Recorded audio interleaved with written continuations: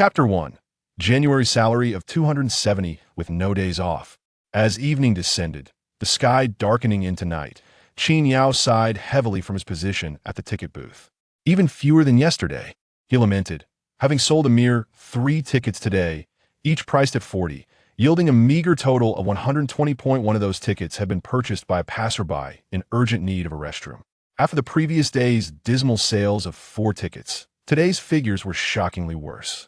Such dire revenue was disheartening. This paltry sum barely covered the electricity costs for the park streetlights, which, to be fair, remained unlit at night. With no visitors during the day and not a soul in sight after dark, what was the point of illuminating the grounds? It would be a sheer waste. The park, vast and sprawling, encompassed several mountain peaks and extensive territory.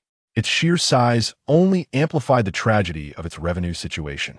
In a typical tourist attraction, such a dismal performance would spell disaster. Yet, despite the scant earnings, Qin Yao found himself in a unique position as income could be considered pure profit. This perspective stemmed from the peculiar circumstances surrounding the park's operation. With no overhead costs, no maintenance expenditures, and no other financial obligations, the 120 he earned was entirely his. This realization brought him a modicum of comfort. However, the irony struck him: how could a park with no assets generate a profit of 120? The answer lay in his identity as a time traveler. Having traversed from a parallel world, he found himself endowed with ownership of this expansive attraction, the sole asset he possessed in this new realm. The park was named Linshan's Scenic Area. Initially, Qin Yao had felt a surge of joy. Acquiring such a substantial property upon his arrival was a stroke of fortune. Who wouldn't be elated? Yet, as he sifted through his memories, he understood the park's origin. His counterpart in the parallel world had exhausted all his resources to create it, with hopes of prosperity. That never materialized. The truth was stark. The park suffered from inadequate facilities, poor management, insufficient funding, and a remote location, leading to its near abandonment. Not only did it fail to attract visitors, even the staff were conspicuously absent. In the end, Qin Yao, the time traveler, was left to shoulder the burden of this failing enterprise. Upon realizing the extent of the challenge before him, his heart sank. He began to calculate the costs required to restore the park to operational status, only to discover that aside from this ailing attraction, he possessed no other assets. Even the bank account held no more than a few tens of thousands, and yet repairs were still required. Hiring a ticket seller for the scenic area wouldn't even cover that expense, not to mention the other necessities that should be present within the locale at that moment. Qin Yao contemplated. Though somewhat dilapidated, there remained some semblance of architecture. If only I could invite a few NPCs to enhance the experience with some interaction, perhaps visitors would be drawn to come and see. In truth, in such artificially crafted scenic spots, the allure for tourists does not primarily lie in the scenery itself. The interaction with NPCs is a crucial aspect of the experience. Compared to other methods of restoration, employing NPCs is the simplest way to elevate the area's appeal. The idea was sound.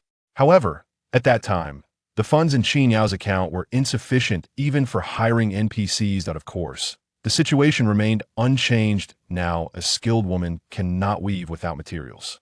Helpless, Qin Yao reflected that there was truly no way forward. Even his transmigration proved futile. He could only sigh and consider selling the scenic area. Qin Yao mused that although the place was not particularly impressive, it was still sizable. Surely, it could fetch some money? Since saving this enterprise seemed impossible, at least pocketing some money would provide a modicum of comfort. It was certainly more pleasant than the exhausting toil he endured before his transmigration. Thus, Qin Yao proceeded to seek out a buyer. What he never anticipated was that his status as a transmigrator would grant him a fortuitous boon: the NPC system. Its function was remarkably simple. Its sole purpose was to assist Qin Yao in locating free NPCs within the scenic area.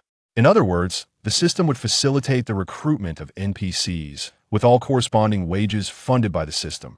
The better the area developed, the more free NPCs could be hired, while Qin Yao would oversee their employment. The system was somewhat rudimentary, lacking the grandeur of the extravagant systems other transmigrators might possess. Yet, it was a gift nonetheless, and Qin Yao felt a surge of joy. At the very least, the scenic area would now be populated with NPCs, and they would cost him nothing. Thus, he hesitated to sell the area. After all, having never navigated such a vast enterprise before, Qin Yao found himself somewhat reluctant to part with it. He had initially believed the NPCs recruited by the system would simply be ordinary individuals, coming to the scenic area to play their roles, with wages dispersed by the system, perhaps even sourced through some established channels. However, to his astonishment, the method by which the system procured NPCs left Qin Yao utterly astounded. These NPCs were actually recruited from historical eras, not modern individuals at all. For instance, just a month prior, Qin Yao had hired 2 NPCs for the role of city guards. At that time, the system presented him with an overwhelming number of names, from which he casually selected 2. To his shock, these individuals turned out to be soldiers from the Tang dynasty, specifically from the first year of the Jinzhong era, serving in the Anqi Protectorate. While the Anqi Protectorate might not be widely recognized, the phrase "the city is filled with white-haired soldiers" resonates with many. This refers to the isolated garrison led by the commander, Prince Guoxian of Wuwei, who valiantly defended the Anqi Protectorate for a staggering 42 years following the N. Lushan Rebellion. Upon realizing this, Qin Yao could not help but feel a whirlwind of emotions. The legendary white-haired soldiers of history had unexpectedly materialized before him. Despite both being mere ordinary members of the Anqi Protectorate's garrison, their presence was profound. Reflecting on this sentiment, it had already been over a month since that day. Now, they had been diligently engaged in their tasks for an entire month. Qin Yao was reminded of an important duty he must not forget. It has been a month. It is time to distribute their wages. With this thought in mind, 2 pay slips materialized in Qin Yao's hands. The salary was issued by the system, with Qin Yao acting as the intermediary for disbursement. Naturally, the pay slips were also generated by the system. Unable to resist, Qin Yao glanced at the 2 slips. Name: Lu Yuanzheng. Place of origin: Tang, year of Jinzhong. Basic salary: 270. Days worked: 30. Monthly bonus: 0. Attendance award: 30. Net salary: 300. Signature: Name: Gui Yuanpei. Place of origin: Tang, year of Jinzhong. The 2 slips were essentially identical. Yet, as he scrutinized the pay slip, Qin Yao could not suppress a grimace. The system was quite ruthless: a monthly salary of 270 without any days off, and the attendance reward amounted to a mere 30. With a daily attendance bonus of only 10, it was hardly sufficient to sustain even a single beast for a month. However, there was no recourse. As it was not his own money, the system allocated such meager amounts. Shaking his head, he took the pay slips and made his way toward the rather unimpressive gatehouse of the scenic area. Was this dilapidated gatehouse truly worthy of 2 battle-hardened soldiers? It was indeed a disgrace. Chapter 2. Mr. Qin, we are prepared to execute orders. Beneath the gatehouse, the 2 men stood steadfastly, their expressions unwavering.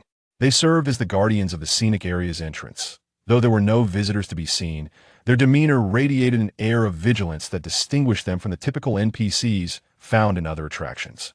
In other scenic areas, the NPCs assigned to guard duties often appeared relaxed. Even those with serious expressions lacked the resolute determination that characterized these 2. The weariness etched on their faces, the weathered armor adorning their bodies, and the gleaming long swords in their hands all conveyed a distinct aura. This struck Qin Yao deeply. They were, after all, authentic soldiers from a bygone era. Having fought in battles, their experiences were incomparable to those of ordinary individuals. As Qin Yao approached, the 2 men instinctively bowed. "My lord," they began, only to quickly realize their error. They promptly corrected themselves. Mr. Qin." Their flustered response was understandable during the Tang dynasty. The term Mr. did not exist. The modes of address from that era were worlds apart from contemporary customs. Having worked together for a month, the 2 occasionally faltered under pressure, leading to such slips of the tongue. However, their ability to correct themselves was commendable, and Qin Yao could not help but smile at their endearing blunder. In truth, he had not intended to enforce a change in their manner of address. Yet, the thought that other historical figures might also arrive at the scenic area to assume NPC roles made him reconsider. He was not accustomed to their traditional forms of address. After some discussion, they decided to make adjustments. Qin Yao waved his hand and said, "It's all right, you'll get accustomed to it. Take your time." After a brief pause, he looked at the 2 individuals before him and continued, "Let's set that aside for now. Today is the 1st. It's time for last month's wages to be distributed. With that, Qin Yao pulled out the pay slips, revealing a rather meager amount. To be frank, the sum displayed on the pay slip was quite pitiful, and if one were to present such a wage to a modern individual after a month of work, it would be surprising if they did not file a complaint. 10 coins a day? While one might have encountered unfair wages before, this was exceptionally egregious. However, Gui Yuanpei and Lu Yuanzheng appeared utterly at a loss. They were aware of what a salary entailed. Although wages were not referred to as such during the Tang Dynasty, having been there for a month, they had certainly grasped the concept. Moreover, Qin Yao had shared stories about the Tang Dynasty with them, including the fates of the guards at the Anqi Protectorate, as well as the current circumstances of the Tang. Er8.as he spoke. Gui Yuanpei and Lu Yuanzheng were moved to tears. Qin Yao, intrigued, asked, "Knowing this, do you still intend to defend the city?" Without hesitation, Gui Yuanpei and Lu Yuanzheng replied, "Of course. We are prepared to stand with the Anqi Protectorate through thick and thin." Even with the knowledge of their grim fate, they expressed no regret. Hearing this, Qin Yao was deeply touched. Subsequently, he refrained from engaging them in further conversation. There was little he could do; it was of no concern to him. However, for them, working in a scenic area, excessive chatting during work hours could lead to distractions, absences, or other issues, ultimately resulting in wage deductions by the system. On this point, Qin Yao truly found the system remarkable. To deduct wages on such a paltry salary, yet the system did possess its merits, particularly in its mode of communication. For this, Qin Yao felt a sense of gratitude toward the system. At least when individuals arrived, they communicated in Mandarin. Otherwise, with the diverse accents across historical dynasties, they might not understand a word spoken. Noticing their expressions, Qin Yao handed over the pay slips with a smile, saying, "Here, take a look. This details your wages and information, including the number of days worked, the amount earned, and other deductions." The two quickly accepted the slips, exclaiming, "Thank you, President Qin, and we appreciate your assistance, President Qin." They glanced at the amounts listed on the pay slips, easily comprehending the basic salary, full attendance bonus, and other figures. However, the meaning of the basic salary eluded them. Upon further contemplation, they could infer its significance. They noted the total, 300. Yet they had no frame of reference for this number. It was not that they did not recognize the numeral 300, rather, they were unaware of what such an amount signified in terms of wages during the Tang Dynasty. The value eluded their understanding. It is worth mentioning that the system was quite considerate. The content on the pay slip was inscribed using characters from the Tang Dynasty. Otherwise, if it were presented in Arabic numerals, they would not even comprehend the number 300, as such symbols did not exist during the Tang era. In a fleeting moment, Qin Yao handed over the cash, which the system had thoughtfully prepared. "This is money, the currency of our era, which can be used to purchase goods. In total, it amounts to 300. The 100 here signifies 100. The two individuals, slightly bewildered, accepted the money. In a moment of hesitation, Qin Yao remarked, "This amount may not be substantial." Indeed, it was far from ample. However, it can still procure a fair number of items. You have a half day off tomorrow, which you can use for shopping. But the caveat is that your expenditures must be confined within our scenic area. You cannot exit the premises. Nonetheless, there is a supermarket within the area. This was not a stipulation set by Qin Yao, but rather a regulation imposed by the system. The NPCs from ancient times are not permitted to leave the scenic area, and strict adherence to work protocols is mandatory. These rules are non-negotiable. As for the wage standards, that speaks for itself. The earned salary can only be spent within the scenic area, for instance, at the supermarket. As for the inventory, that responsibility falls to Qin Yao. The items sold in the supermarket are determined by Qin Yao. However, the prices of the items must not fall below market value. From this perspective, the system treats Qin Yao quite favorably. Salaries are distributed, and expenditures are restricted to the scenic area. The scenic area is entirely under Qin Yao's purview, and the money flows into Qin Yao's hands. Naturally, from the viewpoint of the two individuals, the system appears rather exploitative. The management is stringent, the wages are pathetically low, and although they receive a salary, they are restricted from spending it elsewhere. With all this in mind, Qin Yao felt a sense of awkwardness in distributing wages, feeling quite helpless. However, After Qin Yao finished speaking, the two individuals did not concern themselves with the amount of money, but instead hurriedly inquired, "President Qin, is it possible to purchase food?" Qin Yao paused momentarily and replied, "Yes, there are options." The two exchanged glances and asked, "What about the quantity?" After pondering for a moment, Qin Yao stated, "It can be considered quite a lot, but it depends on how you choose to purchase. There are countless edible items, such as ordinary corn and the like. In that case, you could buy quite a bit, several bags. As for other items," Qin Yao provided a rough overview. Considering 20 kilograms per bag of rice, with a salary of 270, it indeed allows for the purchase of several bags of rice.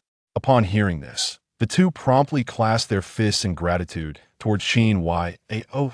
In response, Qin Yao quickly addressed them. "Let's not dwell on this. You can only shop tomorrow morning.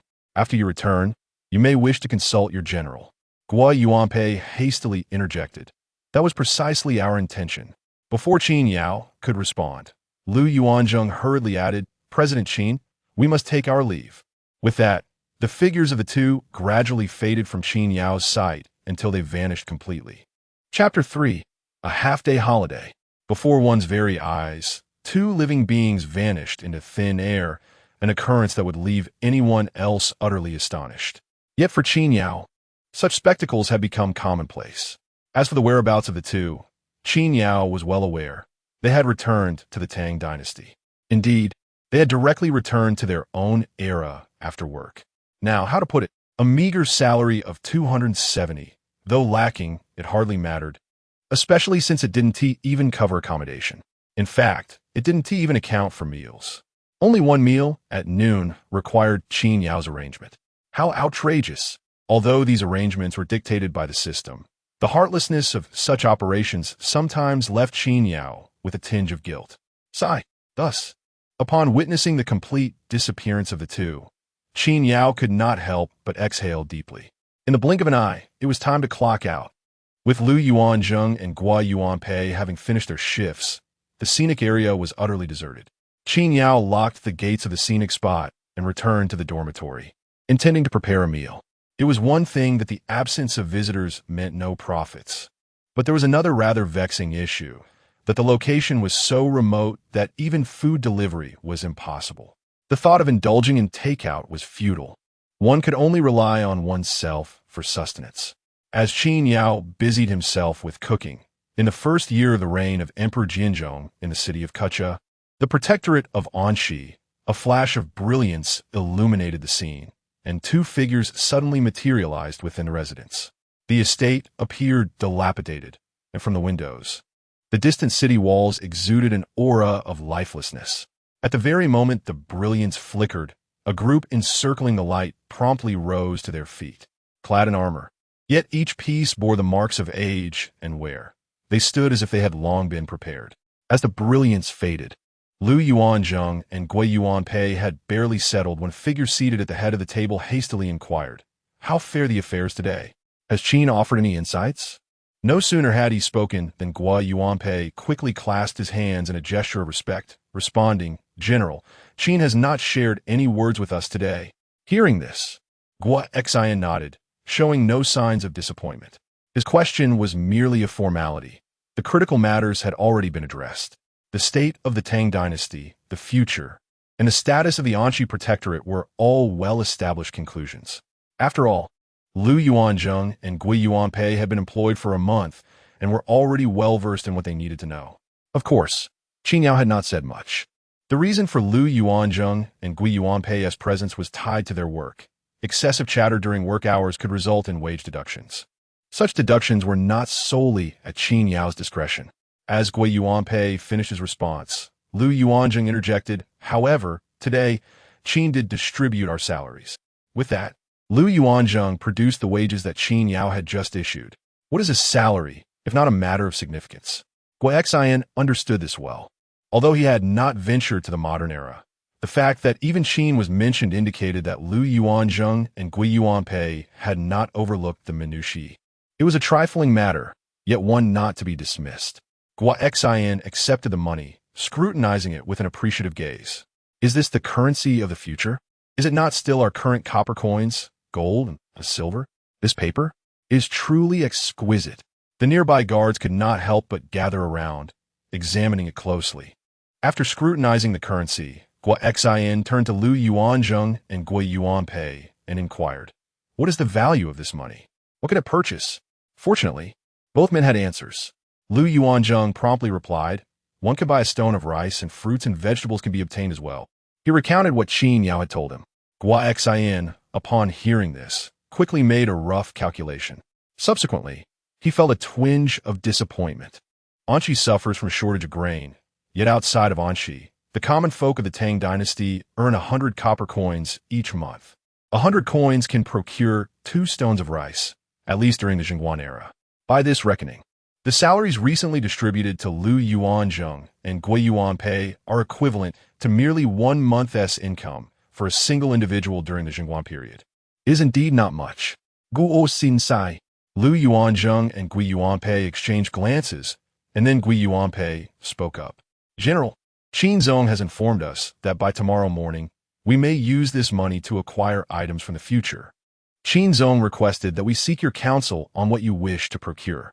Once Gui Yuanpei finished speaking, Guo Xin fell into contemplation, immediately gathering his thoughts. Although he had just sighed, he had not genuinely calculated the currency in terms of grain regarding what Gui Yuanpei and Lu Yuanzheng possessed. Guo Xin understood that this money belonged to the future, a reflection of its prosperity. Although Lu Yuanzheng and Gui Yuanpei had never ventured beyond the scenic areas, they had certainly heard tales. While the amount may seem scant, it might suffice to purchase some commonplace items from the future that are rare in the present.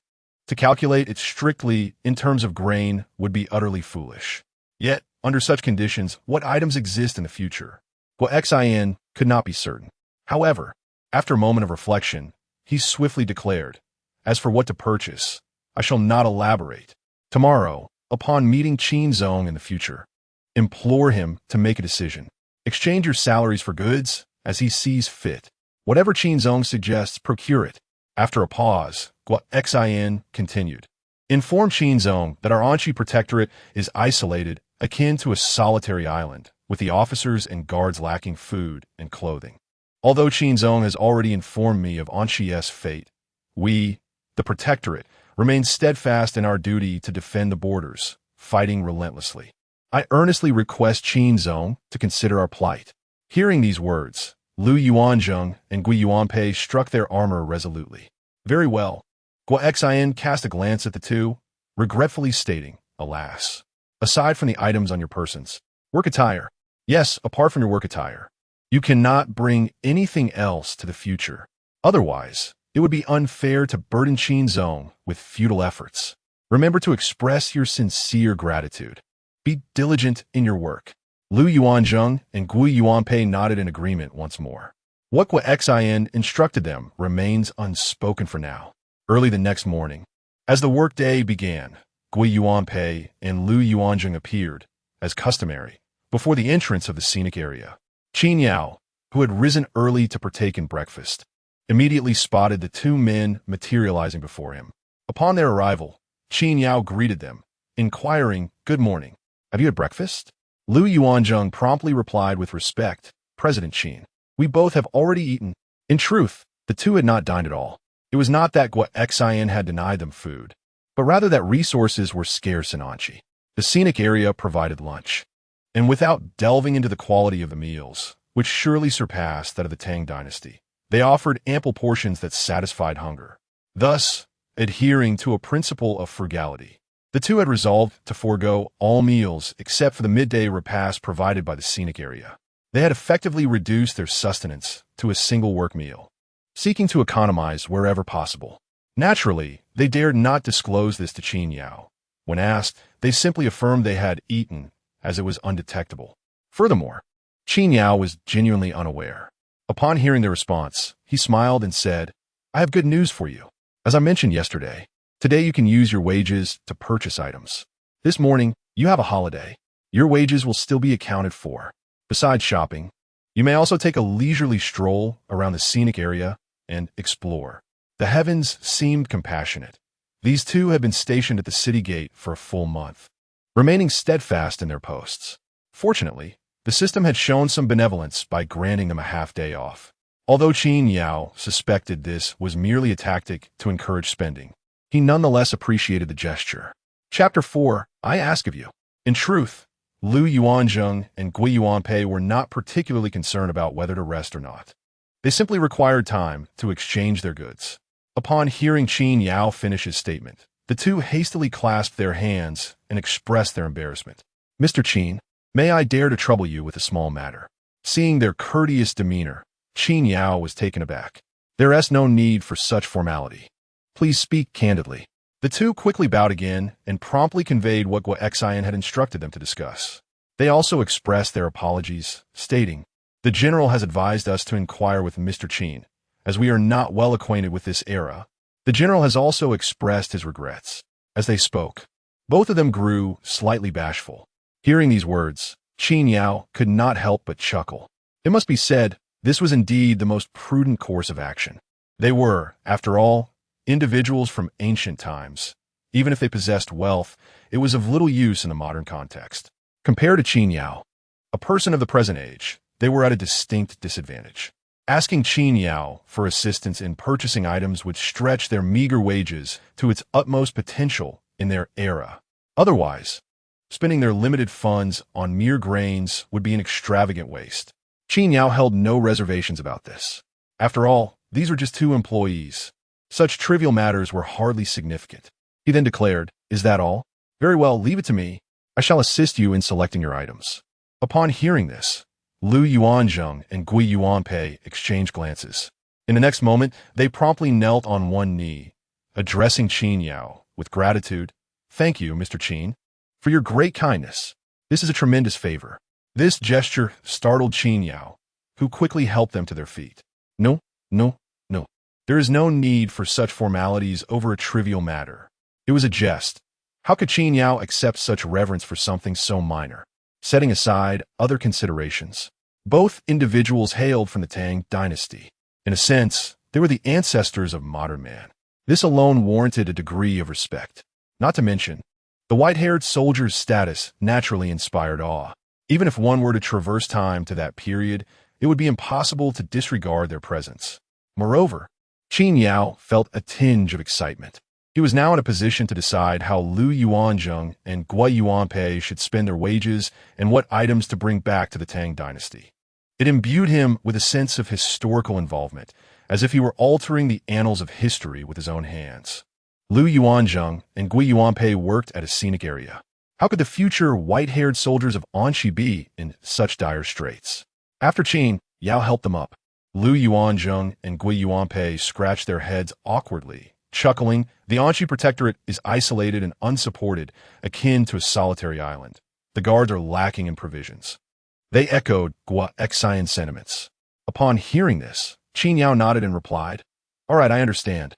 Come, I shall take you to the supermarket." Having spoken, they proceeded directly to the supermarket with Lu Yuanzheng and Gui Yuanpei. There was a supermarket within the scenic area, but it was currently closed. This was to be expected, as the lack of visitors rendered the establishment unprofitable. Fortunately, the supermarket still held a fair amount of goods, and most importantly, the items within had not yet expired. Of course, any expired products had been promptly disposed of by Qin Yao. Previously, Qin Yao had been the sole patron of the supermarket, and he had not even needed to pay. After all, it was his own stock. He could consume whatever he fancied. However, at last, they were graced with the presence of consumers. Although they were in the same scenic area, it was the first time Lu Yuanzheng and Gui Yuanpei had entered the supermarket. Upon Qin Yao opening the door, they immediately recognized the beverages they had previously enjoyed. These were the drinks Qin Yao had gifted them during their arduous watch, and they left a vivid impression on the two men. Despite having indulged in them often, they could not help but swallow their saliva at the sight of these refreshments. Such exquisite beverages were unheard of in the Tang dynasty. It was almost impossible to forget them. Seeing their expressions, Qin Yao chuckled and handed each of them a bottle of drink. "Drink up." The two promptly waved their hands in refusal. No, in thun. With our meager salaries, we hardly have the means to accept such generosity."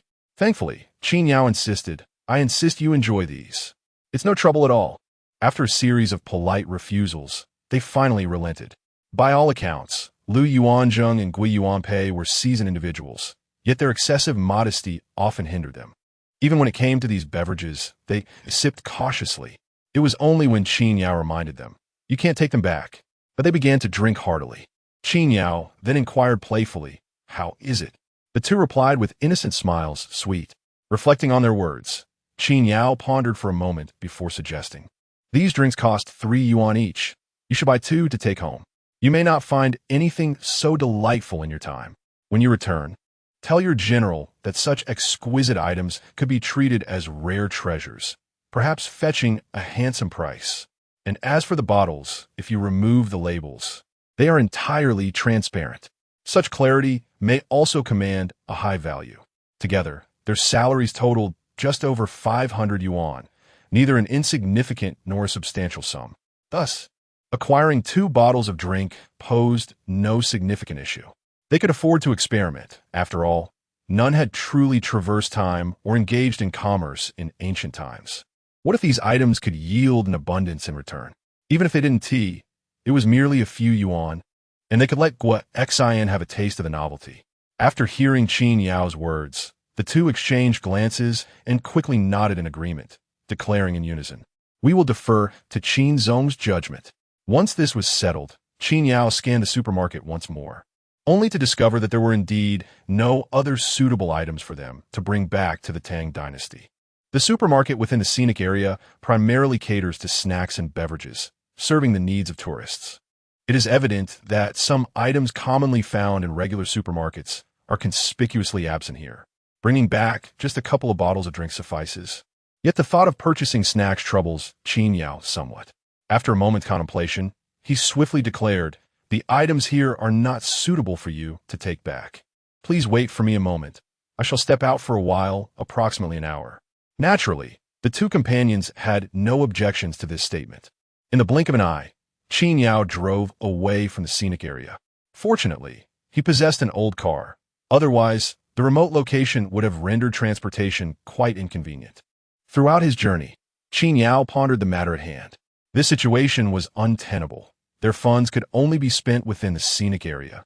When the number of visitors increases, purchasing items will become increasingly challenging. In the future, once finances permit, it would be imperative to enhance the offerings of the Scenic area supermarket. At the very least, the needs of ancient individuals who would spend their wages there must be taken into account. Of course, for now, such considerations are premature. The Scenic area is currently devoid of any business. There are merely 2 NPCs. Reflecting on these matters seemed a bit hasty. Before long, Qin Yao located a supermarket and promptly began to make his purchases. Chapter 5, Divine Artifacts. The first item Qin Yao purchased was salt. After all, he had indulged in numerous time travel novels, where the protagonist often became prosperous in ancient times by producing fine salt. Given this premise, acquiring some salt for his journey to the past seemed undeniably prudent. Salt, after all, is inexpensive. Take, for instance, the cheapest option before Qin Yao, a mere 5 taels per bag. It would be utterly unreasonable not to procure some to take back. Beyond salt, he also acquired sugar. Instead of opting for pre-packaged bags, Qin Yao chose to weigh out loose white sugar. Carrying some sugar back would undoubtedly be a wise decision. In a fleeting moment, he found himself in the spice section, which triggered a thought. It is said that in ancient times, spices were exceedingly valuable. During the Tang dynasty, pepper was particularly costly. The mixed spice blend before him was priced at $4 a bag, containing not only pepper but a plethora of other seasonings. Introducing such a treasure into ancient cuisine would be nothing short of extraordinary. This was an opportunity not to be missed. In summary, everything Qin Yao purchased was carefully considered for the benefit of his white-haired soldiers. He aimed to ensure that the modest wages of Lu Yuanzheng and Gui Yuanpei were not squandered. He had no intention of profiting. Rather, he planned to charge them exactly what he spent. However, he was determined not to incur a loss, as the system would not permit it, an aspect that proved quite troublesome. Yet, one could argue that the system was fundamentally designed for the ancient individuals who had transitioned to the modern era, serving as NPCs to assist Qin Yao. From this perspective, it was ultimately for his benefit, making it difficult for Qin Yao to voice any complaints. In truth, he was genuinely considering the welfare of his soldiers. There were indeed cheaper options for spices, such as purchasing loose items at a farmer's market, which would be sold by weight. This principle applied to other goods as well. However, Qin Yao lacked the time to pursue such savings, given that he had only half a day of leave. By the time he returned with the savings, Lu Yuanzheng and Gui Yuanpei would be diligently working. Furthermore, wages were not distributed just once. There would be ample opportunity for future purchases. In addition to these items, Qin Yao also acquired a variety of miscellaneous goods. To be frank, spending over $500 in ancient times would yield the best return on books. Possessing modern literature would enable him to create in the past. Yet, it's not that Qin Yao was unwilling to do so. It was simply a matter of financial feasibility. Books come with their own price tags, and regardless of what Qin Yao paid, the sale price to ancient individuals would differ significantly. The wages of Lu Yuanzheng and Gui Yuanpei were insufficient even for a primary school phonetics book. Otherwise, even if ancient workers earned a modest salary for a month, they could still afford to buy a considerable number of books. If they were to purchase books and neglect their work thereafter, that would simply not do, regardless of whether Qin Yao is merciful or not. The system has fundamentally eliminated such concerns. After purchasing a myriad of items, Qin Yao encountered a hardware store on his way back. Upon noticing the merchandise displayed outside, he was compelled to halt his vehicle. "How much for these walkie-talkies?" he inquired. "This one? 300 yuan. I seek a more economical option." The proprietor mentioned that he had second-hand devices available for 70 yuan a pair. "I assure you, despite being pre-owned, new ones cost around 1,000 yuan, and their quality is exceptional. They boast a communication range of 50 kilometers, and these are the most commonly used on construction sites. Can you offer a discount?" "That is not feasible." Qin Yao glanced at his phone. Indeed, similar walkie-talkies commanded a considerable price, though new ones were not typically as exorbitant as 1,000. The second-hand ones at 75 still allowed the shopkeeper a profit, yet the difference was negligible. Second-hand was acceptable as long as they functioned adequately. "All right, I shall take a pair. The batteries are fully charged, correct?" "Rest assured, fully charged. The batteries have been replaced. This walkie-talkie can last a week on a single charge without issue." The shopkeeper cheerfully packed the walkie-talkies into a bag. Had Qin Yao been purchasing for himself, he would have opted for a higher quality device, but he had to consider the salaries of Lu Yuanzheng and Gui Yuanpei. Settling for a more affordable option would suffice. Qin Yao was certain that the performance of the walkie-talkies would not meet the shopkeeper's claims. However, this was of little consequence. In modern times, they might not achieve a 50-kilometer range, but in ancient times, devoid of electromagnetic interference, they could potentially perform exceptionally well. The batteries likely wouldn't last a week, but if used sparingly, perhaps once a day or only when necessary, there was no reason they couldn't be functional. The rationale behind acquiring this device was that it represented a formidable tool in ancient times, long-distance communication. Such capability would be a significant advantage. As for the issue of recharging, upon returning to the Scenic area, Qin Yao informed Lu Yuanzheng and Gui Yuanpei, "It's too late for that now. This month, I will order some solar panels online for only 40 to 50 yuan. Once you receive your salaries next month, we can purchase the charging panels." Qin Yao had already explained the usage and functions of the walkie-talkies to Lu Yuanzheng and Gui Yuanpei, yet they were entirely focused on the devices in their hands. The thought of being able to communicate over such distances exhilarated them. Qin Yao, though aware of the potential, did not feel the same intensity as Lu Yuanzheng and Gui Yuanpei. A miraculous invention. This implies that commands can be relayed instantly from 100 miles away. Splendid. Splendid. Their excitement prompted Qin Yao to interject, calm down. At his words, Lu Yuanzheng and Gui Yuanpei became aware of their own overexcitement. "Yes, indeed. We have embarrassed ourselves before you, President Qin."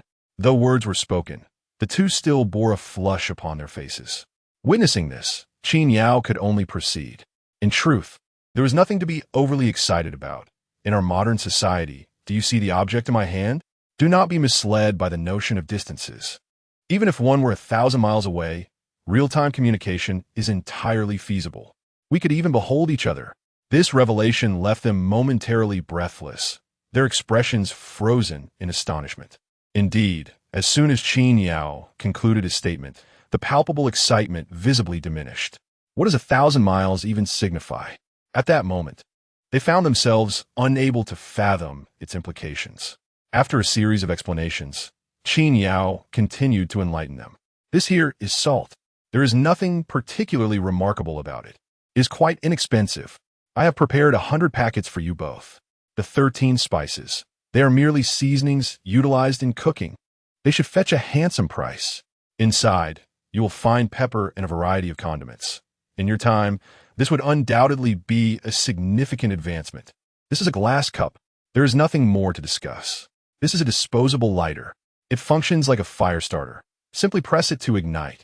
Although it is meant for one-time use, it can be employed numerous times. This is penicillin. At this moment, Lu Yuan and Gui Yuan Pei were utterly bewildered, rendered completely numb. Chapter 6. I have heard you, please come in. With a salary exceeding 500 yuan, Qin Yao generously spent on the two individuals, ensuring every last penny was accounted for. Yet, despite the money being spent thoroughly, the magnitude of their astonishment was utterly profound. After Qin Yao had introduced all the items, he continued speaking. There's only this much, and I must admit, it is my fault for not preparing in advance. Once next month's salary is dispersed, we will be able to procure even more. For now, this will suffice. Listening to Qin Yao's words, Lu Yuanzheng quickly interjected, Mr. Qin, we are immensely grateful. Being able to purchase so many items, we are already quite content. Not to mention, this was merely the beginning of Qin Yao's discourse. Had he not spoken, the two would likely have remained entranced in their astonishment for quite some time. Upon hearing these words, Qin Yao smiled and continued, Then let it be as such. Since we have a few hours of free time this morning, would you care to stroll around the scenic area? His intentions were well-meaning. For Lu Yuanzheng and Gui Yuan Pei had been stationed at the city gate since their employment began, never having ventured beyond its confines. Although the scenic area did not possess much allure, it was undoubtedly a departure from the ancient ambience they were accustomed to. However, it was evident that Lu Yuanzheng and Gui Yuan Pei were not preoccupied with sightseeing. We appreciate Mr. Qin's kind offer. We intend to deliver these items to the general. The two appeared eager, and understandably so. Having acquired such a multitude of goods, it would indeed be peculiar for them to linger. Their impatience to return to the Tang dynasty was palpable. Qin Yao, recognizing their urgency, nodded in understanding. Very well, then you may return with your items. Come back to work in the afternoon. Certainly, they replied, and in the blink of an eye, with a flash of light, they vanished without a trace, along with the plethora of items they had purchased. Meanwhile, in the Tang dynasty, Lu Yuanzheng and Gui Yuanpei reappeared, rushing towards the general's residence with great fervor, shouting, General! General! Initially engaged in discussions within the grand hall, Gua Xin could not resist springing to his feet upon hearing their cries. As he caught sight of Lu Yuanzheng and Gui Yuanpei, even before discerning the nature of their possessions, a sense of alarm surged within him. Why are you two here? Is it not working hours? How have you returned? Not only Gua Xin, but also the other generals shared his astonishment. It was no wonder they were taken aback. Lu Yuanzheng and Gui Yuanpei had been employed for a considerable time, and their work schedule was well known among their peers. Ordinarily, they should have been at their posts and not present in the Tang dynasty at this hour. The sudden appearance during work hours raised questions. What had transpired? Why was this the case? Could it be that the future does not desire the two of them, or have they made a mistake? Such thoughts are unavoidable, stirring a sense of tension within. Fortunately, Lu Yuanzheng and Gui Yuanpei arrived breathlessly at the scene, each clamoring to explain.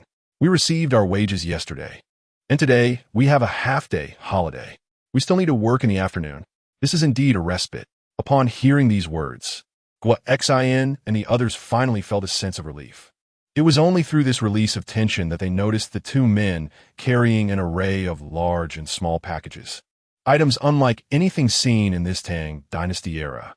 Without needing further explanation from Lu Yuanzheng and Gui Yuanpei, Gua Xin quickly grasped the situation. These are the items you two have procured? Indeed. At this, Lu Yuanzheng and Gui Yuanpei were filled with exuberance, not waiting for Gui Xian to inquire further. Lu Yuanzheng excitedly exclaimed, "General, a divine artifact! A divine artifact!" Gui Yuanpei promptly retrieved a walkie-talkie, trembling as he declared, "General, this item is a divine artifact. It is called a walkie-talkie, capable of enabling communication over 100 miles. It is akin to a message carried over vast distances." Upon this revelation, the hall was instantly enveloped in astonishment. The onlookers gazed at the so-called walkie-talkie with expressions of sheer disbelief. In the next moment, excitement erupted among the crowd. "Is it true? Really? General, Donotist, I am not jesting. This was specially chosen by General Qin. By the heavens, such divine artifacts exist in the future." Gua Exen paced anxiously, several times reaching out to grasp the walkie-talkie, only to retract his hand in hesitation, revealing his mix of eagerness and trepidation. After several tentative attempts, Gua Exen ultimately refrained from taking it. In a moment of contemplation, he pondered, how is this divine artifact to be utilized? Before their return, Qin Yao had instructed Lu Yuanzheng and Gui Yuanpei on its operation. The two men understood the procedure: press and hold here to power it on. With that, they twisted a knob, and sound emanated from the walkie-talkie. Channel 1. Gua Exen froze, then exclaimed, "It can actually speak. Who is it?" The two quickly clarified that this was not the voice of a person, but rather the sound produced by the machine itself. Subsequently, they adjusted the channels on both walkie-talkies. Lu Yuanzheng cautiously extended the device toward Gua Exen. "General, press this button and speak, and the other device will reproduce your voice." Gua Exen hesitated, waving his hands. "No, no. You two are familiar with this divine artifact. You should operate it. I am unfamiliar with it, and if I make a mistake..." It was evident that Gua Exen was being exceedingly cautious. Hearing this, Lu Yuanzheng cleared his throat, then picked up the walkie-talkie and pressed the button. "Hello." Simultaneously, the other walkie-talkie echoed Lu Yuanzheng's voice in real time. This scene was vividly witnessed and heard by Gua Exen and the others. In the blink of an eye, the crowd erupted in amazement. "There is sound.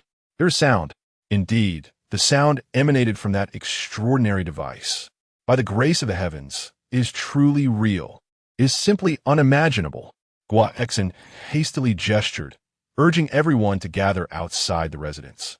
Lu Yuanzheng swiftly dashed out of the estate. Then, he called out, "Have you heard? General?"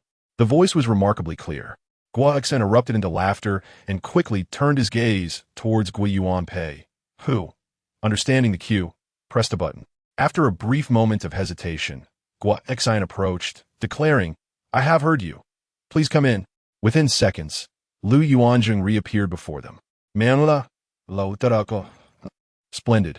With such a miraculous device, acquiring knowledge of any military affairs will be as effortless as turning a hand. Should the Tubo dare to invade our 4 towns of Anxi again, we shall undoubtedly be instantly informed and can respond with swiftness. Not only that, but if our scouts possess this device, the movements of the enemy will be transparent to us. Including Gua Exen, the leaders of the Anxi Protectorate engaged in fervent discussions filled with excitement. Fortunately, Gua Exen remained cautious. "You two assert that it can transmit over 100 miles? If so, then let us hasten our steeds."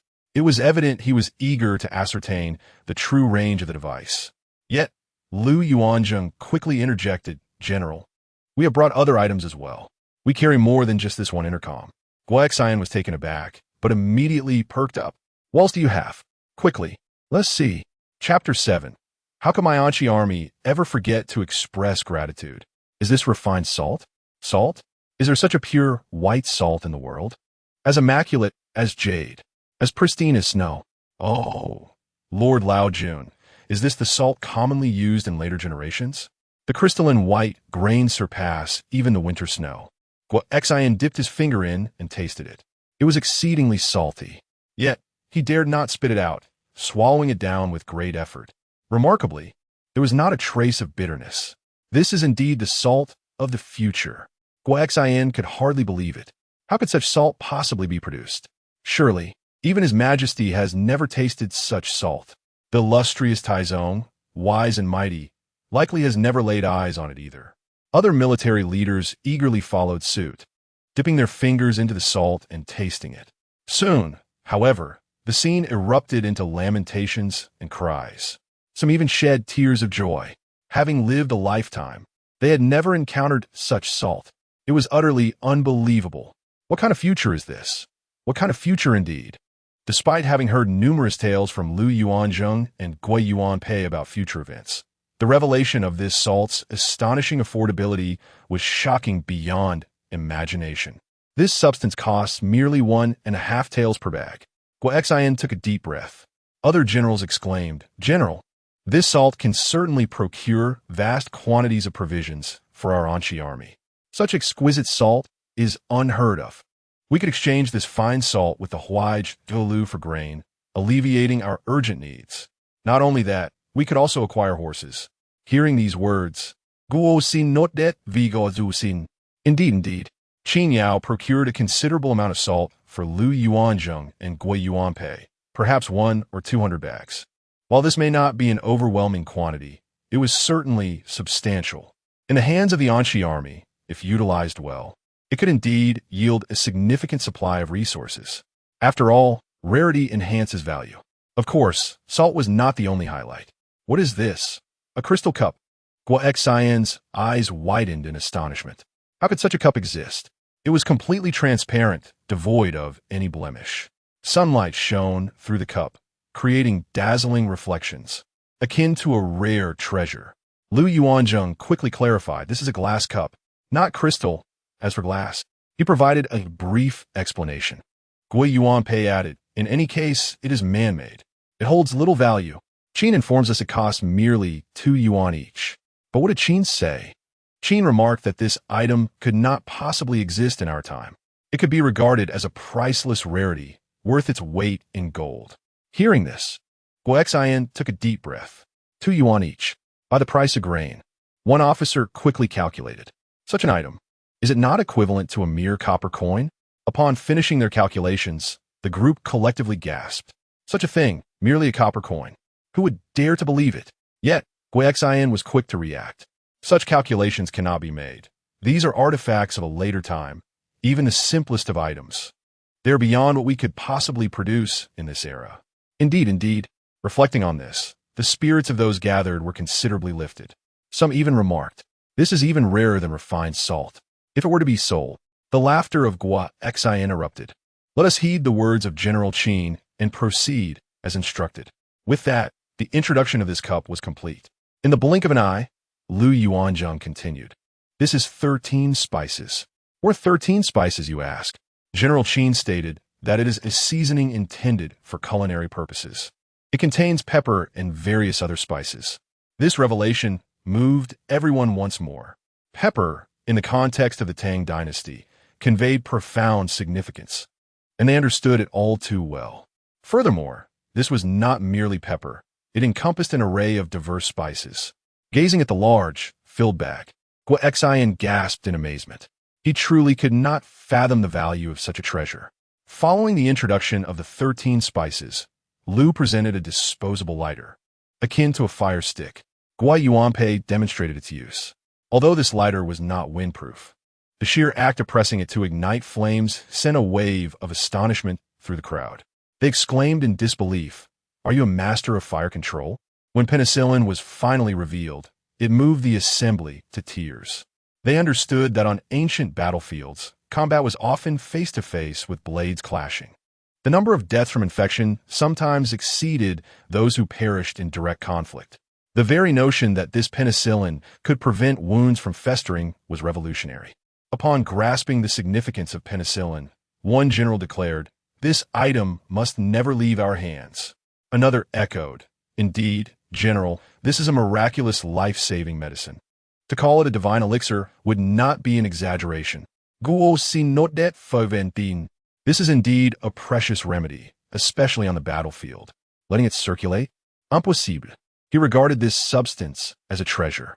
Subsequently, Lu introduced a beverage. A beverage? What does it do? Gui Xian inquired. It's simply delicious." Lu scratched his head. General Qin said to bring it back for you to taste, or perhaps to sell to others. "This drink is extraordinarily sweet. Upon hearing this, Guo Xian asked, "What is the price of this beverage?" 3 coins. Guo Xian waved his hand in dismay. "That is unnecessary. 3 coins for this, which could instead procure 4 bags of refined salt. To exchange for something merely consumable, yet of little utility, pains my heart greatly." But then he reconsidered. However, since it was entrusted by General Qin, then so be it. Guo Yuanpei quickly interjected. "General, although this beverage bottle is not made of glass, it is crafted from another material." General Qin mentioned that the outer packaging could be removed, revealing its transparency. This bottle might even yield a considerable amount of goods. If we account for the beverage itself, it may fetch a handsome price. It was then that Guo Xian noticed the beverage bottle and couldn't help but express his admiration. "Very well, we shall proceed, as General Qin suggested. As for tasting it..." Guo Xian cast a glance at the other generals. Such items should not be wasted on us. If it could procure even a stone of grain for our Anqi army, that would be splendid. This made Guo Yuanpei somewhat anxious. They had both tasted the beverage before. Seeing that Guo Xian was reluctant, he urged, "There is no need for the general to be so reserved. We are still serving under General Qin, and there will be wages to come. This is a product from the future. The general should not hesitate to give it a try. Indeed, General, it is merely a bottle of beverage, costing less than 2 won." Both Lu Yuanzheng and Guo Yuanpei were eager for Guo Xian to taste it. After all, they held deep respect for him as a great general. Why should their commander not indulge in something from the future? Guo Xian, who typically led his troops with camaraderie, was beloved by his subordinates. However, he continued to wave his hand. "My mind is made up. By the way, speaking of duty, Guo Xin Haosets Dili Atvis. General Qin has treated us well, and these items are clearly prepared with thoughtfulness, considering the welfare of our Anqi army. You too must remember to serve General Qin wholeheartedly. Do not take it lightly. The future situation of our Anqi army relies not only on General Qin, but also on the 2 of you. How can we not be grateful and repay kindness?" Chapter 8. The allure of scenic attractions in response to Guo Xian's repeated admonitions. Lu Yuanzheng and Guo Yuanpei solemnly addressed Guo Xian. Understood. Despite their assurances, Guo Xian remained unconvinced. Furthermore, you two shall no longer accompany the troops. The priority is General Qin. General, Lu Yuanzheng and Guo Yuanpei felt a pang of anxiety upon hearing these words. What did this mean? They were soldiers of Anqi, after all. How could they be barred from accompanying the army? Guo Xian pressed his palm down to calm them. From now on, you two will hold minor positions within the military. Engaging in a fray is no longer your concern. The battlefield is fraught with peril. Should you fall, what then? Even if you are fortunate enough to survive, being injured is still a risk. Remember, your responsibilities henceforth are not only to fulfill General Qin's tasks, but also to safeguard the future of the entire Anqi army, which rests upon your shoulders. These words rendered Lu Yuanzheng and Guo Yuanpei silent. They understood the gravity of the situation. They had indeed been presented with an opportunity. Compared to charging into battle, remaining alive to receive their salaries was a greater contribution to the Anqi army. Their wages promised hope for the entire Anqi force. The miraculous communication devices they had encountered illuminated a bright future for them. This was merely the first paycheck. As time progressed, who could say what other extraordinary items awaited them in the future? The distinction between what was trivial and what was significant was clear as day. After Guo Xian concluded his speech, the 2 men solemnly replied, "Understood." Just as the conversation seemed to reach its conclusion, none anticipated that the great General Guo Xian was quite the loquacious individual. Even after issuing his orders, he continued to dispense further counsel. Regarding the future, I cannot claim to know much, but you must remember this. If anyone in the future harbors ill intentions toward General Qin, even if it costs you your lives, you must never put him in jeopardy. Understood? Lu Yuanzheng and Guo Yuanpei etched these words into their minds, the sound of their armored chests resonating like a battle drum. Moreover, Guo Xian truly had a penchant for conversation. Time slipped away, and soon Lu Yuanzheng and Guo Yuanpei prepared to depart for their duties, their figures vanishing from sight. Only then did Guo Xian feel satisfied. Watching them disappear, he gazed into the azure sky with deep contemplation. Then, with a flourish of his cloak, he commanded, Lu Shiji, you are to lead the troops and make contact with the Galo tribe of the Wuhuan, exchanging items such as the exquisite 13-spice glass cups for provisions and horses. I shall obey. Luo once sure. You shall take this communication device and proceed 100 miles away. I shall carry out my orders. Remember, do not activate the device until 2 hours have passed. Conserve its energy. Understood. The Anshi army, filled with determination, swiftly set to work. Meanwhile, Qin Yao found himself in a state of utter despair. Lu Yuanzheng and Gui Yuanpei had already taken their positions at the city gate. At the same time, Qin Yao was stationed at the ticket booth. However, merely standing around served little purpose. Yesterday had been somewhat satisfactory, with ticket sales reaching 120. It mattered little whether the visitors were merely using the restroom. What counted was the revenue generated. Yet today was utterly dismal. Not a single soul had appeared in the morning, and as the day wore on, it seemed increasingly likely that not a single ticket would be sold. The situation had grown more dire with each passing day. At that moment, Qin Yao sighed heavily, lamenting the lack of income. Fortunately, Lu Yuanzheng and Gui Yuanpei's salaries did not require his disbursement, or else he would be incurring losses. Nonetheless, Qin Yao's anxiety did not stem solely from the inability to sell tickets. He was genuinely worried about his financial situation, as he had little money in hand and might even face hunger. However, he reassured himself that he could find work elsewhere if necessary.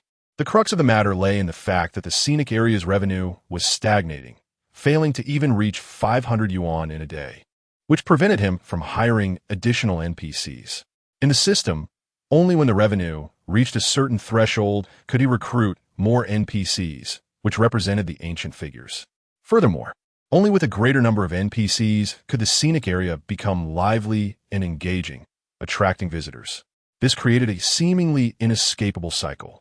Bored and restless, Qin Yao could no longer bear to remain at the ticket booth. He stepped outside to breathe in the fresh air and took a leisurely stroll. As there were no other visitors in sight, his phone offered little entertainment, leaving only the two steadfast individuals at their posts. As the leader, Qin Yao approached them, initially intending to inquire about how things had fared after they returned home.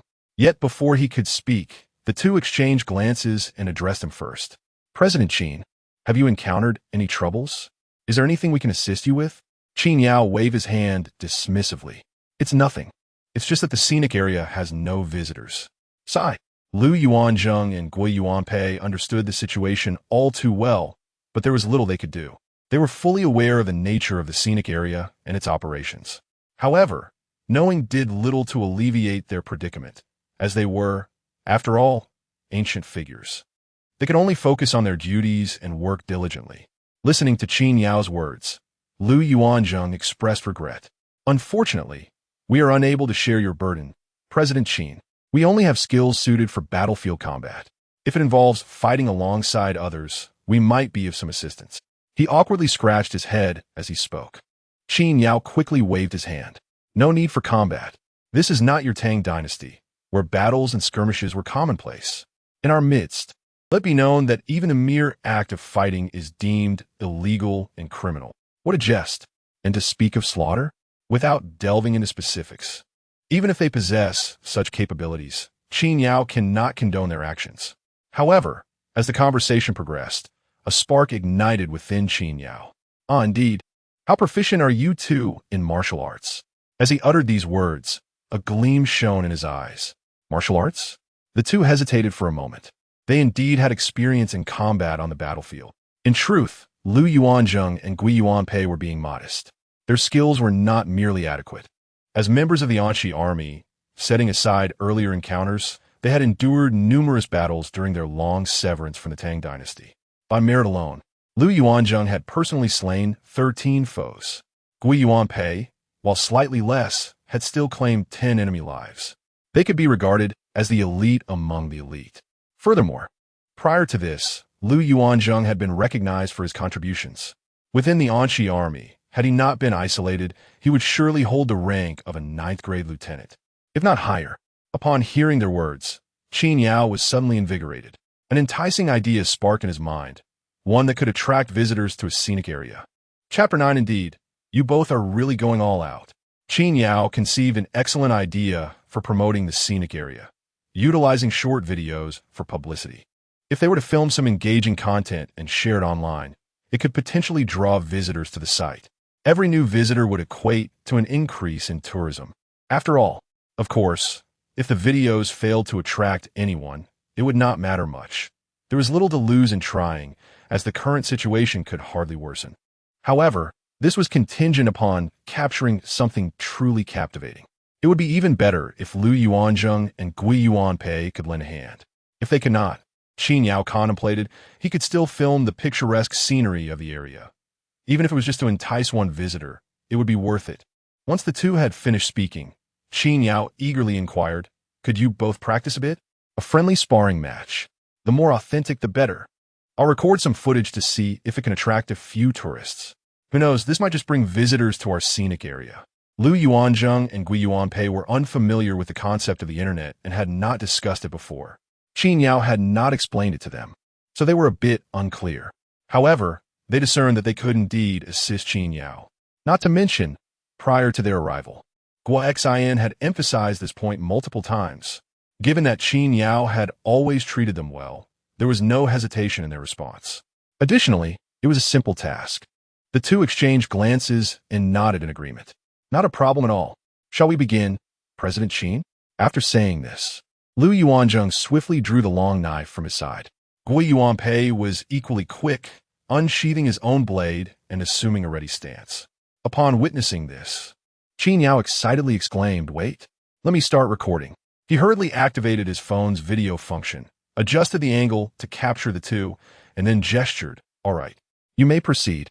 As soon as Qin Yao uttered these words, the atmosphere shifted.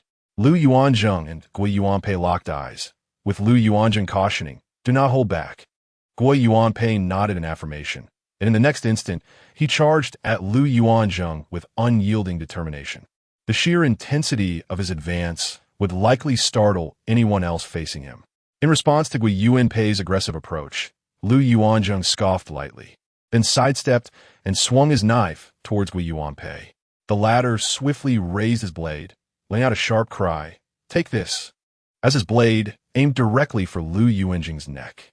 Lu Yuanzheng retreated hastily while simultaneously maneuvering his long knife to counter Gui Yuanpei's strike. In a matter of moments, the two had exchanged several blows. Qin Yao, observing this fierce duel, felt a rush of trepidation. The ferocity with which they fought was indeed lethal. If it were anyone else in their place, one misstep could lead to dire consequences, if not death. Even more astonishing was the sound of metal clashing. Echoing through the air, Lu Yuanzheng's long blade sliced through the armor of Gui Yuanpei, sparks flying in the wake of the clash. Qin Yao watched in astonishment as the sparks erupted. Seizing the moment, Gui Yuanpei advanced, yet a terrified Qin Yao could no longer bear to watch. He hurriedly shouted, "Stop! Stop! Stop!" Hearing Qin Yao's cry, the two warriors exchanged a glance and took a step back. As they separated, Qin Yao let out a sigh of relief and quickly added, "Wait, are you two really trying to kill each other? This is serious." Lu Yuanzheng, with a hearty smile, responded to Qin Yao with a respectful gesture, such as the nature of battle. Gui Yuanpei scratched his head and chimed in, "ISNT at what you wanted, Qin? To make it as real as possible? Only with someone like Yuanzheng can we find an opponent who can truly match us." His confidence was unmistakable. "I've taken down 10 opponents without counting the wounded. If one lacks skill, they would have perished on the battlefield long ago." Qin Yao, taken aback by their bravado, could only manage a wry smile. "This is my fault. I should have said that the more realistic, the better. What I meant was to create the illusion of reality while ensuring no one gets hurt. Filming is secondary. Our priority must be personal safety. Who knew you two would take my words so literally, to the point of fighting to the death? ISNT that what realism entails?" Qin Yao shook his head in disbelief, realizing he needed to be clearer next time. Lu Yuanzheng quickly waved his hands. "Do not blame Qin. It is we who failed to grasp his intent." Gui Yuanpei hurriedly concurred, "Yes, Qin, this is not your fault. We are well aware that if it were truly fatal, we would certainly hold back. Indeed, it's merely a few superficial wounds." They insisted, downplaying the severity. For them, such injuries were commonplace. On the battlefield, A lack of injury would be considered abnormal. Death, too, was a mere facet of war. Just moments ago, they might have been close comrades, yet in the next battle, one could become but a lifeless body, perhaps even left unclaimed. However, as Qin Yao listened to their words, he quickly interjected. The circumstances are different. Ancient warfare is not the same as modern conflicts. The nature of battle in ancient times aside, for the sake of filming a video, it would be utterly unwise to sustain injuries. Moreover, with only these two NPCs at the scenic spot, if anything were to go awry, I would truly have nowhere to express my despair. Determined, Qin Yao insisted, even superficial wounds are unacceptable. Injuries are out of the question. You both cannot afford to be hurt while under my watch. At this moment, a thought struck him. Oh, and when you return, please inform your general. If there are any further engagements on the battlefield, you two should refrain from participating. Let it be known that I speak thus not to instill fear for life, but rather to emphasize the significance of your employment under my guidance. Qin Yao believed that his efforts in procuring goods for them reflected his dedication. The items he brought to the Tang dynasty could either incite hostility or yield numerous advantages. Furthermore, these acquisitions were made possible through the salaries of Lu Yuanzheng and Gui Yuanpei. Upon expressing this sentiment, the question of whether he would receive respect was secondary. If the commander were to order the two to the battlefield, it would indeed be a grave oversight. As soon as Qin Yao finished speaking, Lu Yuanzheng hastily clasped his hands in a gesture of respect, stating, "The general has forbidden us from engaging in combat. Before our arrival, he assigned us to non-combat roles within the army." Gui Yuanpei quickly concurred. Indeed, we bear no regrets about not participating in battle, for only a fool would relish the prospect of slaying enemies. Moreover, the contributions we can make here under Qin Yao will ultimately serve the Anxi army to a far greater extent. The future of the Anxi army is, without a doubt, intertwined with our efforts. They both understood this clearly. Chapter 10 today marks the inaugural day of trial operations. Lu Yuanzheng and Gui Yuanpei are acutely aware of their responsibilities. Upon hearing their words, Qin Yao nodded in agreement. It appears that General Gui Xin is no fool, which brings a sense of relief to Qin Yao. With this assurance, he need not worry about any unforeseen incidents occurring during the closing hours. That's reassuring. His concern for their safety is evident. Lu Yuanzheng and Gui Yuanpei feel a touch of gratitude. Soon, however, they recalled the matter at hand. "So, Mr. Qin, shall we continue our sparring?" After Lu Yuanzheng posed a question, he hastily added, "This time, we will be more cautious and avoid any critical strikes." Listening to their exchange, Qin Yao interjected, "Wait a moment, let me take a look." He reviewed the video he had just recorded. There was nothing extraordinary about it, merely the earlier bout.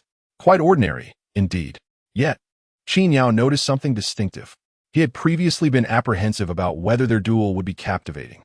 However, it now seemed that whether viewed with the naked eye or through this video, the intensity of their combat was vividly portrayed.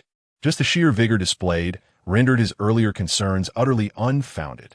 Not to mention, compared to other similar videos, none exhibited such fervor. Even cinematic portrayals lack this authenticity, as they are artificially constructed. Qin Yao found himself thoroughly satisfied with the video.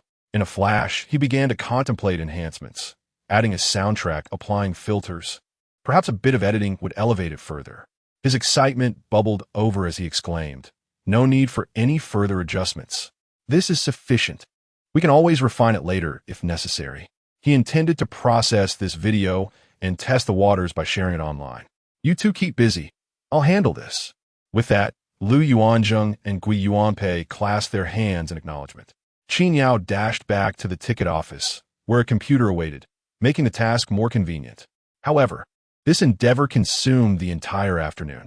Given that Qin Yao had never engaged in video editing before, the tasks of trimming, applying filters, and adding music proved to be quite challenging for a novice like him. Fortunately, the video's length was brief, and its content remained relatively straightforward, lacking even basic shot compositions or camera movements. Thus, it took Qin Yao the better part of the afternoon to finalize it. Once completed, Qin Yao remained exhilarated. He promptly opened a short video application and began to tinker. First, he applied for a mid-length video. Should it go viral, there would be potential earnings from views. He then tagged the location, linking it to the scenic area. Subsequently, he added a promotional offer for group purchases. Whether the video garners popularity remains uncertain. Nevertheless, Qin Yao truly maximized every opportunity available. How remarkable! He even remembered to apply for a mid-length video. Indeed, the intention to fully exploit the value of this video is commendable. If anyone else were to undertake this task, they would undoubtedly express admiration for the skill involved. Moreover, Qin Yao took the initiative to verify his account. Only after meticulously completing all these preparations did he finally publish the video. He even invested a modest sum of 100 yuan for promotion, a sum that, while seemingly insignificant, felt rather burdensome given the current circumstances. After all, the returns on this investment had yet to materialize, and with no visitors that day, it was a loss indeed. Furthermore, Qin Yao found himself with limited funds, as he also needed to cover his own meals and those of Lu Yuanzheng and Gui Yuanpei. Excessive spending was simply not an option. Once everything was in order, Qin Yao would occasionally glance at his video, though the initial response was disheartening. It seemed that either the promotion had not yet commenced, or some other factor was at play, as the views, likes, and comments were conspicuously absent. Eventually, a few views trickled in, but other metrics remained stagnant. Growing weary of refreshing the page, Qin Yao opted to rest, planning to check back after a few hours. About 10 hours later, when Lu Yuanzheng and Gui Yuanpei reappeared at the city gate, Qin Yao took his place at the ticket counter and suddenly remembered the video. He swiftly opened his phone to check, only to be greeted by over 1,000 likes and several hundred comments. Astonishing, it appeared to have garnered some attention. The fighting scene between Lu Yuanzheng and Gui Yuanpei was undeniably captivating. The comments brought a smile to Qin Yao's face. They were straightforward yet impactful, showcasing their fierce expressions. As he perused the comments, he was pleasantly surprised to discover discussions about a scenic area he had never heard of, Linshan Scenic Area. Intrigued, he wondered if he should visit this place as well. Queries about its enjoyment flooded in. Who has been to this scenic area? Is it fun? Such remarks only heightened Qin Yao's spirits. Surely, the short video had proven effective. Perhaps it would indeed draw visitors. Eagerly, he began responding to the comments, inviting people to come and enjoy the current promotions. His goal was clear, to entice as many visitors as possible. To his astonishment, he found that group tickets had actually sold, though only 5 tickets had been purchased, all in a single order, indicating a group of friends. Yet, this was of little consequence. What truly mattered was that tickets had sold. This exceeded his sales from an entire day at the ticket counter, especially considering he had sold not a single ticket the previous day. This revelation invigorated Qin Yao, affirming his belief in the potential of short videos. He remained at the ticket counter throughout the morning, engaging in his duties with renewed enthusiasm. The morning passed without any visitors to the scenic area. But after sharing a meal with Lu Yuanzheng and Gui Yuanpei, he returned once more to the ticket counter, ready for whatever the day might bring. However, it was not long before a vehicle approached the ticket office, coming to a halt in the parking lot outside. A few individuals disembarked and made their way towards the ticket counter. As they drew nearer, Qin Yao overheard snippets of their conversation. Why is there no one here? Is this the right place? It says Linshan Scenic Area. With that, the group approached the ticket office. One of them called out to Qin Yao, "Hello, we have tickets reserved online." Qin Yao replied with a smile, "Certainly, please present your QR code." One of them retrieved their phone, displaying the QR code while exclaiming, "Why is there no one at this scenic area? We're the only car here." Qin Yao, maintaining a bold demeanor, responded, "Our scenic area has just been established, and we have yet to launch an extensive promotional campaign. Today marks the first day of our trial operation. You are our inaugural customers." Upon hearing this, the group expressed their astonishment. "Really? We're the first batch? A new scenic area? I was wondering why I had never heard of Linshan Scenic Area before." They exclaimed with delight. "What a coincidence. Huh. Let us go in and see how enjoyable it is." Chapter 11. The art of language. The few individuals before him appeared exceedingly joyful, observing their exuberance. Qin Yao could not help but smile. Behold, this is the art of language. Sometimes, despite discussing the same matter, a mere sprinkle of white lies or a touch of benevolent deception can alter the outcome entirely. Take the present situation, for instance. If one were to assert that the scenic area had been open for some time, yet no visitors had arrived, the individuals present would undoubtedly conclude that it must lack appeal, hence the absence of others. However, if one were to claim that it had just recently opened, the perception shifts dramatically. They would feel fortunate, believing themselves to be among the first patrons of this newly inaugurated attraction, the pioneers in experiencing it. This notion is undeniably enticing. Moreover, there is an additional advantage. The internal features of the scenic area are rather unimpressive. Qin Yao had to concede that the attraction was somewhat shabby. At this juncture, should the visitors observe the lack of scenery? And if the preceding statement had been about the absence of visitors, the aftermath would be disheartening. They might exclaim, "What a dreadful place! I shall never return." Yet, if one had mentioned that it was a new attraction still in its developmental phase, with certain aspects not yet refined, it would seem entirely reasonable. They could even express anticipation, saying, "Oh, it's still a work in progress. We arrived too early. Let us return in a couple of months when it's bound to be better." See, this illustrates the diverse outcomes stemming from our choice of words. In fact, Qin Yao typically employs this approach whenever someone visits a scenic spot. As expected, after a cheerful ticket check, the group eagerly dashed into the attraction. After meandering for a while, they soon realized that while the area was spacious, the scenery left much to be desired. There were plenty of flowers and greenery, yet other elements were rather lackluster. Furthermore, not a single soul could be spotted within the premises. After just a brief stroll, their patience and enthusiasm began to wane. There were no people and no sights to behold. How disappointing! They had anticipated a delightful experience, only to find themselves disillusioned. Just as the conversation reached this turning point, one among the group remarked, "We must have arrived too early. Didn't we hear that the scenic area had just opened and everything was still being set up? They haven't even begun to promote it yet, so it's no wonder that there are few visitors." Upon hearing this, others nodded in agreement. "Indeed, we came too soon. Let us return after some time. It should be much more enjoyable then. This place looks quite vast. A revisit in a while will surely yield a better experience." This sentiment resonated with Qin Yao, who had been thinking along the same lines. They even expressed intentions to return. After taking a few photographs during their exploration, the group decided it was time to head back home. There was no contemplation regarding the worthiness of the ticket price. At that moment, Qin Yao, noticing the lack of business, arrived at the city gate. The group, upon seeing Qin Yao, inquired, "When will your scenic area officially open? It's rather uninteresting at the moment. There isn't even a staff member present." To which another replied, "What staff? There are only 3 individuals here, including Lu Yuanzheng and Gui Yuanpei." Little did they know that all personnel of the scenic area stood before them. Listening to these questions, Qin Yao responded with a smile, "It won't be long. Just a little while longer. Everyone has gone for concentrated training, as we are about to officially open." To say he was merely speaking without sincerity would not be an exaggeration. The group nodded in agreement. Just then, one astute visitor exclaimed, "Hey, aren't you two the individuals from the online videos?" The others turned their attention to Gui Yuanpei and Lu Yuanzheng, realizing they had come specifically because of the videos featuring these two. Suddenly, their interest was piqued as they scrutinized the pair. "My goodness, the craftsmanship of your armor is exceptional.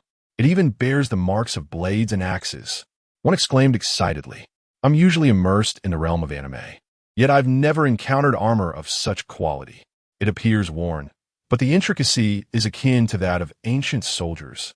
Hearing this, Gui Yuanpei and Lu Yuanzheng exchanged glances, both thinking akin to, when, in fact, they truly were. There was no pretense involved. Naturally, such a statement could not be articulated. In truth, both Gui Yuanpei and Lu Yuanzheng felt a twinge of nervousness. While visitors had come to the scenic area before, none had paid them any heed. Although they were somewhat familiar with modern affairs, this was their first genuine conversation with contemporary individuals, aside from Qin Yao. A dialogue spanning a millennium between a Tang dynasty individual and modern people unfolded, albeit one party was unaware of the context, leaving the two unsure of how to engage. Fortunately, before they could gather their thoughts, the group continued chattering excitedly. "You two were so impressive in the video. It seemed like you executed your moves flawlessly. One remarked, "Do you really possess any skills? Could you perform for us?" Their eager gazes were filled with anticipation. Listening to these words, Lu Yuanzheng and Gui Yuanpei turned to Qin Yao. Sensing the moment, Qin Yao looked at them and suggested, "Why not give a try?" To which Gui Yuanpei and Lu Yuanzheng replied with a respectful nod. The group, upon hearing their response, raised their thumbs in approval. Professional. The actions, the dialogue. It's all so subdued. Gui Yuanpei and Lu Yuanzheng were puzzled by the term subdued, scratching their heads as they prepared to demonstrate. Just then, one of them interjected, Wait. Several individuals hastily retrieved their mobile devices, eagerly inquiring with Qin Yao if they could record the moment and share it online. Qin Yao smiled and nodded in affirmation. Of course, why not? Feel free to film and post it. Just think if this goes viral, it could attract even more visitors to the scenic area. Not only did they film, but even Qin Yao took out his own phone. The efficacy of sharing the video online quickly became evident. Naturally, short videos were a must. Including Qin Yao, they enthusiastically aimed their cameras at Lu Yuanzheng and Gui Yuanpei. However, before the two engaged in their duel, Qin Yao promptly cautioned them, "Be careful and don't get hurt." He felt compelled to remind them, concerned that Lu Yuanzheng and Gui Yuanpei might take things too seriously. Upon hearing his words, the two nodded in agreement. In the next moment, they exchanged a glance and once more charged at each other. Chapter 12. To the death. What could be more intense? The duel between Lu Yuanzheng and Gui Yuanpei was exceptionally thrilling, eliciting a cacophony of gasps and cheers from several nearby tourists. This excitement was not derived from the flamboyance typical of cinematic fights. Rather, it stemmed from an authentic intensity that left onlookers in awe, as if the two were truly fighting for their lives. Wow, incredible. I can't believe it. The videos online are utterly genuine. It's astounding. I was genuinely afraid they might get hurt. When Lu Yuanzheng and Gui Yuanpei finally ceased their combat, the tourists turned to Qin Yao, exclaiming, "It was worth the trip. Absolutely worth it." They also addressed Lu and Gui, asking, "Have you two really trained in combat? One might think you are actual ancient soldiers." What these tourists failed to realize was that indeed, Lu Yuanzheng and Gui Yuanpei were ancient warriors, specifically elite soldiers of the Anqi army. For them, such a confrontation was as commonplace as eating or drinking. In the harsh realities of a battlefield, exchanges like this were rare. Typically, one either struck a fatal blow or sustained significant injury. However, being modern individuals, the tourist perceptions were somewhat lacking. In response to their enthusiastic praise, Lu Yuanzheng and Gui Yuanpei appeared rather bashful. Yet, seeing the visitors' delight, Qin Yao smiled and remarked, "All of our staff at the scenic area are specially trained. Despite their roles as gatekeepers, they have undergone extensive training. Their movements are precise, and the weapons they wield are authentic, not mere toys." Upon hearing Qin Yao's words, the tourists erupted in admiration once more. Seizing the moment, Qin Yao added, "Come back in a few days. We'll have improved even more by then. Please share the videos you captured online to help promote our scenic area." Listening to Qin Yao, the tourists eagerly agreed. "Absolutely. We'll post them right away. Rest assured, we'll definitely return." Seeing their fervent promises, Qin Yao nodded and smiled. In the blink of an eye, the tourists departed. Business at the scenic area remained sluggish, with no additional visitors following these few. However, Qin Yao was unperturbed. Compared to before, he had found a pathway forward. The presence of these tourists was a commendable beginning. Where there was one, there would surely be more to follow. What was there to worry about? Yet, Qin Yao had not anticipated that the allure of Lu Yuanzheng and Gui Yuanpei would yield such an impact. Despite the scenic area's shortcomings, the duo's performance significantly mitigated its deficiencies. Instead, it sparked their interest to return. This instantly thrilled Qin Yao. The spectacle of your duel has brought joy to the onlookers. They came today specifically for the two of you. In the future, I may trouble you both a bit. When guests arrive, please put on a performance. Lu Yuanzheng and Gui Yuanpei, upon hearing this, eagerly nodded in acknowledgement. It is indeed an honor for us to alleviate President Qin's concerns. Is it merely a matter of engaging in some sparring? What could be simpler? They were genuinely pleased to assist Qin Yao. Excellent, excellent. Qin Yao quickly expressed his gratitude. With Lu Yuanzheng and Guo Yuanpei's performances, the attraction would undoubtedly become even more enticing. Amidst his joy, Qin Yao did not forget to inquire with the system about the possibility of increasing their wages. After all, one cannot expect others to toil for free. However, the system remained entirely unresponsive, clearly indicating a refusal. This prompted Qin Yao to mutter in frustration. How stingy! He was even willing to dip into his own pockets to provide Lu Yuanzheng and Gui Yuanpei with a raise, yet to no avail. His contributions were deemed insignificant. Nevertheless, while the system was unwilling to grant a salary increase, Qin Yao did not intend to treat Lu Yuanzheng and Gui Yuanpei poorly. We shall enjoy a hearty meal. If you both desire snacks or beverages, consider it done.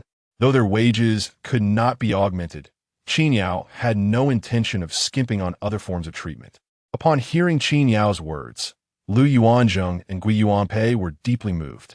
Regarding Lu Yuanzheng and Gui Yuanpei, Qin Yao found them quite agreeable, albeit excessively polite. In the blink of an eye, it was time to clock out. The attraction was as bustling as ever. Qin Yao secured the equipment and locked the ticket booth's door. Lu Yuanzheng and Gui Yuanpei returned to the Tang dynasty. As the two arrived, they were met with the familiar scene. The generals of the Anqi army rose to their feet the moment Lu Yuanzheng and Gui Yuanpei appeared. "How was your day?" Guo Xian inquired as usual. Lu Yuanzheng and Gui Yuanpei promptly clasped their hand in greeting. Just as routine. As soon as Lu Yuanzheng finished his sentence, Gui Yuanpei added, "However, it seems we attracted some tourists. President Qin has asked us to." Upon finishing, both scratched their heads. Guo Xian's face lit up with joy upon hearing this. "So, your duel could draw visitors for President Qin? Wonderful, wonderful. In the future, when guests arrive, you must not become complacent. Bring forth all your skills." Guo Xian was positively elated. It was indeed a source of joy that Lu Yuanzheng and Gui Yuanpei could assist Qin Yao. He even urged them, "Do not hold back. Even if you falter momentarily, I shall not be harsh." This was not merely a suggestion to avoid complacency. It practically implied that they should give it their all. Were Qin Yao to overhear this, he would undoubtedly roll his eyes. He had repeatedly admonished them to prioritize safety. To give it their all? That was simply unacceptable. Fortunately, Lu Yuanzheng and Gui Yuanpei adhered to Qin Yao's guidance when it came time to work. In response to Guo Xian's exhortation, they readily agreed. Just as they finished speaking, Guo Xian excitedly posed another question. "How long until you two receive your wages?" 28 days. Yes, yes. Guo Xian nodded repeatedly. In fact, he had already inquired about this yesterday. This is not the crux of the matter. The crux is that the wages were just disbursed the day before yesterday. It has hardly been long since they were received, and yet the question arises again. One cannot help but feel a bit anxious and repetitive. However, one cannot blame Guo Xian. His eagerness is truly palpable. The wages of Lu Yuanzheng and Gui Yuanpei were used to procure various goods, and in these past few days, there have been communications from the Anqi army and the Huihe tribe. The items not only sold at a premium. In fact, they even managed to acquire some horses in exchange. Whether it be salt or spices, several tribes are vying for them, especially that glassware. The Huihe tribe regards it as a rare treasure. The agreed-upon trading period is in these days, with a substantial amount of provisions and horses soon to be at hand, and the Anqi army on the verge of alleviating their pressing needs. How could Guo Xian not feel anxious? He eagerly anticipates the next wage disbursement and the potential acquisitions it may bring. Chapter 13. The Ticket Refund Window? The inquiry is made abroad. What troubles Guo Xian even more are not just these matters. There exists a far more significant concern. That is the walkie-talkie. Earlier, Guo Xian had conducted experiments with the device. It was claimed to have a range of 100 miles. Yet he was astonished to discover that its effective communication distance exceeded this by far. After his trials, he found that they could converse from as far as 150 miles apart. This surpassed the initial claim by a remarkable 50%, filling Guo Xian with elation and excitement. He repeatedly exclaimed, "President Qin is truly modest. This walkie-talkie is not limited to 100 miles. It functions splendidly even at 150 miles. A marvel indeed." Little did Guo Exan realize that this was not merely President Qin's humility, but rather a consequence of the ancient era's lack of electromagnetic interference in the pristine environment, which allowed for such communication distances. In modern times, despite a walkie-talkie being rated for a 50-kilometer range, achieving even 30 kilometers would be considered impressive. The exceptional performance of the device in the current setting was entirely due to the surrounding conditions. Nonetheless, there remained a significant issue. The walkie-talkie required power. Aware of this, Guo Xin was consumed with anxiety. However, he was also cognizant that the upcoming paycheck would resolve this dilemma, as President Qin had previously mentioned. Yet, his impatience made the wait unbearable, leading him to inquire time and again, frustrating Lu Yuanzheng, Guo Yuanpei, and their fellow commanders, who could only sigh in exasperation. Recognizing their discomfort, Guo Xin awkwardly chuckled. "All right, I won't ask again. I'll keep track myself."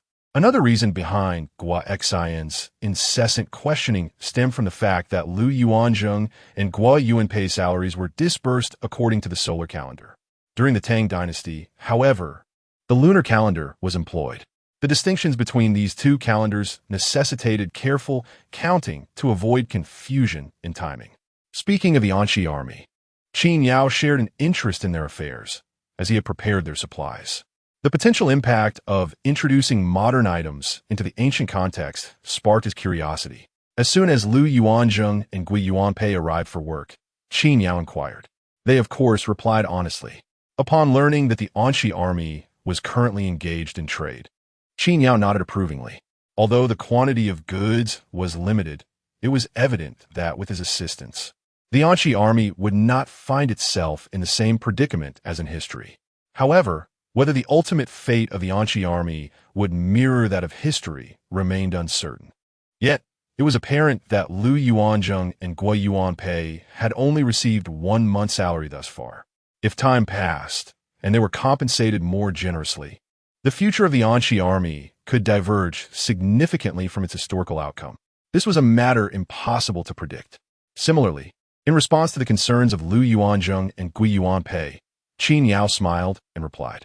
Previously, it was mentioned that you need not worry about the electricity situation. When you both receive your next paycheck, I will assist you in resolving this matter. Your salaries will suffice. By then, we might even be able to acquire 2 more walkie-talkies. Upon hearing Qin Yao's response, Lu Yuanzheng and Gui Yuanpei hurriedly clasped their hands in gratitude. Bowing deeply to Qin Yao quickly extended his hands to support them. No need for such formalities. I have yet to express my gratitude to you both. Our relationship is mutually beneficial. Please do not. This is indeed true. Providing dedicated assistance without requiring a salary is worthy of thanks. At that moment, while Qin Yao was engaged in conversation with Lu Yuanzheng and Guo Yuanpei, he suddenly noticed a vehicle approaching from distance. Instantly, Qin Yao perked up. No more chatting. Someone is coming. After saying this, he hurriedly jogged over to the ticket booth. Upon arrival, he recognized the vehicle, realizing it was the same one from yesterday. This revelation sent a shiver down Qin Yao's spine. The individuals who booked tickets online yesterday have returned today. At this moment, a single thought crossed his mind. Could they possibly be here to refund their tickets? Did they feel dissatisfied after their visit and now wish to return the tickets? This is unacceptable. After all, a performance was provided. Such actions are inappropriate. Qin Yao immediately straightened his resolve. Under no circumstances would ticket refunds be permitted. The profit was already minimal. To lose more would be disastrous. I would say the ticket refund window is not here. If they inquire where it is, I shall tell them it resides abroad. Just as Qin Yao was contemplating this, he opened the ticket booth door and saw a group of 4 disembarking from the vehicle. This time, there were fewer people, only 4 in total. Upon closer inspection, he recognized only one of them. The other 3 were unfamiliar young women. The familiar face called out to Qin Yao even before reaching him. Haha, I'm back. Please give me 4 tickets. This prompted a smile to break across Qin Yao's face. It turns out they were not here to refund tickets. Rather, they had brought others along for enjoyment. Very well, Qin Yao replied and proceeded to issue the tickets. As the tickets emerged, the young man pulled out his phone to prepare for payment. While getting ready, he spoke. I'm actually a photographer. Today, I brought a few clients to take photographs. Although your scenic area is still under development, it is still quite good for photography. After all, it is a scenic area, and while it may be a bit shabby, there is still some beauty to behold. Upon hearing this, the young man could not help but inquire of Qin Yao, "Is it permissible to take photographs?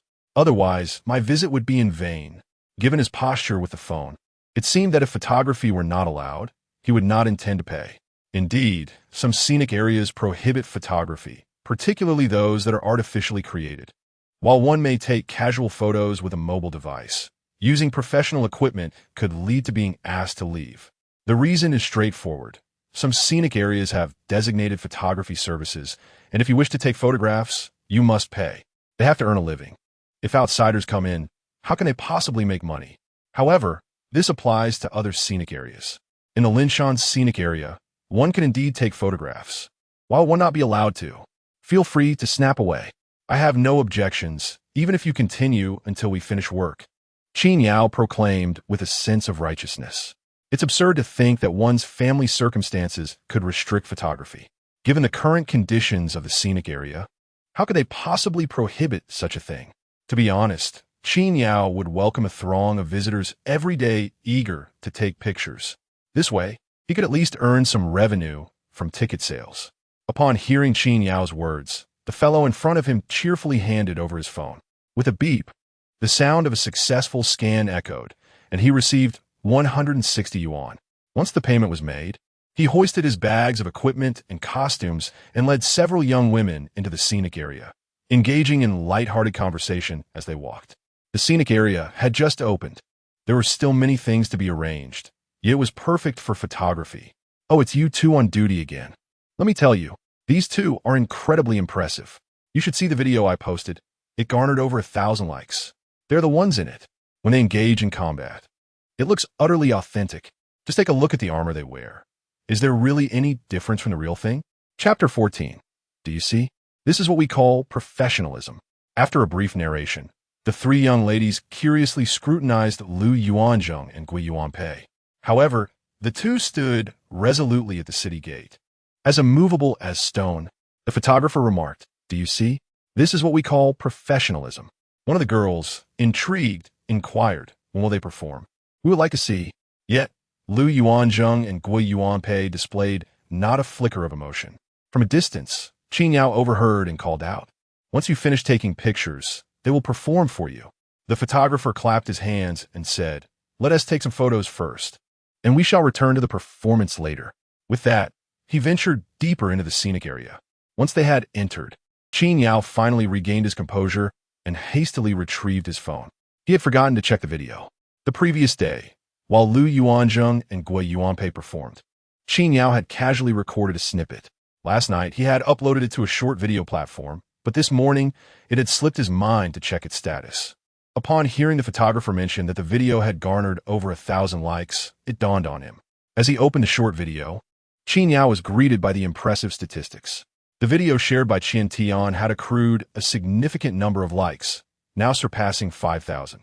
Indeed, such captivating content naturally drew attention. Of course, this was also thanks to Qin Yao's investment of 100 yuan in promotion. Additionally, the video from yesterday had accumulated over 2,000 likes.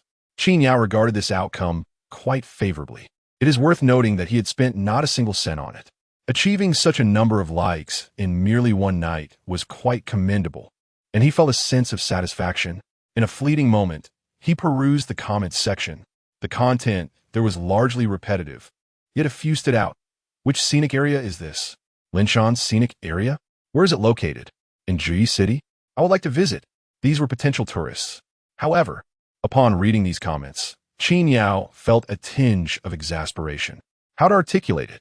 Their interest in visiting the scenic area was wonderful, and Qin Yao welcomed it wholeheartedly.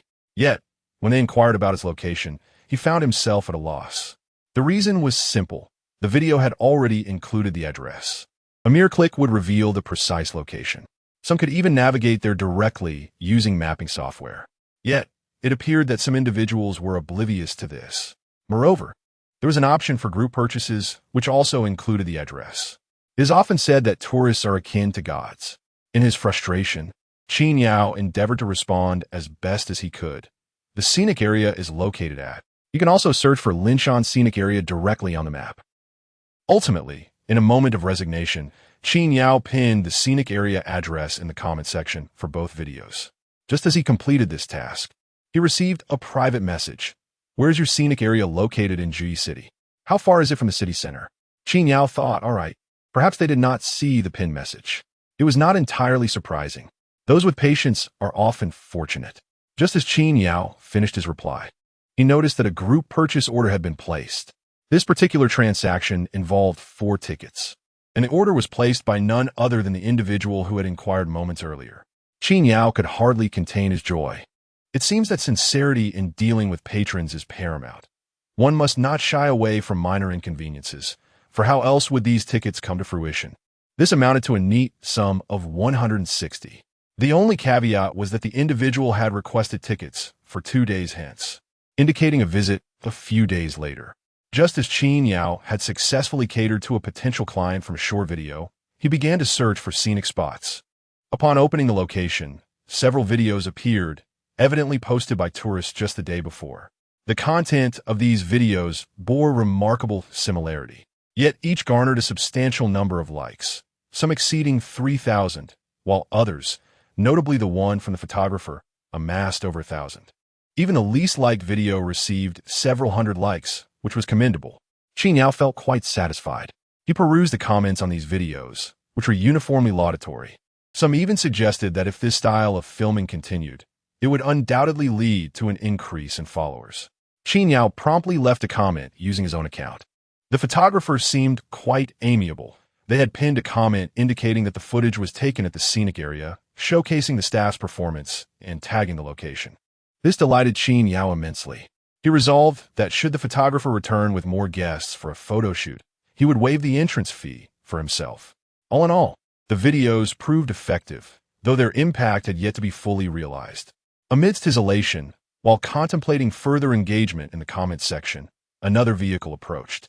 Business was once again afoot. A man and a woman disembarked, accompanied by a child, clearly a family of 3. Even before they reached him, Qin Yao greeted them with a warm smile, radiating an inviting aura. As the couple approached, they pulled out their phones to inquire, "Is this Linshan's scenic area?" The one in the video. Indeed, it was the very video Qin Yao had posted.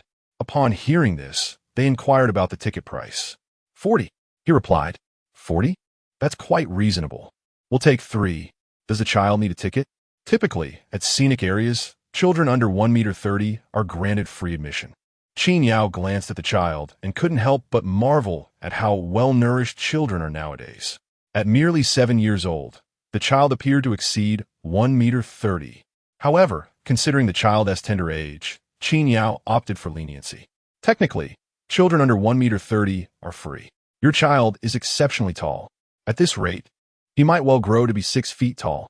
Truly a future heartthrob. No worries, the child is still young. Just purchase 2 tickets.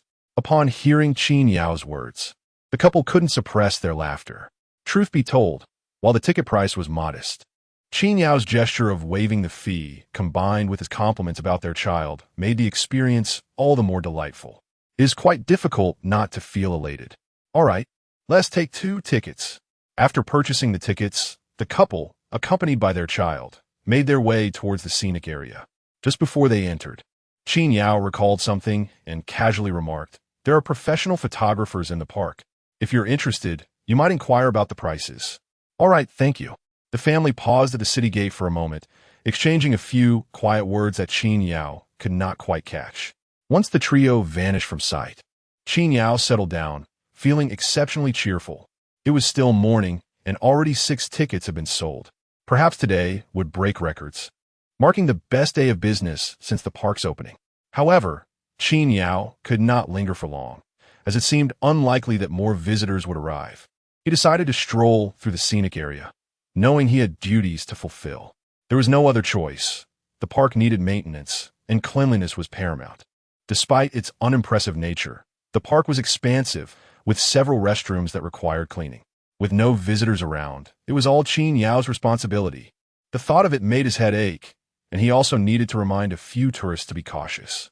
As he passed through the gate, he noticed Lu Yuanzheng and Gui Yuanpei approaching him with warm, earnest smiles.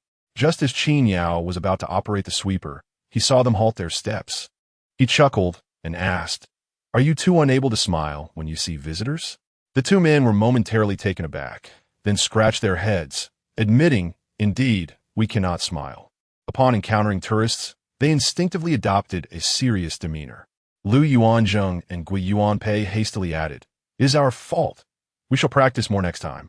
"So as not to disappoint you, General Qin."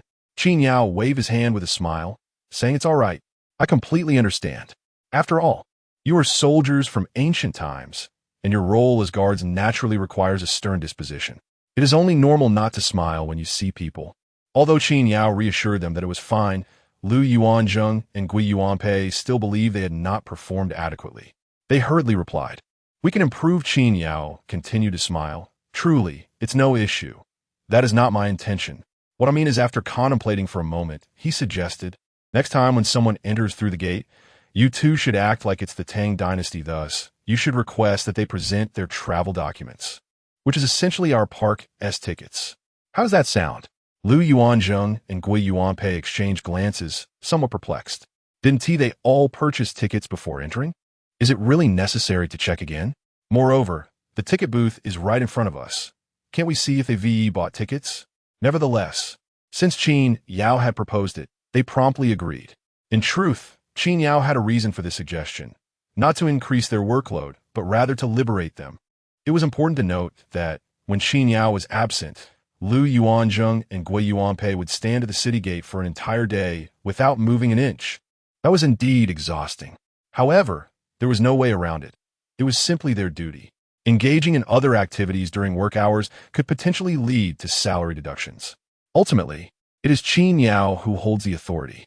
However, if one adheres to Qin Yao's approach, there exists the opportunity to converse and move about while checking tickets, rather than remaining stationary. The crux of the matter is that once the tourists arrive, this interaction can be deemed beneficial. Given the multitude of advantages presented, why not embrace it?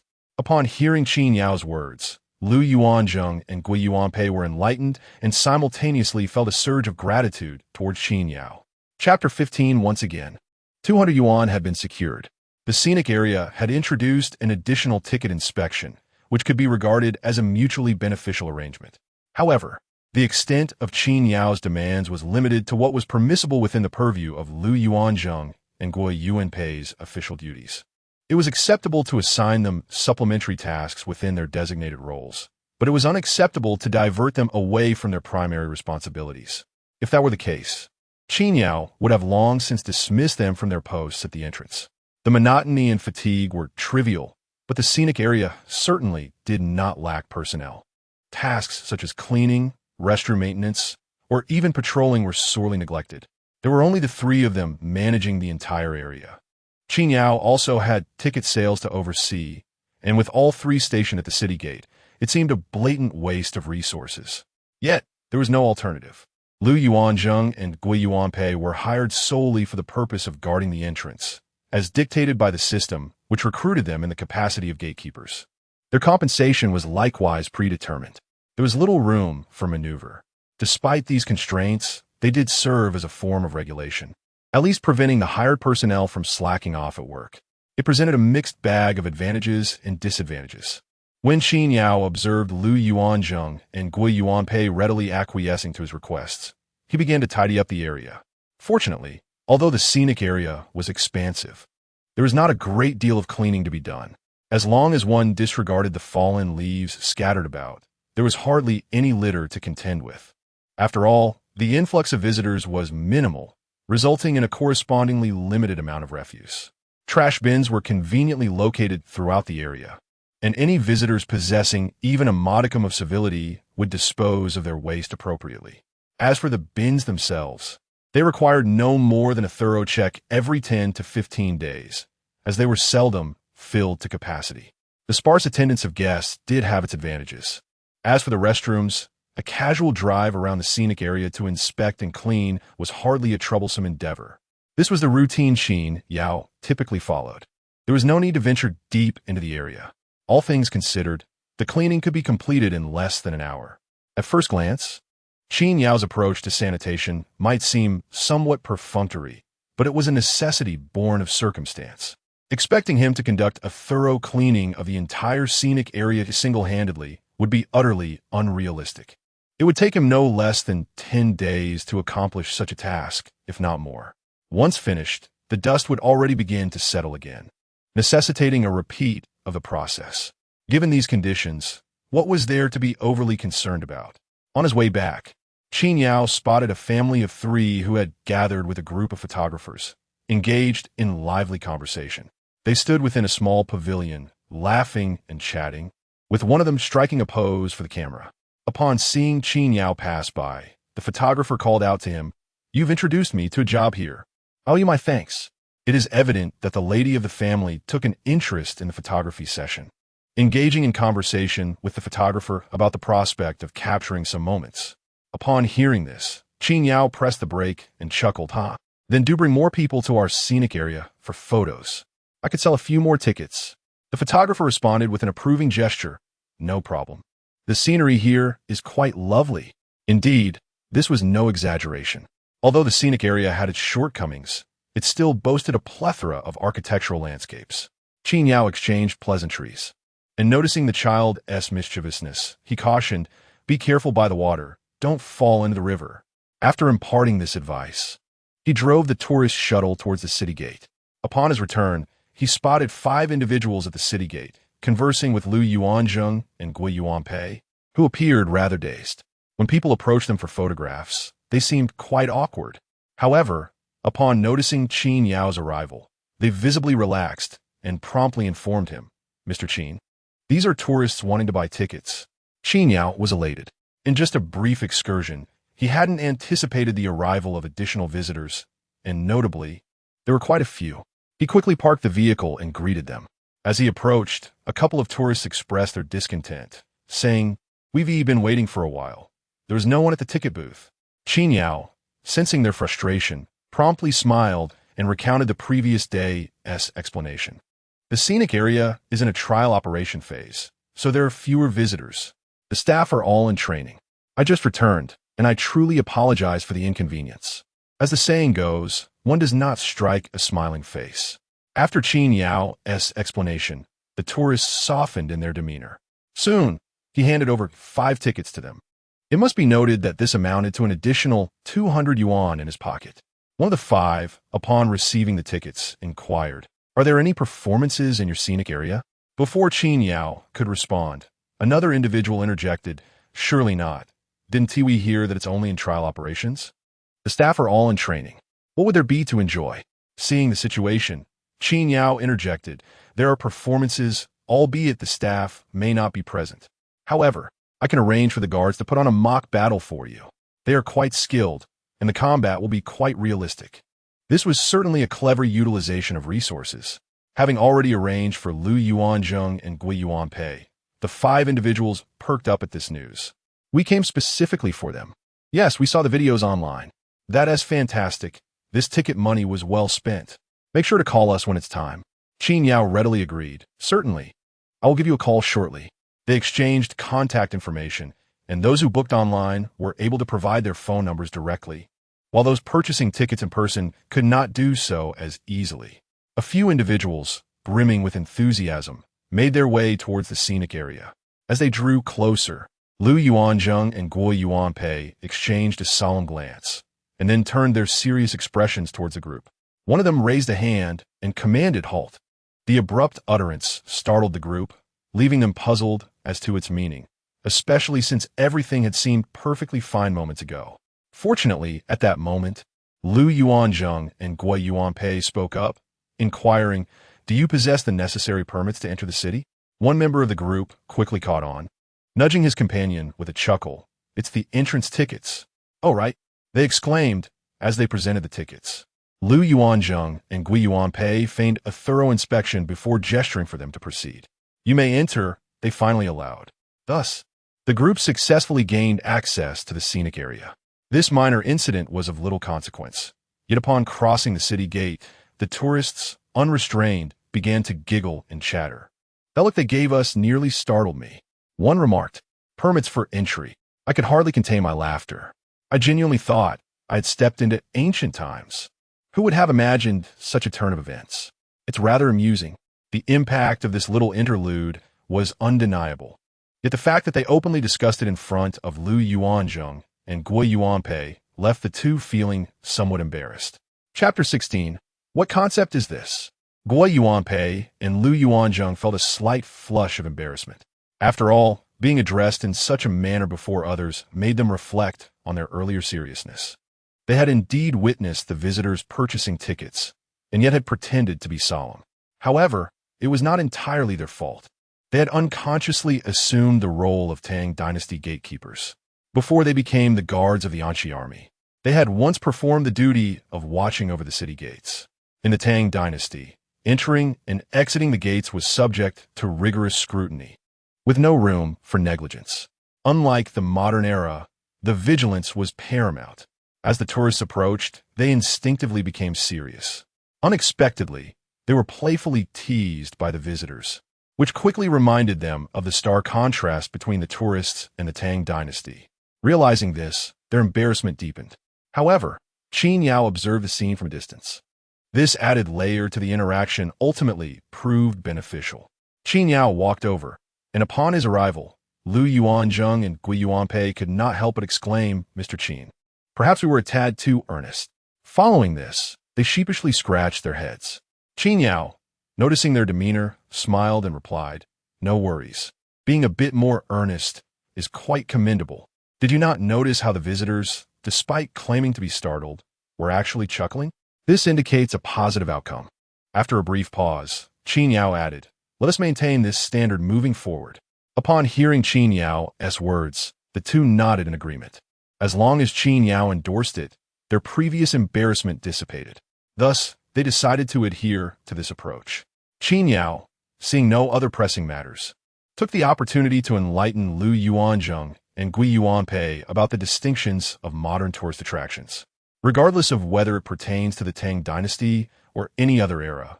For us contemporary individuals, it all belongs to the ancient past. Visitors come to our scenic area not only to admire the landscape, but primarily to engage in an experience. What does this experience entail? There are numerous elements involved. However, the kind of order you exhibit from ancient times is also a form of experience. Being serious is indeed correct. The more subdued the atmosphere, the less likely visitors will feel their ticket purchase was in vain. In any case, Qin Yao spoke casually. Lu Yuanzheng and Gui Yuanpei nodded earnestly. Nevertheless, Qin Yao did not linger in conversation for too long. After all, work still awaited their attention. The system was rather unforgiving. Even Qin Yao knew that if he chatted too long with Lu Yuanzheng and Gui Yuanpei, it could lead to deductions from their pay. While Qin Yao was indifferent to this, it was a different story for them. Their monthly wages were quite modest, and a deduction of even a few dozen yuan could be quite detrimental. In that case, Qin Yao would inadvertently become a source of their woes. With little else to occupy his time, Qin Yao swiftly returned to the ticket booth. It was peculiar. He had already sold a considerable number of tickets earlier, marking it as one of the best business days in recent times. Yet, unexpectedly, shortly after Qin Yao returned to the ticket booth, two more visitors arrived. Two individuals purchased tickets for 80 yuan. Logically, this should not have elicited such excitement from Qin Yao. However, in truth, it is indeed a matter worth celebrating. What does this signify? It indicates that the tourist source for the scenic area has broadened. It reflects an increase in visitors. It suggests that the scenic area has developed new channels for attracting tourists. This is precisely what exhilarates Qin Yao. He does not demand much. But if today's visitor flow can be sustained for a little while longer, it is likely that the scenic area will soon welcome a second wave of NPCs. Perhaps this will provide Qin Yao with some relief, sparing him from the relentless grind of daily work. An increase in the number of staff would also mean a greater number of visitors. Overall, this creates a beneficial cycle. The only question that remains is how long this visitor flow can be maintained. It would be disastrous if it fizzled out in just a couple of days. Today has been deemed fortunate. With the arrival of two tourists, Qin Yao is still absorbed in his phone, browsing and responding to comments online. In a fleeting moment, another vehicle appears at the entrance of the scenic area. This is quite remarkable. The parking spots outside the community, excluding Qin Yao's own vehicle, now total 4. This signifies that a fourth wave of visitors has arrived. For groups of tourists in a single day. What an astonishing concept. Just a couple of days ago, such a scenario would have been unimaginable. 3 individuals disembarked from the vehicle, prompting Qin Yao to quickly display a welcoming smile. Luck, when it arrives, is truly unstoppable. This wave of visitors is neither the first nor the last. A few hours later, Qin Yao counts, and there are now at least 20 tourists in the scenic area. And this is just in the morning. The afternoon has yet to be accounted for. As noon approaches, Qin Yao ponders that it is about time. He hurriedly retrieves his phone to call the tourists inside. Come to see the performance. I'll drive you to the city gate. Listening to Qin Yao's words, the tourists on the other end are filled with eager anticipation. In fact, Qin Yao has already inquired about their purpose for visiting the scenic area. They have all come specifically to see Lu Yuanzheng and Gui Yuanpei perform. Naturally, upon hearing Qin Yao's invitation, they are all keenly interested. Without delay, Qin Yao enters the city gate and drives the scenic area's vehicle deeper into the site.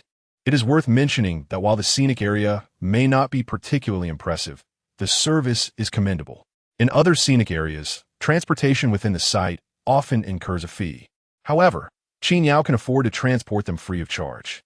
After all, with so few tourists, it is essential to provide care and consideration. The vehicles that exploit tourists can indeed attract visitors. After a leisurely round, Qin Yao gathers all the tourists together. On the vehicle, a few tourists express their grievances, voicing dissatisfaction with the lack of personnel in the scenic area. This comment does not require a response from Qin Yao, as the photographer simply chuckles. Everyone has gone out for training. So who is left? I find this quite agreeable. It is perfect for photography. In other places, they would not even allow you to take pictures. Moreover, you would have to spend money on transportation. Indeed, Qin Yao has been courteous with the photographer, establishing a good rapport. He even speaks well of him. After he finished speaking, the man from the family of 3 chuckled as well. Indeed, the entrance fee is only 40 yuan, which is quite reasonable. A leisurely stroll here is peaceful and provides a chance to unwind. You can also enjoy the scenery. In the end, he inquired of Qin Yao, will the ticket prices increase in the future? Qin Yao pondered for a moment and replied, it is likely to rise. But it is still early. It will probably be after the scenic area has been fully developed. Once Qin Yao finished his words, the fellow laughed and said, see, we are indeed getting a bargain. After all, this scenic area is truly vast. This statement elicited nods of agreement, but also some grumbling.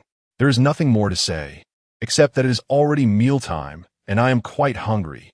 It is rather unusual for a tourist area to lack food vendors. Yet here, with Qin Yao, it is genuinely absent. He chuckled wryly and said, well, there is nothing to be done. There is no one around. There are only some bread and instant noodles at the supermarket. Would you like to settle for that? Chapter 17. Oh my Wei Zhongxian. Never mind. I suppose I shall depart after the performance. I initially intended to linger a bit longer, but perhaps it is best to head out for a meal instead. There isn't even a single delivery option nearby. Well, it's not entirely devoid of options. There are some, albeit quite distant and limited. The delivery fees alone are rather daunting, a fact that Qin Yao is quite aware of, as he too must consider his own sustenance. He had contemplated the convenience of ordering takeout earlier, but ultimately abandoned the idea. It was not merely a matter of frugality. The time required for delivery often rendered one too famished to enjoy the meal by the time it arrived. Hearing the remarks of a few tourists, Qin Yao smiled and said, feel free to dine. You can return to continue enjoying yourselves afterward. He added, you won't need to purchase tickets again. Just come right in. This sparked an idea in his mind. Actually, it would be quite delightful if one brought along some provisions for a picnic in our scenic area. Upon hearing this, a chorus of agreement erupted from the tourists. Really? Then we shall eat and return to play. I need to take some photographs, exclaimed one. Oh, that sounds splendid. Thank you, thank you. I was planning to head back this afternoon, but if that's the case, we shall return after our meal. Listening to their enthusiastic chatter, Qin Yao chuckled. Indeed, a picnic would suit this place perfectly.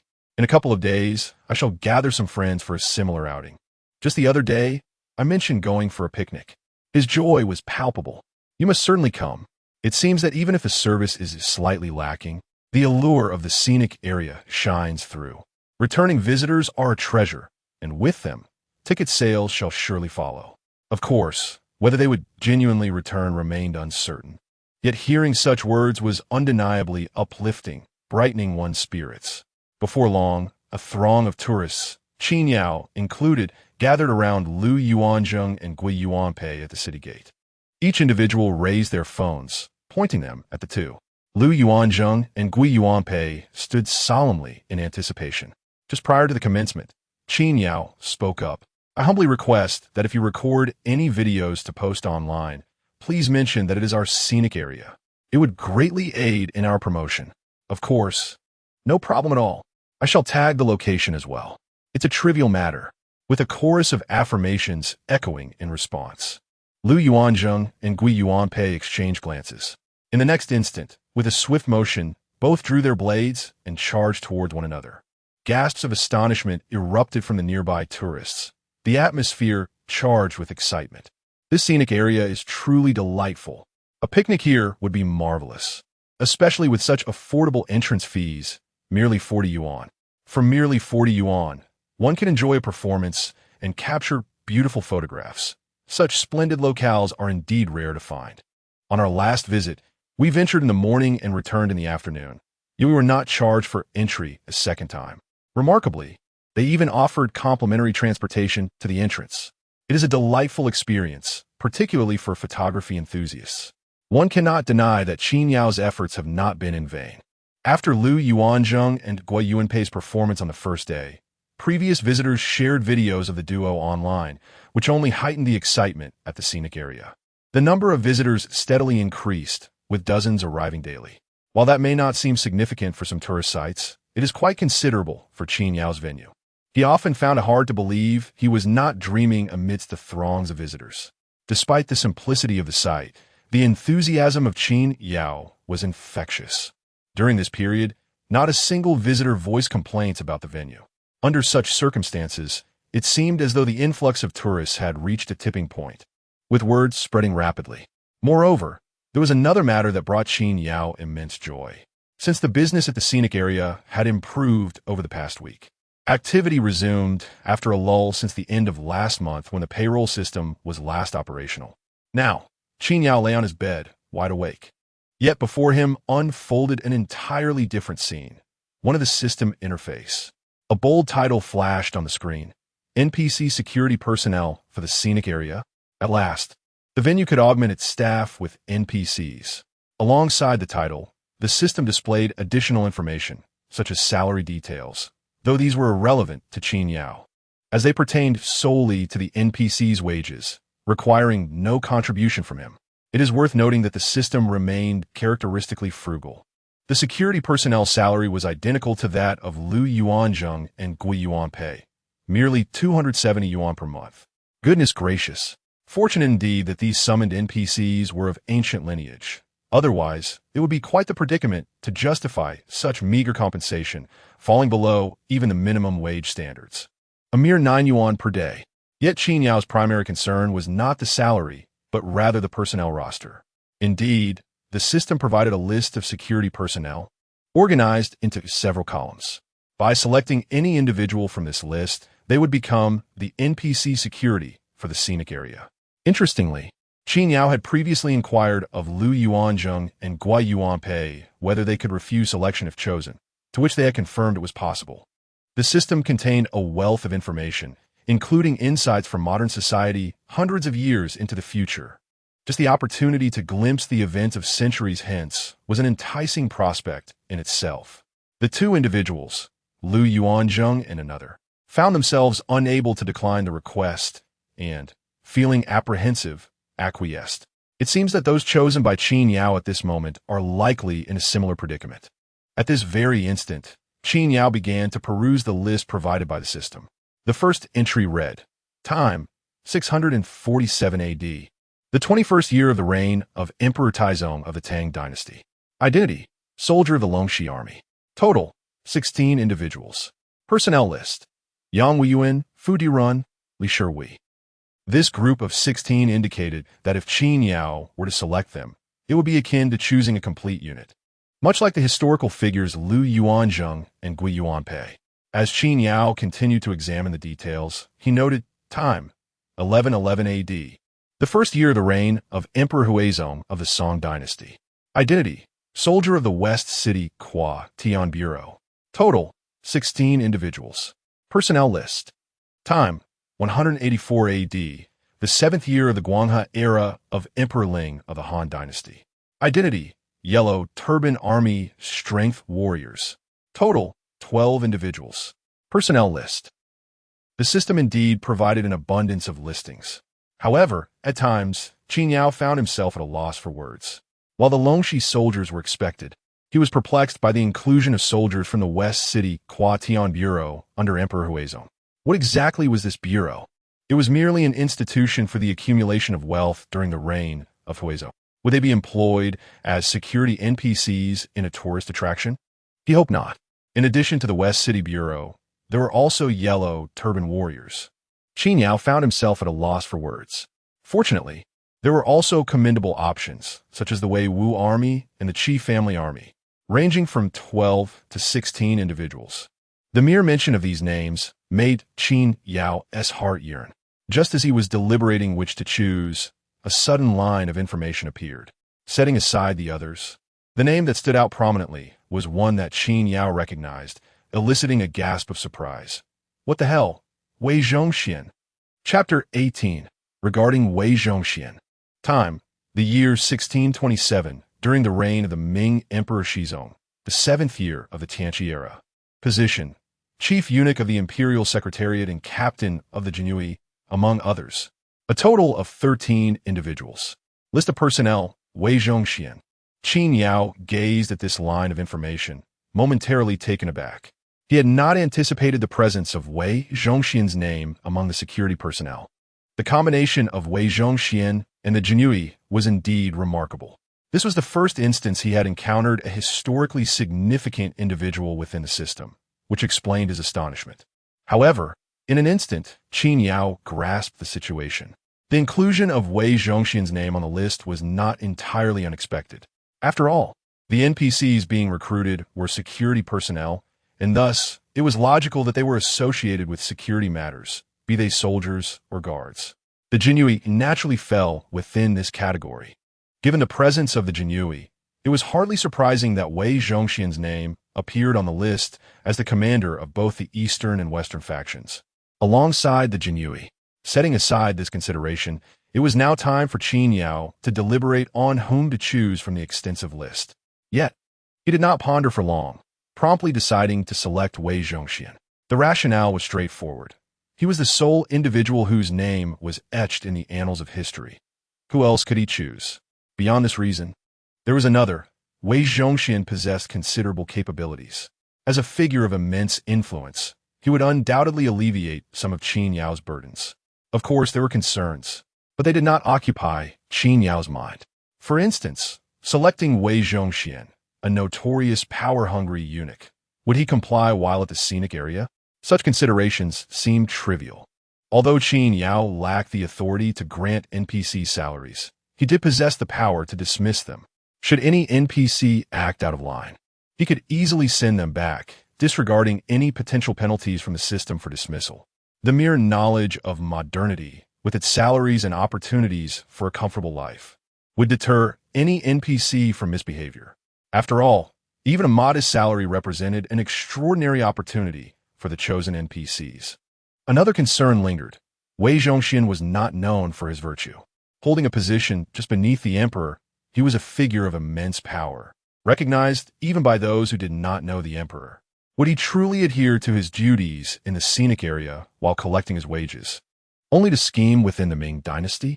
Might he exploit the advantages of modernity to usurp power? Contemplating this, Qin Yao found himself considering the prospect favorably. If Wei Zhongxian were to act in such a manner, it might actually prove beneficial. After all, in the 7th year of Tianqi, Zhu Youjiao had met his demise, paving the way for the ascension of Chongzhen. In just a few short years, the entire Ming dynasty was destined for ruin. Even if Wei Zhongxian were to manipulate affairs within the Ming, it would be preferable to the subsequent outcomes. As long as his actions were an improvement over what was to come, Qin Yao held no objections. With these thoughts in mind, Qin Yao swiftly made his choice.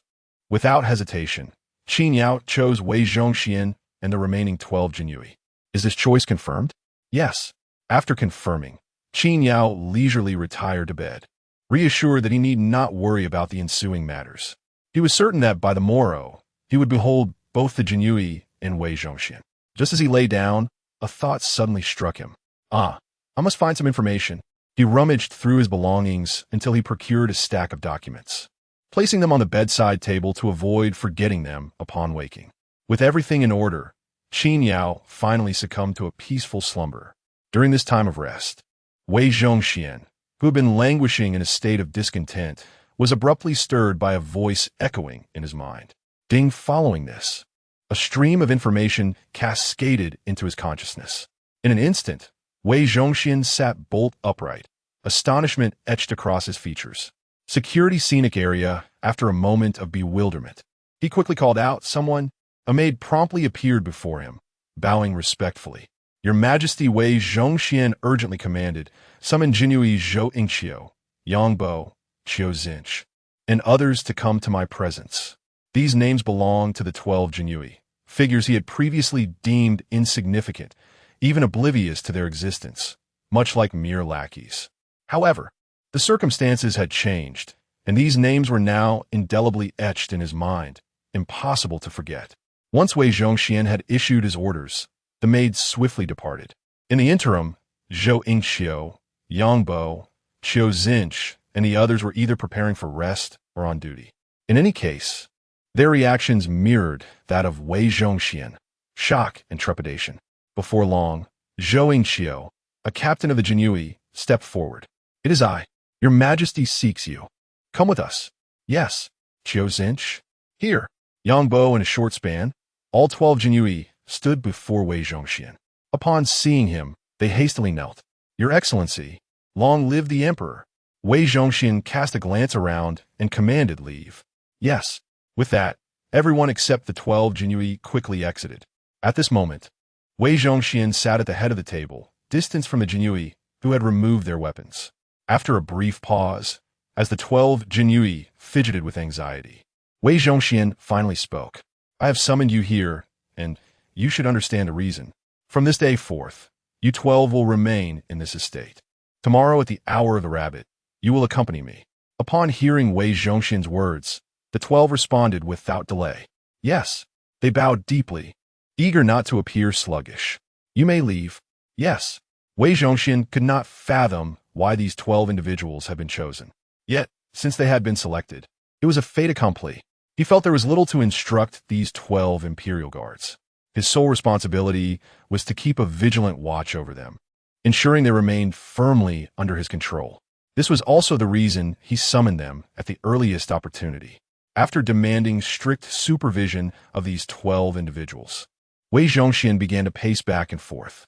He suddenly remembered the matter of his official attire and hastily instructed a maid, "Quickly bring forth my official robes. Prepare for my change." "Yes, master." Furthermore, he commanded, "Procure a clean set of attire for the Imperial Guard Captain Zhou Ingqiu and the others. Ensure their spring sabers are readied as well." "Yes." Wei Zhongxian reiterated his orders time and again. Although it was still early, he was already restless and anxious. Chapter 19. Master Qin has elevated our family after a long wait.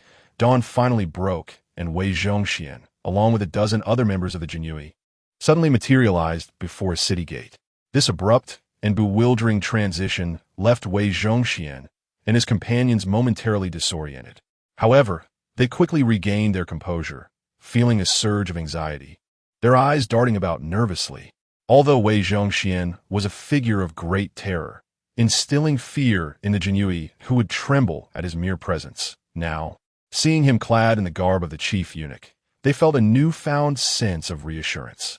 The surroundings, ground, distance, and presence were all unfamiliar, yet Wei Zhongxian maintained his composure. "Do not panic. Gather around me," he commanded, prompting the Jinyue to quickly converge. Just then, A flash of light heralded the arrival of two figures, Lu Yuanzheng and Gui Yuanpei. Upon their sudden appearance, they instinctively shook off their lethargy, preparing for duty. However, before they could fully regain their focus, they found themselves confronted by a throng of people. Startled, they recoiled with a swift thud, drawing their long knives in the process. The 12 Jinyui, along with Wei Zhongxian, were equally taken aback by this unexpected encounter. The Jinyui hastily unsheathed their blades, casting uncertain glances at the newcomers. "Who are you?" Lu Yuanzheng and Gui Yuanpei shouted in unison. Realizing they were on duty and that they were no longer in the Tang dynasty, but in modern times, panic began to set in as their drawn blades trembled in their hands. However, not to be outdone by the situation, Lu Yuanzheng and Gui Yuanpei quickly discerned from the attire of Wei Zhongxian's entourage that they were not mere tourists. Tension escalated as the atmosphere grew charged with uncertainty. With only two individuals before him, Wei Zhongxian found a measure of confidence. "Do not act rashly," he instructed the surrounding Jinyui, then turned to Lu Yuanzheng and Gui Yuanpei, declaring, "I am Wei Zhongxian, the chief eunuch of the Ming dynasty." Ming dynasty? Lu Yuanzheng and Gui Yuanpei exchanged glances. Gui Yuanpei spoke first. "We are soldiers from the Anqi protectorate of the Great Tang." After this revelation, Lu Yuanzheng, slightly puzzled, added, "You must be new here, just starting your duties?" Despite being men of the Tang dynasty, their time in service had enlightened them. They were aware of the historical transitions and recognized that the Ming dynasty succeeded the Tang dynasty, separated by a significant span of time. The sudden appearance of Ming individuals in a tourist area began to clarify their situation, and their vigilance eased. However, the mention of the Anqi protectorate left Wei Zhongxian's group in a state of shock. What a staggering difference of several centuries separates us from them. What absurdity is this? Yang Bo of the Jinyui exclaimed instinctively. "Nonsense. We are currently in the era of the Ming dynasty, and the Tang dynasty is separated from our Ming by several hundred years. How could there be people from the Tang dynasty here?" It was Wei Zhongxian who reacted swiftly. He hurriedly interrupted Yang Bo and turned to Lu Yuanzheng and Gui Yuanpei, inquiring, "Are you also NPCs from the Scenic area?" Lu Yuanzheng and Gui Yuanpei nodded in affirmation. "Indeed, we are responsible for guarding the city gates." Upon hearing this, Wei Zhongxian promptly reprimanded the Jinyui. "Sheath your blades, sheath your blades." Wei Zhongxian understood perfectly. The information that had filled his mind last night had made it abundantly clear. This was a modern society. We are still separated from their Ming by several hundred years. If they could arrive here, then what was so strange about people from the Tang dynasty appearing in this realm? Under Wei Zhongxian's command, the group of Jinyui returned their swords to their sheaths. Lu Yuanzheng and Gui Yuanpei exchanged glances and followed suit. Noticing that the group before them remained somewhat wary, Gui Yuanpei reassured them, "There is no need to be anxious. Since you are newcomers, it is of little consequence. Furthermore, this is the modern era, which is far less perilous than in your time or ours." After Lu Yuanzheng and Gui Yuanpei spoke, Wei Zhongxian smiled and clasped his hands in greeting. "I am honored to meet two esteemed figures from the past. Who would have thought that today I would have the fortune to encounter individuals from the Tang dynasty in person? As the saying goes, one does not strike a smiling face." In just a few exchanges, Wei Zhongxian had struck up a conversation with Gui Yuanpei. Since they were newcomers, Lu Yuanzheng and Gui Yuanpei had no reservations in sharing details. In a brief span of time, they relayed their story to Wei Zhongxian and his entourage. Before long, the area before the city gate was filled with incredulity and bursts of admiration. General Qin should be arriving shortly. You must already have a wealth of information in your minds, correct? When at work, one must focus on their duties. The vehicles outside are automobiles. The mode of transport for General Qin. They are akin to horses. The work itself is rather straightforward. We envy you. We are merely gatekeepers. Although we arrived early, we cannot wander about. You have the luxury of security that allows for a leisurely stroll. The group engaged in lively conversation. Yet an overwhelming sense of temporal dislocation enveloped them. Lu Yuanzheng and Gui Yuanpei looked upon Wei Zhongxian and his company with genuine envy. It was unmistakable. There were just the two of them, while Wei Zhongxian's party numbered a staggering 13. Just think of the monthly wages involved. As they conversed and formed a camaraderie, Qin Yao approached the city gate. From a distance, he spotted the group surrounding Lu Yuanzheng and Gui Yuanpei. Even before he arrived, Qin Yao grasped the situation. Wei Zhongxian. At that moment, Lu Yuanzheng and Gui Yuanpei also noticed Qin Yao and quickly exclaimed, "General Qin has arrived. Your matters will be addressed by General Qin. We have merely 2 minutes before our shift begins. If we linger any longer, we risk a deduction in pay. You should go meet General Qin at once." After Lu Yuanzheng and Gui Yuanpei respectfully saluted Qin Yao, they hastily returned to their respective posts. The Anqi army relied heavily on the two of them. With such a meager monthly salary, they certainly did not wish to see any deductions. They approached their duties with utmost diligence. Qin Yao approached Lu Yuanzheng and Gui Yuanpei, greeting them warmly. In an instant, his gaze fell upon Wei Zhongxian. At first glance, Qin Yao found that this historically infamous eunuch did not quite match the image he had conjured in his mind. He lacked the gloomy aura he had anticipated. Before Wei Zhongxian could utter a word, Qin Yao broke the silence with a smile, addressing him as Your Excellency. Wei Zhongxian, momentarily taken aback by Qin Yao's words, quickly responded, "You flatter me, Mr. Qin." Wei Zhongxian was no fool. He was well aware of Qin Yao's status. He could display his authority in front of others, but he dared not do so in Qin Yao's presence. Likewise, Qin Yao felt no trepidation before Wei Zhongxian, the powerful eunuch. After all, they were merely NPCs in this scenario. To him, they were just employees. No matter how renowned one might be, there was no reason for concern. Chapter 20. Cultivate the habit. Indeed, Wei Zhongxian before him was treated with utmost respect. After Qin Yao curiously posed several inquiries to Wei Zhongxian, he wasted no time. You newcomers must familiarize yourselves with the working hours, which is merely half a day. In the afternoon, you will be expected to commence your duties as usual. During work hours, any semblance of negligence is unacceptable. Engaging in matters unrelated to work could result in a deduction from your wages. Pausing for a moment, Qin Yao produced a stack of prepared materials. He continued, "As individuals from ancient times, I am well aware of what you are most eager to learn. Please peruse the contents within. It likely contains the information you seek. Pass it around among yourselves. Once you have finished, I shall guide you through the specifics of your duties. Let's not squander any time." With that, Qin Yao handed the materials over. Wei Zhongxian promptly accepted them. In truth, the materials were nothing extraordinary.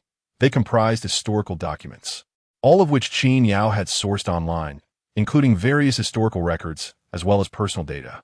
The historical materials were pre-prepared, encompassing not just the Ming dynasty, but also the Tang and Song dynasties, among others. The personal data was an impromptu addition by Qin Yao. After selecting Wei Zhongxian the previous day, he realized that should more historical figures arrive, he would need to prepare additional information in advance.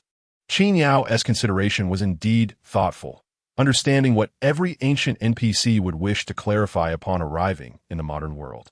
Without these materials, the inquiries of these ancient figures could lead to delays and complications in their work. Thus, with this information at hand, they could grasp everything at once. After reviewing the materials, Wei Zhongxian's expression shifted erratically. Eventually, after taking a few deep breaths, he passed the documents to the other Jinyui. The others hesitated briefly before accepting them, huddling together to examine the contents. Upon reading, "Is our Ming dynasty to perish? The emperor's reign name is Chongzhen. Our Ming dynasty fell in the 17th year of Chongzhen. Cursed Donglin party. Li Zicheng must be eliminated. The emperor must punish Wei, the eunuch." Several Jinyui were aghast. The content of these documents left them utterly shocked. Was this information even meant for them? Moreover, the very notion that the Ming dynasty was destined to fall was staggering. Not only would the dynasty be lost, but it would also succumb to the Tartars. The Jinyui, including Wei Zhongxian, were left in disbelief. Their reactions prompted a cold snort from Wei Zhongxian. "Silence. The emperor has yet to execute me, Wei Zhongxian." Immediately, he commanded the Jinyui to quiet down. In an instant, Wei Zhongxian turned to Qin Yao and quickly offered an apology. "Please do not take offense, Mr. Qin. They have not been exposed to much of the world." In truth, it was not only these Jinyui who were inexperienced. Wei Zhongxian himself had never encountered such revelations, especially upon seeing the contents of these materials. To be candid, upon the first glance, Wei Zhongxian felt an urge to withhold this information from the other Jinyui. Yet, recalling Qin Yao's initial remarks, he ultimately decided to comply. Compared to other members of the Jinyui, Wei Zhongxian indeed occupied a high position and had cultivated an air of authority, which accounted for his demeanor. However, deep within, he was seized by terror. He was facing death, and the emperor intended to kill him. His arm trembled slightly beneath his robe, observing the expressions of those around him. Qin Yao chuckled. There is still time. Since you have been chosen to come to the scenic area, the outcome will surely be different. There is nothing to worry about. Upon hearing Qin Yao's words, Lu Yuanzheng couldn't resist interjecting. Indeed, what Director Qin says is true. As long as you all perform your duties well. The Grand General struck a deal with the Uyghurs yesterday. Our Anshi army has received a substantial supply of provisions, although we remain isolated. As long as the two of us do our jobs diligently, our Anshi army shall surely rise above the fate that history has decreed. Lu Yuanzheng spoke with pride, and he was not alone. Wei Yuanpei also brimmed with self-satisfaction.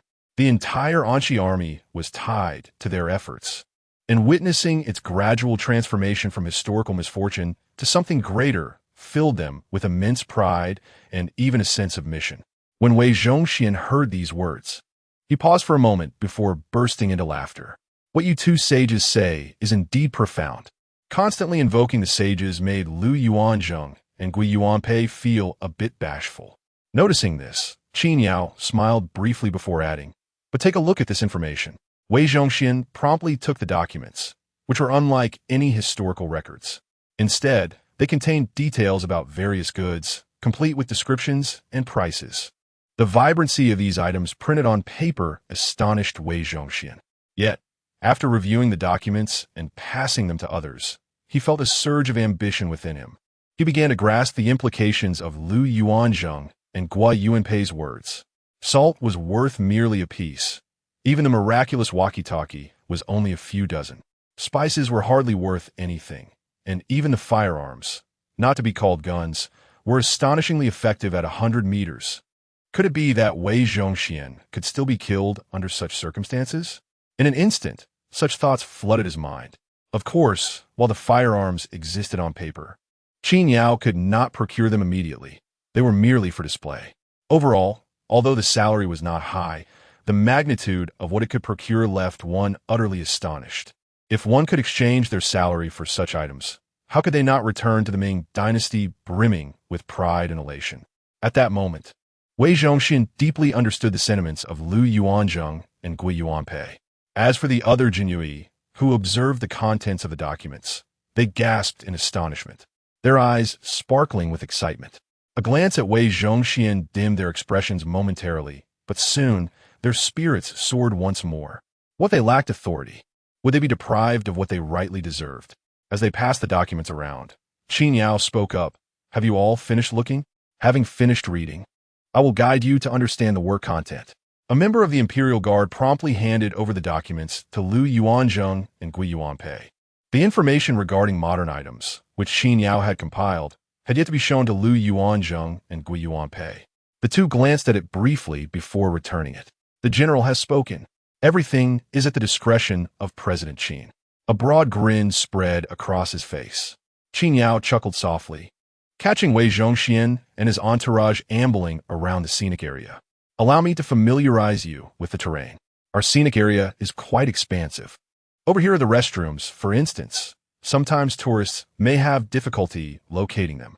It is primarily about ensuring the safety of the visitors. Occasionally, if tourists find themselves in peril, as long as we curb their hazardous behaviors, there really isn't much danger to be found. Security personnel are also occasionally responsible for addressing tourist queries. It is paramount that we do not frighten the visitors. A smile should adorn our faces more often. Yes, indeed. Wei Zhongxian and the dozen or so members of the Imperial Guard all broke into smiles. However, to be frank, each smile was more awkward than the last. There was no helping it, and Wei Zhongxian refrained from commenting. After all, they were the Imperial Guards. If one were to speak of ferocity, There was no need for acting. But when it came to smiling, Qin Yao could not help but remark, "You must improve upon this. It is essential to cultivate the habit." Chapter 21. Marvelous. I am chilled to the bone. The Imperial Guards before me exerted their utmost efforts. Yet their smiles remained rather unappealing, such as the nature of the Imperial Guards, often referred to as eagle dogs. They are not accustomed to such tasks, and expecting them to present a charming smile is indeed a tall order. In contrast, Wei Zhongxian's smile radiated warmth and charm, akin to a gentle spring breeze. After all, he is Wei Zhongxian, having risen from the status of a mere eunuch to this esteemed position. Flattery is but a trivial pursuit for him. Moreover, it merely required a more pleasant smile. Qin Yao had indeed invested considerable effort, taking a significant amount of time to clearly convey the tasks at hand to Wei Zhongxian and his associates. Qin Yao's tendency to be somewhat verbose is understandable, for he is a man of antiquity, anxious that the tasks be executed with precision. Hence, he provided detailed explanations, which consumed a fair amount of time. However, Wei Zhongxian is not one to be underestimated. He possesses the acumen to extrapolate from the information provided. He would occasionally interject with relevant comments, demonstrating an understanding of both the explicit and implicit instructions Qin Yao had conveyed. Yet, during Qin Yao's introduction, he maintained an air of earnest attentiveness, appearing as a diligent student. This led Qin Yao to reflect upon the situation, momentarily setting aside any judgments of Wei Zhongxian's character. The mere fact that he had chosen the right person for the task was evident. After this briefing, Qin Yao felt a newfound sense of reassurance regarding the execution of the assigned duties. Had he chosen someone else, the outcome might not have been as promising. The morning's briefing concluded swiftly, and Qin Yao took the opportunity to accompany Wei Zhongxian and the others on a stroll around the scenic area. By afternoon, it was time for Wei Zhongxian and his entourage to officially commence their duties, which signified an influx of personnel to the area, alleviating the excessive solitude that had prevailed earlier. However, one troubling aspect remained. The morning had seen an inexplicable lack of visitors. Just days prior, the scenic area had been bustling with tourists, yet today, it seemed desolate. Qin Yao did not dwell too much on this. A quiet morning was not unusual, given that most people tend to rise around 8 or 9 o'clock, and it was understandable that no one had arrived yet. The matter of afternoon visitors remained to be seen. As midday approached, it was unlikely that any tourists would appear. Qin Yao, seizing a broom, intended to tidy up the scenic area, as was his daily routine. However, just as he lifted the broom, Wei Zhongxian interjected. "Mr. Qin, are you planning to clean?" "Indeed, just tidying up," Qin Yao replied. Upon hearing this, Wei Zhongxian quickly responded, "Mr. Qin, allow us to handle this. The scenic area is vast, comparable to the Forbidden City. It is far too laborious for you to manage alone. We can patrol while simultaneously taking care of this task, ensuring efficiency." Upon finishing his words, Wei Zhongxian promptly commanded, "Zhou Baihu, quickly take the broom from Qin's own." "Yes," Zhou Yingqiu replied hastily, clasping his fist towards Qin Yao. "Qin Zong, leave this to us. We shall certainly exert our utmost effort." Seeing their earnest demeanor, Qin Yao hesitated for a moment before handing over the broom along with the dustpan. This indeed spared Qin Yao considerable trouble, for managing cleanliness alone, even if done casually, could be quite cumbersome. Just as Wei Zhongxian had said, their esteemed Jui could conveniently maintain cleanliness while patrolling, effectively liberating Qin Yao from this burden. He no longer had to worry about the absence of visitors in the ticket hall. This only made Qin Yao appreciate Wei Zhongxian's perceptiveness even more. As on his very first day, he was already assisting Qin Yao with the workload. Unable to contain his gratitude, Qin Yao exclaimed, "All right, then I entrust this to you. This truly makes my task easier. Thank you for your hard work." He then gave Wei Zhongxian a thumbs up, expressing, "Old Wei, your assistance has confirmed that my choice in selecting you was indeed wise." Hearing Qin Yao's words, Wei Zhongxian smiled obsequiously. "Qin Zong is far too kind. This is merely our duty." Upon hearing this, Qin Yao chuckled. Once liberated, he made his way to the ticket booth. Wei Zhongxian gestured to Zhou Yingqiu. "Bring me that broom." "Yes," Zhou Yingqiu responded promptly, handing over the broom. Wei Zhongxian took the broom, unable to resist inspecting it closely. After a few glances, he called out, "Be diligent." "Yes." A chorus of Jinyui responded in unison, and they began their tasks in earnest. Wei Zhongxian took it upon himself to sweep the ground, while the other Jinyui busily gathered fallen leaves. This was certainly not the Ming dynasty, otherwise. Witnessing a high-ranking official like the esteemed 9,000 years sweeping the floor would surely be a bewildering sight. However, in a scenic area, such actions were entirely appropriate. As Wei Zhongxian and the Jinyui busied themselves with both patrolling and cleaning, Qin Yao had not been at the ticket booth long when visitors began to arrive.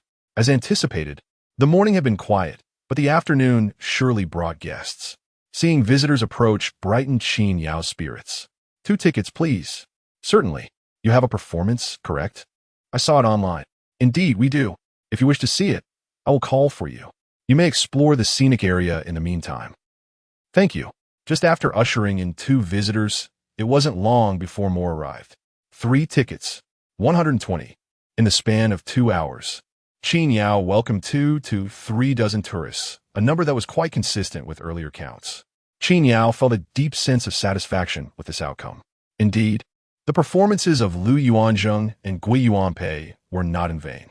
With the online videos circulating, it has effectively ensured a steady influx of visitors. Promotion is essential. Qin Yao planned to continue filming during Lu Yuanzheng and Gui Yuanpei's performance, with the intention of sharing the videos online. If possible, he would also encourage the visitors who recorded the videos to share them as well. The more exposure, the better. After a while, Qin Yao rose to explore the scenic area. Given that Wei Zhongxian and his cohort of Jinyui were on their first day of duty, Qin Yao felt a slight unease. It seemed prudent to take a closer look. Upon entering the area, it wasn't long before he spotted Wei Zhongxian. At that moment, Qin Yao observed that the 12 Jinyui were not congregated, but rather paired off and wandering about. They were fulfilling their security duties while also picking up litter along the way. Meanwhile, Wei Zhongxian was engaged in jovial conversation with a group of tourists, even posing for photographs, exuding an aura of popularity. Not only Wei Zhongxian, but other Jinyui were also being pulled into photos. As Qin Yao drew closer, he could discern snippets of their conversations. "Jinyui, so handsome. Do you rent out Jinyui costumes at your scenic area? Wow, is her hair real? I can see the roots. They are Jinyui. What character are you playing? A factory manager? I am Wei Zhongxian. Haha, sound good. But Wei Zhongxian is a eunuch. Your voice is a bit rough. You need to speak in a higher pitch." Wei Zhongxian smirked coldly, and then his voice sharpened. "How dare you point fingers at this lord?" The tourist was momentarily taken aback, but the next moment he raised his thumb in admiration. "Wow, that is impressive. I have goosebumps. Your voice truly resembles that of a eunuch." Chapter 22. Do not kill me, Wei Zhongxian. The tourists nearby were incessantly exclaiming about the eunuchs, causing beads of cold sweat to form on the brows of the 2 Jinyui. In the Ming dynasty, who would dare speak to Wei Zhongxian in such a manner? Did they truly believe that the title of 9,000 years was mere decoration? In the Ming court, those who showed disrespect to Wei Zhongxian had long since descended into the depths of hell. Yet here, the tourists not only thrived but also extolled him, eliciting a beaming smile from Wei Zhongxian. "That voice, right?" the tourist exclaimed. Yes, it resembles that of the chief eunuch. From now on, I shall speak like this." He laughed heartily. Of course, that is absolutely acceptable. The tourist was overjoyed, feeling as though the figure before him was a true eunuch. Unbeknownst to him, the individual before him was indeed a eunuch, one of the most renowned figures in history, the true Wei Zhongxian. The tourist mistakenly believed that the NPCs in the attraction were merely performers, unaware that they were authentic. Notably, Wei Zhongxian spoke in a manner that required him to constrict his throat, unlike the typical sharp tones of a eunuch. This was primarily because Wei Zhongxian had not been a eunuch from a young age. He had become one only later in life, setting him apart from those who had been castrated in their youth. Nevertheless, Wei Zhongxian had resolved to adopt this manner of speaking henceforth, recognizing that what was commonplace in the Ming dynasty was a rarity here, even for a mere Jinyui. At that moment, Qin Yao approached. Wei Zhongxian promptly clasped his hands in greeting. "Director Qin." Qin Yao nodded with a smile and remarked, tourists come to enjoy themselves. We must interact with them more to enhance their experience. Wei Zhongxian grinned and once again performed a respectful gesture towards Qin Yao. Upon hearing Wei Zhongxian address him as Director Qin, the tourist deduced his role as the head of the attraction and could not help but exclaim, "Your NPCs are truly remarkable. Their voices sound just like real eunuchs. However, there is one downside. Your NPCs are too few, and I see that there aren't many tourists." In response, Qin Yao reiterated his earlier explanation: the attraction has not yet officially opened. Once he clarified, the tourists finally understood. Not forgetting the matter at hand, Qin Yao called for the tourists to witness the performance. In a flash, they arrived at the city gate, where Lu Yuanzheng and Gui Yuanpei were already poised for action. With the arrival of the tourists, everything was in place, and they commenced without delay. A splendid display of combat ensued, the two becoming increasingly adept, their performance growing ever more captivating. Their extensive practice had attuned them to each other's needs, adding a theatrical quality to their duel. Waves of astonished gasps erupted from the audience, accompanied by a flurry of recordings. Naturally, Qin Yao did not miss the opportunity. In these past 2 days, his editing skills had also seen a marked improvement. Meanwhile, the Jinyui and Wei Zhongxian watched intently as Lu Yuanzheng and Gui Yuanpei engaged in their spirited battle. The Imperial Guards wore solemn expressions, easily discerning the true capabilities of Lu Yuanzheng and Gui Yuanpei, recognizing that such skills were only honed through the rigors of genuine battlefield combat.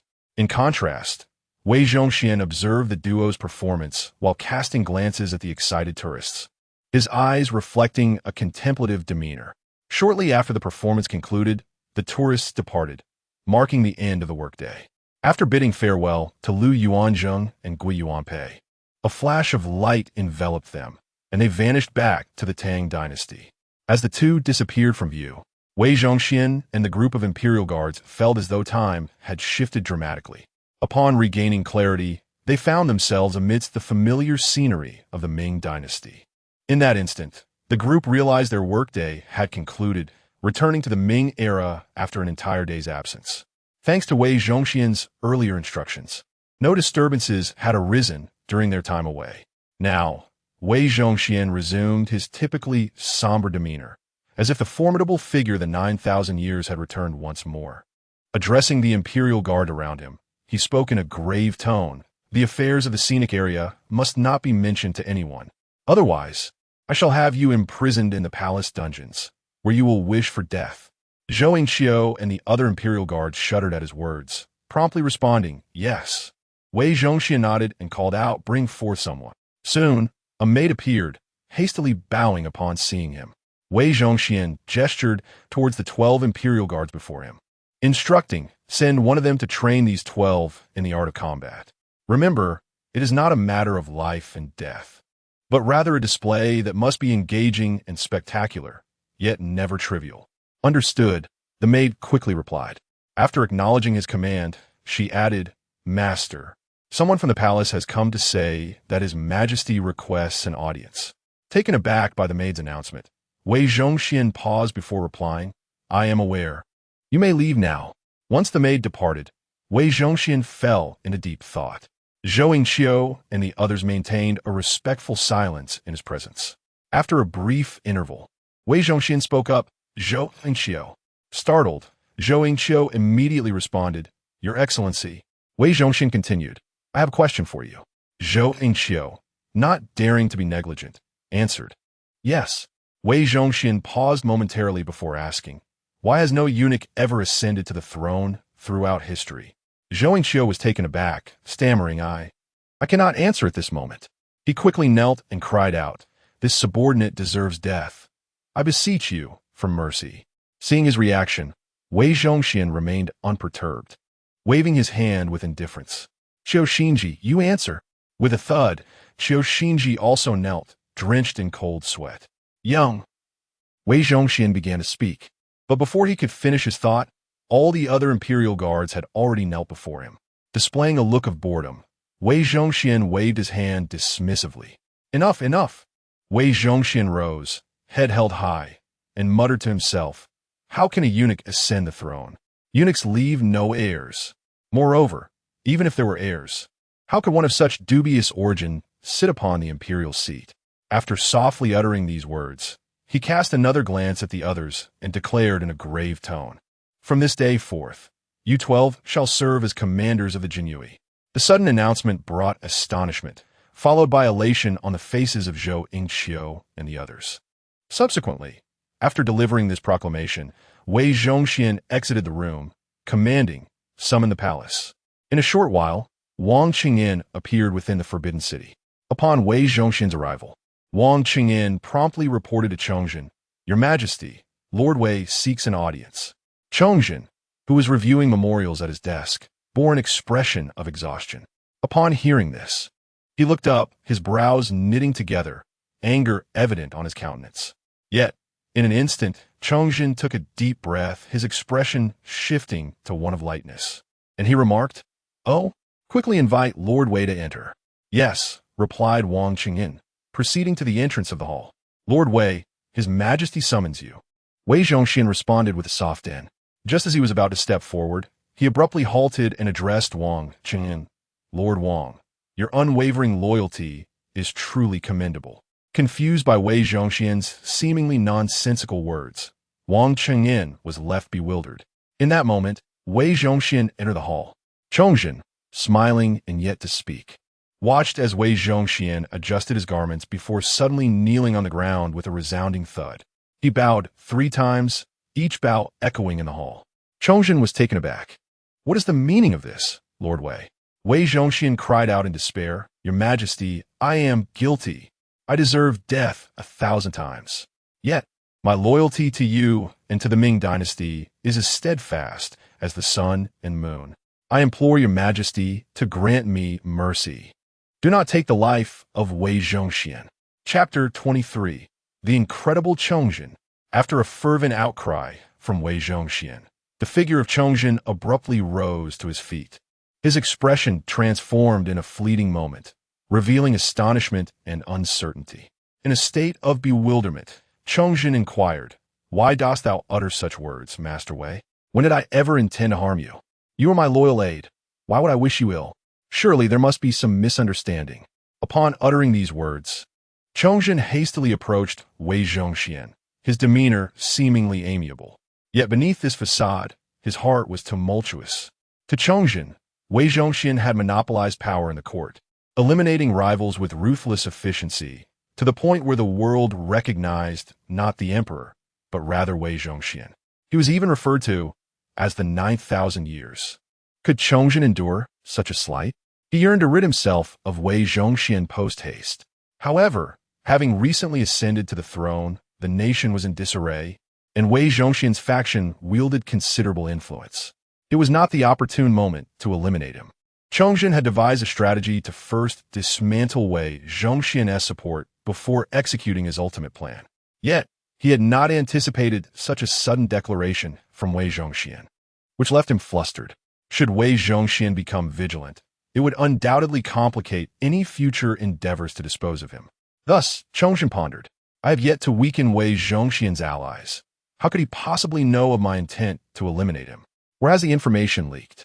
Despite these thoughts swirling in his mind, Chongzhen maintained a facade of sincerity, extending his hand to assist Wei Zhongxian while earnestly continuing, "Has my esteemed minister been misled by malicious gossip, jeopardizing our bond? I have just assumed the throne and shall depend on your support both within and beyond the court. How could you entertain such notions?" After speaking, Chongzhen commanded, "Summon my attendants. Investigate who is spreading rumors to sow discord between us." His face bore the marks of indignation, lending a semblance of authenticity to his display. Wang Qingyan, standing nearby, quickly acquiesced, "As you wish, your Majesty." However, had one not been privy to history, they might have been swayed by this performance. The records provided to Wei Zhongxian by Qin Yao explicitly contradicted this narrative. Wei Zhongxian had not forgotten the purpose of his visit. Taking a deep breath, he responded, "Your Majesty need not trouble yourself. It is not a matter of slander. Rather, I have sensed a shift." Upon hearing this, Chongzhen was once again taken aback, although he outwardly feigned shock and sorrow. Why dost thou regard me in such a manner? I hold you in the highest esteem. Wei Zhongxian offered a rueful smile and bowed. I, an old servant, have been blinded by ambition, and my actions are worthy of death 100 times over. As you have just begun your reign, how could you disregard such matters? Moreover, countless individuals yearn to see me eliminated. It would only be natural for you to seek my demise. Wei Zhongxian spoke with genuine earnestness, momentarily halting Chongzhen in his tracks. At this moment, Emperor Chongzhen found himself perplexed by the intentions of Wei Zhongxian, who seemed to possess an unsettling clarity. Was there a hidden scheme at play? As these thoughts raced through his mind, Chongzhen could not help but contemplate summoning the guards outside to have Wei Zhongxian executed on the spot. Just as these tumultuous thoughts consumed him, Wei Zhongxian spoke once more. Although this old servant's life is of little consequence, I beseech your majesty to spare me. While I may have engaged in factionalism, is it not true that I am not the only one in this court who has done so? The power of the eunuch faction is formidable, and the Donglin faction is no different. If I were to perish, who among us could stand against the Donglin faction? Should your commands be met with insincerity, the nation and its people would surely suffer.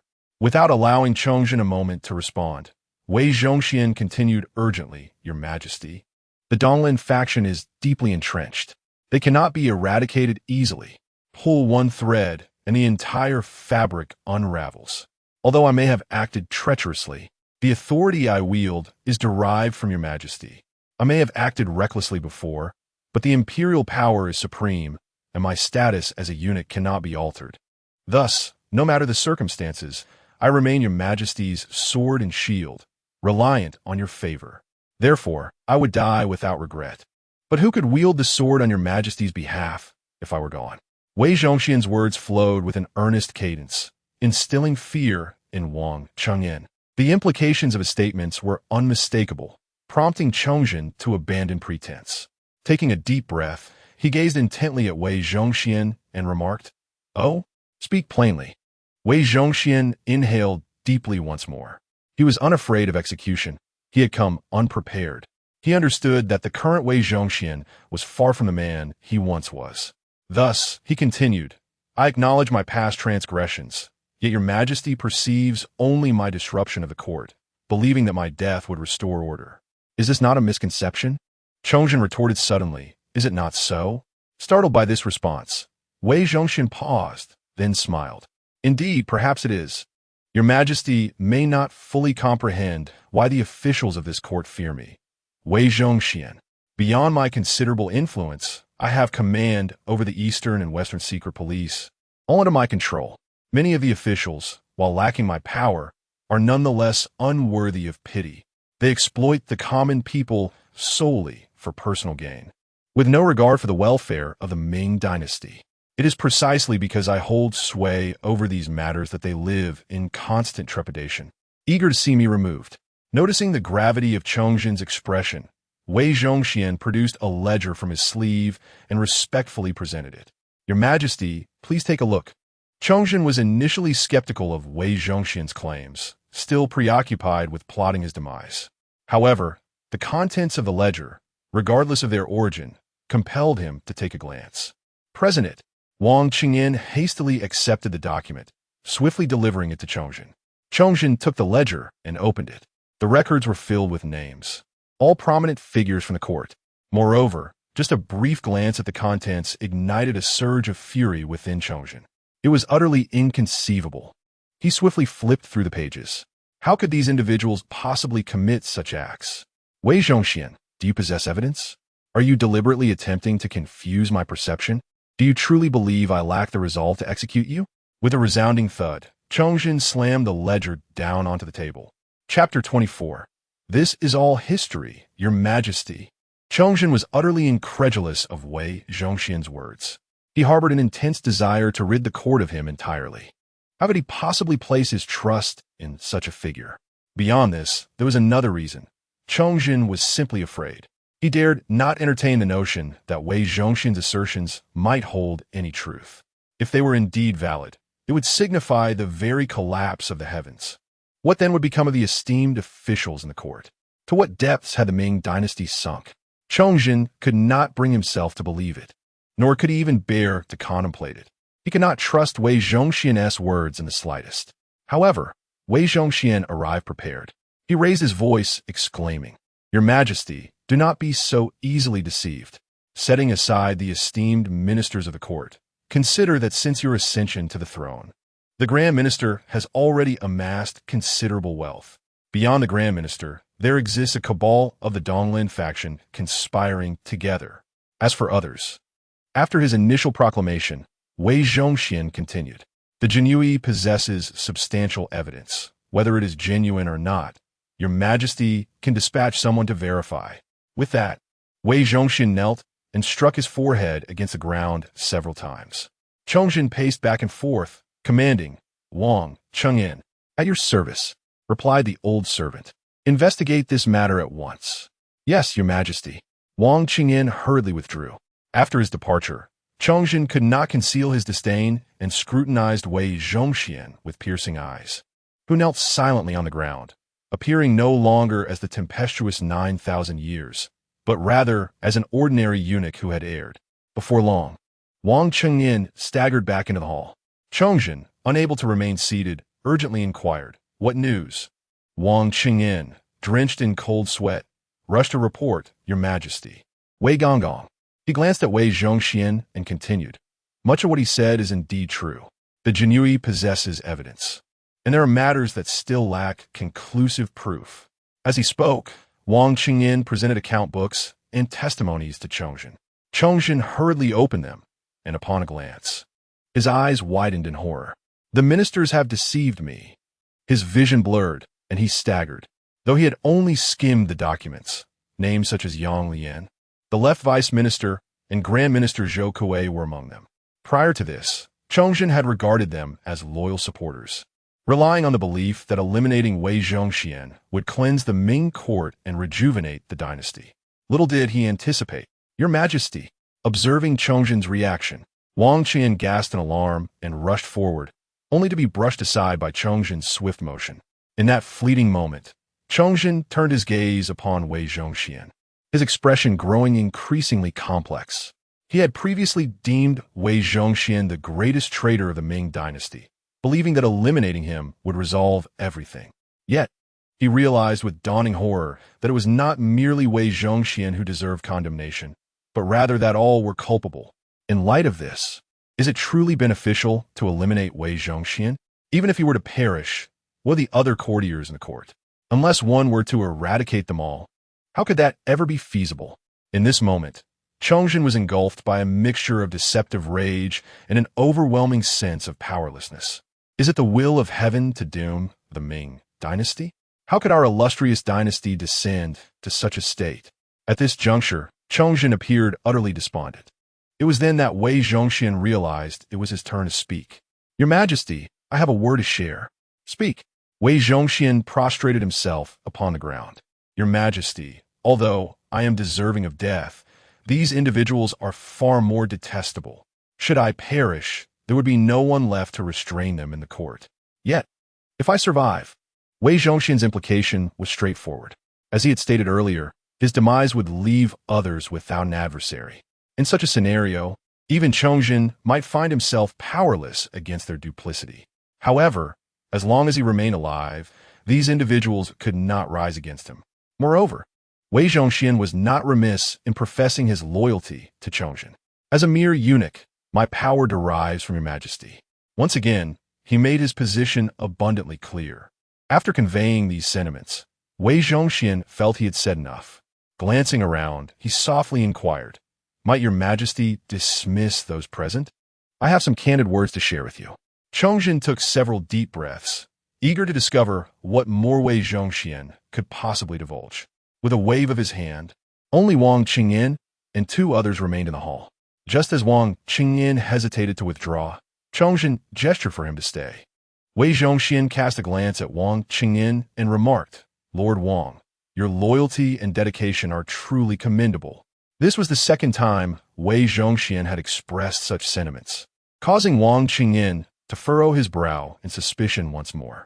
At that moment, Chongzhen gestured, "What is it you wish to say? Speak freely." In truth, by this point, Chongzhen's desire to execute Wei Zhongxian had waned, yet he continued to regard him with disdain. Wei Zhongxian then began, "Your Majesty, what I am about to say may seem far-fetched, yet it is rooted in reality. The reason for my audience today stems from a pressing circumstance. I must not conceal from your Majesty that I have just learned of your intent to execute me, and I am aware that my demise is inevitable. However, what will become of your Majesty, the courtiers, and the Ming dynasty after my death? I wonder if your Majesty would allow me to share a thought or two."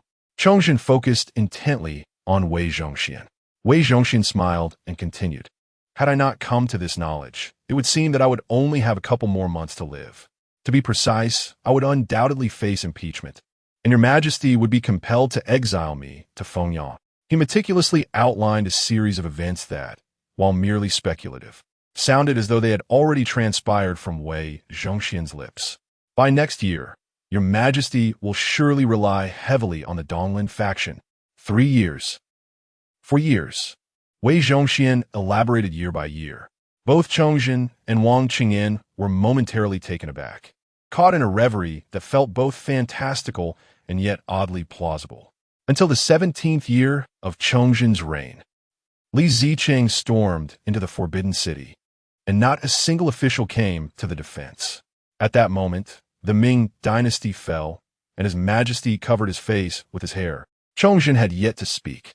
However, a piercing voice rang out. "Silence. Wei Zhongxian, you cursed the demise of the Ming dynasty and the death of His Majesty. You should be punished along with your entire clan." Someone. Wang Shengen furiously shouted at Wei Zhongxian. Wei Zhongxian, upon hearing this, merely smiled, showing no concern for the guards rushing in. "Leave," Chongzhen bellowed. He then turned to Wei Zhongxian. "What you say is utterly laughable. Master Wei, do you presume that as a eunuch you possess the gift of prophecy?" Upon hearing this, Wei Zhongxian laughed once more and continued, "Your Majesty, although this old servant cannot foresee the future, I have witnessed events that have already transpired. This is all history, Your Majesty. What difficulty is there in knowing these things?" Chapter 25, Daoban. History? What truly constitutes history? It is but the events that have transpired that can be deemed historical. Wei Zhongxian claims these are history? Ha ha! Chongzhen laughed heartily, glancing at Wei Zhongxian as though he were observing a mere buffoon. "How amusing, dear Minister Wei, to suggest that future events could be considered history. Have you perhaps glimpsed the world 3 centuries hence?" Enough. Chongzhen waved his hand dismissively. "Hand over the complete list of your faction, along with all information held by the 2 agencies and the Jinyui. I grant you the honor of guarding the tomb, a reward for your loyalty." With that, Chongzhen appeared fatigued. Was this truly what Wei Zhongxian sought in his audience? Clearly not. Moreover, he had yet to finish his discourse. Wei Zhongxian, with a look of astonishment, exclaimed, "How does your Majesty know that this old servant has witnessed the scenes of the future?" "Ah, no, it is not merely a century hence, but rather, to be precise, over 300 years into the future." Chongzhen turned to Wei Zhongxian, bewildered. Had he inadvertently spoken the truth? Wei Zhongxian continued, "To be frank, Your Majesty, just yesterday. Scenic spots, security, 12 Jinyui, General Qin, wages, modernity." The words flowed from Wei Zhongxian's lips, recounting tales unheard and unseen. Chongzhen was taken aback, filled with skepticism. He urgently summoned 12 Jinyui, his astonishment mounting. "Impossible. How could such a thing be? Is it truly so? 300 years hence?" A sleepless night passed, and before he knew it, he had missed the morning court assembly. Chongzhen watched in disbelief as Wei Zhongxian and his entourage vanished like fleeting light. They disappeared into thin air. In that moment, the weariness etched upon Chongzhen's face deepened as he staggered back 3 steps, nearly colliding with a pillar. "Wang," Qingyan murmured. Your Majesty, Your Majesty." A few guards stared wide-eyed in horror. It was not long before Chongzhen regained his composure. Daoban. Wang Qingyan jolted awake. "Your Majesty." Chongzhen inhaled deeply, his expression still unsteady. He pointed to the guards before him. "Ensure this matter remains confidential. Let no one else be aware." "Yes." The guards, shocked, knelt to the ground. Wang Qingyin's eyes glinted with intensity. Daoban, Your Majesty. Go to Wei Zhongxian. No. Minister Wei, yes. Go to Minister Wei's residence and safeguard the families of those 12 Jinyui. Understood, Your Majesty. Wang Qingyin hastily attended to the matter. Chongzhen, in a fervor, exclaimed, Daoban, Your Majesty. Wang Qingyin wiped the cold sweat from his brow. Quickly prepare accommodations for Minister Wei. He shall reside within the palace from henceforth. Incorrect. Wait until Wei Aiqing finishes work. Wang Qingyin quickly added, off work. Yes, off work. When Wei Aiqing is done, I shall share a bed with him. You come too. Yes, Daban, Your Majesty. Chongzhen sat on the dragon throne, rubbing his palms as he gazed at the sky outside, murmuring, do you think our great Ming will fall? Shall I still hang myself on Coal Mountain? Will you accompany me to death? Wang Qingyin cautiously replied, Your Majesty. With Wei Gonggong and the 12 Jinyui receiving a monthly salary of 3,000, with them here, Your Majesty will surely revive our Ming dynasty. Li Zicheng and his ilk are but mere rabble. Chongzhen suddenly remembered, all right, Li Zicheng. He looked at Wang Qingyin. Have the Jinyui locate him. Yes. After a series of commands, Chongzhen exhaled deeply. Though he felt a twinge of worry, joy, and hope blossomed on his face. Suddenly, Chongzhen laughed. No wonder Wei Aiqing always praises you, saying you are utterly loyal. I find great comfort in this. Wang Qingyin felt a lump in his throat. This is but my duty. My loyalty to Your Majesty is as evident as the sun and moon. Good. I see it. Do not act like a little girl. Wang Qingyin chuckled heartily. Speaking of which, as soon as he arrived at work, Qin Yao encountered Lu Yuanzheng, Wei Zhongxian, and others. Lu Yuanzheng and Gui Yuanpei were as diligent as ever. However, upon seeing Wei Zhongxian, Qin Yao was somewhat taken aback. How to describe it? Though Wei Zhongxian's face bore the marks of exhaustion, he nonetheless radiated vitality, an undeniable joy lighting up his countenance. This piqued Qin Yao's curiosity, prompting him to ask, You seem in good spirits. Are there any happy tidings?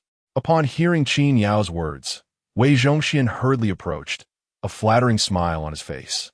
In response to Qin Zhong, there is indeed something joyful. I learned that I was to face death, and upon returning, I could not eat or sleep peacefully.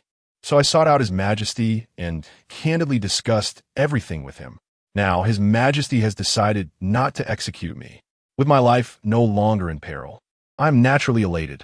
Listening to these words, Qin Yao glanced at Wei Zhongxian in surprise. It was clear that Wei Zhongxian had made a choice.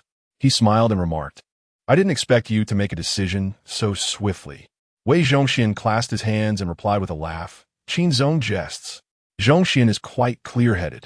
Although history portrays me as a treacherous minister, and the assessment is fair, I still possess self-awareness.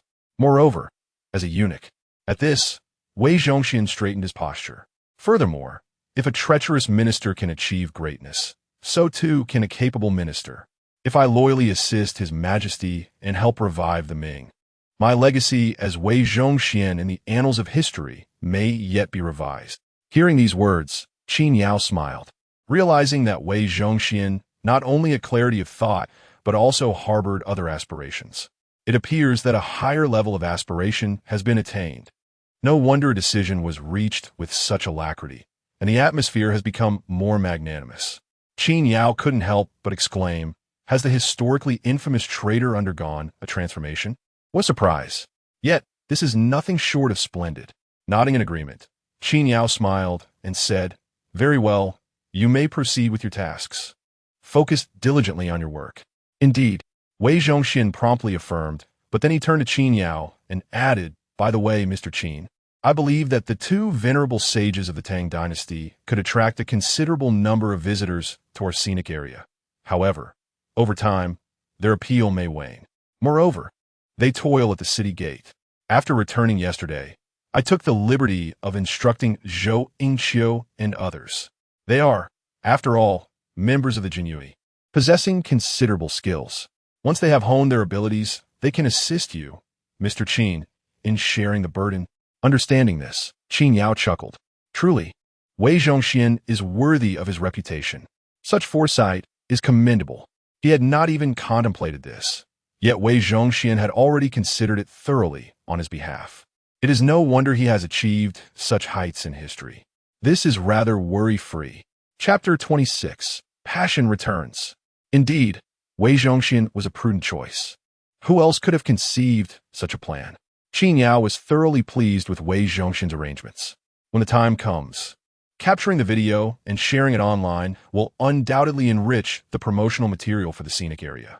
It would be wise to allow Lu Yuanzheng and Gui Yuanpei some respite, for one cannot solely rely on two individuals to reap all the benefits.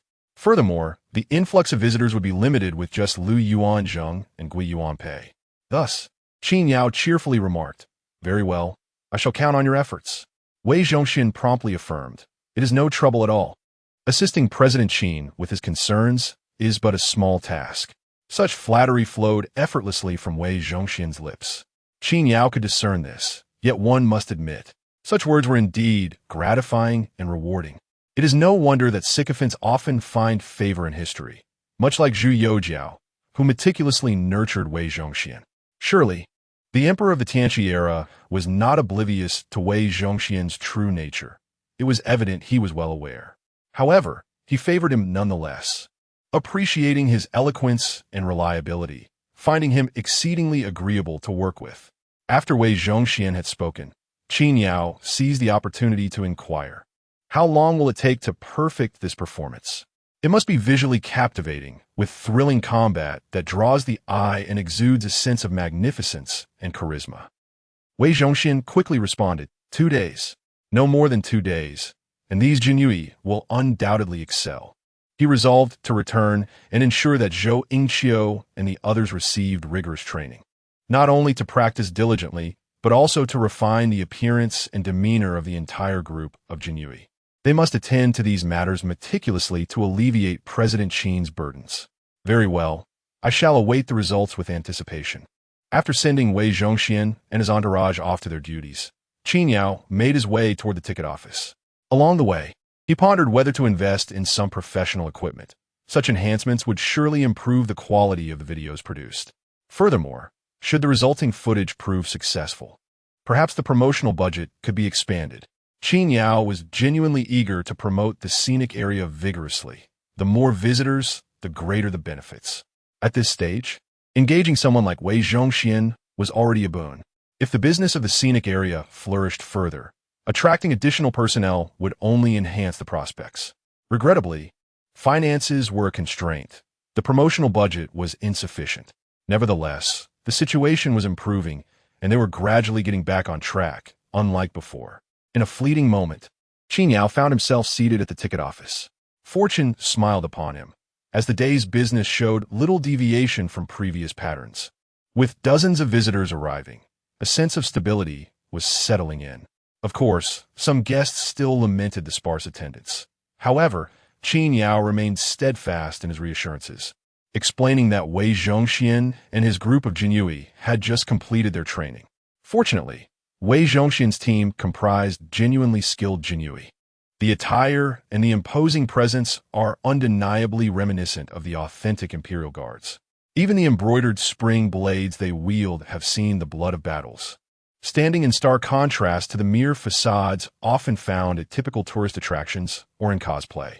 This authenticity alone incited a fervent eagerness among numerous visitors to capture photographs alongside them. Some even inquired about the possibility of renting costumes, wishing to don the attire and engage in playful mimicry for photos. After all, the garb of the Imperial Guards possesses an undeniable allure. Furthermore, the clothing worn by Zhou Yingqiu and his companions was specifically commissioned by Wei Zhongxian, not only opulent, but also impeccably tailored. Who could possibly resist such an invitation? However, despite the visitors' desires to rent the costumes, Qin Yao found himself unable to accommodate them. He had not prepared any traditional garments in advance. Even if he had, the modern replicas hardly compared to the authentic attire worn by Zhou Yingqiu and his companions. Regardless of monetary investment, the inferior quality would be glaringly obvious.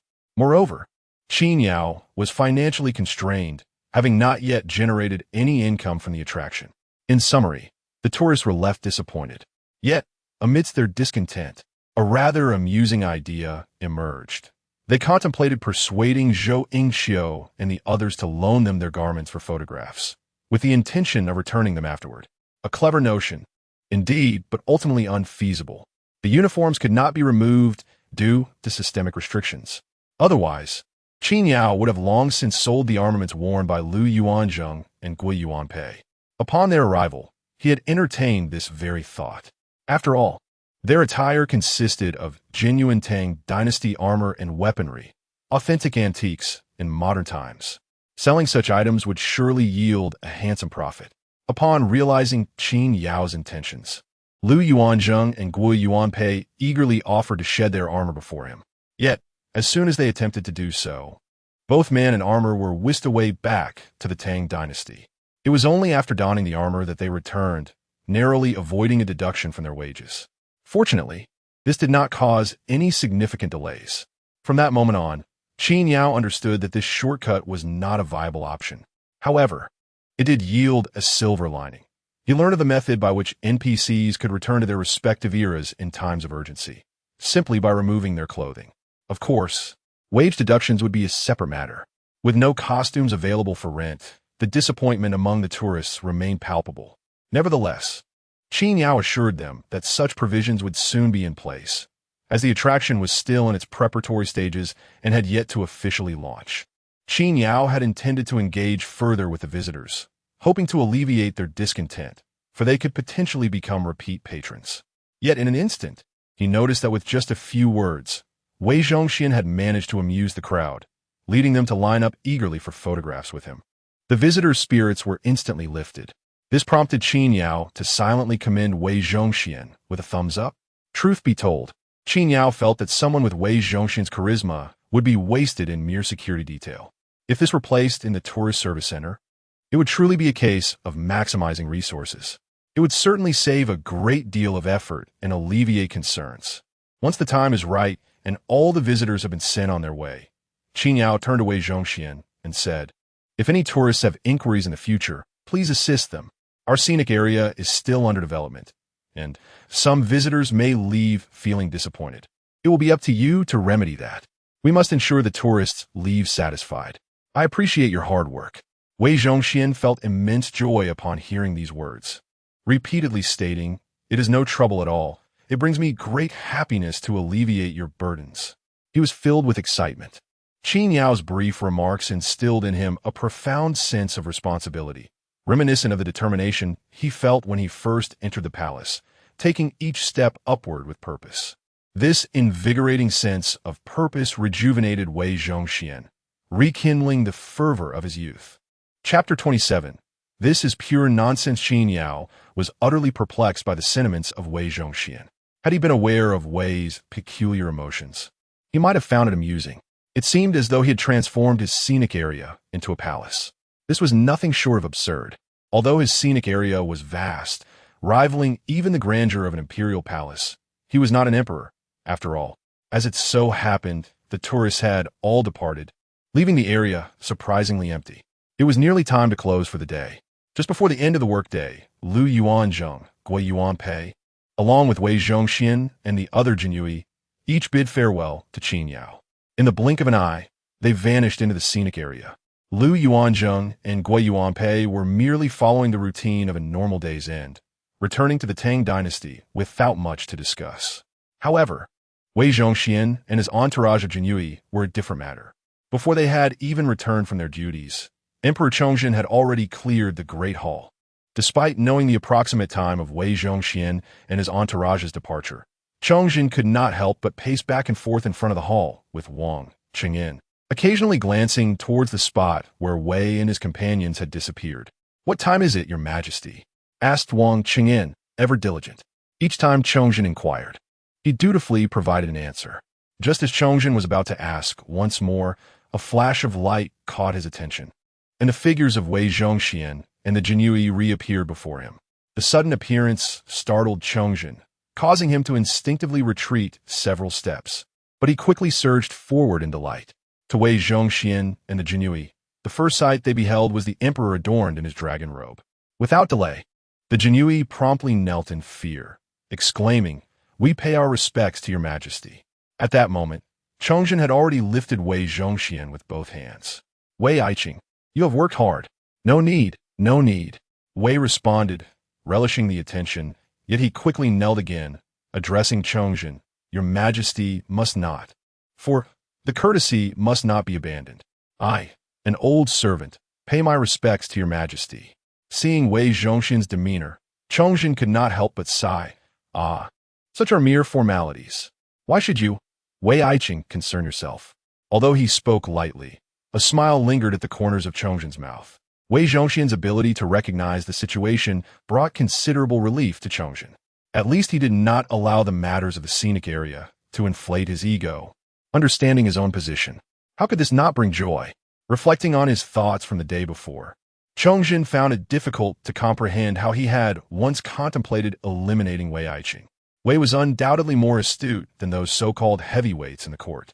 Before Wei Zhongxian's return, Chongjin had been in a rather foul mood, even exhibiting bouts of rage.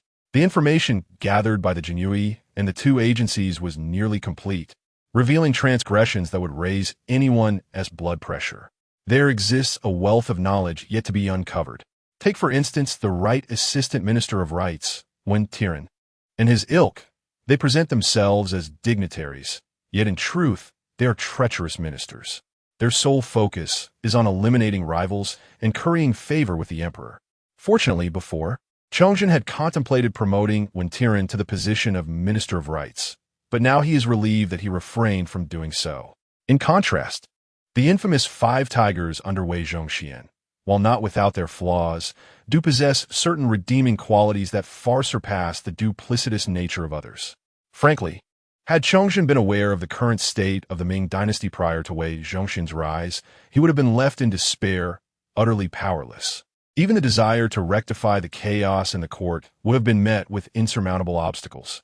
However, the presence of Wei Zhongxian and the 12 members of the Jinyui has reignited Chongjin's ambitions, illuminating the potential for the revival of the Ming dynasty. Of course, Chongjin has not forgotten Wei Zhongxian's words regarding his own obstinacy and the subsequent evaluations thereof. He has resolved to remain vigilant in the future. In the present moment, after assisting Wei Zhongxian, Chongjin promptly approached Zhou Yingqiu and the other Jinyui. "Zhou Aiqing, please rise. Quickly, get up. Zhou Aiqing, your elderly mother has been properly taken care of by me. You need not worry. Young Aiqing, you are not young anymore and remain unmarried. What shall we do? I shall have the Empress select a suitable match for you. Rest assured, good news will arrive shortly, and I will personally bestow the marriage upon you." Prior to this, the names of Zhou Yingqiu and his fellow Jinyui had scarcely reached Chongjin's ears. Yet now, he knows each of them intimately, not only their names, but also their family backgrounds. This demonstrates both concern and thoughtful arrangements that deeply moved the Jinyui, causing Zhou Yingqiu and others to tremble with excitement. "We are fortunate beyond measure. We thank your majesty for your kindness.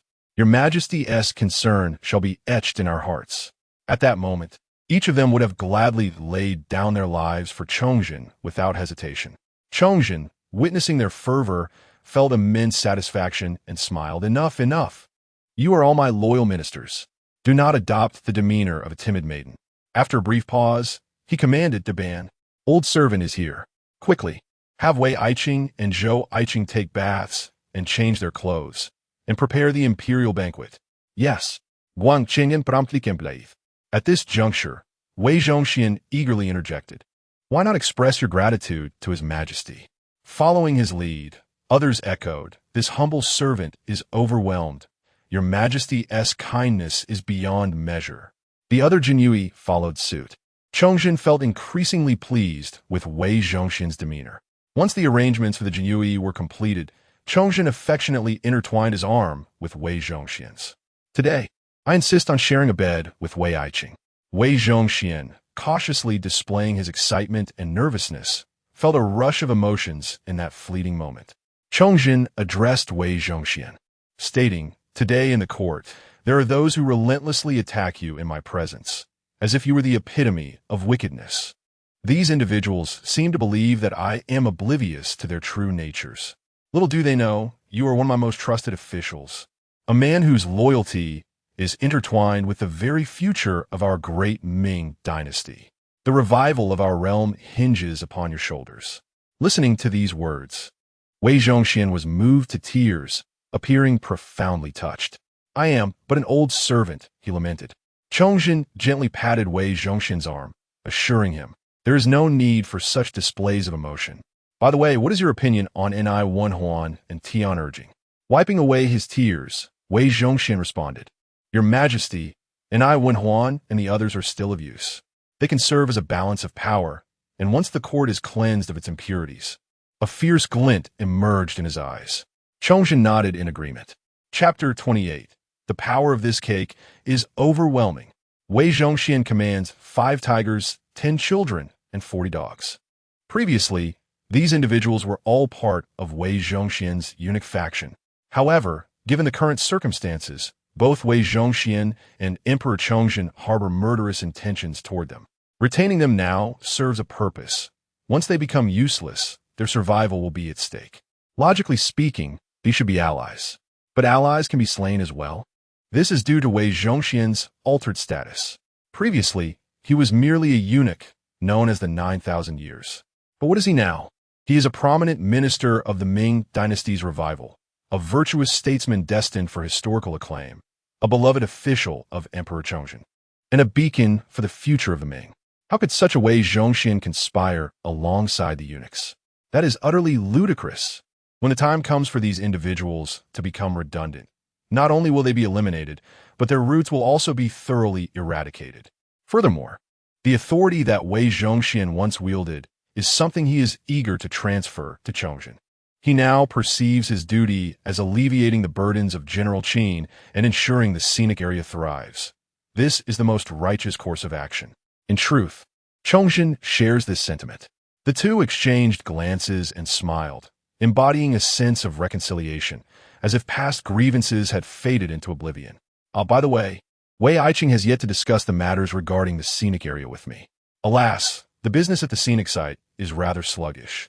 Although General Qin possesses unparalleled wisdom and virtue, he remains helpless regarding the situation. The old servant simply wishes to alleviate General Qin's worries. Indeed, Aiqing, your actions are commendable. General Qin is indeed a figure of extraordinary presence, possessing knowledge that spans the ages, appearing almost as a sage, truly unmatched in the world. Oh, how I long to meet General Qin in person. Unfortunately, that opportunity eludes me. As for the 2 sentinels at the city gate, your Majesty may not be aware of their origins. Oh, are they from the Tang dynasty? The Anqi Protectorate, are you familiar with it? The ones with white hair? Indeed, General Qin's might is remarkable. We hail from the Ming dynasty, while the other 2 are from the Tang. The visitors, however, are merely ordinary citizens.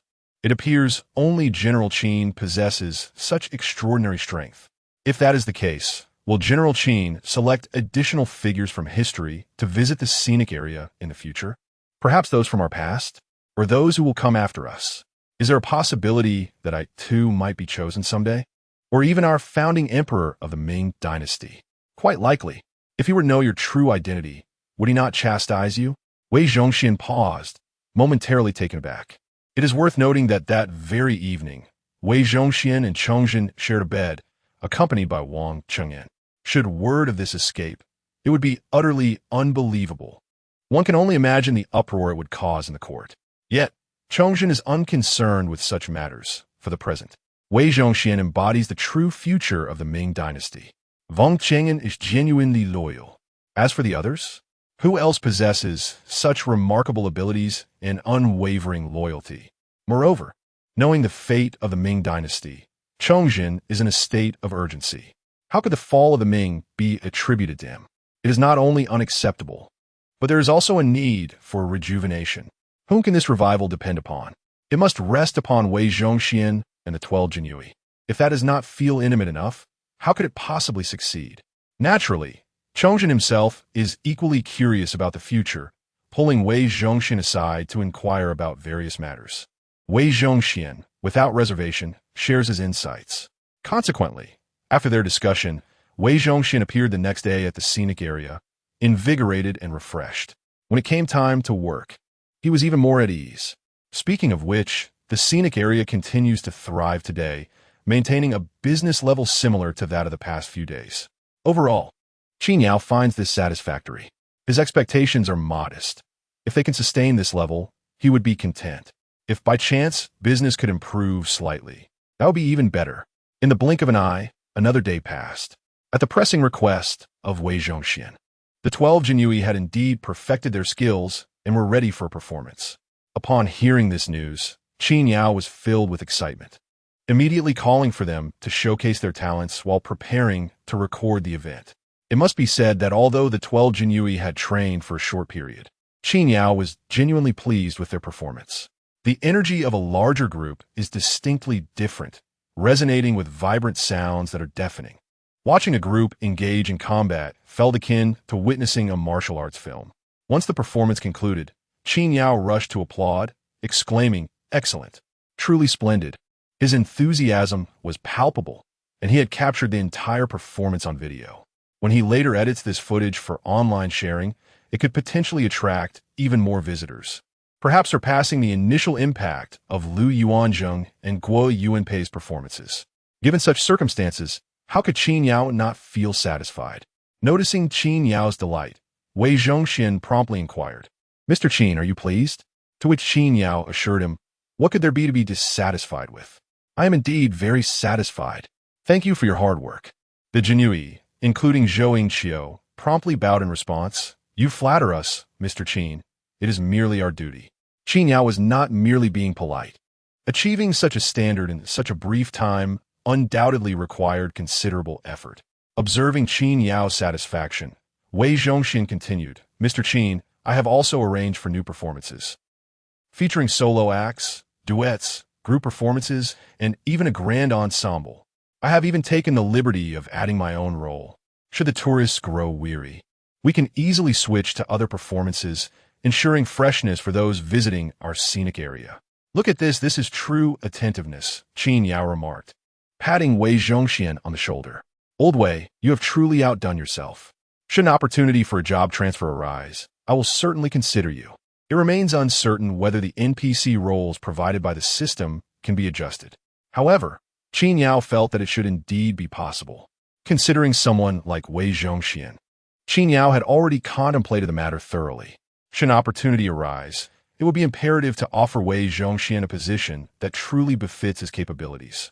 Naturally, voicing such sentiments at present could merely be seen as fanciful dreaming. Yet, despite the whimsical nature of his words, the moment Qin Yao spoke, Wei Zhongxian became utterly exhilarated. The man was so moved that tears streamed down his face, even more so than when Emperor Chongzhen had praised him. From the look of it, it was evident that Qin Yao's grand vision had been wholly embraced, leaving no remnants behind. "Mr. Qin, the mere acknowledgement from you is more than enough for an old servant like me. I am unworthy." Wei Zhongxian sobbed as he wiped his tears. This left Qin Yao utterly astonished, prompting him to ponder, "Is my vision truly this impactful?" The effect is indeed rather unexpected. Chapter 29. An apparent historical commentary. Yet a self-introduction, Wei Zhongxian's reaction compelled Qin Yao to resolve that, henceforth, he should refrain from making lofty promises too easily. Should he inadvertently create an unrealistic expectation, it would spell trouble. Clearly, mere verbal encouragement sufficed. Other matters were best left unmentioned. It is worth noting that such grandiose promises only resonate in the presence of NPCs. In contemporary society, if a genuine employer were to make such extravagant claims, one would be fortunate to escape with only a disdainful glance, rather than a verbal reprimand. Who does he think he is fooling? After Wei Zhongxian and his entourage concluded their performance, they returned to their regular duties. Meanwhile, Qin Yao was quick to commence editing the video. He could not afford to delay. Releasing it sooner might attract visitors. Once the video was polished, he wasted no time in sharing it. Not only did he upload the video, but he also made a bold move by investing 1,000 yuan in promotion, a considerable sum. However, he was not short on funds at present. The tourist footfall at the scenic area had stabilized at dozens per day. At 40 yuan per person, that added up significantly. Could he really afford to be stingy? Moreover, should the video go viral, the influx of visitors would surely recoup the investment. Shortly after the video went live, the comments began to pour in. Has the scenic area officially opened? Wow, the Jinui performance was incredible. We didn't witness this during our last visit. I must return. Upon inspecting the comments, Qin Yao recognized the enthusiastic photographer from before. Their excitement indicated they were eager to visit again. Qin Yao couldn't help but smile. The desired effect was manifesting. Those who had previously visited were now being drawn back, essentially another 40 yuan in his pocket. Of course, he felt it necessary to respond. Welcome. The scenic area is still in its trial phase, but several individuals have completed their training and learned numerous performances. They will showcase their talents for you, free of charge. Just as Qin Yao posted his reply, the photographer chimed in, I'll be there tomorrow. I'm bringing people along to take photos. Great. I'll waive the entrance fee for you, Qin Yao replied. Impressive. By the way, your filming technique could use some improvement. I'll shoot some short videos tomorrow. Bring it on. But let us keep the personal jabs to a minimum. Truth be told, Qin Yao's filming skills left much to be desired. Unlike others who could create a captivating visual narrative, he struggled. Yet, given his limited resources and the inability to find professionals, he had to make do. Despite the shortcomings in technique, the quality of the video itself shone through, especially with the financial backing for promotion. By midday, the video had garnered an impressive 5,000 likes. Although it was unlikely that all were local viewers, the sheer number signified a wealth of potential visitors. This news filled Qin Yao with immense joy. He even contemplated the possibility of creating a promotional video. Perhaps the money spent on advertising could yield returns. Numerous inquiries about the address flooded in, and Qin Yao diligently responded to each one. However, as the afternoon approached, his leisurely pace dissipated. A significant influx of business arrived. A teacher had brought a group of students for an excursion, and they had arrived at the scenic area. A large school bus pulled up right at the entrance. It was a rare sight to witness tourist buses at Linshan Scenic Area. Qin Yao felt a surge of excitement and quickly prepared to welcome them. After all, these were valuable guests, deserving of utmost care. This was not solely due to the ticket revenue, but also because of the children's safety, which was paramount. The scenic area was rather quiet, with few visitors, and several facilities remained closed. The leading teacher couldn't help but feel a tinge of disappointment. However, with the ticket price set at 40 yuan, no complaints were voiced. Despite the tranquil atmosphere, the experience was still delightful. At the entrance, Lu Yuan and Gui Yuanpei maintained a serious demeanor. Once inside, the scenery captivated the children, especially with Qin Yao's request for special attention towards Wei Zhongxian and his companions. In that moment, the children were thoroughly entertained. The crux of the matter was the children's curiosity. They were enamored by the splendid attire of Zhou Yingqiu and her peers, clamoring for photographs and bombarding them with questions about the Jinui, the chancellery guards, and the emperors of the Ming dynasty. They had indeed asked the right individuals. Wei Zhongxian, adhering strictly to Qin Yao's directives, presented himself in a manner befitting his role. Although he was unfamiliar with various topics, he adeptly narrated the history of the Ming dynasty, captivating the group of children and ensuring their joy. The leading teacher initially worried about the potential misguidance of the children, but soon realized that their knowledge of Ming history surpassed even that of the NPCs before them. This revelation piqued the teacher's interest. Particularly impressive was Wei Zhongxian, often referred to as a member of the eunuch faction, who masterfully intertwined historical narration with subtle self-promotion. He remained composed and unfazed. Meanwhile, on the other side, the Jinui were undeniably striking. The mere act of sheathing a sword sent waves of excitement through the children. Zhou Yingqiu and her companions, acting as the enforcers, could not help but feel their cheeks flush from the children's unabashed admiration. While they were accustomed to adult reactions, the heartfelt praise from the children left them feeling bashfully honored. Truly, sincerity is the most potent weapon. The children were thoroughly engaged in their play, and in a brief moment, Qin Yao summoned Zhou Yingqiu and the others for a performance. The display elicited a chorus of gasps and applause. capturing the attention of both teachers and other visitors, who were riveted and began filming the spectacle. During this time, Qin Yao encouraged, "Feel free to take pictures. Share them with family and friends. And if you can post them online, even better." The tourists were elated, and the teacher was exceedingly satisfied. The only regret is that among the multitude of visitors, the majority were children. Had they been adults, capturing their moments and sharing them online would have undoubtedly brought immense joy. As they were departing, the leading teacher grasped Qin Yao's hand, expressing hopes to bring students back in the future. It would not only enrich their knowledge, but also broaden their horizons, coupled with performances. In response, Qin Yao articulated his intention to establish a collaborative relationship with their esteemed institution.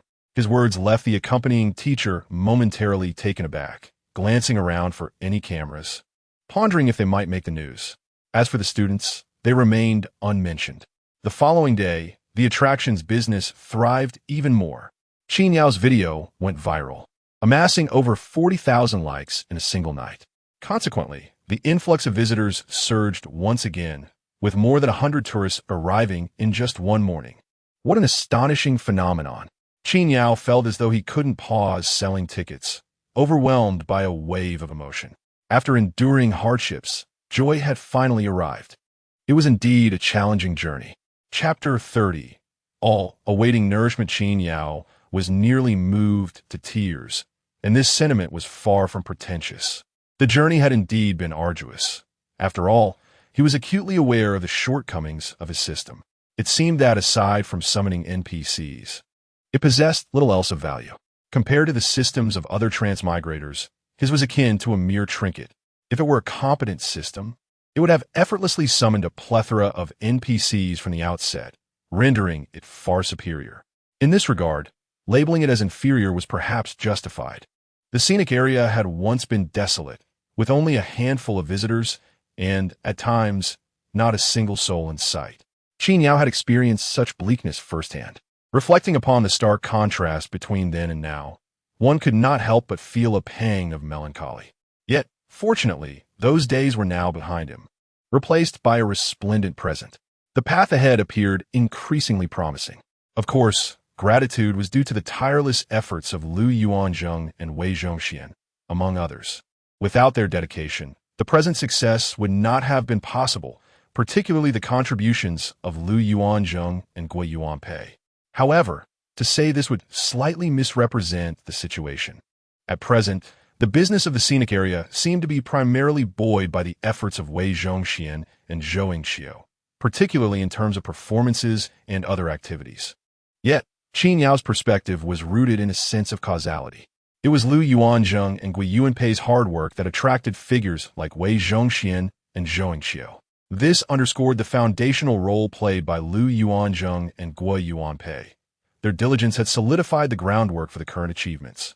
Consequently, Qin Yao was not the type of leader to disregard the contributions of Lu Yuanzheng and Gui Yuanpei, as well as Wei Zhongxian and others. He expressed his gratitude thoroughly, with both parties exchanging humble acknowledgments.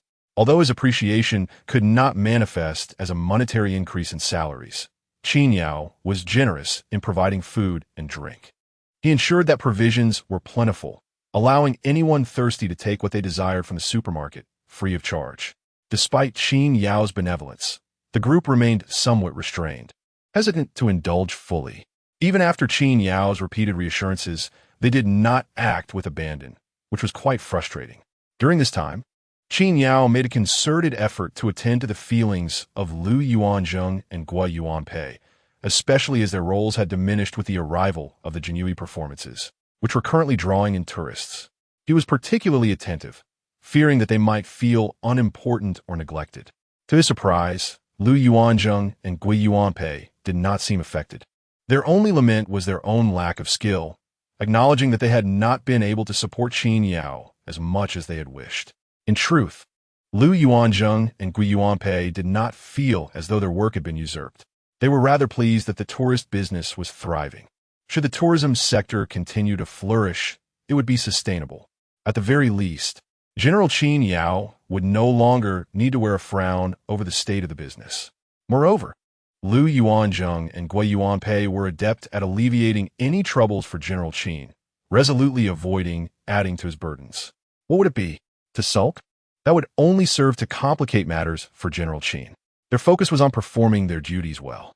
Furthermore, they were not entirely idle.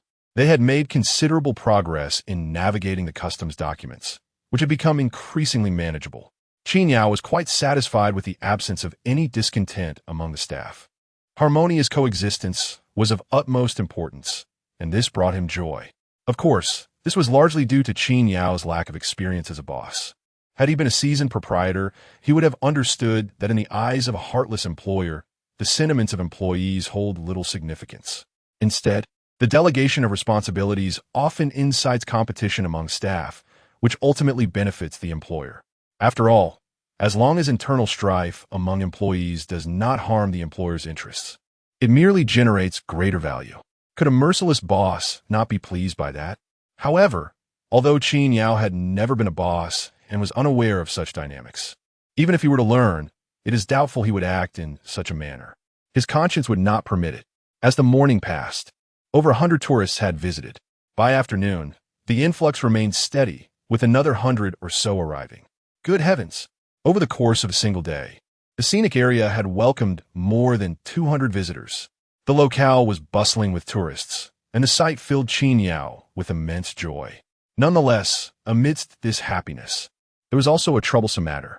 The area was vast, and despite many sections being closed to the public, the open spaces were still quite extensive. The increase in visitors led to a demand for sightseeing vehicles. Reluctantly, Qin Yao found himself not only selling tickets, but also having to drive the vehicles, leaving him in a constant flurry of activity. There was simply no alternative. The scenic area lacked a designated driver. While the numerous members of the Genie Way could spare one to drive, Qin Yao could not impose that upon them, as their primary role was security. Taking on driving duties would result in a deduction from their wages, which was of paramount importance to individuals like Wei Zhongxian and others. Their earnings were limited, and any reduction would be unacceptable. Such actions were out of the question. Qin Yao contemplated hiring an external driver and intended to prioritize this task. However, it was not feasible in the immediate days ahead, as tomorrow marked the first of the month, payday. After a month of diligent work, wages were crucial, and both Wei Zhongxian and the others were eagerly anticipating their payment. This could not be neglected. As the second day arrived, early in the morning, the system delivered the salary and pay slips to Qin Yao. Today was payday. Lu Yuanzheng, Zhou Yingqiu, Wei Zhongxian, and others arrived at work early as well. When Qin Yao appeared before them, the group was filled with excitement. The enthusiasm of Lu Yuanzheng and Gui Yuanpei was particularly palpable. They had already tasted the sweet fruits of their labor. The Anqi army was indeed formidable now. They had ample provisions, weapons, armor, and even exchange for horses. The glassware had fetched a high price. One could say their current situation was far superior to that of history. The only drawback was their inability to establish a direct connection with the Tang dynasty, which would have been nothing short of splendid.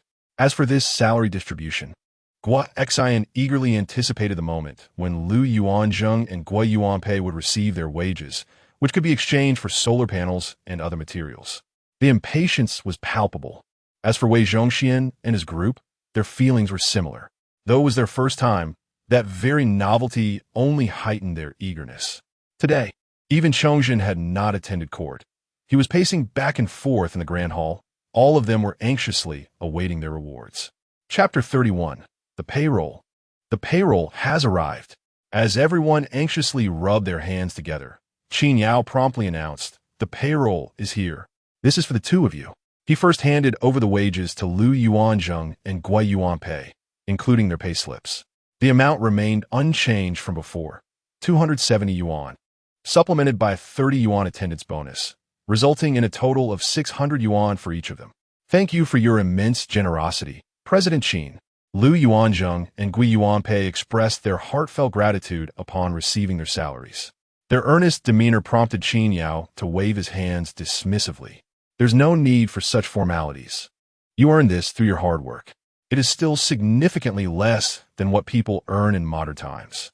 This statement was indeed truthful. Comparatively, Their wages paled in comparison to those of contemporary workers, a fact that Lu Yuanzheng and Gui Yuanpei were well aware of. However, that was not the crux of the matter. While they recognized the disparity, their genuine appreciation remained intact. The same 300 yuan held a vastly different significance in their hands than it did in the hands of modern individuals. In their era, such an amount could mean the difference between life and death for an entire battalion of the Anqi army. After disbursing the salaries to Lu Yuanzheng and Gui Yuanpei, it was time for Wei Zhongxian and his companions. This is your salary. You only worked 14 days this month, so there is no attendance bonus. Each received a meager 126 yuan, equating to 9 yuan per day. Wei Zhongxian was no exception. The amount was the same for everyone. Though the total was not substantial, the sheer number of individuals made a considerable sum. The group from Ming Dynasty collectively earned 1,638 yuan for this half-month of work. Lu Yuanzheng and Gui Yuanpei could not help but feel envious as they observed the amount. If this were for an entire month, the total would exceed 3,000 yuan for the Ming group. Their envy was palpable. However, they acknowledged that it was simply the reality of having a larger workforce. As Qin Yao finished distributing the salaries, the group of Jinyui examined the money in their hands and hesitated momentarily.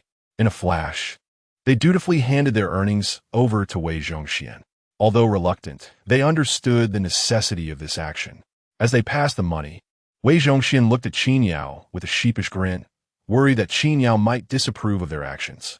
He cautiously explained, "President Qin, we can only maximize the utility of this money when it is pooled together. It will contribute to our great Ming dynasty." Upon hearing this, Qin Yao nodded and smiled, saying, "No need for explanations. Just ensure that they are not shortchanged." But they referred to the group of Jinyui. Wei Zhongxian, eager to reassure, responded, "Of course, of course. His Majesty cherishes them dearly." Once the salaries were dispensed, Qin Yao swiftly declared, "All right, you have received your wages. Now let us commence work. Do not squander your time, or you may face deductions. The time allocated for exchanging goods is set for tomorrow morning, which essentially affords you half a day of respite. This can be deemed the sole break granted to NPCs by the system." The previous occasion was similar, though this time the crowd was somewhat larger. Given the increased number of visitors to the scenic area, Qin Yao also contemplated a coordination. He planned to designate the first morning of each month as the time for salary disbursement and goods exchange, during which the scenic area would be closed to the public, reopening in the afternoon. This would prevent any inconvenience caused by visitors during the exchange period. After receiving their salaries, Wei Zhongxian and his group enthusiastically set off to begin their work, brimming with vigor. Qin Yao, too, was occupied, not only handling ticket sales, but also facilitating tasks for the NPCs, compiling lists of goods and their details. He endeavored to gather as much information as possible. Once that was accomplished, he still needed to procure additional items. Fortunately, most of the goods had already been acquired, with only a few last-minute additions. Qin Yao intended to drive out in the evening to make these purchases, ensuring it did not impede the next day's exchanges. It is worth mentioning that the salary distribution today did not disrupt the scenic area's business. The number of visitors remained consistent, with over 200 attendees throughout the day, which was quite gratifying. As the workday concluded, Lu Yuanzheng and Gui Yuanpei returned to the Tang dynasty. Upon their arrival, Gui Xian, who had been waiting all day, rushed forward eagerly. "Have his salaries been distributed?" "Indeed. How much?" "The same as before." Seeing the bright red bills in Lu Yuanzheng and Gui Yuanpei's hands, Gui Xian erupted into joyful laughter. "Wonderful. The Anqi army can now."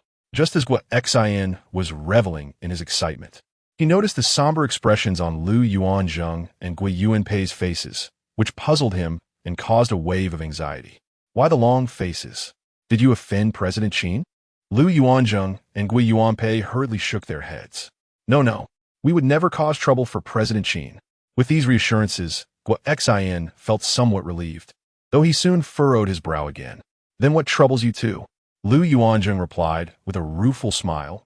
"We only received 600 in wages, while the others in the scenic area have earned over 1,000 in just half a month due to the large crowds."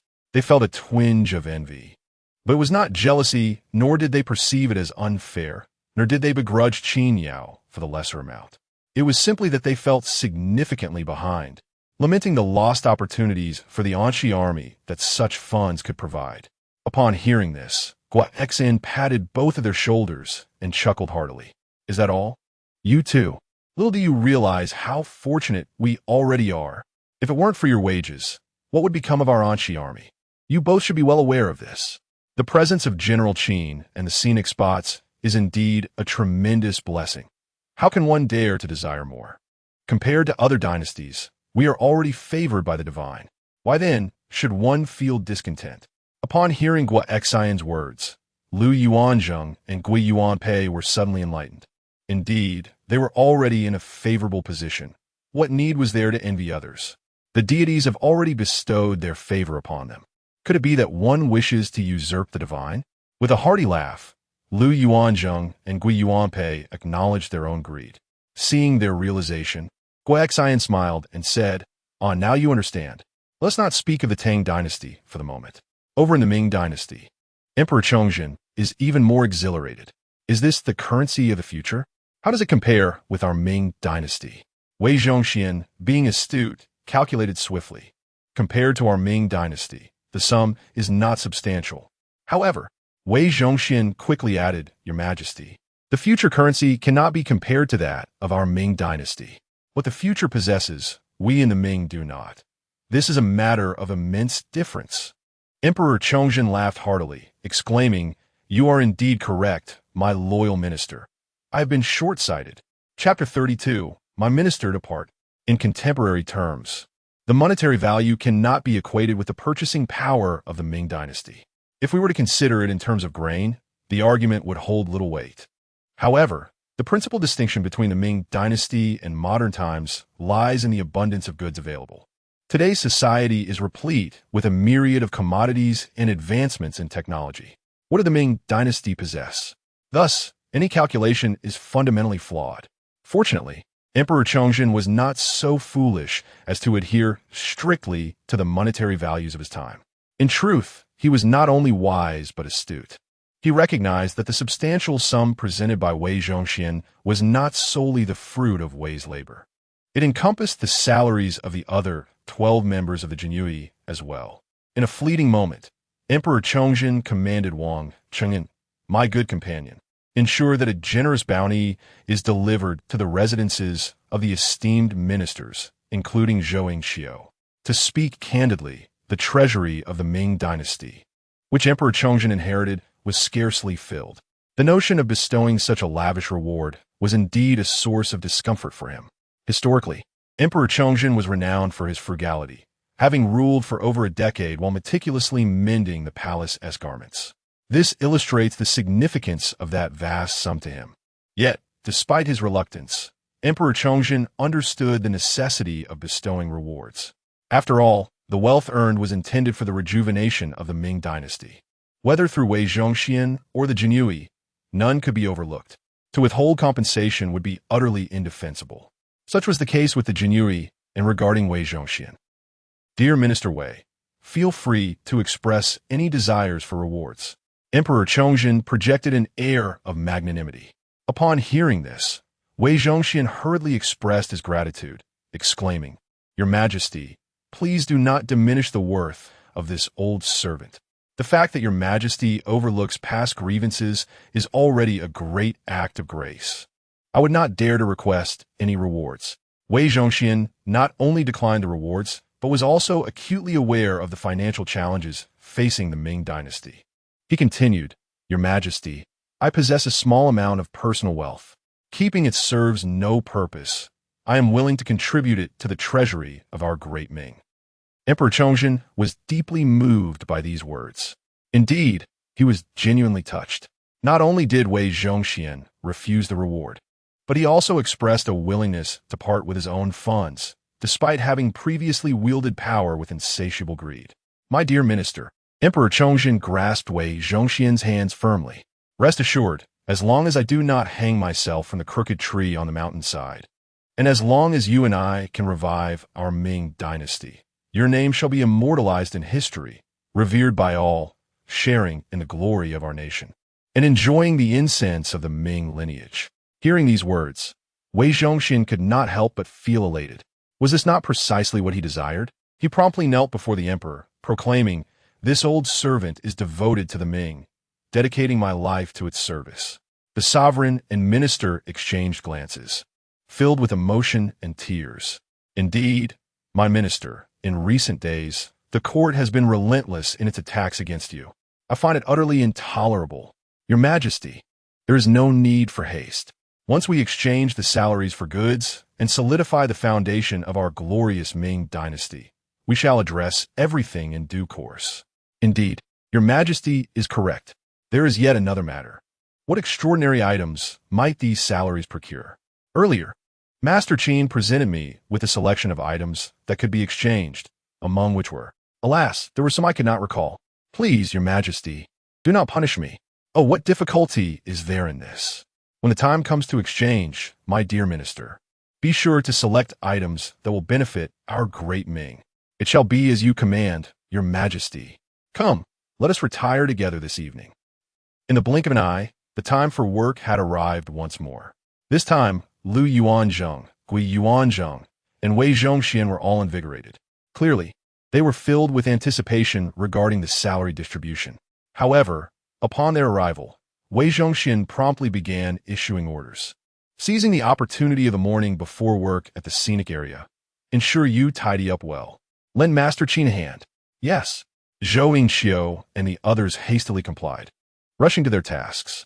It was evident that the matter of exchanging goods was of little concern to them. When Qin Yao arrived and beheld this scene, he inquired, "What is this?" Wei Zhongxian quickly donned a flattering smile. "Their salaries are under my purview. Your Majesty has entrusted me with full responsibility. I see no issue.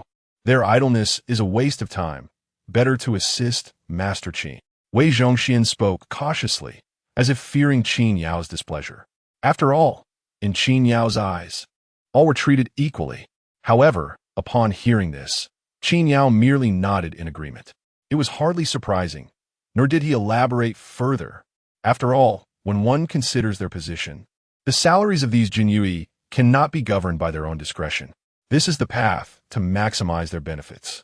At present, the Jinyui were busy, leaving only Wei Zhongxian and Lu Yuanzheng, Gui Yuanzheng by the counter to procure items. Who shall go first? This time, Qin Yao brimmed with confidence, having prepared all that could be arranged. Every conceivable item was included in the assortment. In his view, this time was ample for Lu Yuanzheng and the others to make selections. Upon finishing his statement, Lu Yuanzheng and Gui Yuanzheng exchanged glances. In the next moment, they turned to Qin Yao and proclaimed, "We shall defer to Master Qin." They were determined to allow Qin Yao to take the lead, just as before. Hearing this, Qin Yao nodded with a smile. "Very well. Allow me to assist you. Please wait a moment." "Yes." The latter part of the sentence was directed at Wei Zhongxian, who nodded eagerly. In an instant, Qin Yao addressed Lu Yuanzheng and Gui Yuanzheng. "This is a solar panel. I have procured it for you at a low cost. Though its efficiency is somewhat lacking, it will still function adequately over time. Under the sun, it will charge your walkie-talkies. This is a power strip. We cannot afford to skimp on this. Otherwise, you will have no means to recharge. I shall provide you with a complete set. If you require charging, you will need to scurry back and forth. Your salaries are limited, and you must also purchase other useful items." Lu Yuanzheng and Gui Yuanzheng nodded in agreement. His eyes instinctively turned toward the solar panels, a topic that General Gua Xian had been ruminating on for an entire month. In an instant, Qin Yao continued, "You're no longer lacking in grain, hence it is not a consideration. What I'm offering you this time can procure a substantial amount of resources. Previously, items like pepper were not worth the exchange. This is monosodium glutamate. Just a pinch of this in your dishes elevates the flavor to unparalleled heights." The last time we exchanged goods, Qin Yao had not anticipated it. He had procured only pepper powder and other spices. However, upon reflection a couple of days ago, he realized that spices could not hold a candle to monosodium glutamate. In ancient times, this would truly be a prized commodity, a secret weapon. He could hardly believe that anyone could resist its allure. Lu Yuanzheng and Gui Yuanpei listened attentively to Qin Yao's explanation, nodding in agreement. Qin Yao went on. These are glass crafts. Affordable and aesthetically pleasing. Far more economical than mere cups. Chapter 33. The Gift of Survival in Truth. These crafted items hold little monetary value. However, to the eyes of the ancients, they are exquisitely refined. Qin Yao perceives that these artifacts could procure a substantial amount of supplies for the Anshi army, which is precisely what they lack. It is a mutually beneficial exchange. Ultimately, Qin Yao himself is quite content. Additionally, he has brought along a few small trinkets, such as lighters, which are indeed useful and quite commendable. As a result, Lu Yuanzheng and Gui Yuanpei have completely exhausted their funds. Although their money is spent, they remain exceedingly pleased, eagerly anticipating the moment when they can return and enrich the Anshi army. Once Lu Yuanzheng and Gui Yuanpei have completed their transactions and depleted their finances, it is then the turn of Chongzhen.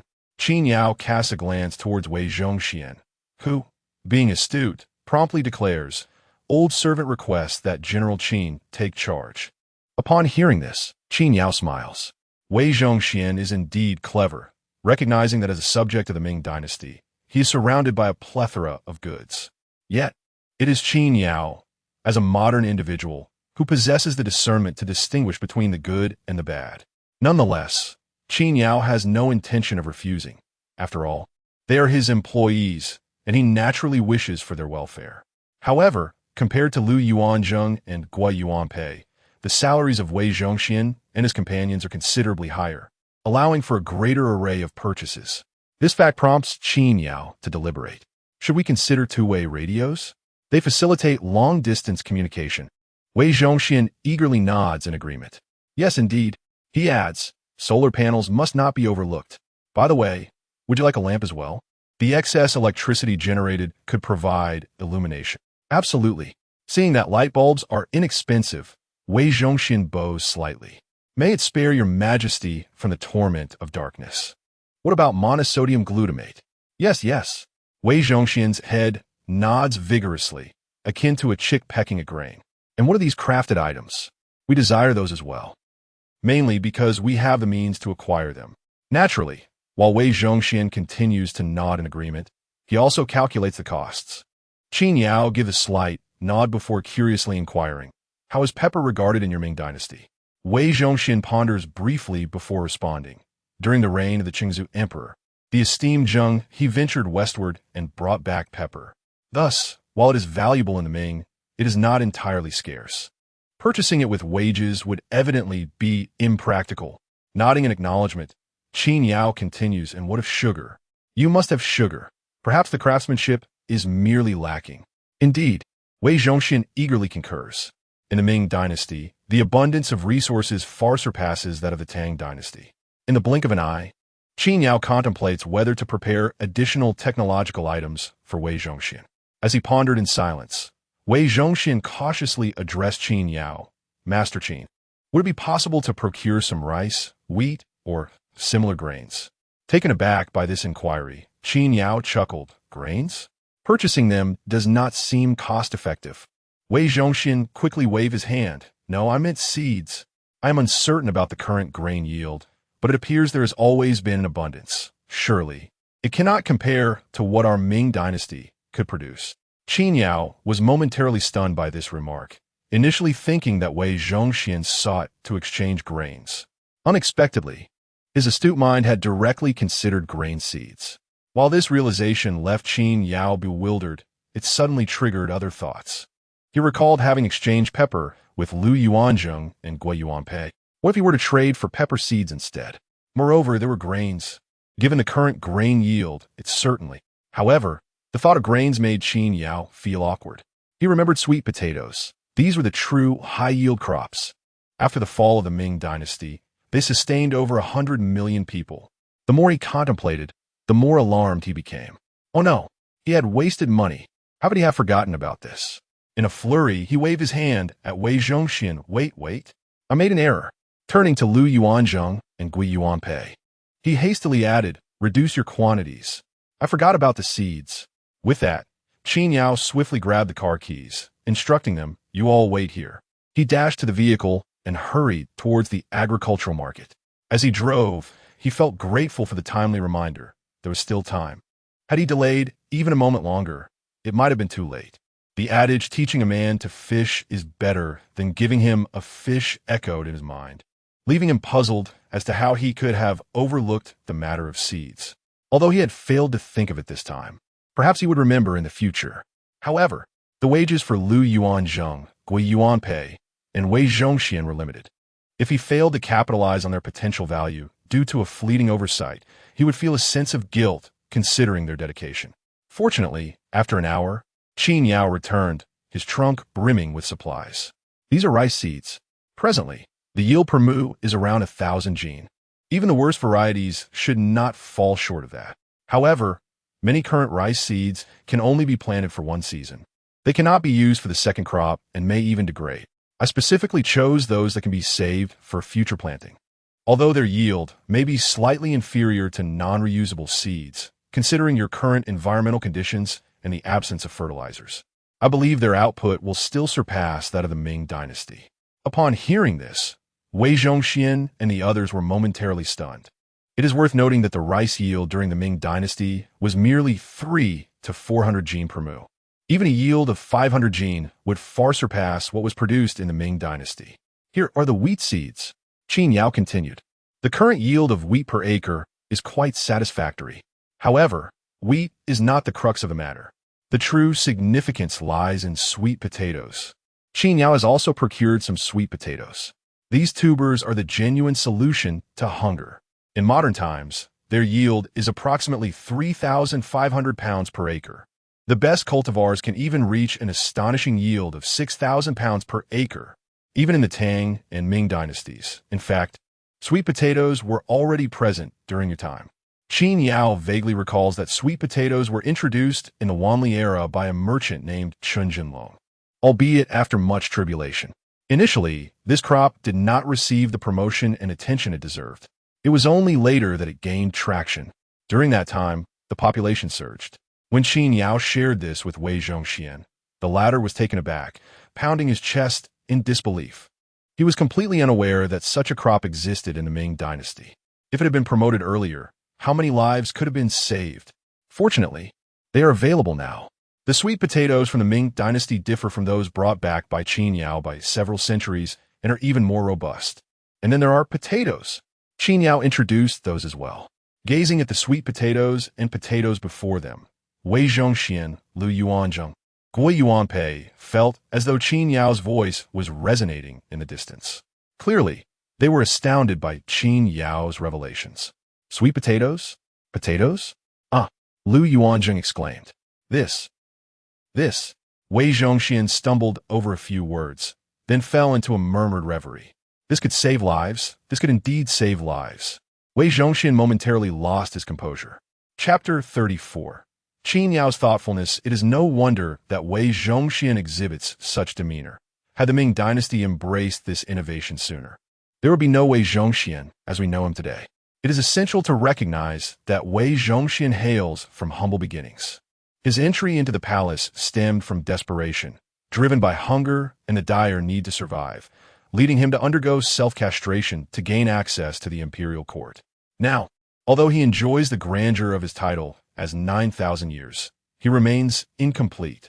If given the choice, Wei Zhongxian would prefer not to hold his current position, wishing instead for a complete physical wholeness. This very circumstance has shaped his current persona. From an emotional standpoint, Wei Zhongxian's past of hunger has contributed to his unrefined behavior. It is not merely Wei Zhongxian. Even if a different emperor or noble were in his place, one could expect similar reactions. Logically, those who are well-fed are more conducive to the ruling class's ability to govern and exploit. How can one maintain composure under such conditions? In truth, it extends beyond Wei Zhongxian. Both Lu Yuanzheng and Gui Yuanpei share a similar narrative, emerging from impoverished backgrounds. Who among the well-fed would willingly risk their lives? Now, they are informed of the prospect of yields reaching thousands of pounds per mu. The Anqi army need no longer suffer from hunger. Our Tang dynasty shall not lack grain. More lives shall be spared. My parents can have their fill. Although the Anqi army remains isolated, it does not hinder Lu Yuanzheng and Gui Yuanpei from indulging in their dreams. Witnessing their excitement, Qin Yao chose to offer them some time to regain their composure. After about a fervor, a span of about 10 minutes elapsed before the emotions of the three individuals settled. Wei Zhongxian awkwardly addressed Qin Yao first, expressing his embarrassment and hoping for Qin's understanding. Lu Yuanzheng and Gui Yuanpei hastily nodded in agreement. Upon hearing their sentiments, Qin Yao reassured them, "It is quite all right. I can comprehend your reactions." Indeed, he could grasp the emotional turbulence experienced by Wei Zhongxian and the others.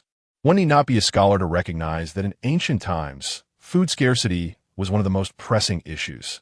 In prosperous years, the average peasant might be fortunate enough to enjoy a full meal. However, during lean times, it was not uncommon for individuals to starve to death, with many having never experienced the satisfaction of a full belly throughout their lives. Take, for instance, Zhu Yuanzhang, the founding emperor of the Ming dynasty. Had he been able to secure enough food, he would not have become the figure he is known as today. His family would not have faced starvation, nor would they have descended to the depths of begging. Fortunately, times have changed with the introduction of sweet potatoes. Setting aside other discussions, if this crop can be widely promoted, the occurrence of famine in both the Ming and Tang dynasties will likely diminish. While it may be impossible to ensure that no one starves, given the absence of human rights in ancient times, most individuals can expect to be adequately nourished, particularly during the Ming dynasty. If Qin Yao's memory serves him correctly, during the late Ming dynasty, specifically in the Chongzhen era, the country was gripped by the Little Ice Age. This period was marked by diminished grain production and a sharp drop in temperatures.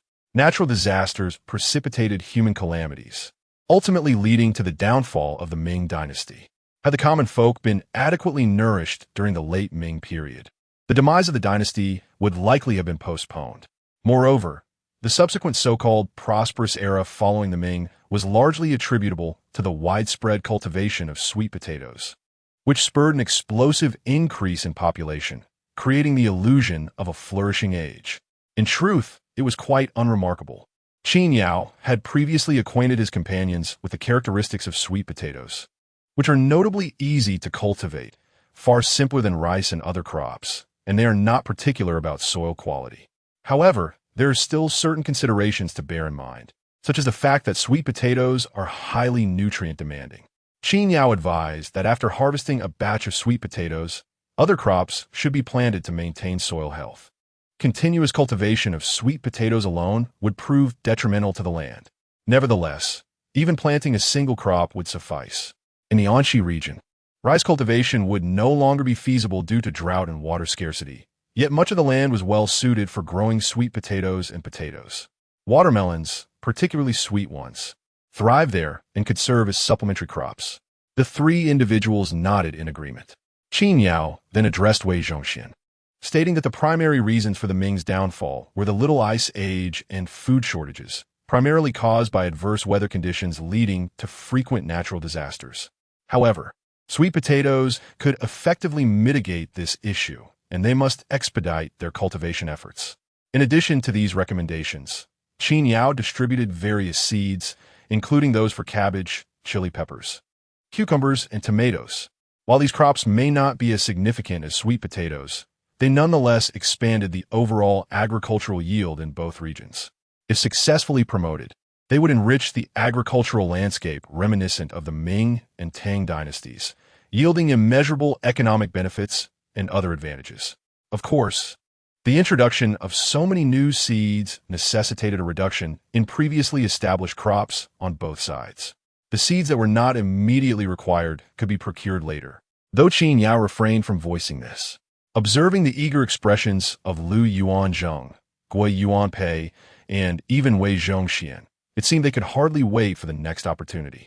Thus, both parties spent their funds thoroughly, acquiring all necessary provisions. As the individuals prepared to depart with their numerous packages, Qin Yao glanced at the time and noted it was already past 10 o'clock. He promptly declared, "All right, you all should head back. Make haste to deliver the goods and communicate everything that needs to be said upon your return. We must not delay the afternoon's work." Understood. Qin Yao, as a considerate leader, recognized that both Wei Zhongxian and Lu Yuanzheng would need to return to explain and discuss matters. Therefore, He made no effort to prolong their stay. Indeed, it was the most prudent course of action. These items have all been acquired. Even Wei Zhongxian would be anxious at this moment. Of course, it is precisely because the tourist area is sparsely populated now, with few NPCs, that Qin Yao is able to attend to every detail. In the future, should the number of NPCs in the scenic area increase, it may become challenging for Qin Yao to manage them all. Such favorable treatment may not last indefinitely. As Qin Yao releases them, Lu Yuanzheng and Gui Yuanpei acknowledge each other, and the individuals disappear from the spot. It is evident that they have returned to the Tang dynasty. Wei Zhongxian is equally diligent, promptly summoning other Jinyui members. The volume of goods is overwhelming, and he cannot manage it alone. The Jinyui have toiled tirelessly without rest, and soon, all of Wei Zhongxian's bundles vanish from the scenic area. The once bustling tourist site fell into a serene silence. As time seemed to be drawing near, Qin Yao decided to prepare a meal for himself. Today, dining would be simple. With Wei Zhongxian and the others absent, he no longer needed to cater to so many people. He only needed to manage his own sustenance. Simultaneously, just as Qin Yao was about to eat at the Anxi protectorate of the Tang dynasty, in the blink of an eye, Lu Yuanzheng and Gui Yuanpei appeared before Guo Xian. Upon seeing their figures, Guo Xian and the others rushed forward eagerly, filled with anticipation. They have returned. They have returned. Is it solar energy? Lu Yuanzheng nodded vigorously. Yes, it has been brought back.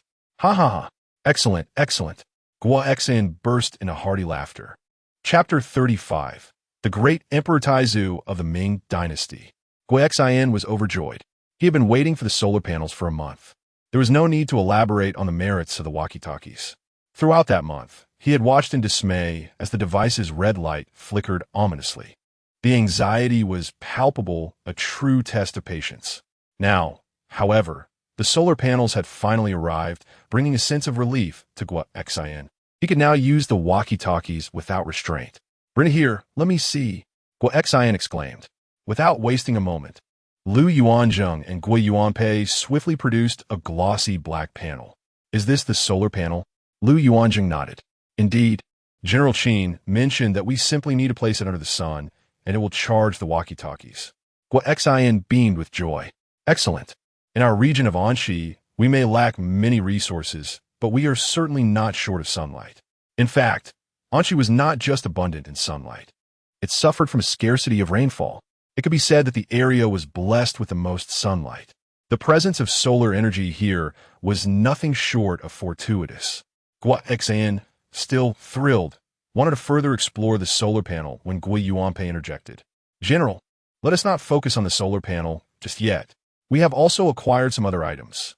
Upon hearing this, Guo Xian suddenly remembered. "What else do we have? Do we have the glass cups?" It was no wonder Guo Xian asked. Those glass cups were remarkable, having facilitated numerous exchanges for the Anxi army. In modern times, they might seem trivial, but in the context of the Anxi army, they were nothing short of treasures. Not only would they be invaluable to the Anxi army, but even within the Tang dynasty, they would hold significant worth. After Guo Xian spoke, the deputy commander Luo Wenshe and others gathered around, intrigued, even jesting. "We can trade for more horses. Armor as well. With these items, we could even persuade the Huigu to send troops." The nobles there are quite enamored with glass cups. Little did they realize that these cups were not worth much at all. Indeed, we owe our gratitude to General Qin. Observing the reactions of others, Lu Yuanzheng could no longer contain himself. "We didn't acquire a single glass cup." "What? Then what did you trade for?" The group was left in a state of confusion, with Guo Xian himself momentarily taken aback. Hadn't they agreed that these items were the most valuable? In a flurry, Lu Yuanzheng continued, "General, look." He produced a peculiar fruit that resembled a root. "What is this?" Lu Yuanzheng struggled to contain his excitement, his voice trembling. "This is sweet potato. This is food." "Sweet potato?" Guo Xian and the others were once again puzzled. However, the subsequent words of Lu Yuanzheng utterly shattered their composure. "Indeed, this crop yields 3,500 jin per mu in the scenic area. The highest yield reaches 6,000 jin. What on earth?" Lu Yuanzheng's pronouncement resonated like a resounding bell. A thunderous echo reverberated in the minds of Guo Xian and the others. 3,500 Qin. Meanwhile, in the Ming dynasty, Emperor Chongzhen, who had been seated upon the dragon throne, suddenly sprang to his feet at this moment. In his haste, he nearly lost his footing. Yet, Chongzhen paid it no heed. He scrambled towards Wei Zhongxian, eager to grasp the sweet potato from his hands. However, as his hand reached out, it instinctively recoiled. His body trembled uncontrollably. Chongzhen could no longer contain himself, disregarding the dignity of his royal image. He exclaimed in astonishment, "Wei Aiqing, are you jesting with me? Ah, are you deceiving me? You're not pulling my leg, are you? Is it true, is it not?" Chongzhen's reaction reignited Wei Zhongxian's fervor. Wei Zhongxian, equally exhilarated, replied, "I am not joking, your majesty." General Qin said it himself. He also mentioned that the downfall of the Ming dynasty. General Qin urged us to expedite the promotion. Following Wei Zhongxian's impassioned words, Chongzhen suddenly erupted into laughter. Ha ha! His mirth echoed throughout the grand hall, filling the space with his joyous laughter. Amidst his laughter, Chongzhen muttered in a trance-like state, "Brother Emperor, do you see this? This is a sweet potato. Taizu, look. This is grain yielding 3,500 Qin per mu. Ancestors, come and behold, this could save our Ming dynasty. Oh heavens! Such a marvel exists in this world." Chongzhen was so overwhelmed with excitement that he nearly toppled over. Facing the sweet potato, Wang Chengyan was equally exhilarated. This was a matter of life and death for the people of the world. Yet, witnessing Chongzhen's fervor, he could not help but intervene. Your Majesty, please, compose yourself." Wang Chengyan's frantic calls eventually roused Chongzhen from his ecstatic stupor, allowing him to regain his composure.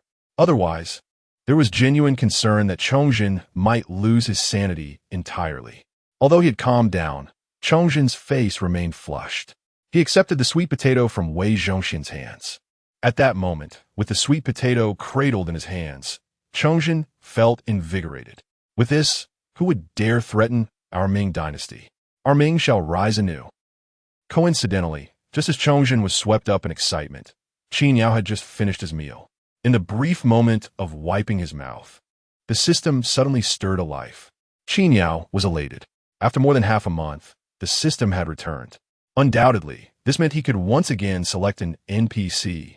This delighted Qin Yao immensely. He hurriedly opened the system. As per usual, a bold title appeared on the system interface. Interactive NPCs in the Scenic area. Interactive NPCs? In the blink of an eye, Qin Yao grasped the meaning. Within the Scenic spot, the NPCs were not limited to merely guarding the city gates, but also included security personnel and more. For a scenic area to attract visitors, the interaction between NPCs and tourists is indispensable.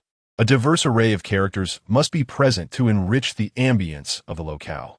What about courtesans, beggars, boatmen, and even street vendors? Indeed, they all fall within this spectrum. Of course, these are merely roles played by NPCs, not actual individuals. The primary aim is to enhance the interaction between the scenic area and its visitors. Yet, for Qin Yao, the type of NPC was of no consequence. Whether performing or engaging in interaction, it mattered little. What held significance was perusing the list. Qin Yao promptly opened the directory. Name, Zhu Yuanzhang. Role, beggar. Year, 1372 AD. The 5th year of the Hongwu era of the Ming dynasty. Identity, the great emperor of the Ming dynasty. Upon seeing this first entry, Qin Yao was utterly bewildered. Chapter 36. Oh, miss, allow me to recount a tale. Name, Zhu Yuanzhang. Character, Qin Yao was utterly taken aback. Good heavens, this was simply astonishing. One would not realize until they looked, but upon glancing, it was indeed shocking. The name that appeared first was all too familiar. Zhu Yuanzhang. My word, could it be that the founding emperor of the Ming dynasty has made an appearance? Moreover, the character is a beggar? This is simply outrageous. Previously, when Qin Yao encountered the name Wei Zhongxian, he was already quite astonished. He thought it remarkable to have the opportunity to select a character as renowned as Wei Zhongxian. Yet now, it has escalated further, with Zhu Yuanzhang's name gracing the list. However, upon reflection, it is quite reasonable. The NPC character selection primarily consists of interactive NPCs, such as courtesans, beggars, and boatmen, all of which fall under this category. Is it not entirely normal for there to be a beggar among the characters? Furthermore, when speaking of historically significant beggars, Zhu Yuanzhang undoubtedly holds a prominent position. It is important to note that before ascending to the throne, he was indeed a beggar. Additionally, he had a second profession as a monk. Therefore, the presence of Zhu Yuanzhang's name among the beggars is entirely justifiable. In light of this, Qin Yao could only exclaim in admiration. How impressive! The scenic area has managed to enlist Zhu Yuanzhang as an NPC. Just the thought of it is exhilarating beyond measure. Qin Yao could hardly restrain himself, nearly opting for him at the first opportunity. Yet, he ultimately held back. Let me explore further, he thought. This time, the system had provided 10 entries. Zhu Yuanzhang was the first. There were still 9 more entries yet to be unveiled. Truth be told, although Qin Yao was inclined to choose Zhu Yuanzhang, he felt it would be remiss not to peruse all the options the system had painstakingly provided. Even out of sheer curiosity, he had to take a glance. The selection could wait a moment longer. In the blink of an eye, Qin Yao continued to scroll down. The next entry left him once again in a state of disbelief.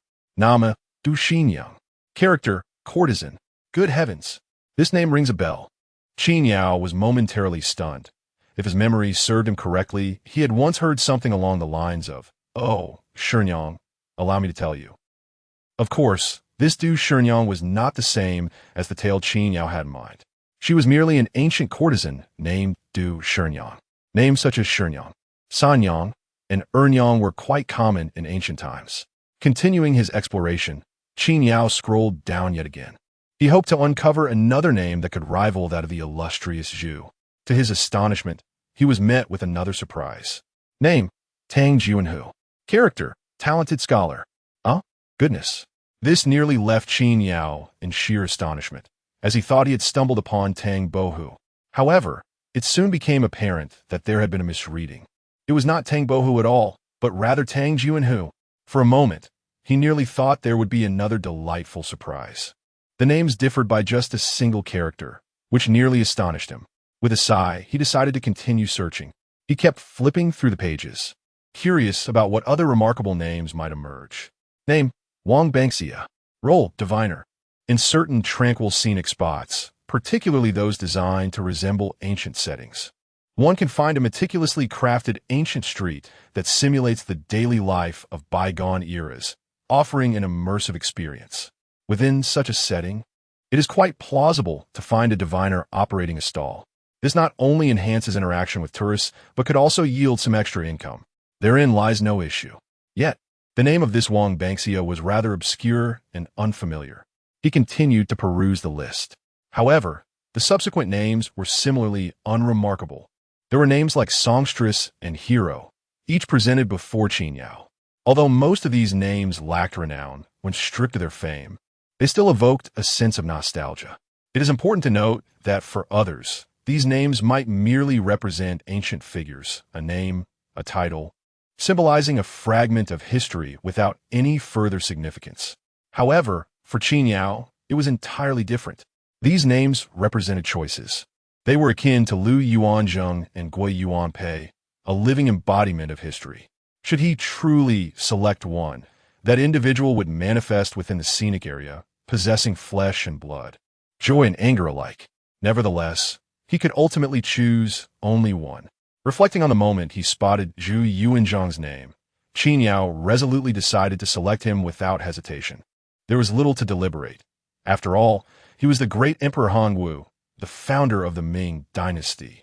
As for the others, he might have wished to grant them an opportunity, yet presently he lacked the means. In truth, had it not been for the presence of the old Zhu, Qin Yao would undoubtedly have opted for Du Shenyang or perhaps a songstress. The scenic area was currently populated solely by men, with not a single woman in sight. Of course, Qin Yao was far from being a lecher. Rather, primarily for the sake of the scenic area's business. Courtesans and songstresses were indeed in demand during ancient times, requiring a certain charm, particularly the songstresses. Besides their beauty, They must possess some talent. Bringing them in as NPCs to perform dances would surely attract visitors. It could very well lead to a significant boost in the scenic area's business. However, with the old Jew present, they were not even under consideration. After all, the old Jew was undeniably authentic, while the songstresses, well, one could only speculate. However, it is not necessarily guaranteed to be authentic. What if, after selection, it does not appear as appealing? That would leave one at a loss for words. Of course, if these songstresses and courtesans were to be replaced with renowned historical figures, such as the Four Beauties, then Qin Yao would indeed have to contemplate whether to choose old Jew. After all, Qin Yao must also consider the commercial aspect of the scenic area. The arrival of the Four Beauties would undoubtedly draw significant attention. Qin Yao firmly believes that the aesthetic standards of our ancestors remain strikingly relevant, even in contemporary times. It is merely unfortunate that the Four Beauties did not make an appearance. Aside from old Jew, there is not a single historically significant figure present. Thus, there is little more to be said. In that moment, Qin Yao firmly decided on old Jew. After the selection was complete, Qin Yao felt a wave of relief wash over him. He then began to ponder the necessity of preparing some materials. Once old Jew arrives, he could simply present the information, thereby saving himself some effort. Having prepared materials in advance is indeed beneficial. It can spare Qin Yao considerable trouble. After all, bringing someone from ancient times into the modern era inevitably elicits curiosity, confusion, and a myriad of emotions from whoever it may be. With the materials at hand, they can simply peruse them, thus conserving Qin Yao's words and energy. Chapter 37. I am Wei Zhongxian. It was after Qin Yao made his choice, during the time spent organizing materials. In the year 1372, the 5th year of Emperor Hongwu's reign, while reviewing memorials, Zhu Yuanzhang was suddenly struck by a piece of information. At that moment, he was momentarily taken aback. The next instant, he sprang to his feet, his face etched with astonishment. Simultaneously, during the reign of Chongzhen, the emperor sat before a lamp, emitting a gentle glow. Remarkably, even in broad daylight, the brilliance of the electric lamp was undiminished, still perceptible to the eye. If it was so illuminating during the day, how magnificent it would be at night. Chongzhen gazed at the lamp in awe, marveling at the wonders of technology, illuminating without the need for oil. The future indeed held great promise. Wei Zhongxian chuckled, "Haha, Your Majesty, you have always toiled incessantly, and the oil lamps are hardly sufficient. With this electric lamp, you shall effortlessly read the memorials." Chongzhen nodded with a smile, acknowledging, "It is all thanks to you, Minister Wei, and let us not forget about the sweet potato. Best not to mention it." The mere thought of it stirred excitement in Chongzhen. He quickly added, "This electric lamp is splendid. Even the great Emperor Taizu never beheld such a marvel. I am fortunate indeed." As the sovereign and his minister delved into the remarkable inventions brought forth by Wei Zhongxian, Zhu Yuanzhang, the Hongwu emperor, contemplated a beggar in a scenic area. Drawing a deep breath, he commanded, "Come forth. Bring me a beggar's attire." "What?" came the startled response. "Hurry." "Yes." The eunuch, not daring to waste a moment, hurriedly set off to fulfill the emperor's request. Qin Yao had chosen Zhu Yuanzhang, uncertain whether the emperor would arrive today or tomorrow. Unlike the last time, when the choice was made at night with the arrival the following day, this time it was midday, coinciding with the holiday for wage distribution and shopping. Having made his selection at noon, the timing of the emperor's arrival was uncertain. Despite this, Qin Yao had prepared all the necessary materials in advance. As Qin Yao organized his belongings and made his way to the city gate, intending to wait at the ticket office, he was suddenly confronted by an unexpected figure, clad in beggar's garb, yet exuding an air of authority, with piercing eyes that conveyed a formidable presence. His attire was a coarse cloth tunic, his hair unkempt, and in one hand he clutched a worn bowl while in the other he wielded a bamboo staff. His appearance suggested a beggar, yet his demeanor was anything but typical of one. Upon seeing this figure, Qin Yao was momentarily stunned, and the man, too, paused in surprise. However, Qin Yao quickly regained his composure, promptly recognizing who it was. What a coincidence! Just as I was pondering when someone might arrive, here they are. Without hesitation, I spoke. "Zhu Yuanzhang?" The figure before me, Zhu Yuanzhang slightly furrowed his brow, but soon relaxed, nodding in affirmation. Indeed, that is me. Qin Yao observed Zhu Yuanzhang's reaction with clarity, understanding it completely. After all, this was the illustrious Emperor Hongwu, who had reigned for 5 years already. Who would dare to utter his name so casually? It was no surprise to see such a response. Qin Yao quickly took the initiative to clarify. I am the person in charge here. You may call me President Qin. You are likely aware of some information already. The system ensures that each NPC receives ample information before their arrival, which spares me the need for lengthy explanations. Moreover, Qin Yao had prepared documentation in advance to supplement the system's information. Without waiting for Zhu Yuanzhang to speak, he continued, Please take a look at this. Once you've reviewed it, you should have a clearer understanding. With that, Qin Yao handed over a dossier. Zhu Yuanzhang pondered for a moment before accepting it and began to peruse its contents. The information within was rather straightforward, covering topics such as titles, wages, job responsibilities, timeframes, and important notes, essentially a universal version. There were also explanations regarding modern commodities that could be purchased with the wages, among other details. Of course, this was merely a portion of the information, primarily emphasizing the significance of the wages, even if modest, in acquiring goods in modern times. Sweet potatoes were included in the list, a new addition by Qin Yao. Upon reaching the latter part of the document, Zhu Yuanzhang exclaimed in astonishment, President Qin, this crop yields 3,500 pounds per acre. Qin Yao nodded in affirmation. That is rather conservative. If cultivated properly, the yield could be even greater. Zhu Yuanzhang took a deep breath, momentarily at a loss for words, having initially harbored reservations. Qin Yao swiftly reassured him, just focus on your work here. You'll be portraying the role of a beggar. Understand? With your salary, you'll be able to purchase everything listed here, and more. After a brief pause, he added, Oh, and take a look at this as well. He handed over another document. This one containing historical information, meticulously compiled by Qin Yao over time. It presented a wealth of details far richer than what Wei Zhongxian had previously reviewed. This was largely due to Zhu Yuanzhang's prominence in history, as well as the thoroughness of the research Qin Yao had conducted over the years. As he presented the document, Qin Yao reminded Zhu Yuanzhang, this contains historical records, detailing events from your time and beyond. I understand that visitors from ancient times are most concerned with such matters when they arrive at a historical site. So I prepared this in advance for your convenience. Feel free to peruse it. In all honesty, one might wonder what prompted Zhu Yuanzhang's visit to a scenic area.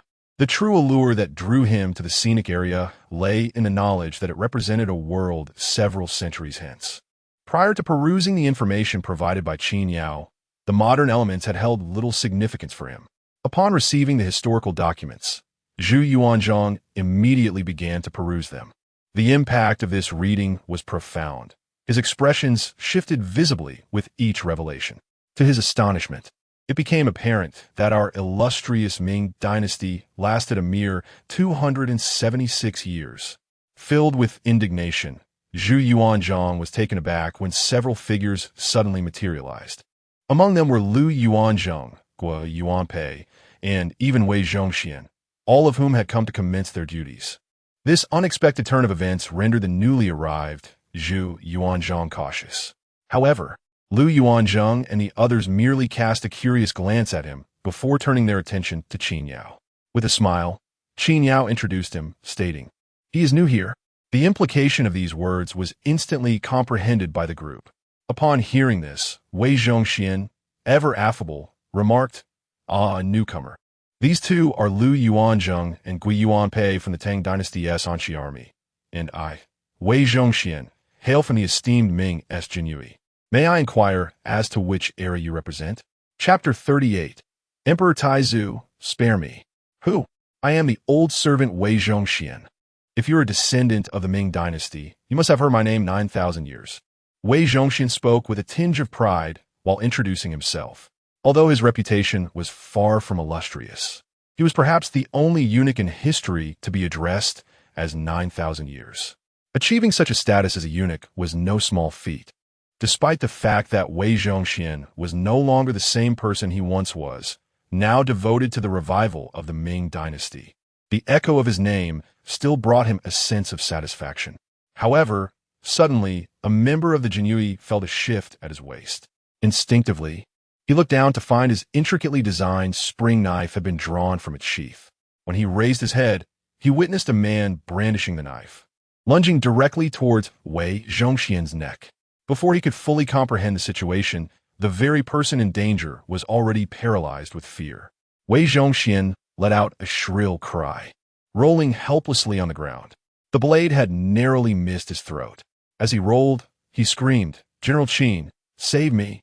This sudden act of violence was unexpected for everyone present, including Qin Yao, who was visibly startled. Fortunately, Qin Yao quickly shouted, "Don't strike."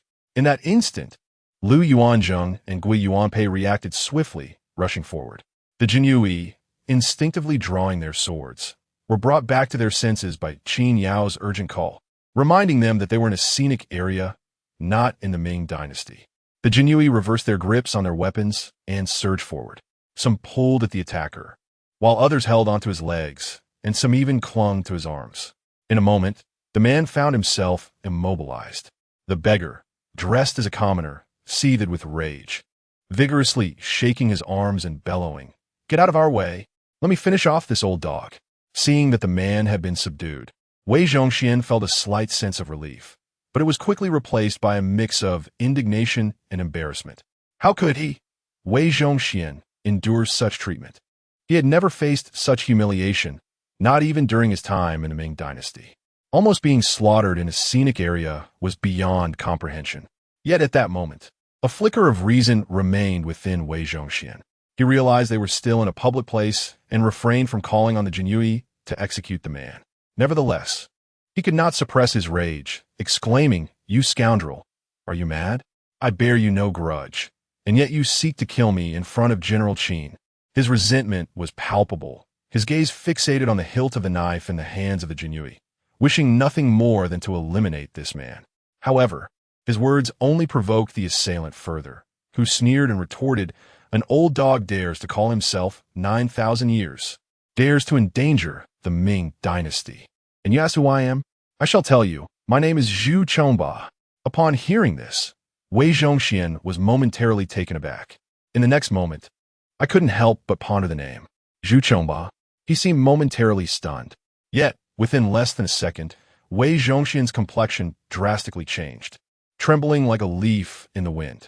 Not only he, but the Jinui who was holding Zhu Yuanzhang also couldn't help but shudder. Simultaneously, Wei Zhongxian, trembling, let out a piercing scream.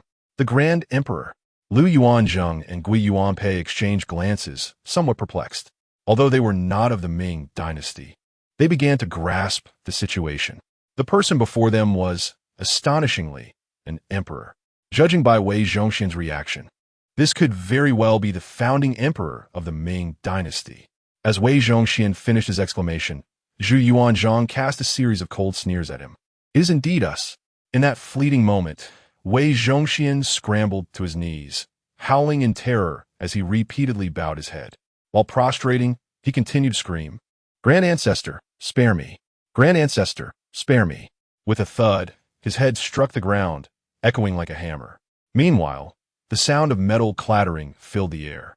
The other Jinui, at that moment, had also uniformly knelt down, trembling uncontrollably. The only ones still restraining Zhu Yuanzhang were Lu Yuanzheng and Gui Yuanpei, who now found themselves hesitating. Indeed, the name of a person carries weight. In that instant, Wei Zhongxian was utterly terrified. If the late emperor were present, Wei Zhongxian would not have feared him. Even if the Yongle emperor were to arrive, he would not have been so frightened. But who was this? This was none other than the Hongwu emperor in person. Forget about Wei Zhongxian. Even if Zhu Di were here, he would have to bow low and submit.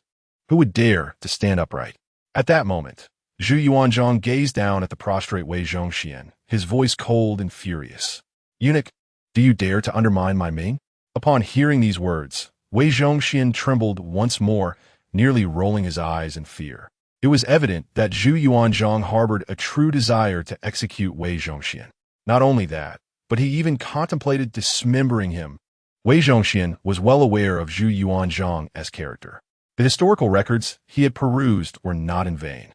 Historically, Zhu Yuanzhang had never been friendly towards eunuchs.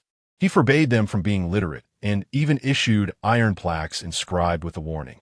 Internal officials must not interfere in state affairs. Violators will be executed. He had always maintained a vigilant stance towards court officials. He could never have imagined that eunuchs were still meddling in the affairs of the Ming dynasty. This illustrated Zhu Yuanzhang's fury.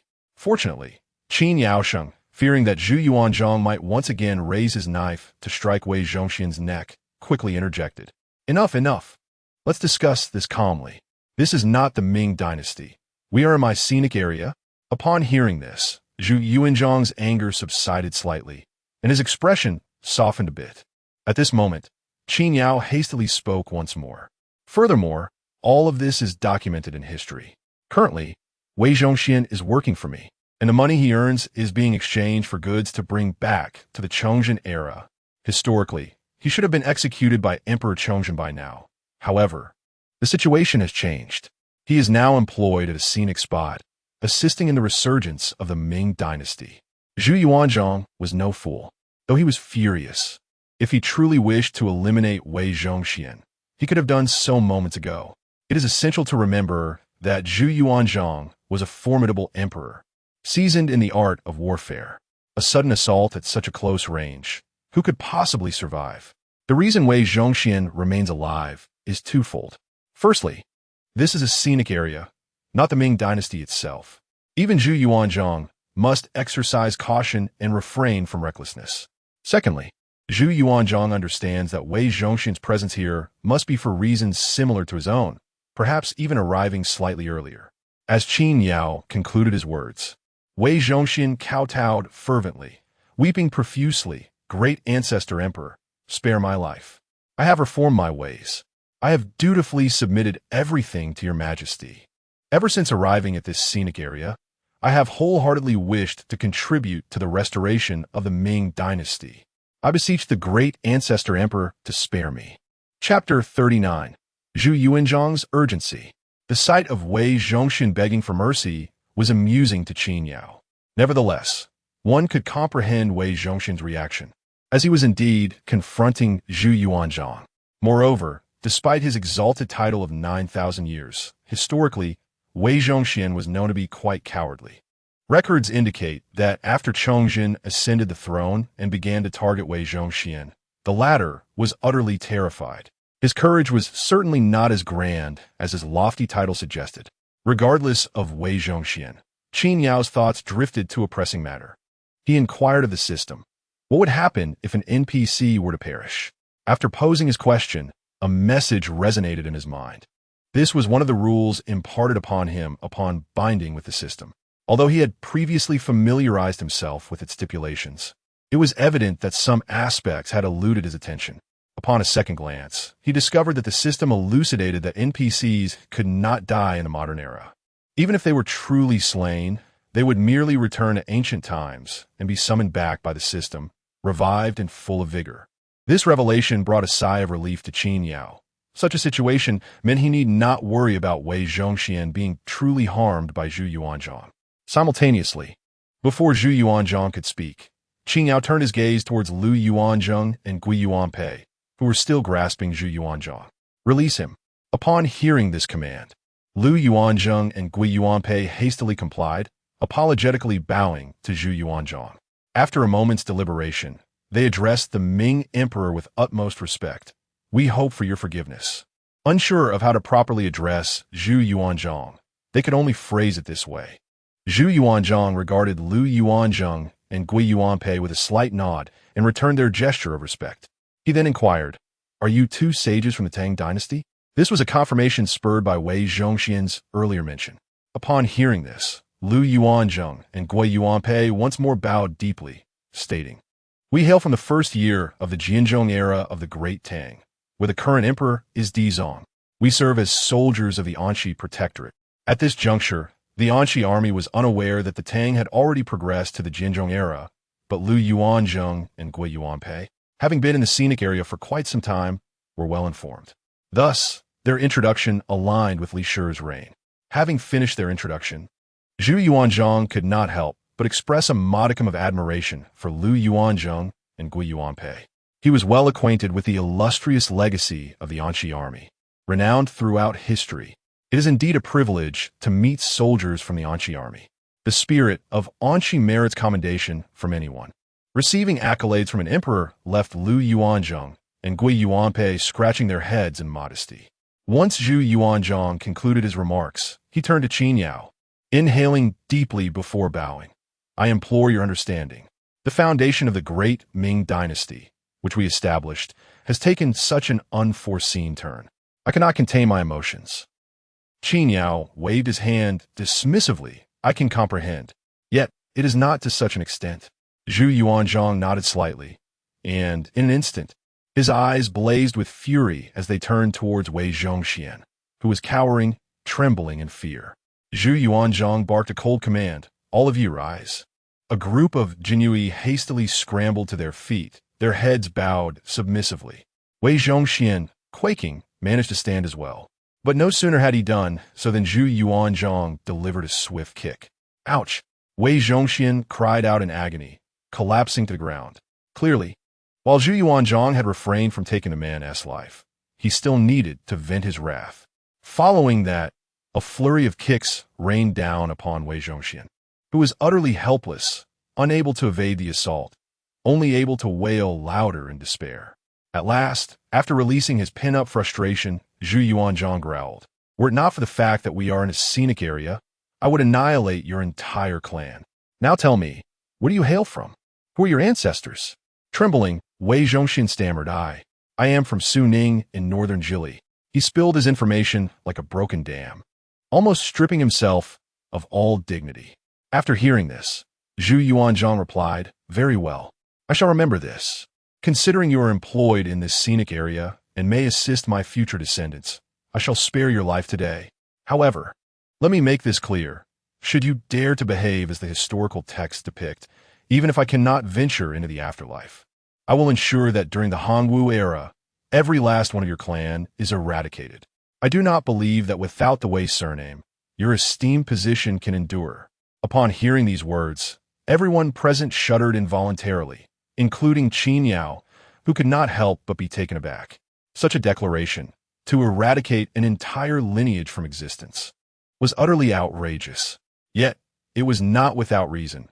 While other emperors might refrain from such actions, Zhu Yuanzhong was clearly capable of it. The other Jinyui and Wei Zhongxian were acutely aware of this reality. Wei Zhongxian was nearly paralyzed with fear, bowing repeatedly. I dare not. I dare not. Zhu Yuanzhong scoffed. Get up. Yes, yes. Wei Zhongxian trembled yet again as he stood. In that fleeting moment, Zhu Yuanzhong took a deep breath and gazed at Qin Yao. Truth be told, at that moment, Zhu Yuanzhong was overwhelmed with discomfort, and not just of the ordinary kind. The reason was simple. It was not only due to Wei Zhongxian before him, but also because he glimpsed other historical events. That rascal Zhu Di actually usurped the throne. How could I, Zhu Yuanzhong, ever entrust the imperial power to that inept Zhu Yunwen? My beloved son should be the one to lead us forward. And my sister with red-rimmed eyes, Zhu Yuanzhong gripped Qin Yao's arm tightly, exclaiming, "Mr. Qin, begging for alms is not an issue. You instruct me, and I shall comply. This was my former profession. Why did my sister have to perish so early? This is not recorded in the annals of history. It is now the 5th year of the Hongwu era, and my sister is in the 15th year of Hongwu." Zhu Yuanzhong was truly agitated, genuinely distressed. Even though there were still 10 years to go, Qin Yao placed a reassuring hand on Zhu Yuanzhong's arm. Do not fret, do not fret. You have arrived at a scenic destination. The medical advancements of today far surpass those of your time. Although your salary may be modest, it is sufficient to procure life-saving remedies. Moreover, as you mentioned, it is merely the 5th year of Hongwu for you, with a little caution and modern dual insurance. Can you truly fear the recurrence of historical calamities? Listening to Qin Yao's comforting words, Zhu Yuanzhong nodded vigorously. Yes, yes, we have indeed entered the modern era. We can earn a living now. Should any issues arise, we can procure medicine for my sister's ailments, and I need not trouble that scoundrel to go to Xi'an for assistance. As he spoke, Zhu Yuanzhong wiped his eyes and broke into a smile. Chapter 40. Why are you covered in dust? The time is still early. Zhu Yuanzhang has only just arrived in the 5th year of the Hongwu era. There is still ample opportunity. Not to mention Zhu Biao, even Zhu Xiong-ing has yet to be born. Zhu Xiong-ing was born on the 27th of October in the 7th year of Hongwu. There remains a gap of 2 years. What is there to worry about? Qin Yao reassured the old Zhu. As long as you perform your duties diligently and earn money, you will eventually be able to alter the state of the Ming dynasty. At that point, not only the crown prince, but also your grandson shall be safe. Your nephew Li Wenzhong will also be unharmed, and the empress too, and... Initially, Zhu Yuanzhang nodded in agreement with Qin Yao's words. It was indeed still early. However, as Qin Yao continued to speak, Zhu Yuanzhang could no longer contain himself. General Qin, please stop for a moment. He took a few deep breaths, a look of distress crossing his face. Goodness! Although Qin Yao spoke the truth, and the old Zhu had seen it in historical records, knowing it was one thing, but bearing it in this moment was another. Regardless of who it was, anyone would find it unbearable to realize that in the near future, their grandson would perish, their wife would be lost, their nephew would be gone, their son would vanish. It was overwhelming. The old Zhu could hardly imagine how cruel it would be if such tragedies were to befall him personally. Even though he was now an emperor, how could he endure such fate? Zhu Yuanzhang truly could not bear to listen any longer. Seeing the old Zhu waving his hands in protest, Qin Yao chuckled. What is there to fear? We are already here in this scenic area. History surely will not repeat itself. Though he spoke thus, the words cut deeply. Fortunately, after a brief laugh, Qin Yao refrained from further distressing Zhu Yuanzhang. Instead, he suggested, that should suffice. For any uncertainties regarding history, you may consult Wei Zhongxian, or them. To them Qin Yao referred to as the group of Jinyui nearby. Upon hearing this, both the Jinyui and Wei Zhongxian nodded eagerly. It is important to note that Wei Zhongxian and his peers were indeed successors of the old Zhu. Logically speaking, they were even closer to Zhu Yuanzhang's era than Qin Yao. Men like Wei Zhongxian held high positions. Thus, they likely possessed a clearer understanding of the events in Ming history than what was recorded. It was evident that Wei Zhongxian was acutely aware of this. He hurriedly flattered, Your Majesty, you may ask me anything. Upon hearing him speak, the old Zhu shot a cold glance at Wei Zhongxian, causing him to shiver, filled with trepidation. The old Zhu's demeanor towards Qin Yao was distinctly different from that towards Wei Zhongxian, a fact that Wei Zhongxian fully comprehended. Yet he was distressed. He did not seek to be treated by the old Zhu in the same manner as Qin Yao, but merely hoped that the old Zhu would not execute his ancestors during the Hongwu era. If that were the case, there would be nowhere left to weep. Qin Yao was indeed curious about this notion. Just suppose, that the elder Zhu had truly eliminated the ancestor of Wei Zhongxian during the Hongwu era. Would the present-day Wei Zhongxian simply vanish into thin air?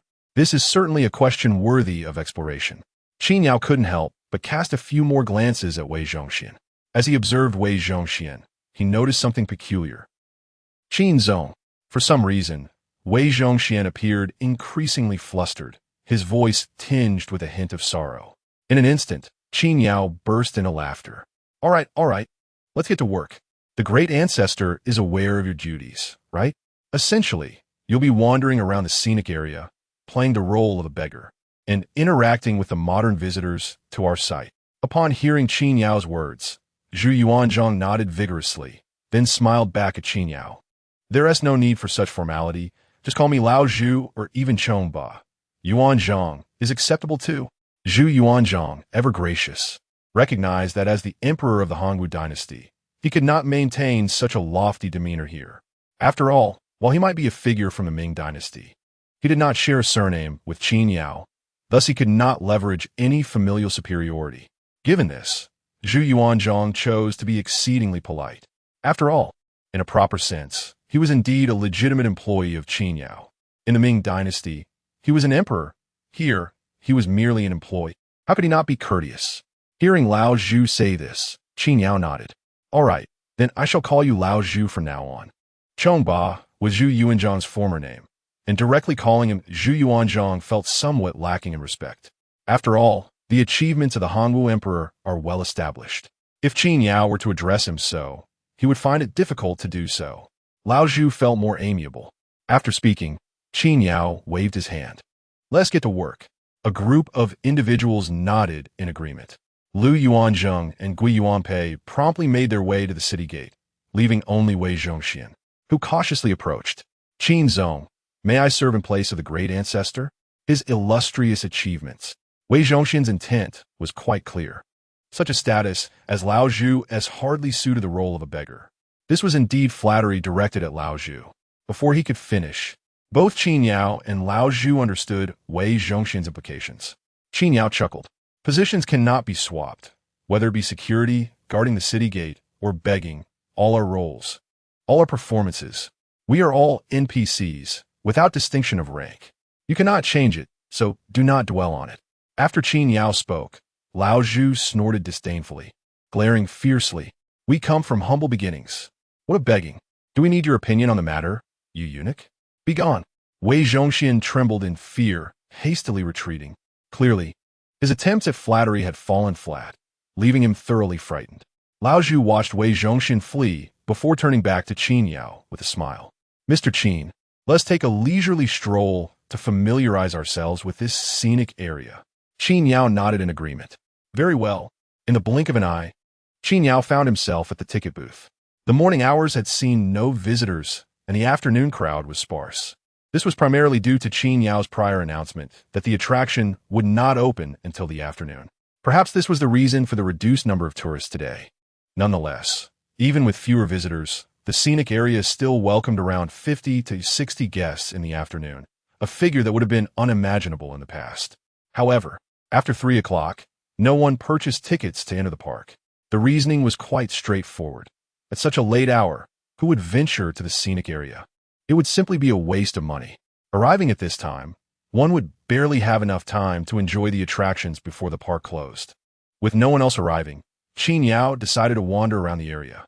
After all, it was his own scenic spot.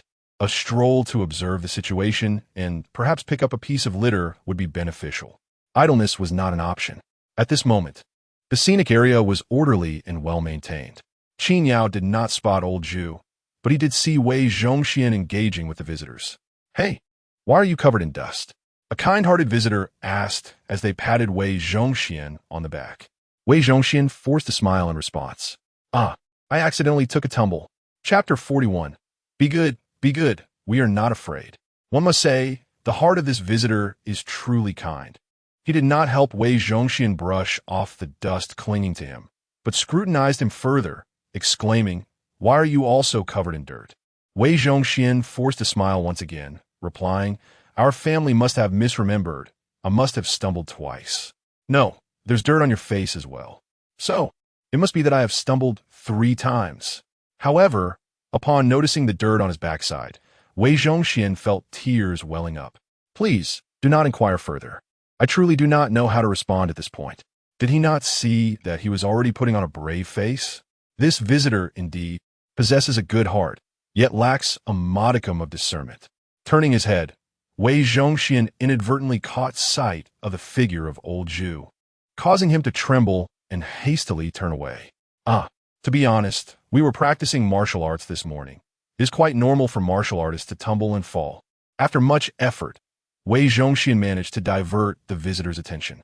He cautiously searched again and, upon failing to find Zhu Yuanzhang, finally breathed a sigh of relief. In the next moment, he spotted Qin Yao approaching and could not help but move closer. General Qin. Upon seeing Wei Zhongxian, Qin Yao patted his shoulder and laughed. Do not worry. Old Zhu cannot truly harm you. You are earning money in the scenic area and are meant to help restore the Ming dynasty for his descendants. Surely he understands this. Although he was aware, Wei Zhongxian could not dare to be certain. Hearing it from Qin Yao's lips, he felt slightly more at ease. Yet, despite this, he still lamented, I was terrified to death. After all, had he not nearly been frightened to death? Fortunately, throughout the afternoon, old Zhu did not seek out Wei Zhongxian again, perhaps considering the presence of visitors in the scenic area and the need to avoid disrupting work. Thus, Wei Zhongxian anxiously endured until the end of his shift. Once off duty, he had no time even to greet Qin Yao, rushing back to the Chongzhen court at the earliest opportunity. Before departing, Old Zhu turned to Qin Yao, saying, "General Qin, we are off work. See you tomorrow?" "All right." Qin Yao nodded, and old Zhu's figure vanished from sight. Another day of business came to a close, and Qin Yao tidied up, leisurely returning to his dormitory. He had little to discuss. Lu Yuanzheng and Gui Yuanpei also had nothing to say. Their wages had just been distributed, and things were looking up for the Anqi army. In contrast, upon returning to the Chongzhen court, Wei Zhongxian made a beeline for Chongzhen. The latter was currently examining the items they had procured. Upon seeing Wei Zhongxian, he immediately inquired, "Minister Wei, off work? Come quickly." Wei Zhongxian hastened over, yet before he could reach him, Chongzhen noticed something amiss. "Minister Wei, what has happened to you?" he remarked, observing Wei Zhongxian's disheveled appearance. "Has today's work been so arduous that it left you in this state?" Chongzhen instinctively felt the urge to express concern for Wei Zhongxian. However, Wei Zhongxian spoke with a sobbing tone. "I have been beaten." Chongzhen was taken aback. "What? Did Qin Zong hit you?" "Why?" Wei Zhongxian continued to weep. "It was not Qin Zong.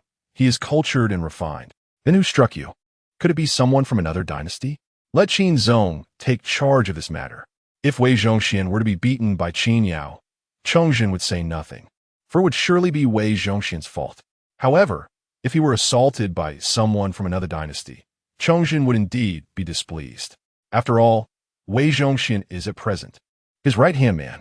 He is, after all, the esteemed 9,000 years. How could he be bullied? Chongzhen felt a surge of anger. Where are Zhou Yingqiu and the others? Were they merely watching? You all should serve Qin Zong diligently and work with utmost care. How could you allow others to mistreat you? Is not the future peaceful and prosperous? Why is this happening?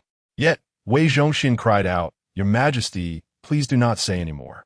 It was the great ancestor who struck the old servant. The great ancestor? Indeed, the great ancestor has become an NPC in the Scenic area. On the first day of work, perhaps the great ancestor reviewed the materials and learned of my Wei Zhongxian. Then, unable to contain himself, Wei Zhongxian clutched Chongzhen's leg, tears streaming down his face. The great ancestor terrified me. I nearly lost my life to his blade. Had it not been for Qin Zong's persuasion, Your Majesty might never have seen me again. Wu. Chongzhen was bewildered. He had thought someone had beaten Wei Zhongxian, only to discover it was his own ancestor, the Hongwu Emperor. Chongzhen could not believe it. He hurriedly asked, "Are you saying that the great ancestor, the Hongwu Emperor, has also come to work in the Scenic area?" "Yes." Wei Zhongxian clung tightly to Chongzhen's leg. "Since the 5th year of Hongwu." "Oh dear." Chongzhen could not help but pat his own thigh. He was elated. His ancestor had also come to the Scenic area.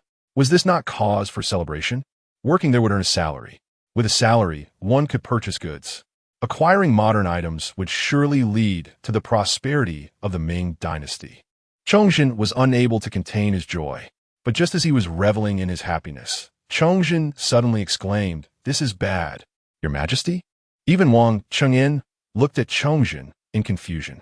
Chongzhen hurriedly said, "If the great ancestor has come to the Scenic area and learned of history, if he receives a salary, how could the Qingzu Emperor still reign? The great ancestor dotes on Prince Yuan. My lineage descends from the Yongle Emperor, thus I. Chongzhen panicked. Would he cease to exist? Would this not create a historical paradox? Upon hearing this, both Wang Qingyin and Wei Zhongxian were left in shock. If Chongzhen were to vanish, would they not also cease to exist? History would then take an entirely different course. In that moment, both men became flustered. But soon, Wei Zhongxian, still clinging to Chongzhen's leg, had not let go.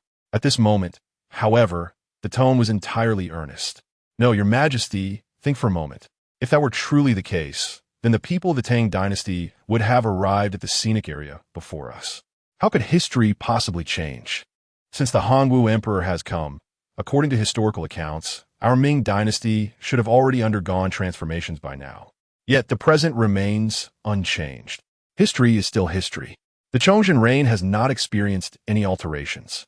This indicates the existence of different temporal realms. Although the theory eludes complete understanding, in this instant, Chongzhen and his companions began to grasp the concept. This is good, very good. Chongzhen sighed in relief. In his view, As long as he was not dispatched from this world, it was a favorable outcome. In a fleeting moment, he recalled the matters concerning Wei Zhongxian. Ah, indeed, did the founding emperor strike you? Chongzhen said earnestly. Minister Wei, that is the founding emperor. Would you dare to expect me to intervene on your behalf? The records of history have been witnessed by the founding emperor, and he would undoubtedly not let you off lightly. Not only did he strike you, but should I appear, I fear the founding emperor would also deliver a few blows. Chongzhen spoke the truth. After all, he was the last ruler of the Ming dynasty. Let us not delve into the reasons for its downfall. Merely encountering Zhu Yuanzhang would hardly bode well for him. Upon this mention, Wei Zhongxian began to weep anew. I dare not ask your majesty for intervention. It is only right for the founding emperor to seek retribution against an old servant like me. Now, if I am spared, I'm already immensely grateful. And yet you still weep? Wei Zhongxian cried out. I am nearly terrified to death, your majesty. How amusing it is. No wonder he clings to Chongzhen's leg without letting go. It appears he has come seeking solace. Wang Qingyan could not suppress a chuckle. Wei Zhongxian continued to lament. The founding emperor even proclaimed that should I not behave, he would execute all those bearing the surname Wei during the Hongwu period, thus obliterating my lineage. Ha ha ha. Chongzhen, too, could not restrain his laughter. The founding emperor is merely attempting to frighten you. Furthermore, you know very well that even if he were to execute all those with the surname Wei during the Hongwu era, it would not affect you at all. That is still part of my ancestry. Wei Zhongxian choked on his words. Chongzhen's amusement only deepened. He patted Wei Zhongxian in a comforting manner. There. We need not fear. Good boy. How could Chongzhen not laugh? Initially, he was anxious about relying on Wei Zhongxian and feared he could not keep him in check. But now, with the founding emperor, the notion of being disobedient and having one's ancestors executed is enough to elicit joy. Thus, Chongzhen exclaimed, there. Ha ha. Chapter 42. Well, I can hardly contain myself. Emperor Chongzhen felt invigorated, as if buoyed by the support of his ancestors. Suddenly, he found himself filled with a renewed spirit. However, amidst this newfound energy, a troubling thought struck him. He hurriedly turned to Wei Zhongxian, inquiring whether the founding emperor had ever criticized him. Chongzhen recalled, if memory served him correctly, that he was historically regarded as a monarch who led to the fall of the nation. The Ming dynasty fell under his reign. What if the founding emperor were to witness this? A sense of panic began to swell within him. Yet as time passed, he thought, forget it. It's better not to ask. Whether he was reproached or not was of little consequence now. Who relishes hearing disparaging remarks? Moreover, his anxiety stemmed from the fear that the founding emperor would discover his status as a fallen monarch and be displeased with him. However, upon reflection, the founding emperor could not possibly reach the Chongzhen era. Even if he wished to chastise him or usurp his throne, such a scenario was simply implausible. In light of this, what was there to fret about? He could merely have Wei Zhongxian relay a few words. If there were insults involved, it was better to be oblivious. To desire to hear such things would be folly. If the founding emperor truly held any grievances, Chongzhen mused, he would merely take it out on Wei Zhongxian. He glanced at Wei Zhongxian, considering that despite his age, he ought to be able to withstand some punishment. Meanwhile, in the Hongwu era, after work, Zhu Yuanzhang rushed to the imperial harem without even bothering to change his clothes. In no time, he found himself before Empress Ma. Upon seeing Zhu Yuanzhang's appearance, Empress Ma was taken aback. Zhongba, what is the meaning of this? Zhu Zhongba took a deep breath and commanded those around him, leave us. Once the palace maids and eunuchs had departed, Zhu Yuanzhang sat down before Empress Ma, still clutching that broken bowl. My dear, I must share something with you, and I implore you not to be startled. Empress Ma, noticing Zhu Yuanzhang's serious demeanor, could not help but inquire, what is it, Zhongba? Zhu Yuanzhang inhaled deeply once more and swiftly recounted the events of the Scenic area. That Scenic area, in the centuries to come. When we arrived, Qin offered us a glimpse into the history of the Ming dynasty that followed. In that place, we were not alone. There were two individuals from the Tang dynasty, soldiers of the Anxi Protectorate. Additionally, there were several from our Ming dynasty, including a eunuch and a dozen or so members of the Jinyue, which is the current imperial guard. According to historical records, It was later that we transformed the Imperial Guard into the Jinyu. Zhu Yuanzhang held nothing back from Empress Ma, recounting the events with utmost clarity. Were it anyone else, he might not have been so forthcoming. However, with Empress Ma, their bond had reached a level where words were scarcely needed. As anticipated, upon hearing Zhu Yuanzhang's words, Empress Ma was taken aback, rising instinctively from her seat. Unable to contain herself, she exclaimed, "Zhongba, are you serious? Are you jesting with me?" Empress Ma could hardly believe her ears. The notion of future advancements left her utterly astonished.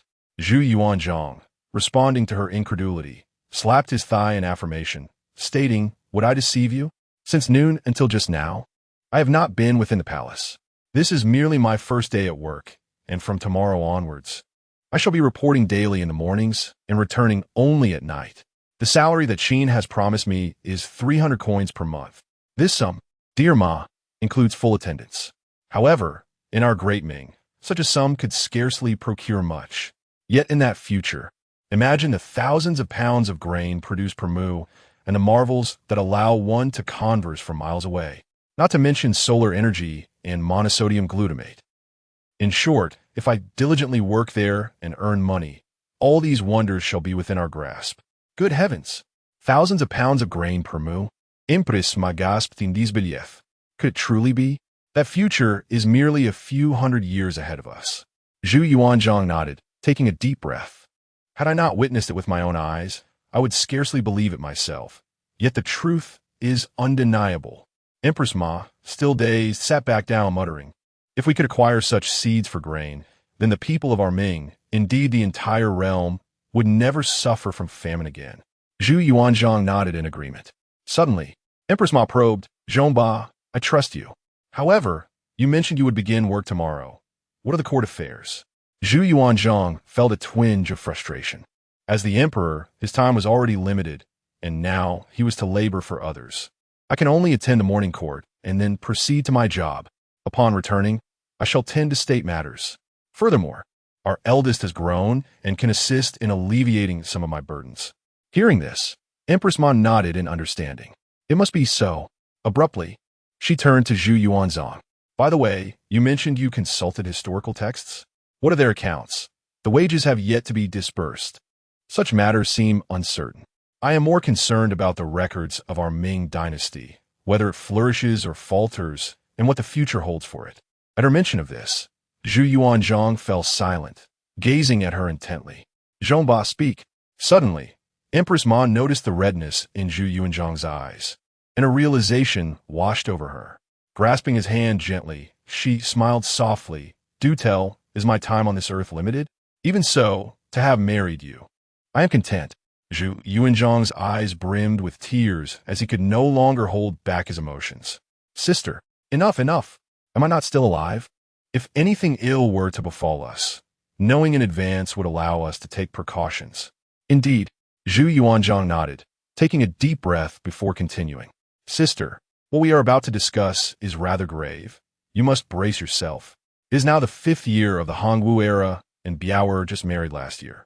Historical records indicate that in 2 years, our eldest grandson shall be born." Zhu Yuanzhang recounted the historical records he had noted down, sharing them one by one with Empress Ma.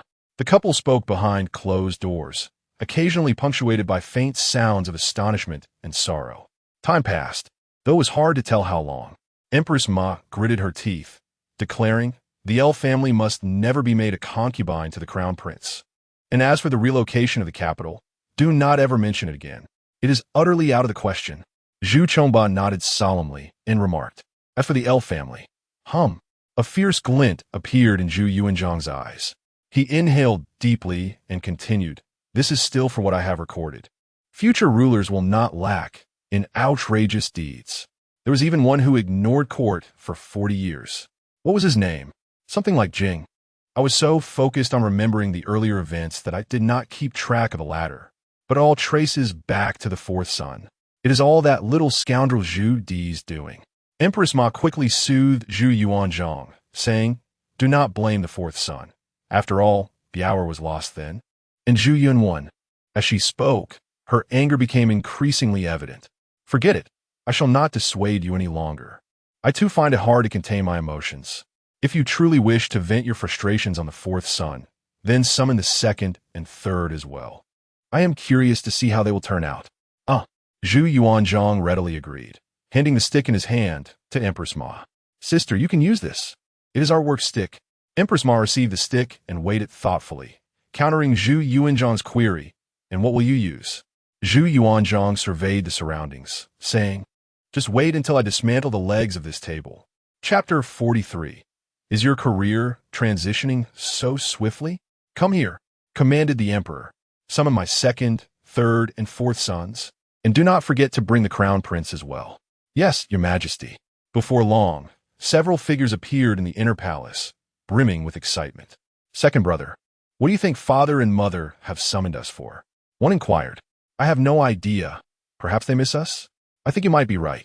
As the group eagerly entered the Qin palace, a series of anguished cries soon echoed through the hall. Spare me, father. Ouch! The shrieks were incessant, prompting the surrounding palace maids and eunuchs to cover their ears. Among the commotion, reproachful voices could be faintly heard. Zhongba, your strikes are too severe. No, this table leg 1T hold up. Bring me some bamboo strips. This punishment hurts, but only bruises the skin. That makes sense. The younger sister is quite perceptive. Bring me some rattan as well. In the blink of an eye, the cries grew even more heartrending. When Crown Prince Zhu Biao arrived, he found Zhu Yuanzhang in high spirits.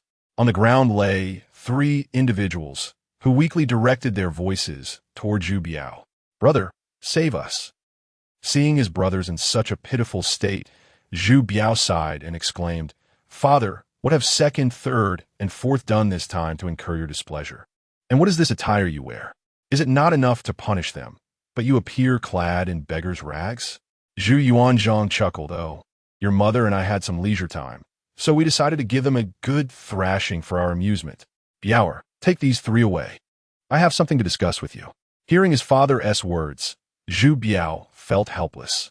Was this truly a valid reason for disciplining his brothers? Indeed, after Zhu Biao led his brothers away, Zhu Yuanzhang turned to Empress Ma and remarked, I feel much calmer now. Empress Ma smiled in response. In a moment, Zhu Yuanzhang appeared somewhat pensive. By the way, my dear sister, I felt a bit awkward at work today. It has been quite some time since I played the role of a beggar. I find myself a bit out of practice. Do you think I should venture outside to find a beggar and learn from him? It would surely help me perform better in my duties. Upon hearing this, Empress Ma hesitated for a moment. That is true. It has indeed been a long time since you've begged for food. Zhu Yuanzhang nodded emphatically. Well then, after we clarify things with Biao, let's don these garments and go for a stroll. Indeed, as for the historical significance of this day in the Hongwu era, it remains largely unknown. Yet in this present moment of the Hongwu dynasty, the chief scribe stood outside, feverishly documenting the events. In the 5th year of Hongwu, the 6th month, the emperor and empress, having no pressing matters, summoned Prince Qin Zhu Biao, Prince Jin Zhu Jian, and Prince Yan Zhu Di. Subsequently, the emperor and empress found tranquility. Before long, Zhu Yuanzhang, adorned in beggar's attire, emerged outside the palace. The chief scribe observed from a distance, once more scribbling furiously. The emperor, undeterred by the passage of time, often reminisced about the past. Thus, he donned the garb of a beggar and positioned himself in a corner by the city wall, where a passerby tossed him 2 copper coins. The emperor graciously clasped his hands and expressed his gratitude, exclaiming, Thank you, esteemed sir. May you be blessed. His demeanor mirrored that of an ordinary beggar. The court chronicler struggled to comprehend the emperor's peculiar behavior, but dutifully recorded the scene. As Zhu Yuanzhang, gradually reconnecting with his former self, turned to see the chronicler. He inquired, What are you doing here? When did I permit you to accompany me? What have you recorded? Erase it. The following morning, when Zhu Yuanzhang appeared at the scenic site, he exuded a vibrant energy, still clad in the attire of a beggar. Yet, even in such humble garb, the essence of a sovereign could not be concealed. His regal aura remained unmistakable. In stark contrast, Wei Zhongxian, also arriving for duty, wore a troubled expression, visibly anxious upon spotting Zhu Yuanzhang from a distance. He hurriedly summoned a group of imperial guards, exclaiming, Grandfather Taizu, fortunately, Zhu Yuanzhang, in good spirits, merely cast a cold glance at Wei Zhongxian and snorted dismissively before turning away. This brought a sigh of relief from Wei Zhongxian and caused the other guards to wipe the cold sweat from their brows. However, their momentary ease was short-lived. Zhu Yuanzhang abruptly turned back to the group of guards and inquired, "I seem to have forgotten. What are your names? Where do your ancestors hail from? What were they engaged in during my Hongwu reign?" Upon hearing this, the guards felt a chill run down their spines. Their fears were realized. This question struck terror into their hearts, leaving even Wei Zhongxian trembling. Yet, faced with the emperor's inquiry, the guards dared not remain silent, and one by one, they nervously introduced themselves. Zhu Yuanzhang muttered a few phrases, seemingly striving to commit their information to memory. In an instant, he coldly addressed the guards. "I have noted everything you have said. Whether you serve here or return to the Chongzhen era, be honest. Otherwise, I shall not hesitate to sever your ties to the Hongwu dynasty." Moreover, Wei Zhongxian, present. Wei Zhongxian quivered and fell to his knees. Zhu Yuanzhang commanded, "Upon your return, inform Emperor Chongzhen to be prudent. If the Ming dynasty meets its demise at his hands." Zhu Yuanzhang smirked. "Since this scenic site has summoned me and allowed those from your Chongzhen era to visit, who knows? One day, I might also venture into your Chongzhen era to take a look. Do you understand?" Zhu Yuanzhang's words sent a shiver down Wei Zhongxian's spine. Indeed, if this site could draw individuals from the Tang dynasty, it could also bring Zhu Yuanzhang here, and even those from their Chongzhen era. What might the future hold? Surely, there will be individuals from other dynasties, given that people from various eras can gather here. Who dares to assert that individuals from the Tang dynasty cannot visit the Ming dynasty in the future? At this moment, Wei Zhongxian felt a surge of anxiety, his heart racing, and he became increasingly subdued.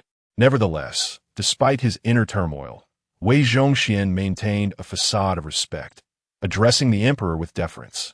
"Your Majesty, I have taken note of this. I shall inform His Majesty upon my return, and I would never dare to deceive in the slightest." Upon hearing this response, Zhu Yuanzhang felt a sense of satisfaction wash over him. Just then, Qin Yao approached from a distance, observing Zhu Yuanzhang reprimanding Wei Zhongxian with a hint of amusement. He understood that Zhu was merely admonishing Wei. However, Qin Yao was unconcerned. It was beneficial for someone to keep Wei Zhongxian in check, especially considering that merely a month ago, he was still the formidable Grand Secretary. Disregarding the ongoing reprimand, Qin Yao approached and declared, "It is time to get to work. The hour has come. Delay any longer, and you risk a deduction in wages." While he had no intention of deducting the wages of Zhu Yuanzhang and the others, the system certainly would. His words served as a reminder, and upon hearing them, Wei Zhongxian and the others felt as though they had been granted a reprieve.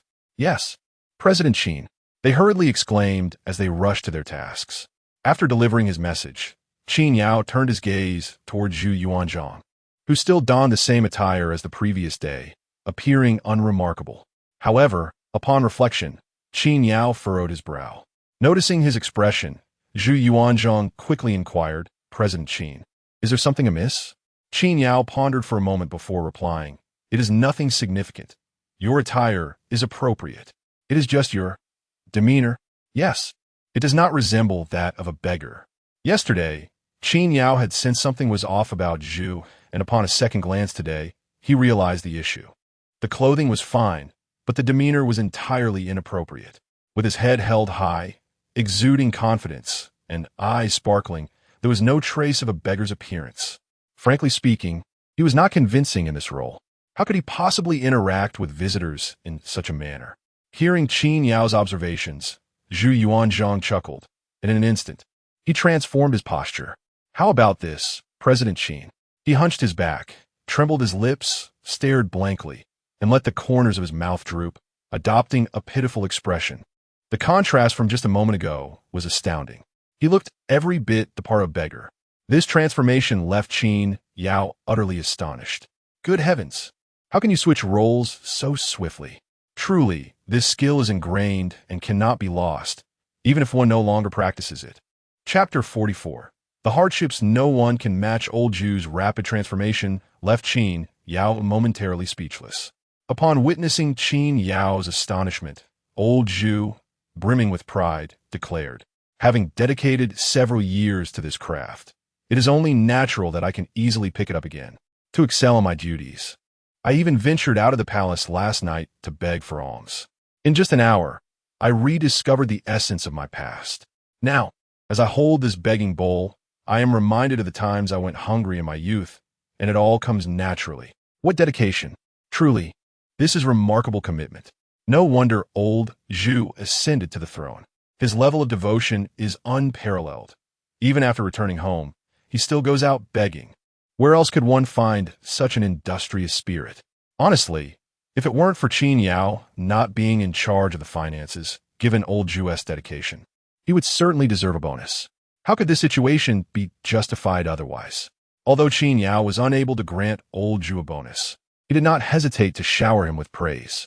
After old Zhu finished speaking, Qin Yao gave him a thumbs up, exclaiming, "Well done." Old Zhu, delighted by the compliment, chuckled warmly. In an instant, he bent down and rubbed his hands in the dust on the ground, smearing his face in a haphazard manner. "This adds to the authenticity," he remarked, indeed enhancing his portrayal of a beggar. Qin Yao couldn't help but admire old Zhu's antics. After tidying himself up, old Zhu, now more closely resembling a beggar, eagerly began his work, awaiting the arrival of visitors to commence his professional journey. Without wasting any time, Qin Yao headed toward the ticket booth. As he passed the city gate, Lu Yuan and Gui Yuanpei were still diligently stationed there. However, they had witnessed old Zhu's recent behavior and were unable to contain their curiosity. "Mr. Qin, does His Majesty still need to beg for food?" Lu Yuan inquired, clearly bewildered by Zhu Yuanzhang's actions. Wasn't he an emperor? Hearing Lu Yuan's question, Qin Yao paused and smiled at the two. "Impressive, isn't it? I won't say he looks like it, but if you brought a Tang Dynasty emperor here, how many could swallow their pride and do the same?" Lu Yuan and Gui Yuanpei exchanged glances. Qin Yao continued, "Look, not only has he embraced it, but he has done so with such authenticity. Let me share something with you." Casting a glance at the distant Zhu Yuanzhang, he continued, "This emperor is extraordinary. Before he turned 10, he often went hungry, without even a proper name to his own. In his quest for sustenance, he resorted to becoming a monk. Even then, he struggled to eat enough, ultimately resorting to begging until he was 25.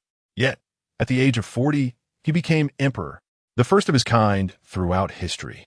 Qin Yao succinctly encapsulated the first half of Zhu Yuanzhang's life in just a single sentence. Yet even that lacked sufficient detail. He failed to mention the loss of his father and mother, nor the dispersion of his siblings. The arduous journey to becoming an emperor was likewise omitted. Nevertheless, even such brevity left Lu Yuanzhang and Gui Yuanpei utterly astonished.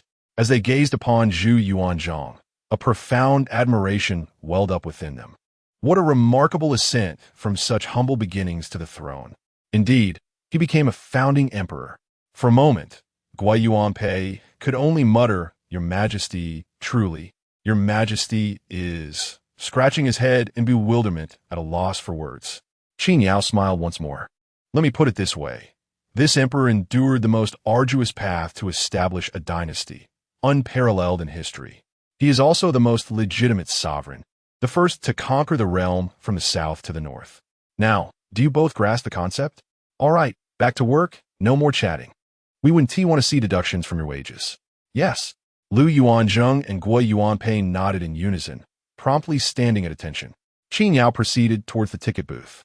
However, despite their disciplined stance, Lu Yuanzhang and Gui Yuanpei's eyes inevitably drifted toward Zhu Yuanzhang.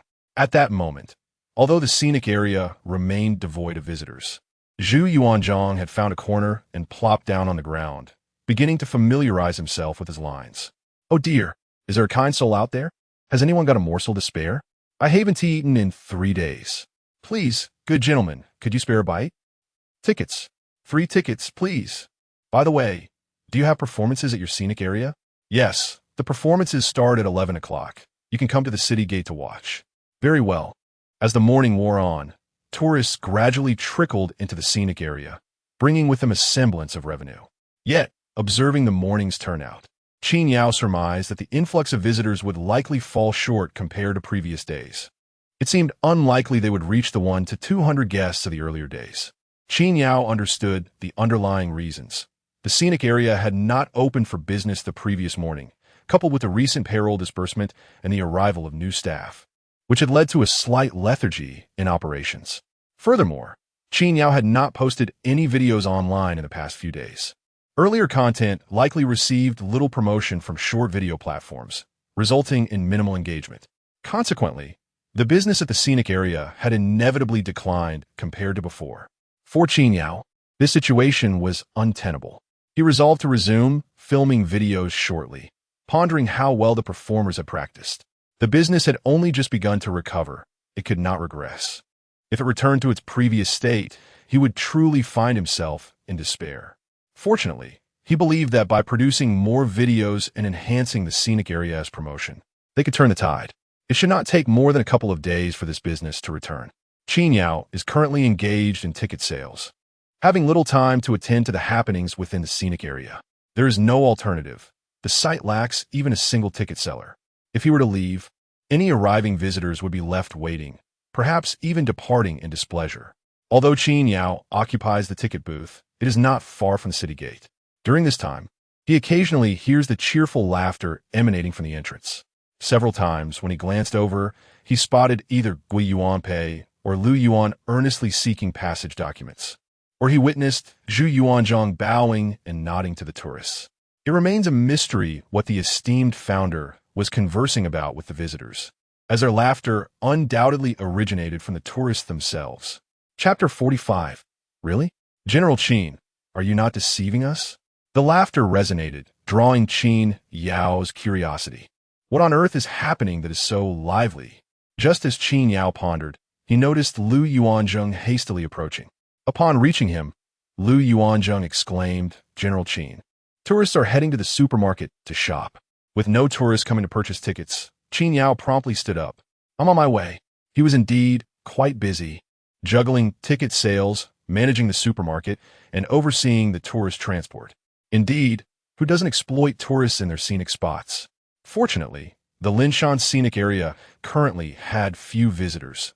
Thus, the exploitation had not yet commenced. Setting that aside, once the number of tourists increased, he would be utterly overwhelmed. Thankfully, at this moment, the visitor count was low, and it didn't seem like more would arrive. Qin Yao could finally take a breather. As he walked, he inquired of Lu Yuanzhang, "What is old Zhu doing? He seems to be enjoying a chat with the tourists." Lu Yuanzhang chuckled. "This gentleman is asking the tourists for items, and they claimed he performed well." He humorously declared himself a beggar, stating he hadn't eaten in days. This amused the tourists, who were now eager to buy things for him. Upon hearing this, Qin Yao was astonished. "Wow, old Zhu truly possesses some talent. I initially thought the tourists were buying for themselves. It turns out they are buying for him. It seems old Zhu's role as a beggar is not in vain." The interaction was indeed delightful. In no time, Qin Yao opened the supermarket doors, and a few tourists entered. As they stepped inside, he took the opportunity to explain, "Our scenic area is not officially open yet. Everyone is undergoing training outside." The same old narrative, though somewhat antiquated, still proved effective. At least it would prevent the tourists from perceiving the area as lacking, especially with no staff available to attend to the supermarket. Notably, as this group of tourists entered, old Zhu followed closely behind, bowing with a bowl in hand and calling out, "Starving, starving. Good sirs, please help." Emperor Hongwu calling out to a few tourists as good sirs was quite an honor. Little did these tourists know old Zhu's true identity, mistaking him for a mere NPC of the scenic area. Had they known, it would have driven them wild. The tourists were amused by old Zhu's pitiful demeanor, laughing heartily. All right, stop calling. We will buy for you." With that, the group began selecting items from the shelves.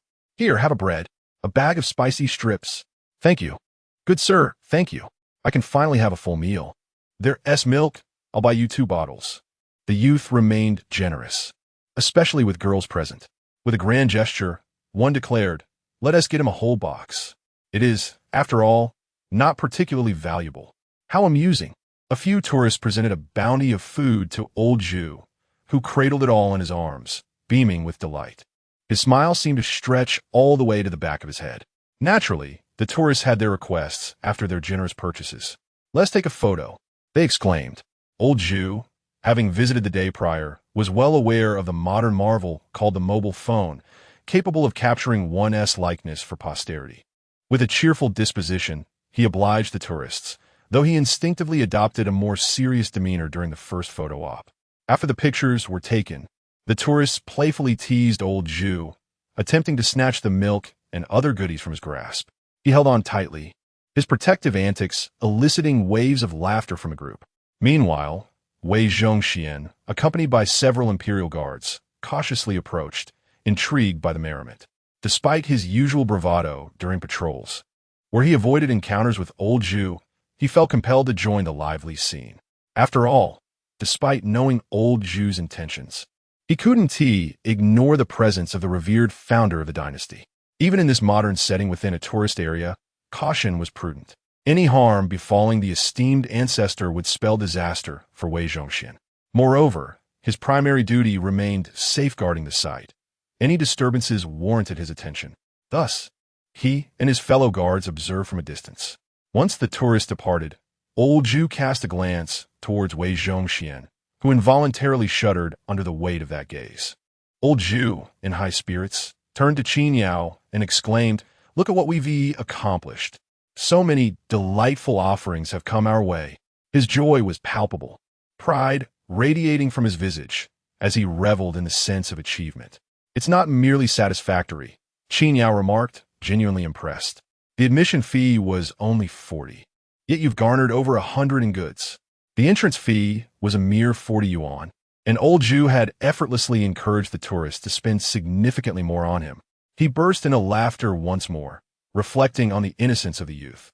A little jesting had yielded such rewards.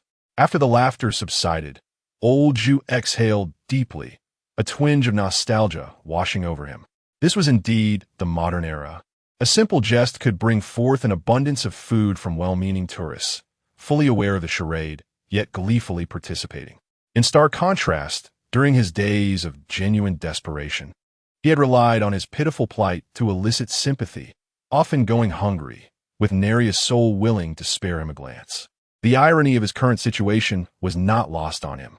After expressing his astonishment, Zhu Yuanzhang regained his composure and turned to Qin Yao, inquiring, "Mr. Qin, how should we dispose of these items? Perhaps we should simply sell them again?" Upon hearing this, Qin Yao waved his hand dismissively. "Not at all. I'm not so unscrupulous." He then addressed Zhu Yuanzhang directly, saying, "The items that have been sold belong to the visitors who purchased them. They are rightfully yours. How can we possibly sell them again? Not only would I never engage in such behavior, but if the customers were to discover this, it would surely lead to a confrontation.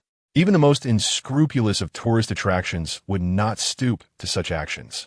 Zhu Yuanzhang lowered his gaze to the items he held and quickly asked Qin Yao, "Can we take these back with us?" The implication of taking them back was unmistakable. Upon hearing this, Qin Yao paused for a moment, realizing the truth of the matter. The items Zhu Yuanzhang sought were indeed his, as they rightfully belonged to him. System, can a beggar take back what is rightfully his? In an instant, Qin Yao looked at Zhu Yuanzhang with admiration and replied yes. Upon hearing Qin Yao's response, Zhu Yuanzhang's body tensed involuntarily, and in the next moment, his eyes widened in disbelief. "Really? Mr. Qin, you are not deceiving me, are you?" Chapter 46. Is it permissible for me to consume 2 pounds in the restroom? Why would I deceive you? Since it is your possession, you are naturally entitled to take it with you. That is what the system has stated. However, old Zhu appeared evidently incredulous. To be candid, Qin Yao was also rather astonished. He was not surprised that the items to be retrieved belonged to him. Rather, he was taken aback by the fact that he could actually take them away. This suggests that the system is quite generous indeed. Upon receiving Qin Yao's affirmation, old Zhu erupted into hearty laughter. Ha ha ha! His laughter soared to the heavens, a manifestation of sheer joy. He kept exclaiming, we knew it, we knew it. There's a reason why the heavens made us beggars before allowing us to ascend to royalty. And today, it has come to pass. One could only imagine how elated he was, even invoking the heavens themselves. Yet, old Zhu's exuberance was entirely understandable. With a monthly salary of merely 300 yuan, the prospect of claiming these items, which were worth over 100 yuan, equated to nearly 10 days of his wages. To earn such a sum in just 2 days of work was indeed cause for celebration. While old Zhu reveled in his joy at that very moment, Lu Yuanzheng and a few others were left dumbfounded by these words. Soon after, panic set in. Qin Wei Zhongxian couldn't even muster the courage to fear old Zhu any longer.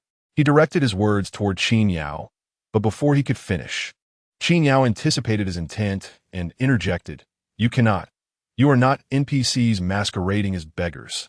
Only the beggar NPC is permitted. After all, soliciting items from others is a means of interaction with tourists, a vocation akin to fortune-telling NPCs offering readings. The cleaning staff in the Scenic area merely maintain cleanliness, while the monkeys in the artificial mountains may accept offerings.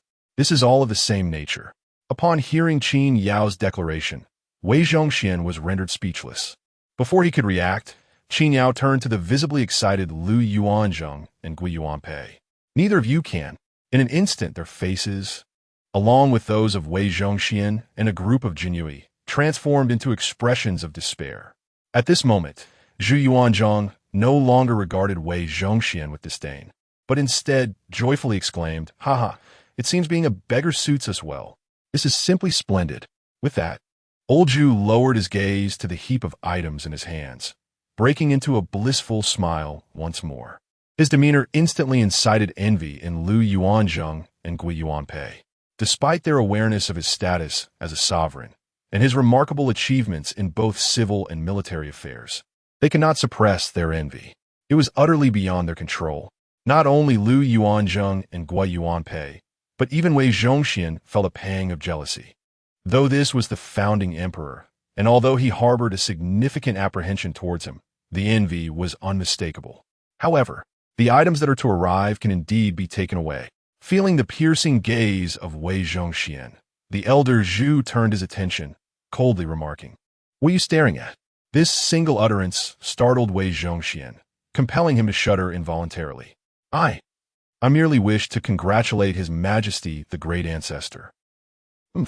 Elder Zhu scoffed disdainfully. Wei Zhongxian could not help but wipe the cold sweat from his brow, a twinge of fear gripping him. Just moments ago, he had nearly succumbed to jealousy. Elder Zhu shot Wei Zhongxian a frosty glare before, in an instant, turning his attention to Qin Yao. His face now adorned with a smile.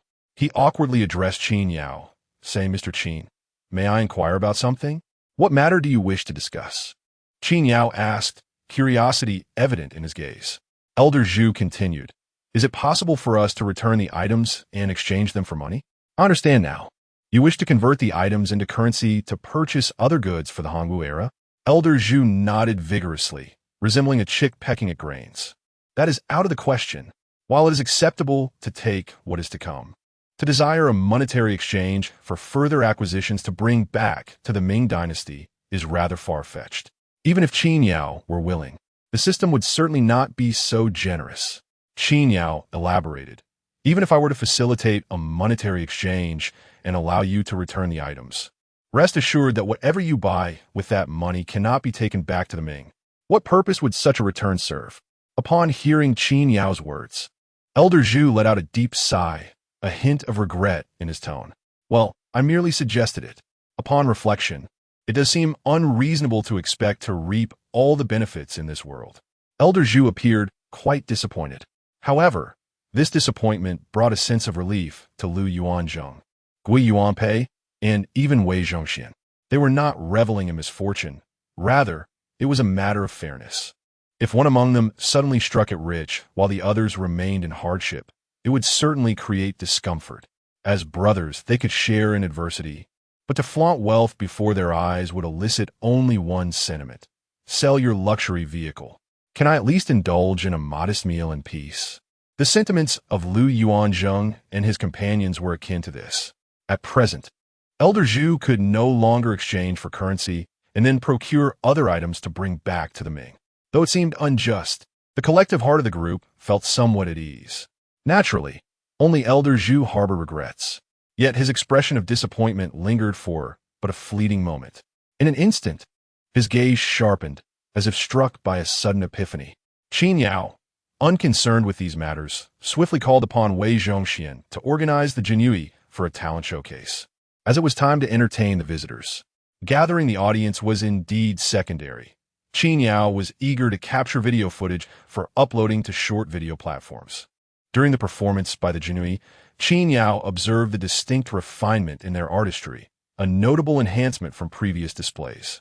The organization has become more structured. Even Wei Zhongxian could showcase his skills.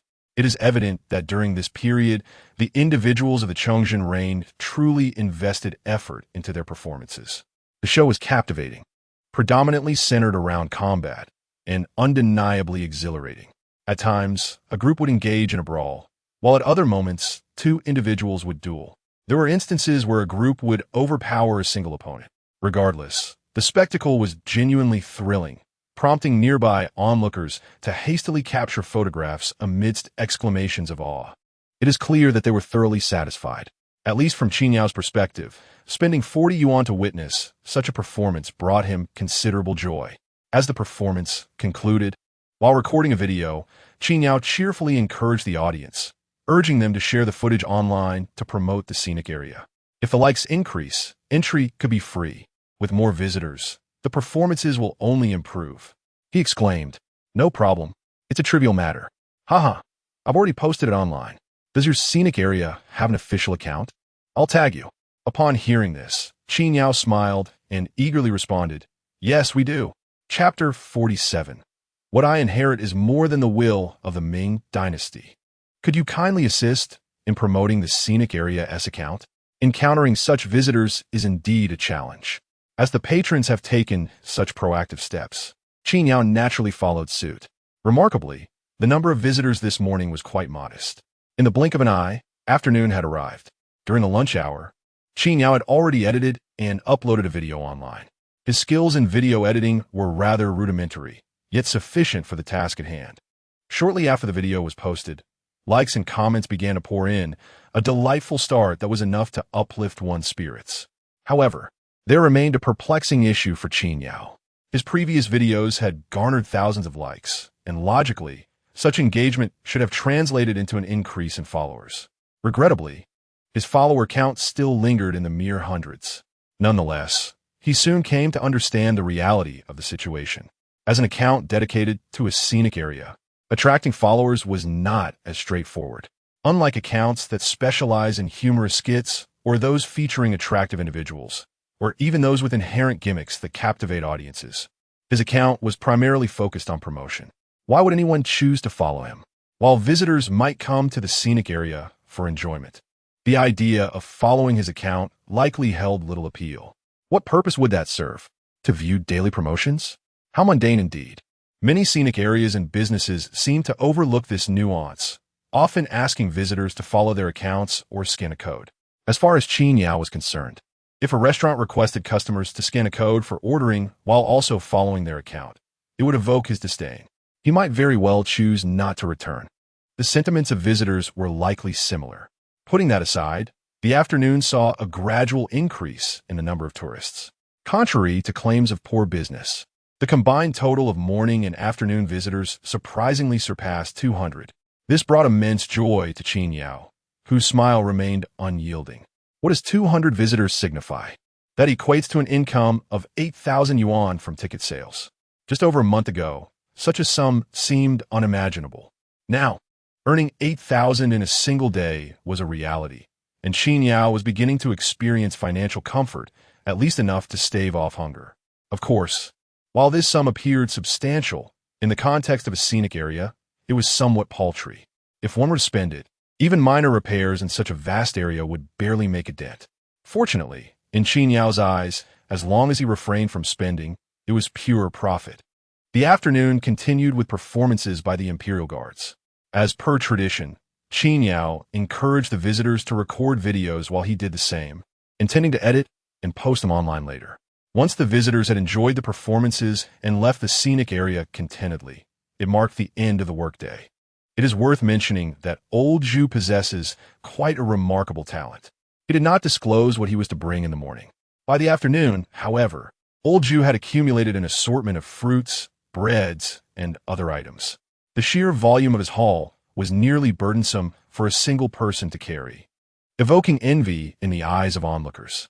After exchanging pleasantries with Qin Yao, old Zhu merrily departed, swiftly returning to the Hongwu era. Upon his return, he eagerly sought out Empress Ma, arms laden with his intriguing collection of goods. "Sister, behold what I have gathered," he exclaimed, excitement radiating from him. Empress Ma, taken aback by the peculiar assortment he presented, inquired, "Zhongba, what on earth is all this?" With exuberance, old Zhu placed the items upon the table and declared, "Today, I realized just how fortunate my role as a beggar truly is. Can you believe that the offerings I receive from tourists can actually be brought back? I could hardly fathom it at first, and had to confirm with Qin several times. Look at these, all gifts from the visitors." Old Zhu's face glowed with joy, his elation palpable. Empress Ma, equally astonished, soon found herself filled with delight. She was well aware that items within the scenic area could only be taken if purchased with a salary. Moreover, aside from costumes required for work, one was prohibited from bringing anything else into the scenic spots. She had presumed that Zhu Yuanzhang would be no exception. Who could have imagined that his role as a beggar would afford him such magnificent advantages? "Goodness, Zhongba, is this truly the case?" Empress Ma stood up in disbelief. Old Zhu chuckled. "Isn't this proof enough? How could there be any doubt?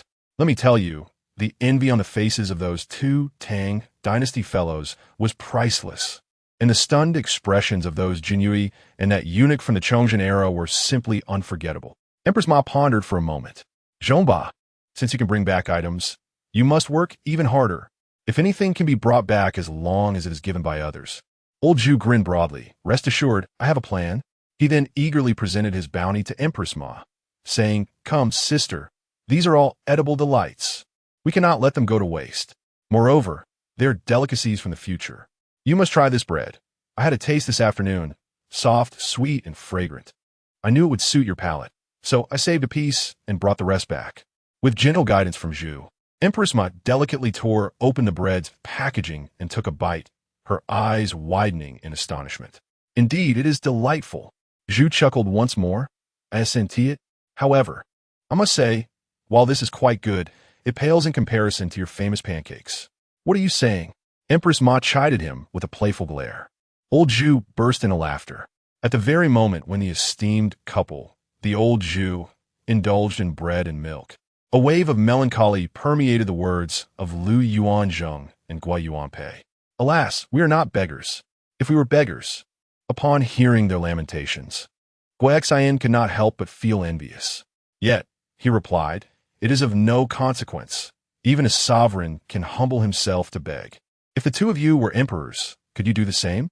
Lu Yuanzheng and Gua Yuanpei, upon hearing this, fell into deep contemplation, observing their earnest deliberation. Gua Xian retorted playfully, "What, do you truly wish to become emperors?" In the present day of the Chongzhen era, the emperor sighed, "Ah, how I envy our illustrious ancestor." "I too am filled with envy. Imagine if our ancestor were to acquire something of great value. Could you procure it for us? Do you think our ancestor would be willing?" Wei Zhongxian, with a resigned expression, replied, "Let's not dwell on whether our ancestor would oblige. Even if he did, could we bring it back?" He dared not voice his reluctance to approach the old Zhu. Chongzhen nodded in agreement, acknowledging the truth in Wei's words. Indeed, Wei Zhongxian's eyes glimmered with a spark of inspiration. "Your Majesty, the scenic area is currently recruiting NPCs. Business has been thriving, suggesting that there will be future opportunities for recruitment. And so, the emperor inquired, in such an expansive scenic area, having only one beggar, our ancestor, seems rather insufficient. Do you think they might recruit more beggars in the future?" "Huh? How was our ancestor chosen?" "It was due to his exemplary character. If your Majesty were to emulate him, when the time comes for further recruitment." One must admit, Wei Zhongxian had a point. The emperor's eyes brightened with realization.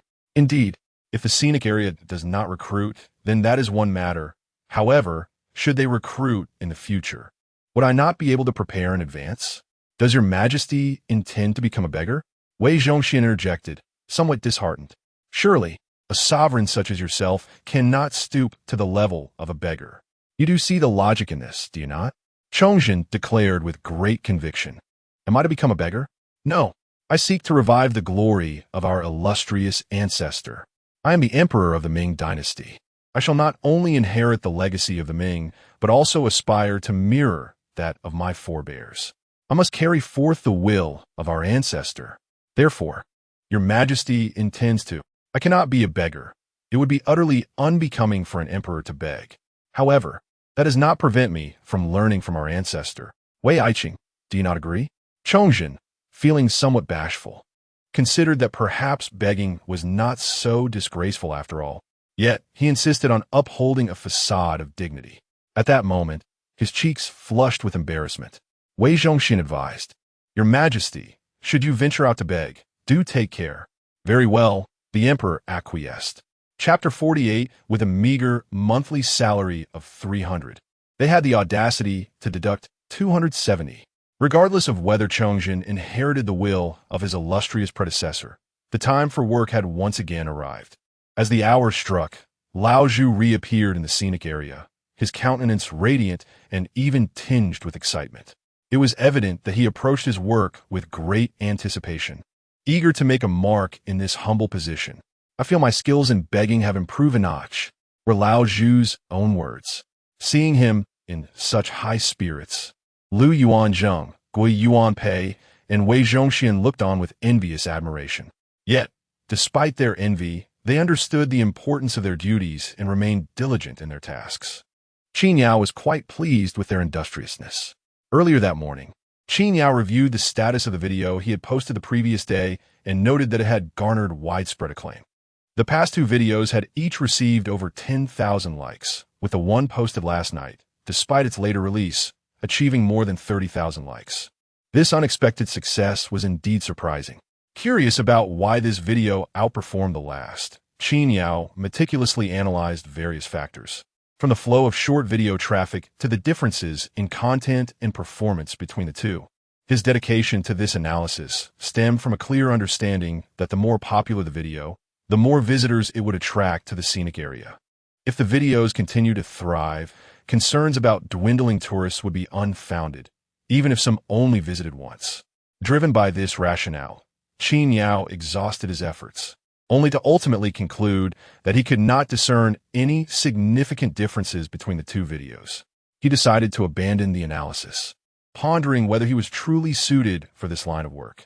Despite the setback in dissecting the videos, Qin Yao remained confident that business at the scenic area today would surpass yesterday's, not only due to the video's popularity, but also because of an influx of online ticket orders. As of that day, over 20 tickets had already been sold, a promising indication of the bustling business ahead. This realization brought immense joy to Qin Yao, prompting him to share the news with Lao Zhu and the others. Upon hearing that business was expected to improve, Lu Yuanzheng and the others perked up with renewed energy. The prospect of thriving business delighted them, as the fear of the scenic area facing decline would loom large if the situation persisted. Wei Zhongxian and the others were equally proactive. The moment he received the news, Old Wei promptly issued instructions. Everyone, let us invigorate our spirits and patrol the area. Let us ensure the grounds are tidy and presentable for our guests. Lao Zhu shared in the excitement. Holding a dilapidated bowl, he gazed towards the city gate. He chuckled, though it was unclear what amused him. Is this really the mighty Hongwu emperor? He resembled a simpleton. At one point, Qin Yao, on his way to the ticket booth, couldn't resist asking the old Zhu, "What brings you such joy?" In response to Qin Yao's bewilderment, old Zhu replied, "Today, there are many visitors. I believe we can demand a little more." This remark left Qin Yao momentarily speechless, prompting him to give old Zhu a thumbs up. In truth, the day's business did not surprise Qin Yao. The scenic area commenced operations at 8 o'clock, and within mere minutes past that hour, visitors began to flock in. First, a private car arrived, followed by a second, then a third. Within just one morning, the parking spaces outside the city gate were filled, forming a complete line. What a sight to behold! If those parking spots weren't made of concrete, they would have surely been overgrown with grass by now. The ground even had a hint of green, indicating how long they had remained unused. Finally, they were put to use. Heaven seemed to show mercy. Witnessing this scene nearly brought Qin Yao to tears. He motivated himself, reminding that this was merely the beginning, and that the external parking would undoubtedly be filled. Yet, as he contemplated the thousands of numbered parking spaces encircling the scenic area, he felt a twinge of doubt. Perhaps there were a few too many parking spots. A surge of visitors was indeed a delightful occurrence. It also left Qin Yao utterly exhausted. Not only did he have to repeatedly explain to tourists at the ticket booth that the scenic area had not officially opened, but he also had to assure them that performances, as seen in their short videos, would certainly take place. However, that was not all. Mr. Qin, some visitors wish to purchase items. Mr. Qin, visitors want to take the shuttle. Mr. Qin. Qin Yao nearly succumbed to the urge to take down the walkie-talkies given to Wei Zhongxian and Lu Yuanzhong. He had just provided them with those devices that morning. Old Zhu had one as well. The previous day, when tourists wanted to take the shuttle, Lu Yuanzhong had rushed over to inform Qin Yao, prompting him to seek a more convenient solution. The supermarket happened to have a surplus of walkie-talkies, which Qin Yao had procured for sale to Lu Yuanzhong and his colleagues, suggesting they could use them after receiving their wages. However, considering they lacked mobile phones, it seemed more practical to lend them the walkie-talkies. Little did he know that this would lead to a chaotic situation where he felt like a puppet master directing a flurry of activity. After selling tickets, he had to drive shuttles and, after that, attend to the supermarket. As soon as visitors finished purchasing their items, they would rush straight back to the ticket booth. It was a whirlwind of busyness. Initially, the aim was to attract business. Yet, when it finally flourished, it turned into a lament. After enduring the hectic day, Qin Yao could only wait until the afternoon, when the visitors departed and the end of the workday approached. Qin Yao had not yet rested his legs when a prompt sound from the system resonated. Instantly, his spirits lifted, as he instinctively thought that he could select someone once more. However, when a message from the system arrived, Qin Yao's expression darkened. Simultaneously, a slip of paper materialized in his hand. With a sigh, he retrieved the walkie-talkie. Old Zhu. After a minute's pause, a voice crackled through the device. Old Zhu here. It seemed that Zhu Yuanzhong was still fumbling with the walkie-talkie, likely spending that minute figuring it out. Qin Yao continued through the device. Come to the city gate. Received. This time, the response was swifter. After a moment's thought, Qin Yao called out again, Old Wei, bring the Imperial Guards over. This old servant acknowledges. In a short while, a crowd gathered at the city gate. Qin Yao ambled over, lazily clutching the paper. From a distance, he spotted the jovial old Zhu, cradling something in his arms, and he couldn't help but roll his eyes. Unable to restrain himself, he quipped, Oh, my esteemed ancestor. I must say, your monthly salary is 300, yet today you have had a deduction of 270. Truly remarkable. Chapter 49. This ancestor is simply infuriating. As soon as Qin Yao finished speaking, the color drained from Lao Zhu's face, replacing his previously jovial demeanor. Not only Lao Zhu, but even Lu Yuanzhong and the others were equally astonished. Was Lao Zhu's salary really being docked? This was unprecedented in the scenic area. What was particularly alarming was that the deduction amounted to a staggering 270. It is worth noting that while Lao Zhu and his colleagues were supposed to earn 300, the actual take-home pay was merely 270, with the remaining 30 constituting a full attendance bonus. This meant that Lao Zhu had effectively lost an entire month's salary. Consequently, even if he diligently worked all 30 days, he would only receive the paltry sum of 30. In truth, Qin Yao had not anticipated such a turn of events, but the facts were irrefutable. Just moments ago, he had thought the notification sound indicated personnel selection. Instead, it was the system notifying him of Lao Zhu's salary deduction. Before Lao Zhu could voice his thoughts, Wei Zhongxian could no longer contain himself and exclaimed, Qin Zong, what is the reason for this? Despite his evident trepidation, he instinctively posed the question. Upon hearing this, Qin Yao replied, You ought to ask him, gesturing towards Lao Zhu. Lao Zhu, still in a daze, stammered, We haven't done anything. I was merely playing the role of a beggar, diligently seeking alms. Lao Zhu's words rang true. He had indeed spent the day earnestly begging. However, Qin Yao found himself both amused and exasperated by this admission. He acknowledged Lao Zhu's dedication, yet the extent of his begging was quite absurd. "Are you truly unaware?" Qin Yao quipped. "Allow me to enlighten you." Clearing his throat, he continued. In fact, Qin Yao was fully aware of the reasons behind Lao Zhu's salary deduction, as the system had conveyed all the details to him, images included. With a clear voice, Qin Yao recounted, "At 10 o'clock in the morning, you requested a walkie-talkie from a female tourist, deducting 20. At 11:30, you asked a male tourist to buy you sweet potatoes, deducting another 20. At 1:06 in the afternoon, a child bought you bread, yet you insisted they exchange it for potatoes, deducting 30. At 3:06, you implored an elderly gentleman to gift you a mobile phone, promising him a title in return. At 4:27, you insinuated that you were of the highest nobility while the child was still in diapers. Furthermore, just moments ago, you asked a departing tourist if they could give you a ride. Gazing at Zhu Yuanzhang, Qin Yao remarked, "You truly possess a remarkable talent. I witnessed that vehicle. It must be worth over $1 million. How could you possibly have the audacity to ask for it?" Qin Yao recognized Lao Zhu's capabilities, but questioned the necessity of such antics. Frankly, he did not feel that Lao Zhu was unjustly treated regarding his salary deduction. It was only after Qin Yao concluded his observations that the room fell silent. Old Zhu's face suddenly flushed with embarrassment, his demeanor reflecting a sense of unease. I. In that moment, he found himself at a loss for words. Qin Yao, shaking his head in exasperation, addressed the group. "I have reiterated this countless times. Remember your identities. While at work, it is crucial that you do not reveal them. Have you all understood this?" A chorus of heads nodded in unison, akin to chicks pecking at grains. Glancing at old Zhu, Qin Yao continued, "Moreover, do not emulate old Zhu. Do not harbor any delusions of luck. Subtlety in your approach is equally unacceptable." Once more, the group nodded in agreement. Qin Yao pressed on, "During working hours, focus on your primary duties. Without delving into others' responsibilities, let us consider old Zhu. Would it be unjust to deduct your wages?" At that moment, old Zhu's face was etched with a bitter smile. He quickly retorted, "Not unjust. I accept it." "Precisely," Qin Yao affirmed. "Now, will you consider your primary duty? To act as a beggar and engage with tourists?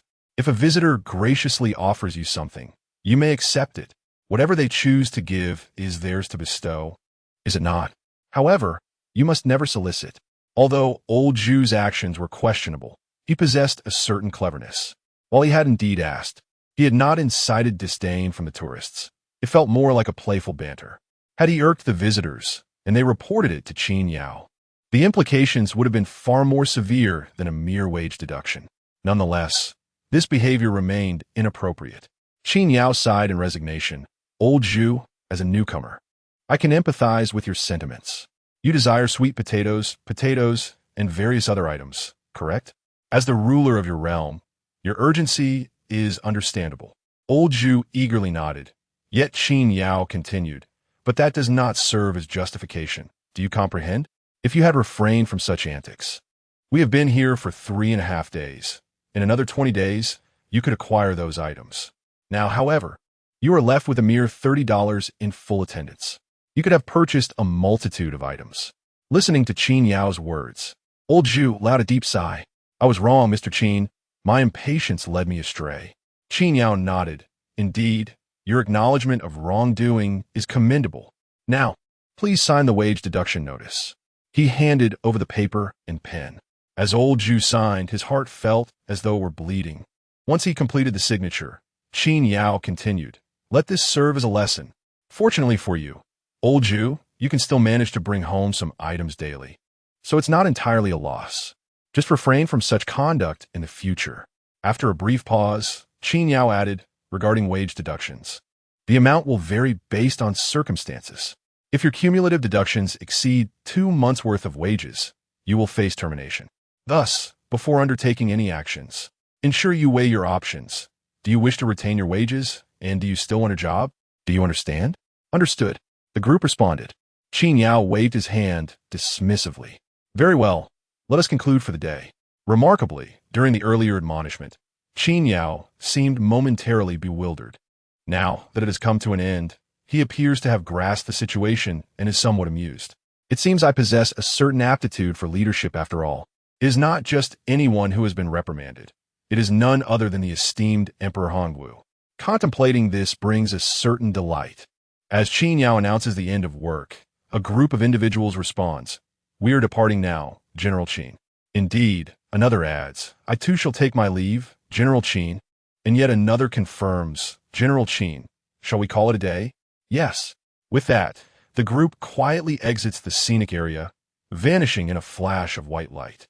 Upon returning to the Tang dynasty, Lu Yuanzheng and Gui Yuanpei are left somewhat shaken. Guo Xian inquires, "What transpired with you two?" Lu Yuanzheng responds, "We are merely a bit apprehensive.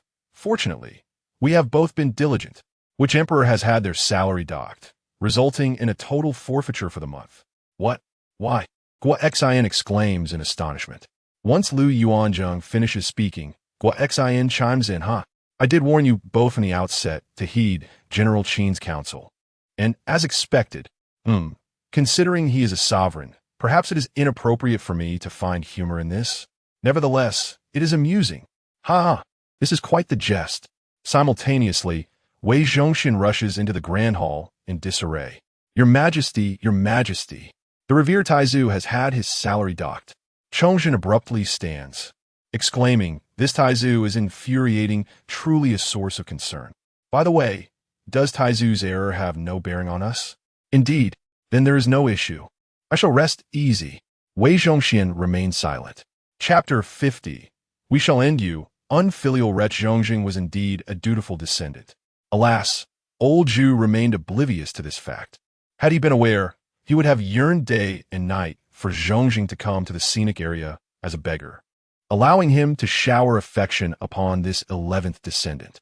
Naturally, even if old Zhu was unaware, should Zhongxing one day find his wishes fulfilled and venture into the scenic area, the outcome would be, at that moment, Zhongxing, brimming with delight, addressed Wei Zhongxian.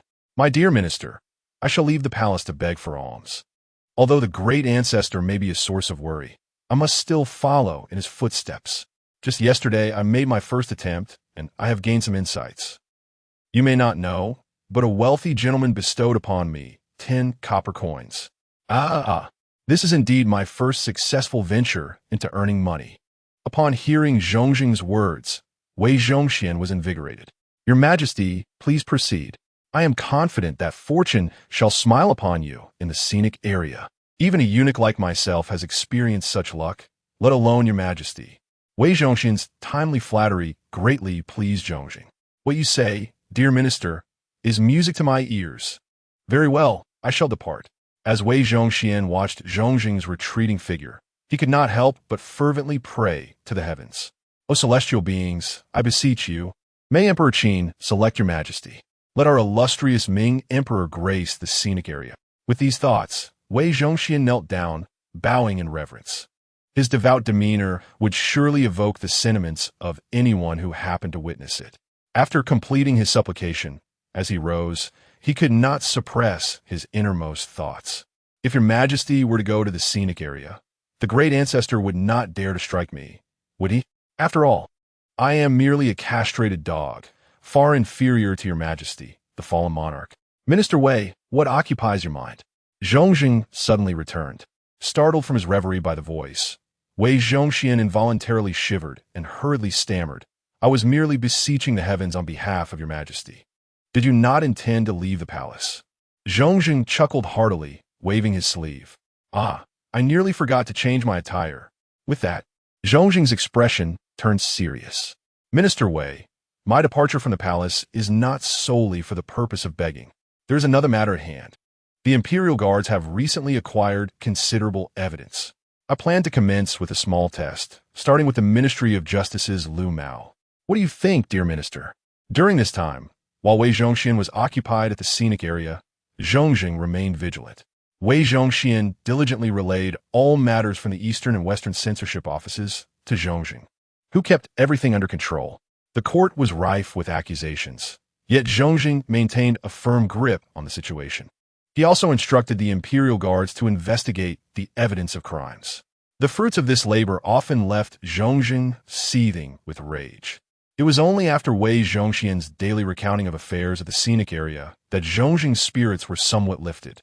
The courtiers, having observed that Zhongxing had refrained from taking action against Minister Wei during this period, and witnessing his command over the imperial guards and the two censorship offices, began to grow anxious.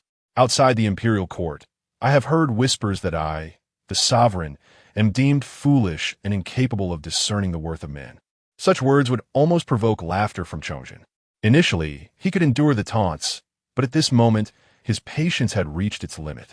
Chongqing resolved to test his hand and sharpen his skills, choosing to focus on Lu Mao, the Assistant Minister of Justice. Though Lu Mao may seem a mere minor figure, he played a significant role in the annals of Ming history.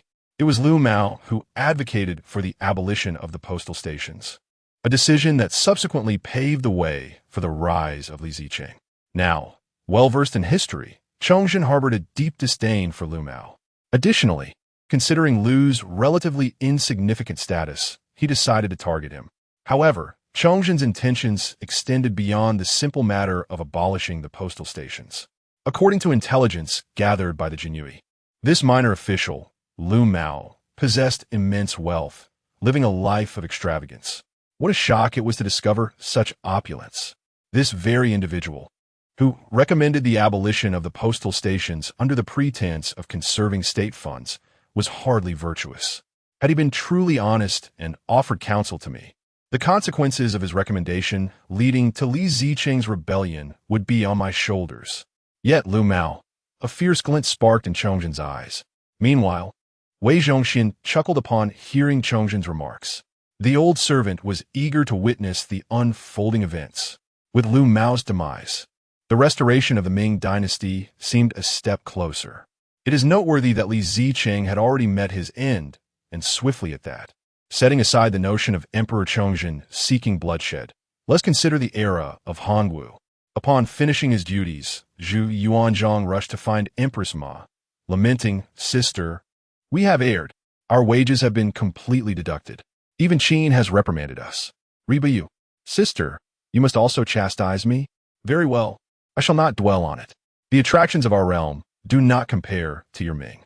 In the future, be exceedingly cautious. Heed Qin's words. Yes, I understand. Yet I am distressed. I have lost an entire month's salary. Fear not, there is always next month, is there not? You are truly kind. You are my Reba, and I should treat you well. Indeed, alas, you work yourself to the bone. Are you not weary from a day's toil? I'm not fatigued. That will not do." In a short while, a visibly exasperated Zhu Yuanzhang exited the Grand Hall.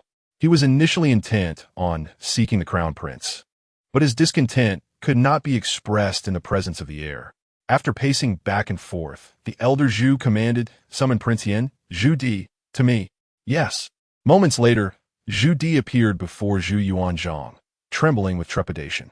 Upon seeing Zhu Di, Zhu Yuanzhang was instantly filled with ire. "You ungrateful child." Today, before he could finish his words, Zhu Di knelt, fully aware of the reason for his summons and having already devised a strategy for this encounter. "Father, even if you intend to strike your son, there ought to be a valid reason, should there not? Father, do you truly mean to harm me to the point of death? Just look at my leg." Zhu Di choked back tears as he stood, limping painfully. "This injury was inflicted by you, father, just a few days ago, and it has yet to heal." Witnessing such a scene, old Zhu fell silent, his expression softening gradually. The Prince of Yin, Zhu Di, felt a surge of hope. Continuing to weep, he implored, "Father, I am at a loss as to where I have erred. I have been reflecting constantly over the past few days, yet I remain in the dark. Eventually, I realized that perhaps I had not met your expectations, and thus I deserved a beating. But father," the Prince of Yin, Zhu Di, repeatedly addressed him as father, his voice choked with emotion. "I do not seek your forgiveness. I only fear that you may be hurt or exhausted, dear father." Zhu Di took a few more steps, still limping. Old Zhu remained silent. After a long pause, he finally let out a sigh. This sigh brought instant joy to Zhu Di, yet he dared not reveal his delight. At that moment, old Zhu sighed and said, "My dear fourth, had you not spoken, I would have been unaware of the extent of your injuries. Your right leg. Alas! Old Zhu took a deep breath, wiping the corner of his eye. Then, turning to Zhu Di, he continued, "Come here, fourth father." Zhu Di approached with an innocent expression, believing himself to be charming. Old Zhu affectionately ruffled Zhu Di's hair and then said, "Very well. I shall not strike your right leg. Now extend your left leg." No, no, father. Ouch. The cries of anguish mingled with old Zhu's fury. "I shall teach you a lesson, you ungrateful wretch. You still dare to play tricks." Chapter 51. The performance needs alteration. Zhu Di endeavored to awaken the compassion and paternal affection within the elder Zhu. Yet, it was abundantly clear who the elder Zhu was, a man forged from a sea of corpses and blood. Attempting to deceive him with such tactics was futile. Unbeknownst to Zhu Di, those final benevolent expressions were, in fact, the source of his own impending anguish. After a brief moment, the rejuvenated elder Zhu called out, "Bring forth the Prince of Yen. Ensure he is taken to the Imperial Medical Institute for treatment." Elder Zhu felt a fleeting sense of satisfaction, though it seemed somewhat incomplete. Reflecting upon the historical figure of Zhu Di ignited a fury within him. However, he reminded himself that Zhu Di was, after all, his son, despite the superficial injuries. The sight of Zhu Di's condition evoked a genuine sense of pity. Still not fully content, Elder Zhu smacked his forehead and commanded, "Summon my second and third sons." Upon issuing these orders, he seized a rattan whip and began to wield it. The whoosh of the whip slicing through the air brought a sense of satisfaction to Elder Zhu. Moments later, he heard cries of, "Father! Father, we are here. Second brother. Hold on. Third brother, don't rush. Hold down the second brother, and I'll spare you a few strokes." Despite their wages being thoroughly deducted, this predicament was quite vexing. However, after a night of contemplation, Elder Zhu's mood had markedly improved. Furthermore, he privately reflected that his actions the previous day had been somewhat excessive, justifying the wage deductions. As a result, a smile returned to his face. "Good morning, everyone." "Good morning, Qin," Elder Zhu greeted, acknowledging the presence of Wei Zhongxian with a casual nod. This singular glance, coupled with a simple left Wei Zhongxian momentarily stunned. In the ensuing moments, Wei Zhongxian, covering his mouth, hurried away, his hips swaying. Qin Yao observed this with surprise and inquired, "Old Wei, what is the matter? Why are you crying?" With tears in his eyes, Wei Zhongxian responded, "The founding ancestor spoke to me. He acknowledged me." Qin Yao rolled his eyes in exasperation. "Really? Just a simple acknowledgement has you so worked up?" Elder Zhu, his expression darkening, could no longer contain his ire and bellowed, "Get away from me." "Understood." Wei Zhongxian quickly complied, moving a distance away while dragging Qin Yao along. With tears streaming down his face, he exclaimed, "Qin, you don't understand. The founding ancestor favored me with a kind expression. This is a promising beginning. At the very least, he won't easily have me executed during the Hongwu era, right? At least, he won't strike at me so readily." Qin Yao could empathize with Wei Zhongxian's sentiments. He patted Wei Zhongxian on the shoulder and said, "I understand your feelings. However, do temper your excitement. Overzealousness might backfire. What if the founding ancestor finds you distasteful?" "Oh dear." Wei Zhongxian awakened to a sudden realization and hastily wiped away the tears from his face. Once he had dried his eyes, he recalled the pressing matters at hand. He addressed Qin Yao with utmost seriousness. "General Qin, I have a question." "Go ahead and ask." Qin Yao replied. Wei Zhongxian rubbed his palms together, contemplating. "It concerns His Majesty. That is His Majesty Chongzhen. Will there be an opportunity for him to visit our scenic area in the future?" Upon hearing this, Qin Yao chuckled. "Is His Majesty considering a job at the scenic area? Quite normal, really. It's only human nature. If one is unaware of the scenic area, that's one thing. But who wouldn't want to come if they knew about it?" Qin Yao smiled and continued, "While that is uncertain, there will undoubtedly be opportunities." He did not hide this fact. Indeed, if the scenic area flourishes in the future and attracts more visitors, it's entirely possible that one day, Qin Yao might see Chongzhen's name on the system's list. If that day comes, it would hardly be a surprise. Listening to Qin Yao's words, Wei Zhongxian felt a surge of joy. That would be splendid, if His Majesty were to come to the scenic area. But what if he arrives? Wei Zhongxian cautiously glanced around and whispered to Qin Yao, "His Majesty is a deposed ruler. How can a mere eunuch like me possibly catch the eye of the great ancestor?" Ah, Qin Yao couldn't help but give Wei Zhongxian a thumbs up, impressed by his candor. After praising him, he playfully asked, "If he truly comes, won't you fear that he may no longer rely on you?" Wei Zhongxian paused, initially taken aback, but soon broke into a laugh. "Not at all. My salary is still money, and furthermore, my heart is set on the revival of the Ming dynasty." Nodding in agreement, Qin Yao remarked, "Old Wei, you're quite something. Since arriving at the Scenic area, you've been remarkably clear-headed." Moments later, Qin Yao called out, "All right, let us get to work." And everyone busily resumed their tasks. Some patrolled while others tidied up litter. With an increase in visitors, the workload for Wei Zhongxian and his colleagues had grown. The security pressure intensified, and the litter on the ground increased as well. Lu Yuanzheng and Gui Yuanpei were also occupied. Occasionally, when tourists crowded to enter, the two had to verify tickets, which added to their busyness. While it was necessary to scrutinize every detail, these two remained meticulous. There were pros and cons to this. For tourists, the ancient experience of entering a city was even more pronounced. As for Lao Zhu, he fared a bit better. His interactions primarily involved asking people for items. However, it was evident that after his exuberant performance yesterday, he would need to temper his enthusiasm today. It must be said, the frequent video postings were beneficial. In the morning, a steady stream of visitors began to fill the Scenic area, creating a lively atmosphere. By the afternoon, the number of tourists had surged even more, surpassing yesterday's figures. Just from ticket sales alone, Qin Yao couldn't help but smile. Naturally, the performances that visitors wished to see remained plentiful. During the performance of the Jinui, Qin Yao, as usual, took out his phone to capture the moment. The surrounding tourists were equally enthusiastic, eagerly pulling out their devices to record the spectacle.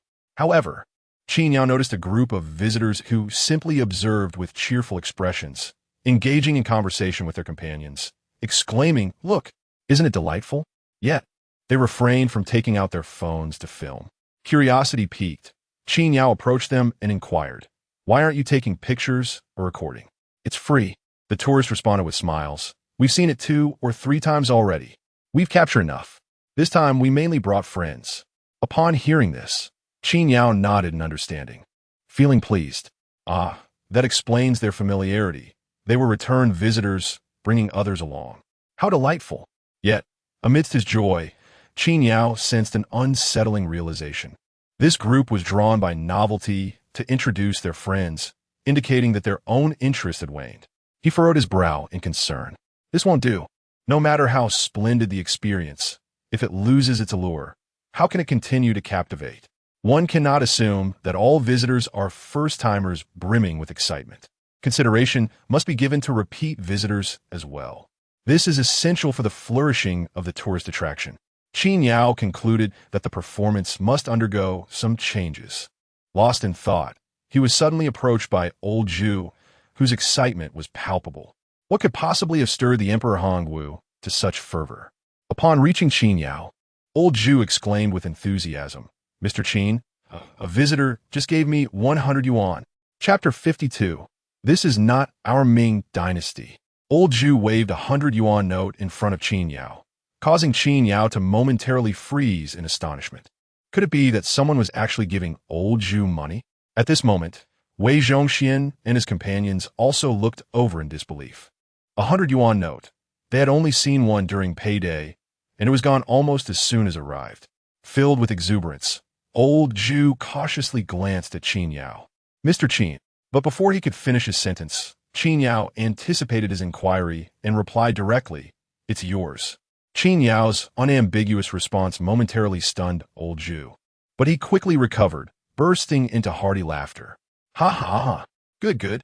Old Zhu was beside himself with joy. 100 yuan, equivalent to 10 days' wages, was a sentiment that was easily understood. Even Lu Yuanzheng and the others cast him sidelong glances. Of course, that was not the crux of the matter. While it was indeed a good fortune for Old Zhu to possess the money, the question remained whether it could be effectively utilized. Old Zhu hastily inquired, "Can this money be used to buy things?" Without allowing old Ju to fret for too long, Qin Yao answered straightforwardly, "You could buy things and take them away." Upon hearing this, old Ju erupted into laughter, his whole body shaking with delight. At that moment, his happiness knew no bounds. The prospect of receiving money that could be used to purchase items and taken home filled him with unparalleled joy. As for the others, who had merely cast glances earlier, they now listened intently to Qin Yao's affirmations, their envy palpable. Even Wei Zhongxian, who had always feared old Ju, could not contain himself. Wasn't this simply exhilarating? The prospect of receiving things that could be taken home after having had a month's wages withheld? Who wouldn't feel a twinge of jealousy? More thrilling was the realization that if this could happen once, it could surely happen again. Let us not even mention that it wasn't always 100 yuan. Even receiving 20 or 30 yuan occasionally would be a boon. Why shouldn't we consider ourselves fortunate?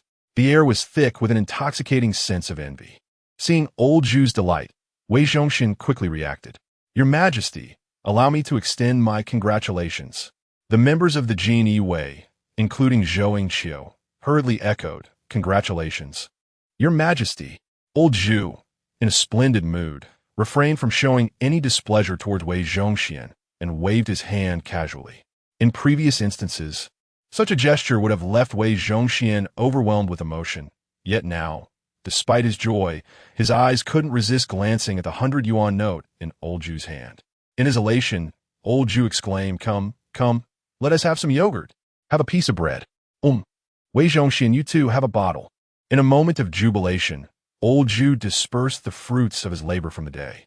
These were offerings of bread, yogurt, and various fruits graciously provided by the visitors. Such provisions were a daily bounty for old Ju, and he was exceedingly generous at this moment, even sharing a bottle of yogurt with Wei Zhongxian. Upon receiving the yogurt, Wei Zhongxian could hardly contain his emotion. His demeanor elevated to a state of delight, causing his body to tremble with overwhelming joy. The earlier sourness dissipated, replaced by a heart-wrenching sob. "I humbly thank our esteemed ancestor for this gift of yogurt." At that moment, Wei Zhongxian's heart swelled with gratitude. "The ancestor has bestowed yogurt upon me. Oh, how fortunate!" Seeing his emotional display, old Ju waved his hand dismissively. Enough. No need for such theatrics in my presence." After Lu Yuanzheng and others expressed their thanks to Wei Zhongxian, old Ju could not resist rubbing his hands together in anticipation. His eagerness palpable. It was clear to any observant soul what he was scheming. With a smile, Qin Yao, recognizing old Ju's good fortune, exclaimed, "Let us go." To the supermarket. Old Ju, brimming with excitement, eagerly trailed behind Qin Yao, his exuberance amusing to those around. However, recalling old Ju's previous antics, Qin Yao felt compelled to offer a word of caution. "Old Ju, I must remind you, while the money you are acquiring is indeed yours to spend, do not repeat yesterday's mistakes." Yes, old Ju replied, his enthusiasm momentarily dimmed. "Do not think that receiving money is a simple matter. If you approach the visitors asking for money, you risk being dismissed, and that would spell disaster." Though clearly elated, old Ju remained grounded. He thumped his chest confidently, assuring Qin Yao, "Rest assured, I shall exercise restraint. No matter what, we cannot afford to jeopardize our job. The money is given willingly by the visitors, not demanded by us. Henceforth, we shall never outright ask the visitors for anything. We will graciously accept what is offered. If they do not provide, will you then resort to theft?" Qin Yao interjected with a smirk. "Certainly not. We are not in the Ming dynasty," old Ju retorted, prompting a nod of approval from Qin Yao, relieved by old Ju's awareness. Before long, they arrived at the supermarket. As the doors swung open, old Ju's impatience was evident. This was not his first visit. He had long coveted the items within. Indeed, his desires were not for the ordinary. He wasted no time, eagerly selecting various items, exclaiming, "I want this one, and this too, and also this. And potatoes, sweet potatoes, oh my goodness." The moment he retrieved those items, old Ju's body trembled with evident excitement. It was clear that he had chosen items of great value to him, primarily an assortment of crop seeds. A diverse collection, indeed. One could see that as he held these treasures, old Ju was already envisioning the flourishing harvest during the Hongwu era. The mere thought of such outcomes caused his face to flush with anticipation. Fortunately, old Zhu managed to restrain himself. After securing these coveted items, he took a deep breath and lamented to Qin Yao. It's a pity that our $100 won't stretch further. Otherwise, we could acquire even more. $100, after all, was not a substantial sum. Though the variety of seeds old Zhu had purchased was indeed extensive, the total quantity left much to be desired. Nevertheless, once these seeds were sown in the Hongwu era, even a single seed, though small in number, could propagate across generations. The future prospects filled old Zhu with hope. Listening to his words, Qin Yao smiled and replied, "No worries. Wait until payday to buy more. If fortune smiles upon you, perhaps you might acquire additional funds." Upon hearing this, old Zhu's spirits lifted considerably. Indeed, it was a valid point.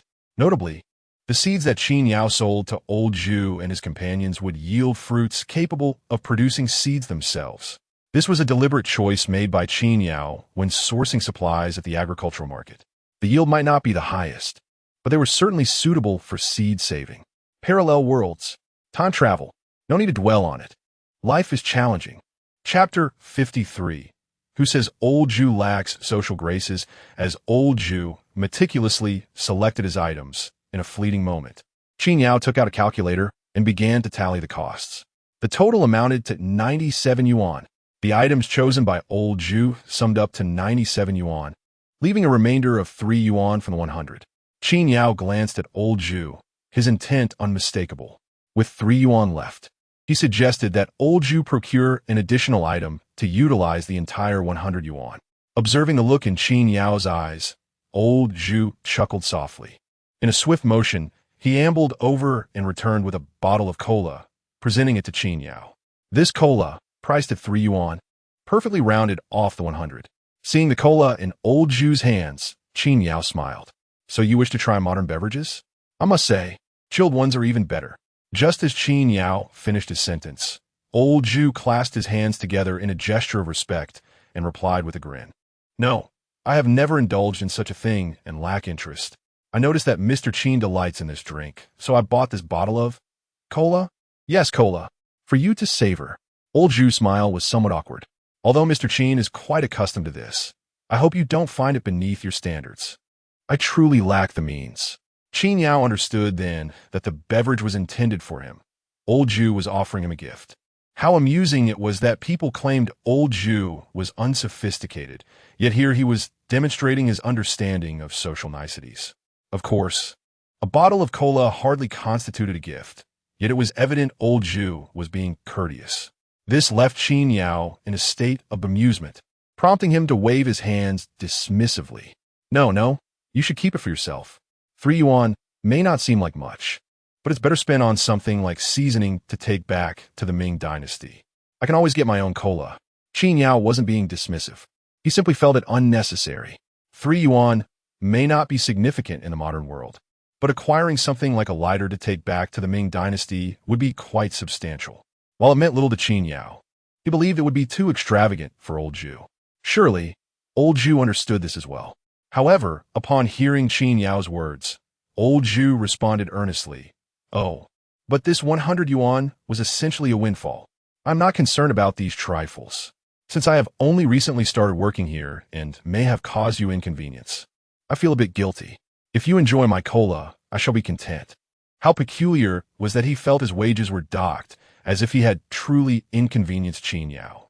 Qin Yao, bemused, replied, "There is no need to spend money on this. You mentioned wanting yogurt, and you just gave me a bottle. Your sentiment has already been conveyed." Upon hearing this, old Zhu solemnly reiterated, "That is different. That was given by a tourist. Even though I am but a faux beggar, it was a gift, not something to be offered in return." Qin Yao was about to continue, but he realized old Zhu might still ask for money later. What was 3 yuan? After all, coupled with old Zhu's resolute demeanor, Qin Yao could only chuckle in disbelief. "Very well then, I shall keep this in mind. You ought to perform well in the future. Perhaps I shall consider increasing your wages." Qin Yao casually mentioned the prospect of a salary raise, prompting old Zhu to gaze at him with eager anticipation, his eyes wide with expectation. However, Qin Yao soon realized that such decisions regarding salary increments were not solely within his purview. With a shift in tone, he continued, "Rest assured, your wages will be disbursed punctually. I will not allow any delays, old Jew." Listening to Qin Yao, old Jew appeared somewhat perplexed. What had he expected to hear that was so astonishing? After all, he could at least paint a rosy picture for his subordinates, promising them rewards such as a golden ticket to immunity or titles of nobility. Yet here was Qin Yao, not even offering a semblance of a promise. The absence of such assurances left old Zhu in contemplative silence. What? A guarantee of timely payment? Is there a possibility of wage arrears? He pondered deeply. Noticing old Zhu's thoughtful demeanor, Qin Yao cleared his throat, suddenly recalling the matter at hand. "You may return to your duties for now." He then summoned Wei Zhongxian, remembering the upcoming performance. As Wei Zhongxian approached, Qin Yao inquired, "Old Wei, have you and the Jinyui rehearsed any new acts? The current performances have become rather monotonous." Expressing his concerns, Qin Yao articulated that the allure of their shows had waned. Upon hearing this, Wei Zhongxian quickly responded, "Mr. Qin, we have solo and duet performances." He was genuinely invested in the matter of the performances, much like Lu Yuanzheng and Gui Yuanpei were in their dedication.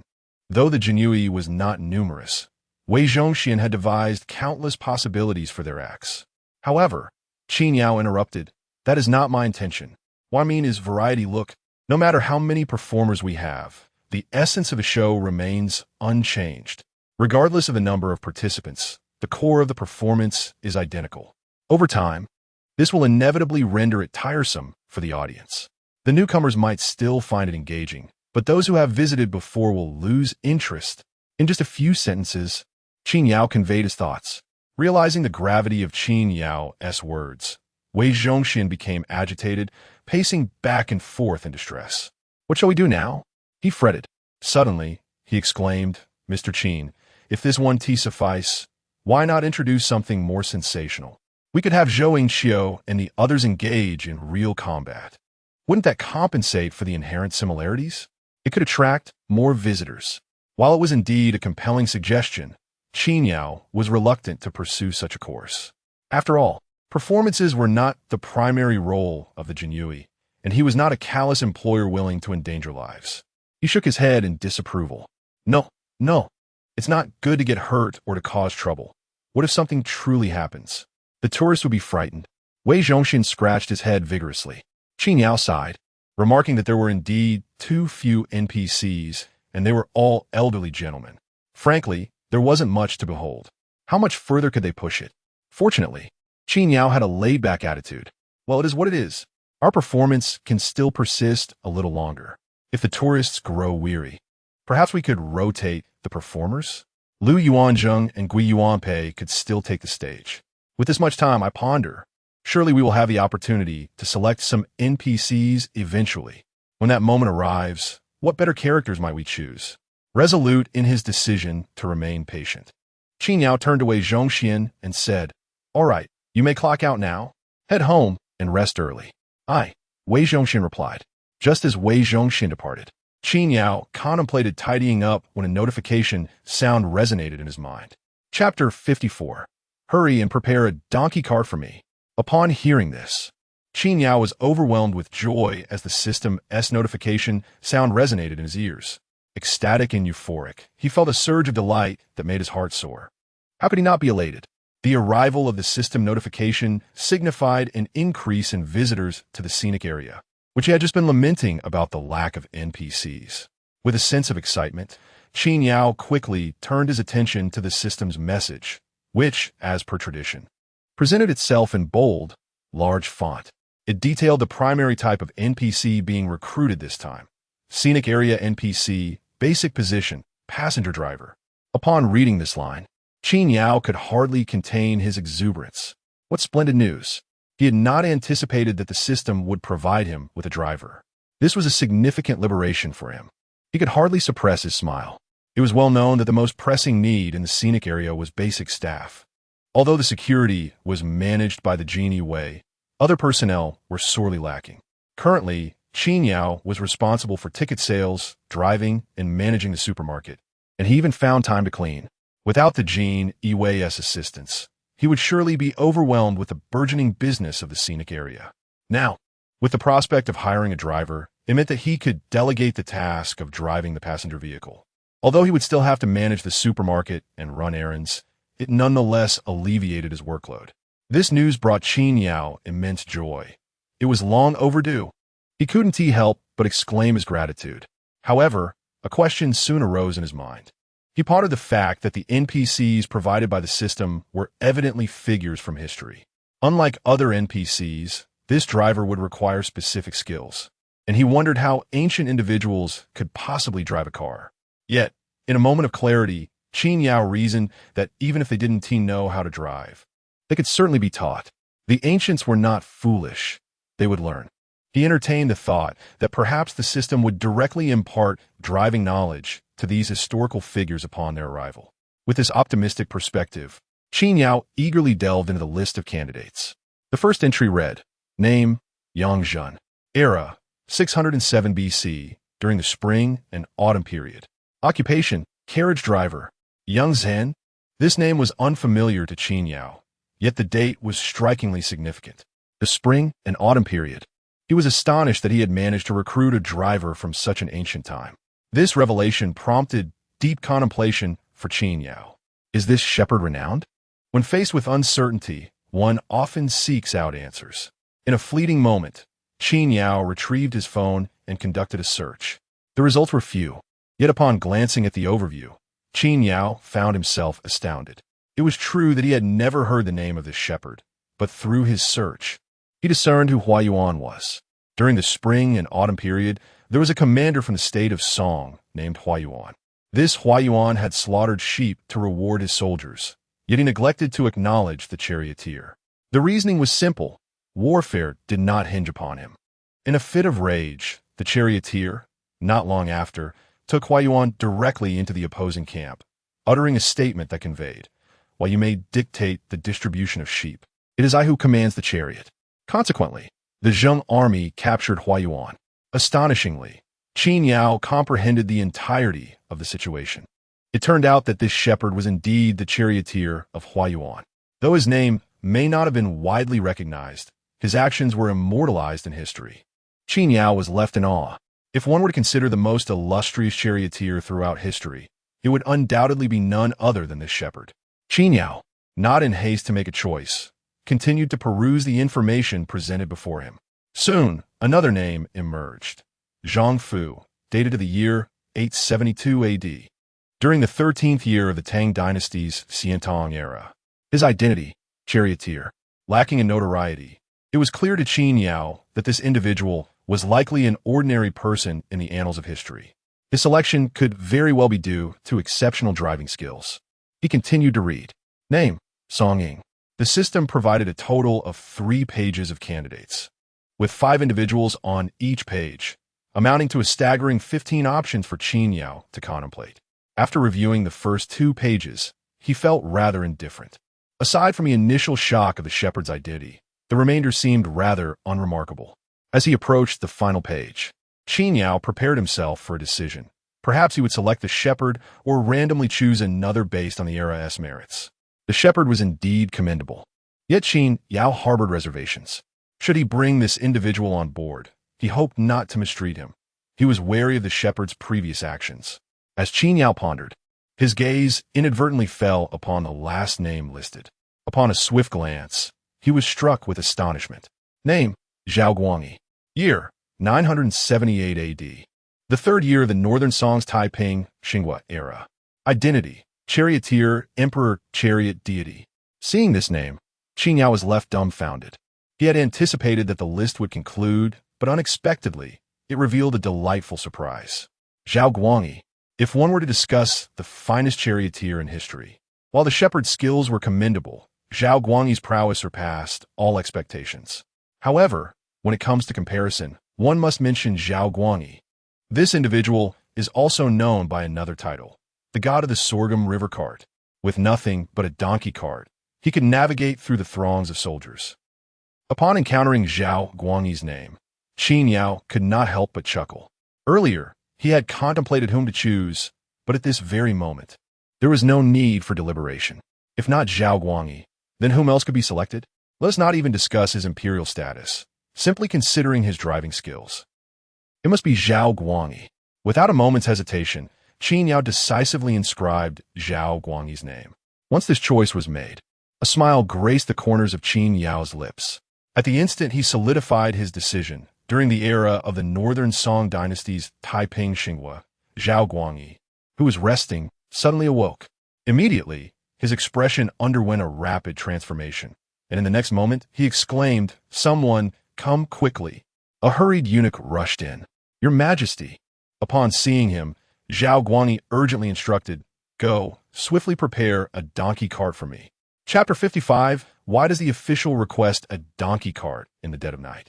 The eunuch was oblivious to the reason behind this peculiar demand, yet he complied without hesitation.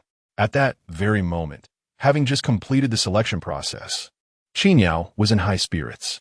However, to his astonishment, another notification from the system chimed in, a development he had not anticipated. Could there be more options? Qin Yao's spirits surged as he hastily checked the system. Indeed, he had initially thought that selecting Zhao Guangyi would conclude the process, but there were still choices available. Gazing upon the grand title, basic position for NPC in Scenic area, ticket seller, Qin Yao could not suppress his laughter. The mere prospect of choosing a driver had already delighted him, and now the possibility of selecting a cashier was simply exhilarating. This was an unexpected boon.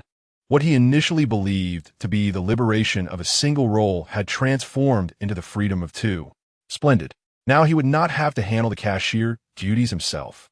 Yet, the cashier role entailed more than just collecting payments. It involved various forms of electronic transactions, both online and offline. How would the ancients manage this? No matter.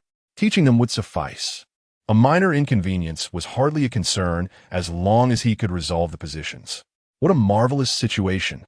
As Qin Yao perused the list, he pondered further. After selecting both a driver and a ticket seller, he wondered if there might be supermarket cashiers available as well. If there were indeed such options, he would be utterly liberated. The ticket seller selection mirrored that of the driver, comprising 3 pages with 15 candidates each. Qin Yao's eyes fell upon a name, Cui Dayun. Date, 1762 AD, during the reign of Emperor Qianlong of the Qin dynasty. Occupation, accountant at the Yulai Inn in Jiangnan. He merely glanced at it before continuing to scroll down the list. He flipped through the pages until he reached the final one. Similarly, the NPC candidates provided by the system spanned an extensive range of eras. Yet, only one individual on the second page piqued Qin Yao's interest. There was written, name, date, 215 BC, in the 32nd year of Qin Shi Huang's reign. Occupation, county magistrate of Anlu. This individual hailed from the era of Qin Shi Huang. Beyond this notable fact, the Qin bamboo slips unearthed from Shi's tomb were of paramount significance. Though she may have been a minor figure in history, the Qin slips he was buried with made a monumental contribution. The slips documented the laws of the Qin dynasty, meticulously inscribed by Shi himself, and they also contained records of his life. He was diligent throughout his existence, making him the quintessential choice for a cashier. Without hesitation, Qin Yao selected Shi. Once the choice was made, a sense of relief washed over him. In an instant, anticipation filled his heart once more, eagerly awaiting any further responses from the system.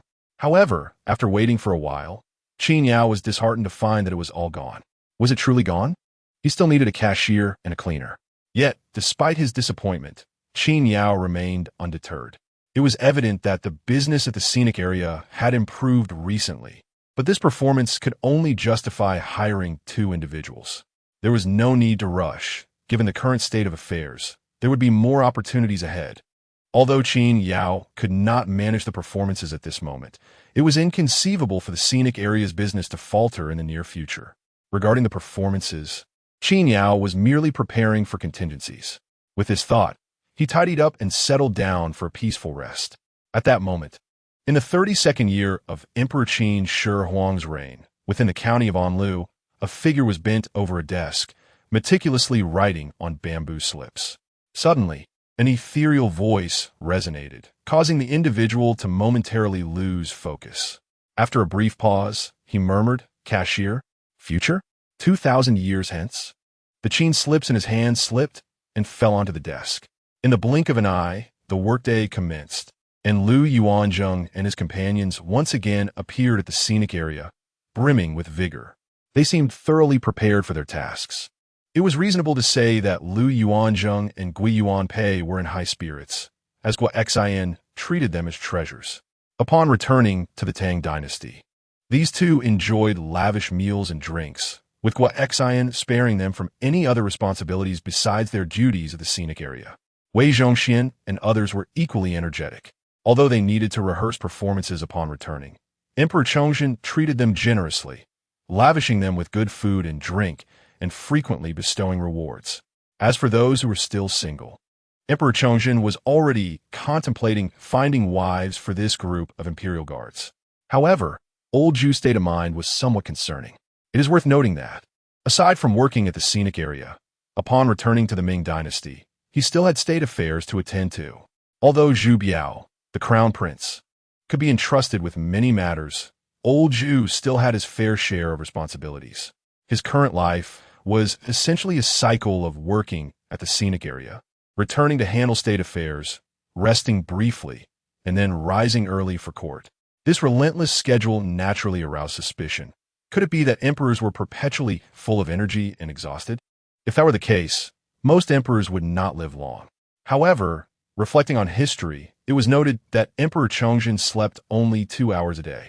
Such was the legacy of his ancestors. It was no wonder old Zhu was spirited. Of course, being energetic did not imply that old Zhu was foolish. He was contemplating adjustments to his early court attendance, delegating less urgent state matters to Zhu Biao, thereby ensuring his own vitality during work hours. When old Zhu and the others arrived, Qin Yao had yet to make his appearance. Last night, Qin Yao mentioned the intention to retire early. Yet he still lingered longer than expected. As time passed and Qin Yao remained absent, a group of individuals exchanged bewildered glances. Wei Zhongxian, eager to ingratiate himself with the venerable old Zhu, hesitated, ultimately falling silent after offering his greetings. Meanwhile, old Zhu, noticing he still had a few minutes before commencing work, cheerfully engaged in conversation with Lu Yuanzheng and others. It was no surprise he was in such high spirits. He had just earned 100 coins the previous day, purchasing goods to bring back to the Ming dynasty. Who wouldn't be elated under such circumstances? How have the two esteemed scholars been faring? Lu Yuanzheng inquired, scratching his head. Quite well, came the jovial reply. As the group continued their light-hearted banter, an unfamiliar silhouette stealthily emerged at the entrance of the scenic area. This figure, clad in a striking crimson robe, curiously peered about the city gate, inadvertently remaining unnoticed. To add to the spectacle, he appeared to be leading a donkey, which was hitched to a cart, drawing considerable attention. Gathering information takes time, hence the delay. I beseech for support. I am humbled. Chapter 56. Who might we be? The individuals engaged in casual conversation all turned their heads in unison upon the appearance of a figure. The person in the bright red robe instinctively shrank back, fully embodying the essence of furtiveness. Observing this, old Zhu clicked his tongue, pondering, a tourist? Lu Yuanzheng and his companion shook their heads, indicating their lack of knowledge. Wei Zhongxian hesitated momentarily before addressing old Zhu with a sheepish demeanor. Your Majesty, this does not appear to be a tourist. What kind of tourist dress is like that? It isn't even time for business yet. If someone were to arrive, they should head to the ticket booth. Wei Zhongxian spoke cautiously, fearing old Zhu's ire. Yet his audacity had grown considerably, thanks to old Zhu's favorable disposition over the past few days, allowing him to at least initiate conversation, a feat he would not have dared before. Upon hearing Wei Zhongxian's remarks, old Zhu nodded thoughtfully. He then turned to the obediently standing imperial guards and commanded, "Go, investigate this matter." "Yes," replied Zhou Yingqiu and the others, bowing in agreement as they hastened towards the city gate. The figure in the red robe, noticing their approach, began to retreat further. As Zhou Yingqiu and his companions drew near, it was unclear whether the figure was frightened or simply startled, but in one swift motion, they leapt onto a donkey cart, their movements fluid and seamless, as if they had been raised on that very cart. Once aboard, The figure nervously shook the reins and shouted, hee. With 3 sharp calls, the donkey seemed to accelerate, lifting its hooves and darting away. Where do you think you're going? The guards were caught off guard, their inquiries yet unvoiced. Panic ensued as they hurriedly called out, hey, hey, hey. Some of the imperial guards instinctively reached for their weapons. Seeing this, Lu Yuanzheng quickly interjected, stop. This is a tourist area. His words jolted the guards back to their senses, prompting them to sheathe their half-drawn blades, helplessly watching as the figure in red made their escape. Surprisingly, the figure did not flee far, stopping just at the ticket booth, then cautiously glancing back at the group. The cautious demeanor was almost comical, causing old Zhu to stifle a laugh and shake his head. Moments later, he called out to Zhou Yingqiu and the others, come back. We don't want to frighten them away. This person is far too cautious. Chuckling, he added, let's not pursue them further. If they truly are a newcomer, Qin will surely be aware. We can wait for Qin to arrive. Hearing this, Lu Yuanzheng and the others nodded in agreement, observing the figure from a distance, deciding against further action. As Wei Zhongxian had suggested, it was likely just a newcomer to the scenic area. Old Zhu could not help but engage in conversation with Lu Yuanzheng and others. Why was he still driving a donkey cart? It is noteworthy that all of them, including Old Zhu, brought various items when they arrived, such as swords, work uniforms, and Old Zhu's bamboo measuring stick and begging bowl. There was nothing particularly remarkable about these. However, if he were truly a person from the scenic area, he would be the first to arrive with a living creature. The cart was not surprising, but the donkey. Old Zhu pondered. If he were indeed a newcomer, his position would surely differ from theirs. As Old Zhu continued speaking, he suddenly exclaimed, ah, his attire is quite remarkable. It seems familiar, especially that hat. This style of clothing, I feel like I've seen it somewhere before. Listening to Old Zhu, Wei Zhongxian's eyes sparkled with curiosity. He scrutinized the bright red robe and carefully remarked to Old Zhu, Your Majesty, this attire resembles that of the Song dynasty. Upon hearing this, Old Zhu slapped his thigh in realization. No wonder it looks familiar. When we founded the nation, the Ministry of Rites presented us with designs of dragon robes from various dynasties, and the dragon robe from the Song dynasty indeed resembles the red robe he is wearing. After finishing his sentence, Old Zhu paused momentarily, then muttered, Is this the emperor of the Song dynasty? Surprisingly, within a few exchanges, Old Zhu had accurately guessed the identity of the person arriving in the donkey cart. It was indeed the emperor of the Song dynasty. With Old Zhu's muttering, Wei Zhongxian and the others understood, while Lu Yuanzheng and Gui Yuanpei remained somewhat bewildered. They were unfamiliar with the specifics of the period preceding the Song dynasty. However, adhering to the principle of saying less when in doubt, Lu Yuanzheng and Gui Yuanpei refrained from speaking. At that moment, Qin Yao's figure approached. Initially, a member of the Jinyui spotted him and exclaimed, Master Qin has arrived.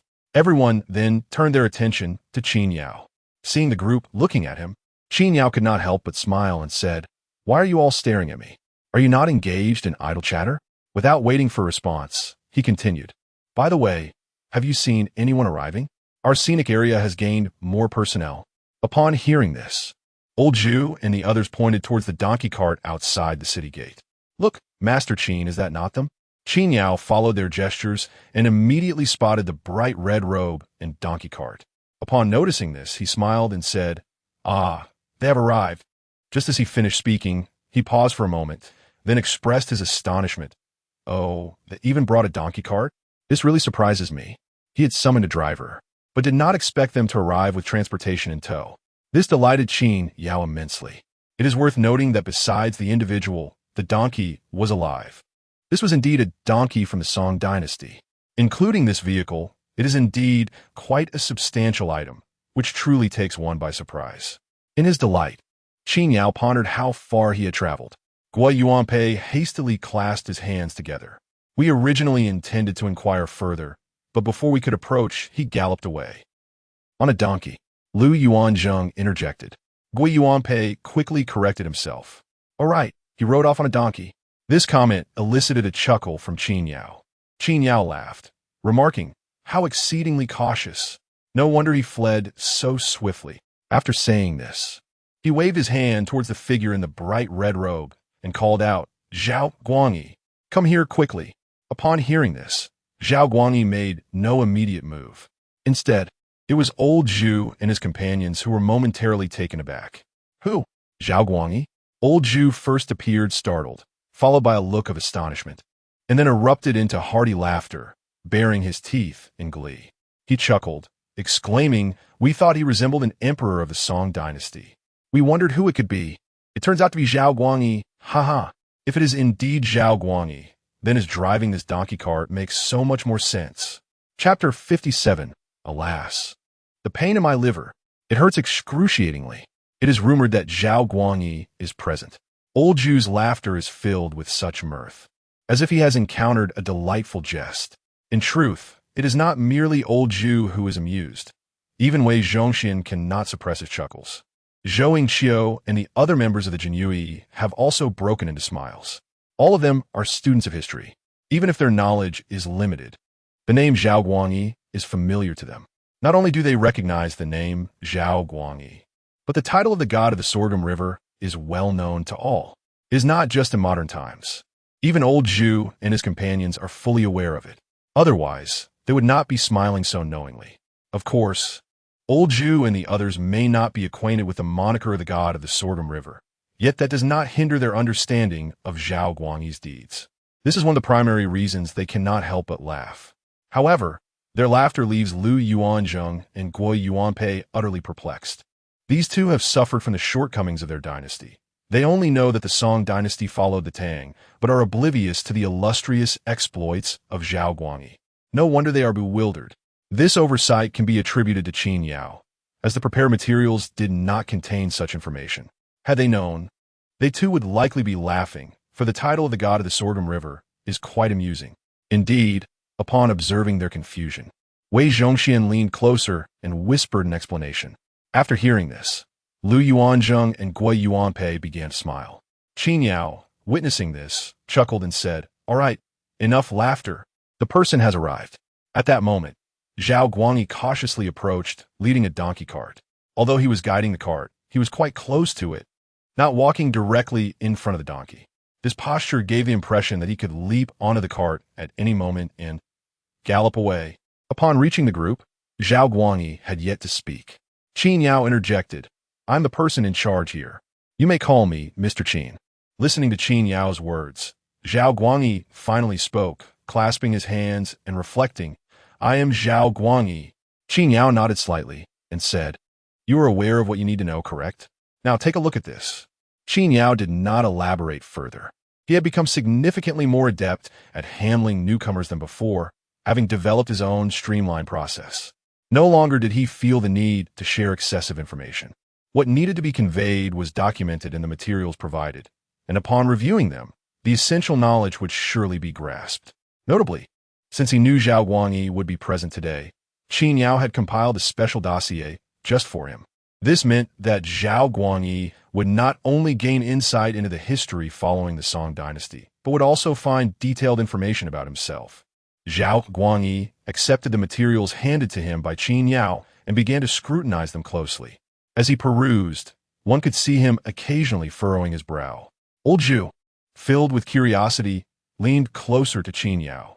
"General Qin," Old Zhu whispered while pointing at Zhao Guangyi, "when did he come?"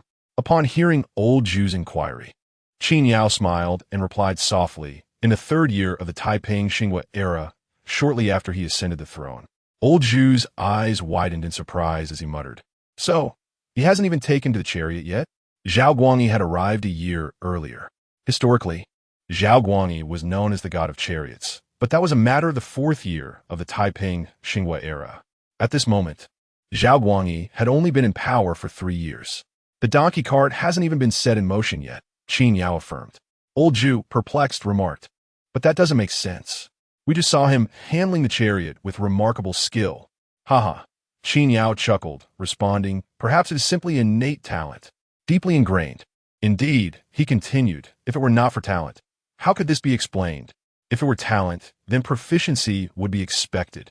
Upon hearing this, Old Zhu joined in the laughter. During their conversation, Zhao Guangyi's expression fluctuated between anger and disbelief. He glanced at the documents in his hands, then at the donkey cart, and back again, his frustration mounting. In a fit of rage, he tossed the reins of the donkey cart aside, an action that irked the animal, causing it to snort in discontent. Zhao Guangyi, however, was oblivious to the donkey's displeasure as he focused on the damning narrative concerning himself. This is impossible. I personally led hundreds of thousands of troops against the Liao dynasty. How could I possibly be defeated? How could I have fled in a donkey cart in such a panic? This is utterly laughable, completely unfounded. His anger made him tremble. History, especially when it concerns oneself, is enough to infuriate anyone.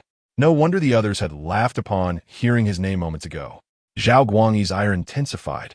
Before anyone could respond, old Zhu spoke up, clearly irritated by Zhao Guangyi's outburst. What is so impossible about it? If the army is unprepared with insufficient supplies, and you, Zhao Guangyi, command ineffectively and stubbornly, harboring a sense of overconfidence, who else is to blame for your defeat? It is fortunate you would even voice such a thing. His tone dripped with disdain. In truth, old Zhu held no fondness for the Song dynasty's emperor. His earlier laughter not only mocked Zhao Guangyi's reputation, but also served as a sneer against the dynasty itself. The Song dynasty, while economically prosperous, was viewed with contempt by old Zhu, who disdained its political divisions, tributary relationships, and the emperor's absurdities.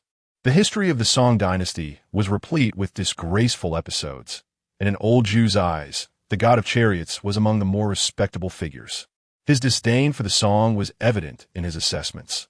The emperor indulges in extravagance and negligence, allowing treacherous officials to disrupt governance, resulting in a decline of virtue. It was clear just how displeased he was. The crux of the matter lies in the fact that the realm of Xinzhou has changed hands, subjecting the Han people to a century of torment. During that century, the population was divided, with the Han relegated to the lowest echelons. The territories of Yin and Yun, comprising 16 prefectures, were not reclaimed until the year of the ascension of the old Zhu, which was merely 2 years prior. What further incensed Zhu was the realization that among the descendants of the Song emperors, there existed individuals capable of rivaling the prowess of the Song dynasty's rulers, including that so-called divine general of the Ming. Oh, how it vexes the soul. The frustration was palpable, gnawing at Zhu's very being. In a moment of indignation, he exchanged sharp words with Zhao Guangyi. Upon hearing Zhu's remarks, Zhao was immediately infuriated, retorting, "Who are you to speak to me in such a manner? Am I not the one leading armies into battle, while you presume to chatter here?" Zhao Guangyi glared at Zhu Yuanzhang. In response to Zhao's audacity, Zhu scoffed, You, how dare you? Do you not even recognize this place? Yet you presume to address me in such a manner? I, the emperor of the Ming, have not claimed such titles. Yet here you are, a mere charioteer from Zhou, a fratricide who usurped power, daring to call yourself... Chapter 58. Is this the donkey that raced by the Gaoliang River? With a single phrase, you dog-ass paw, even the Emperor Zhu found himself insulted. After all, he was an emperor. However, Zhu paid little mind to such trivialities. At present, he was utterly unrestrained in his confrontation with Zhao Guangyi, mercilessly hurling accusations at him. He branded Zhao as the Gaoliang River racing deity and spoke of fratricide and usurpation, attributing all manner of things to him. While the title of racing deity might hold some truth, the claims of fratricide and usurpation were far more dubious. As soon as these words left Zhu's lips, Zhao Guangyi was incensed. He could tolerate being called the racing deity. After all, for him, the peaceful reign of Xinhua had only just begun 3 years prior, and in his mind, such events had yet to transpire. But to accuse him of fratricide, how preposterous! My elder brother passed away due to illness. He retorted vehemently. It was you who orchestrated his demise, and records of the candlelight and axe sounds confirm this. I did nothing. He was indeed gravely ill. You coveted Lady Huirui and were caught by Zhao Guangyi. Zhu shot back. You speak nonsense.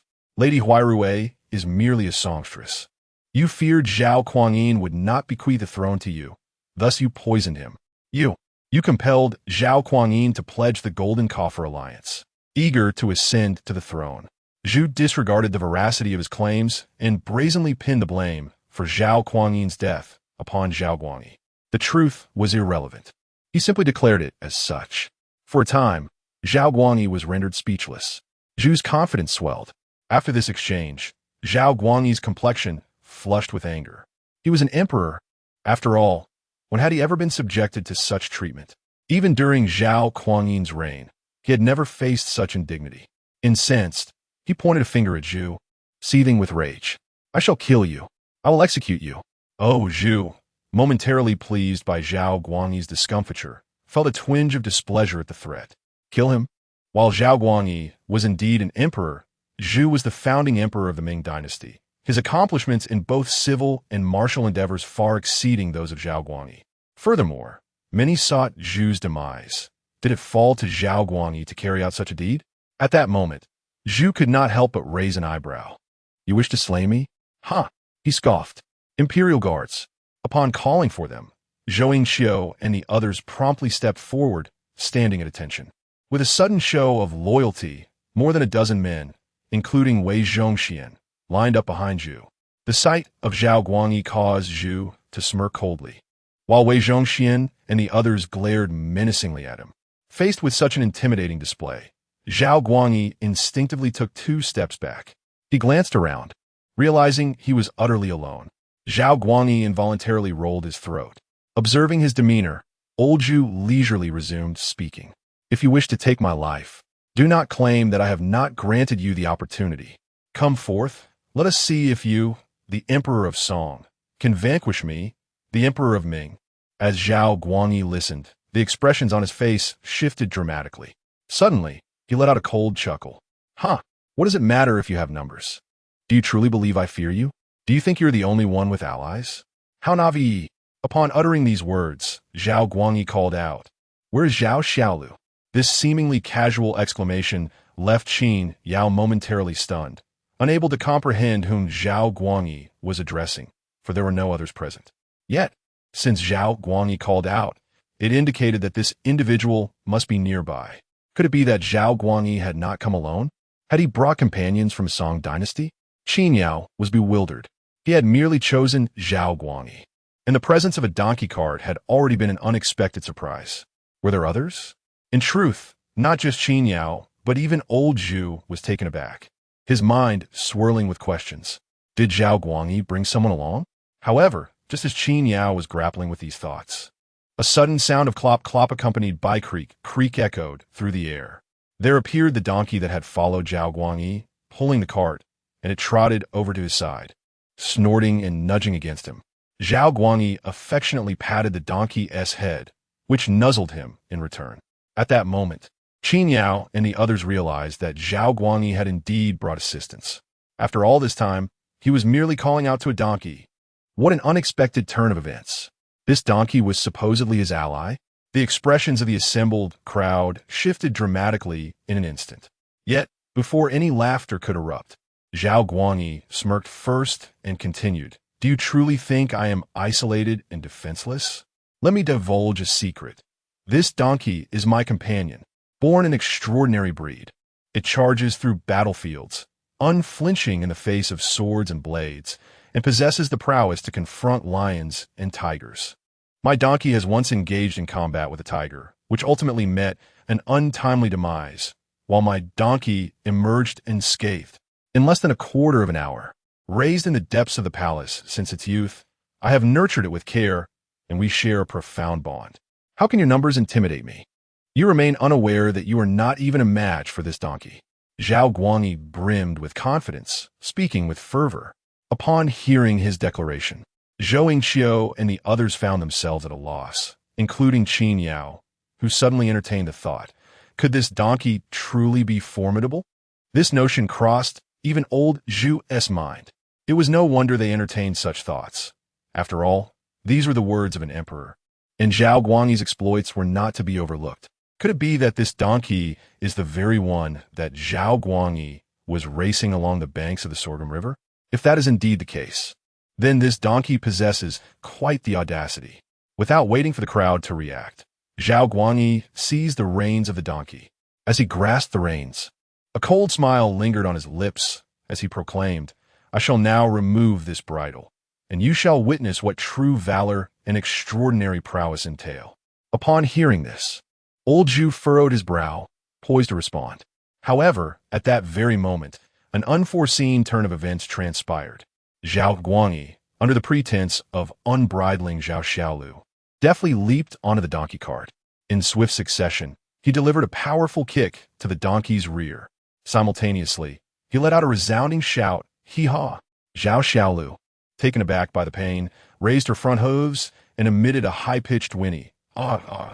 As her hooves touched the ground again, she bolted forward in a frenzied gallop. In the blink of an eye, they had surged ahead, leaving Qin Yao and the others far behind. Zhao Guangyi had taken off, having already dashed 10 meters in mere moments. Chapter 59. Our great Qin should not be this way in the blink of an eye.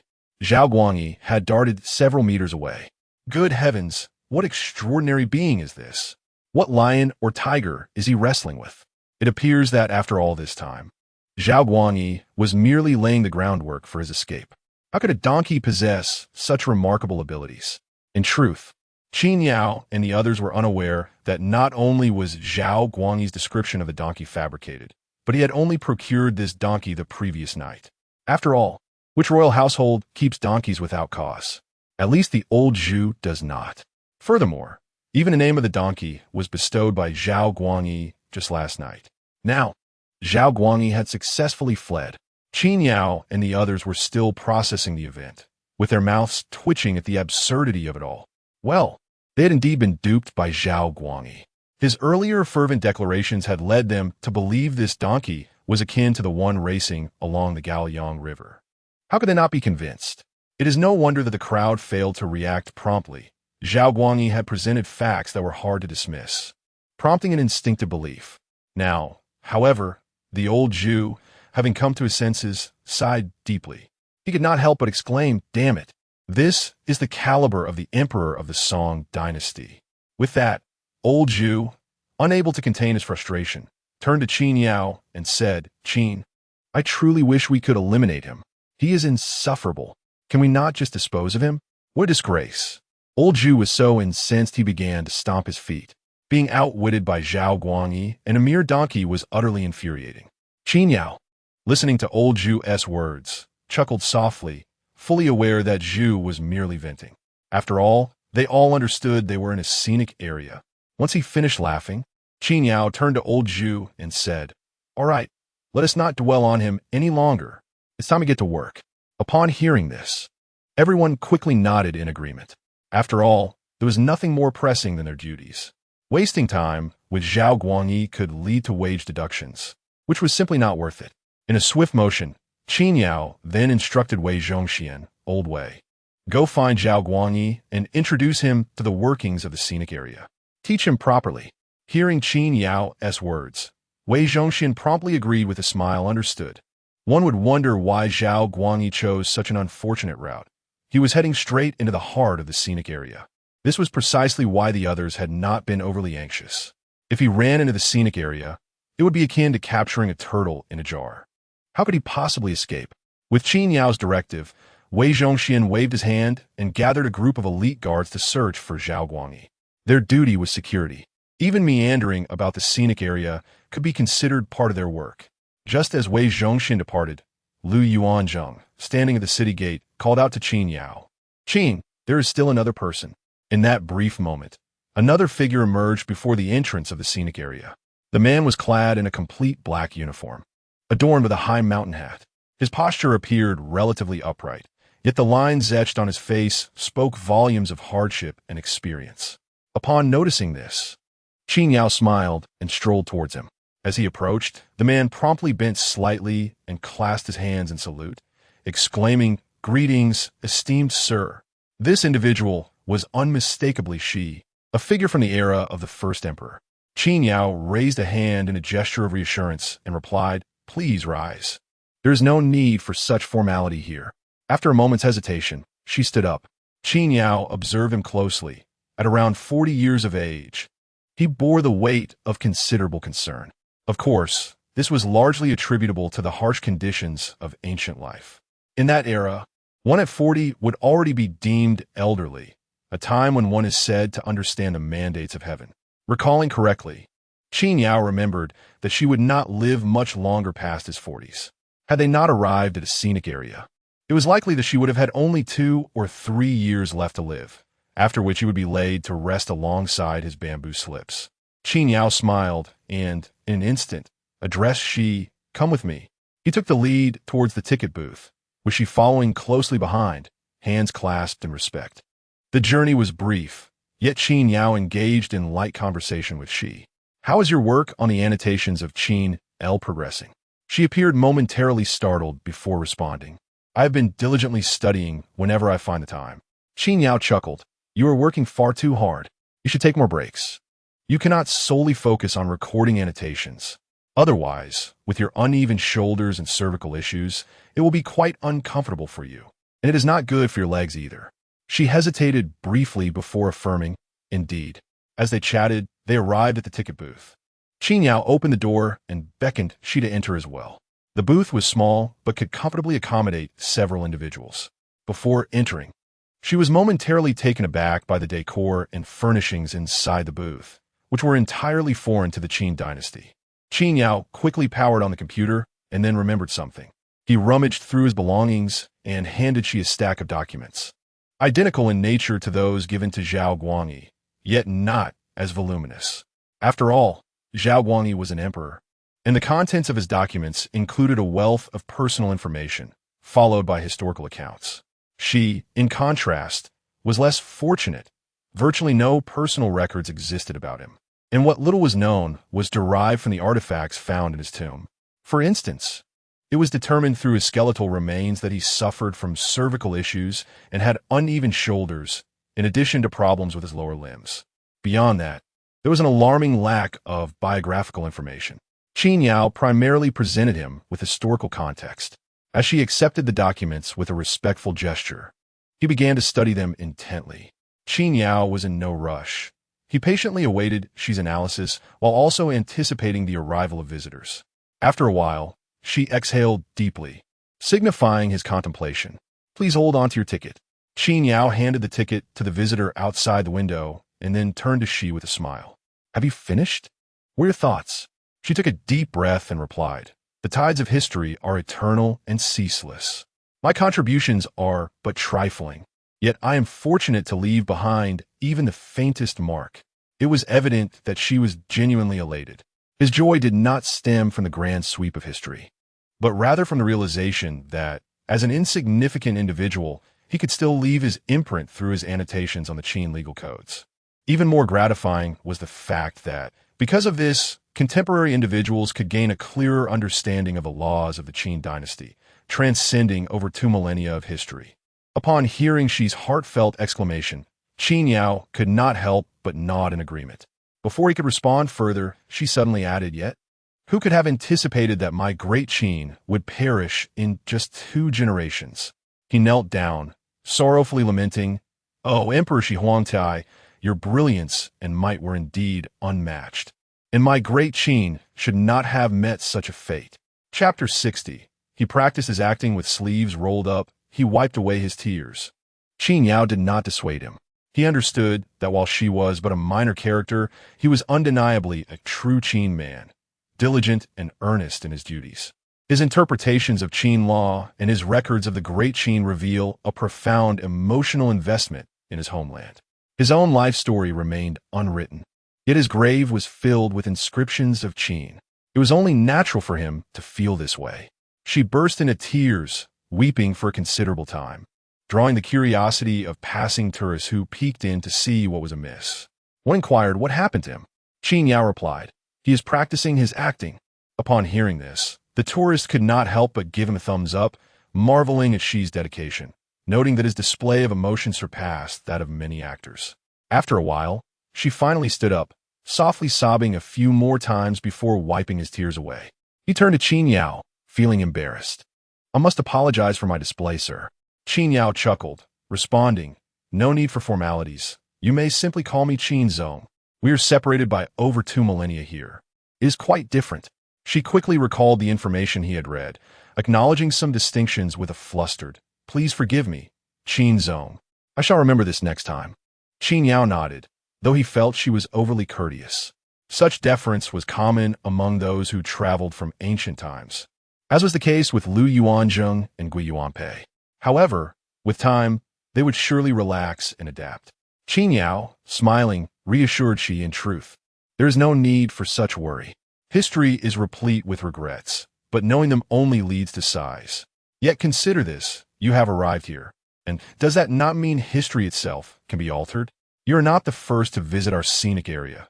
There have been others who came before you.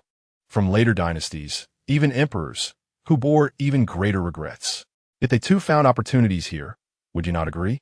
Listening to Qin Yao, she was momentarily taken aback. Before he could respond, Qin Yao continued, if you work diligently here and earn your wages, you can purchase items in a modern world to take back to the Qin dynasty. The materials you see contain many modern wonders, some of which are not even documented. But with money, you can acquire them. Qin Yao gestured towards the materials. She took them once more to examine, his eyes widening in astonishment. After some time, he trembled as he asked, can I present these to His Majesty? Qin Yao smiled, including your historical insights. Reluctantly setting the materials down, she stammered, yes, yes. Upon witnessing his demeanor, Qin Yao chuckled, do not be overly excited. Focus on your work first. Once you receive your salary, you can bring along modern items. And then he will believe you. Wouldn't you agree? She, pacing back and forth, nodded in agreement. Indeed, Qin Yao continued with a smile. Moreover, the scenic area is perpetually in search of personnel. Perhaps one day, you might encounter your majesty there. She appeared momentarily astonished, but soon a smile blossomed upon his face. Now, your future role will be to sell tickets, and I shall instruct you. Yes, she promptly replied, bracing himself with utmost seriousness. Qin Yao began his teachings. Modern society differs greatly from yours. Let me first introduce you to contemporary technology. This is a computer. Money resembles this. However, more often than not, people utilize electronic payments. Computers can store information, including books, as physical copies are seldom used. As Qin Yao elaborated, she attentively absorbed the information. To be frank, Qin Yao had prepared himself for a lengthy teaching period of 10 days or more. Yet, he underestimated the capabilities of ancient individuals. Although she was entirely unfamiliar with modern concepts, he diligently noted the procedures under Qin Yao's earnest guidance, even requesting pen and paper to record the steps meticulously. Within a mere half hour, he was able to attempt printing a ticket. As she expressed, he did not need to comprehend how a computer operates, nor the principles of electronic payments, or even how to type on a keyboard. All of these could be explored gradually in the future. For the time being, he needed only to understand how many individuals were purchasing tickets, the payment amount, the function of the device known as a mouse, and how to click it a few times or press certain keys to issue the tickets. If the tourists opted for electronic payment, he needed to verify the payment amount and also learn how to operate the walkie-talkie to summon Qin Yao when issues arose. These mechanical tasks, once memorized, would suffice. Consequently, in a short span of time, although she knew nothing, he was nevertheless capable of fulfilling the role of a ticket seller. He approached each task with utmost caution, adhering to the mechanical processes without a single error. When Qin Yao emerged from the ticket booth, he was filled with astonishment. He had anticipated a protracted period of instruction, yet it all come together seamlessly. Seeing she seated upright in the ticket booth, Qin Yao remarked, should you require anything, just call for me. She cupped his hands in acknowledgement, replying yes.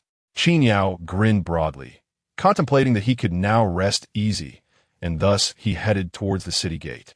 She was well prepared, alleviating Qin Yao's concerns. However, there remained one unresolved worry, whether Zhao Guangyi was still racing about the scenic area with his donkey cart. He was not racing. To his astonishment, as Qin Yao approached the city gates, he beheld Zhao Guangyi standing awkwardly with a donkey cart in tow, exuding an air of earnestness. Before him stood Wei Zhongxian, animatedly gesticulating and engaged in conversation. Upon noticing Qin Yao's arrival, Wei Zhongxian abruptly ceased his ramblings, flashing a toothy grin at him.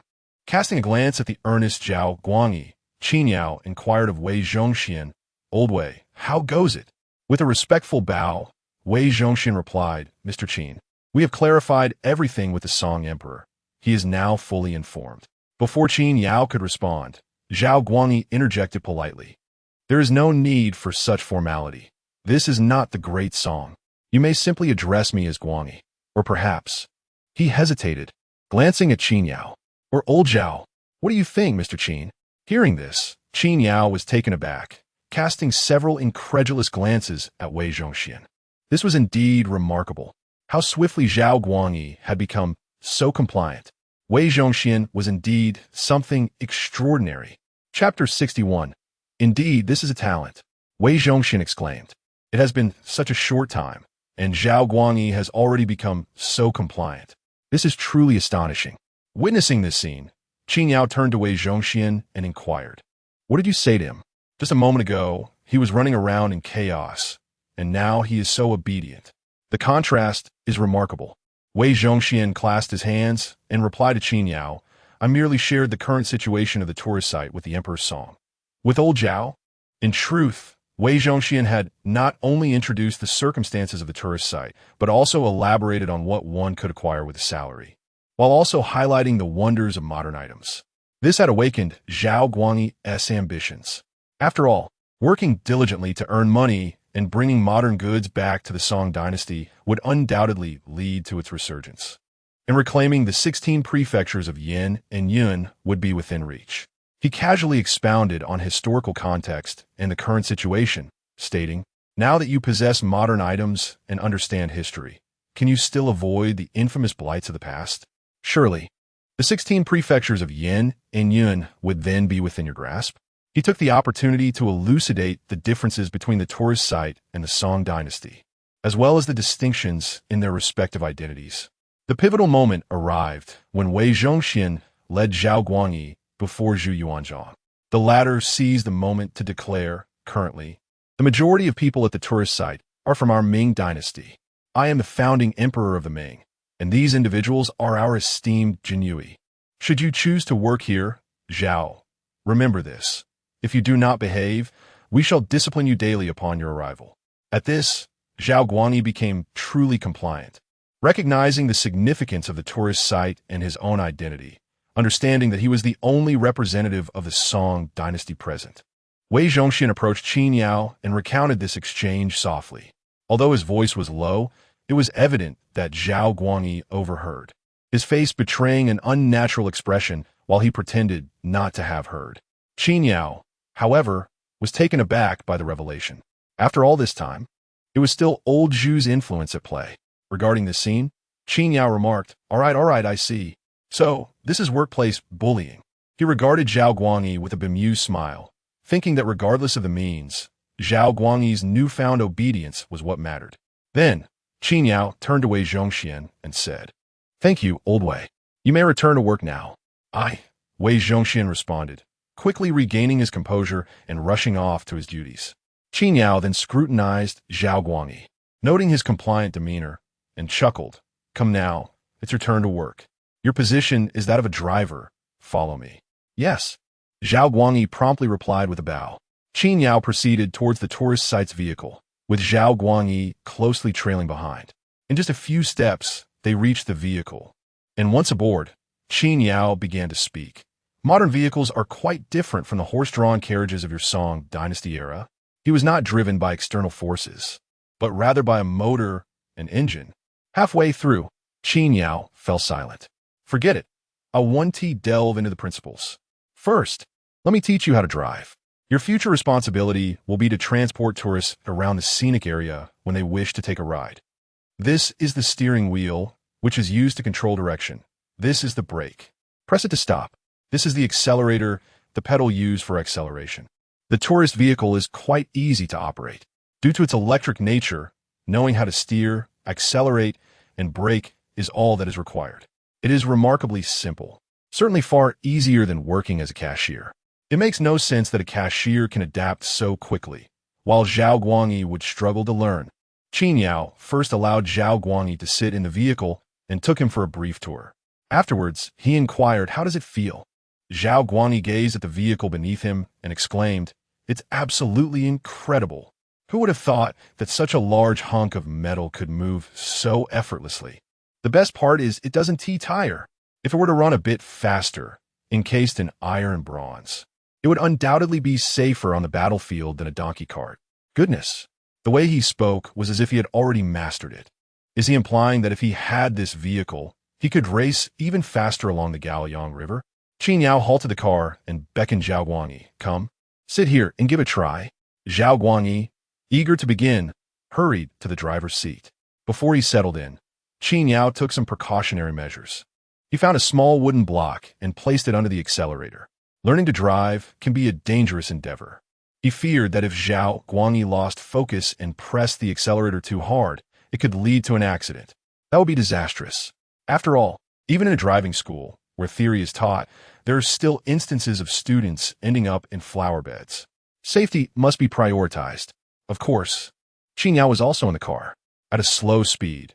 Even if Zhao Guangyi made a mistake, he could quickly jump out to prevent any mishap. Zhao Guangyi settled into the driver's seat, and Qin Yao handed him the keys, taking his place in the passenger seat. First, insert the key and turn it. Right? Qin Yao said, as Zhao Guangyi followed his instructions. Beneath his right foot, there were two control pedals. The one closest to the right was the accelerator, and the left one was the brake. Zhao Guangyi cautiously pressed the accelerator. The vehicle immediately sprang to life. Qin Yao called out, steer left. Steer left. Turning left means going left, and turning right means going right. As soon as Qin Yao finished speaking, Zhao Guangyi slightly turned the wheel to the left. The front of the vehicle promptly veered in that direction. It was evident that Zhao Guangyi was approaching this with great caution. This could be considered his first attempt. Yet, after merely 10 minutes, Zhao Guangyi astonishingly began to grasp the skills required. The steering wheel was manipulated with such ease that it seemed as if he had only just touched it a mere 10 minutes ago. To the left, good. To the right, excellent. Now, make a full turn. Zhao Guangyi drove a few paces forward, selecting an open space, and turned the steering wheel to its limits. The vehicle spun gracefully in place. Quickly, he learned remarkably fast.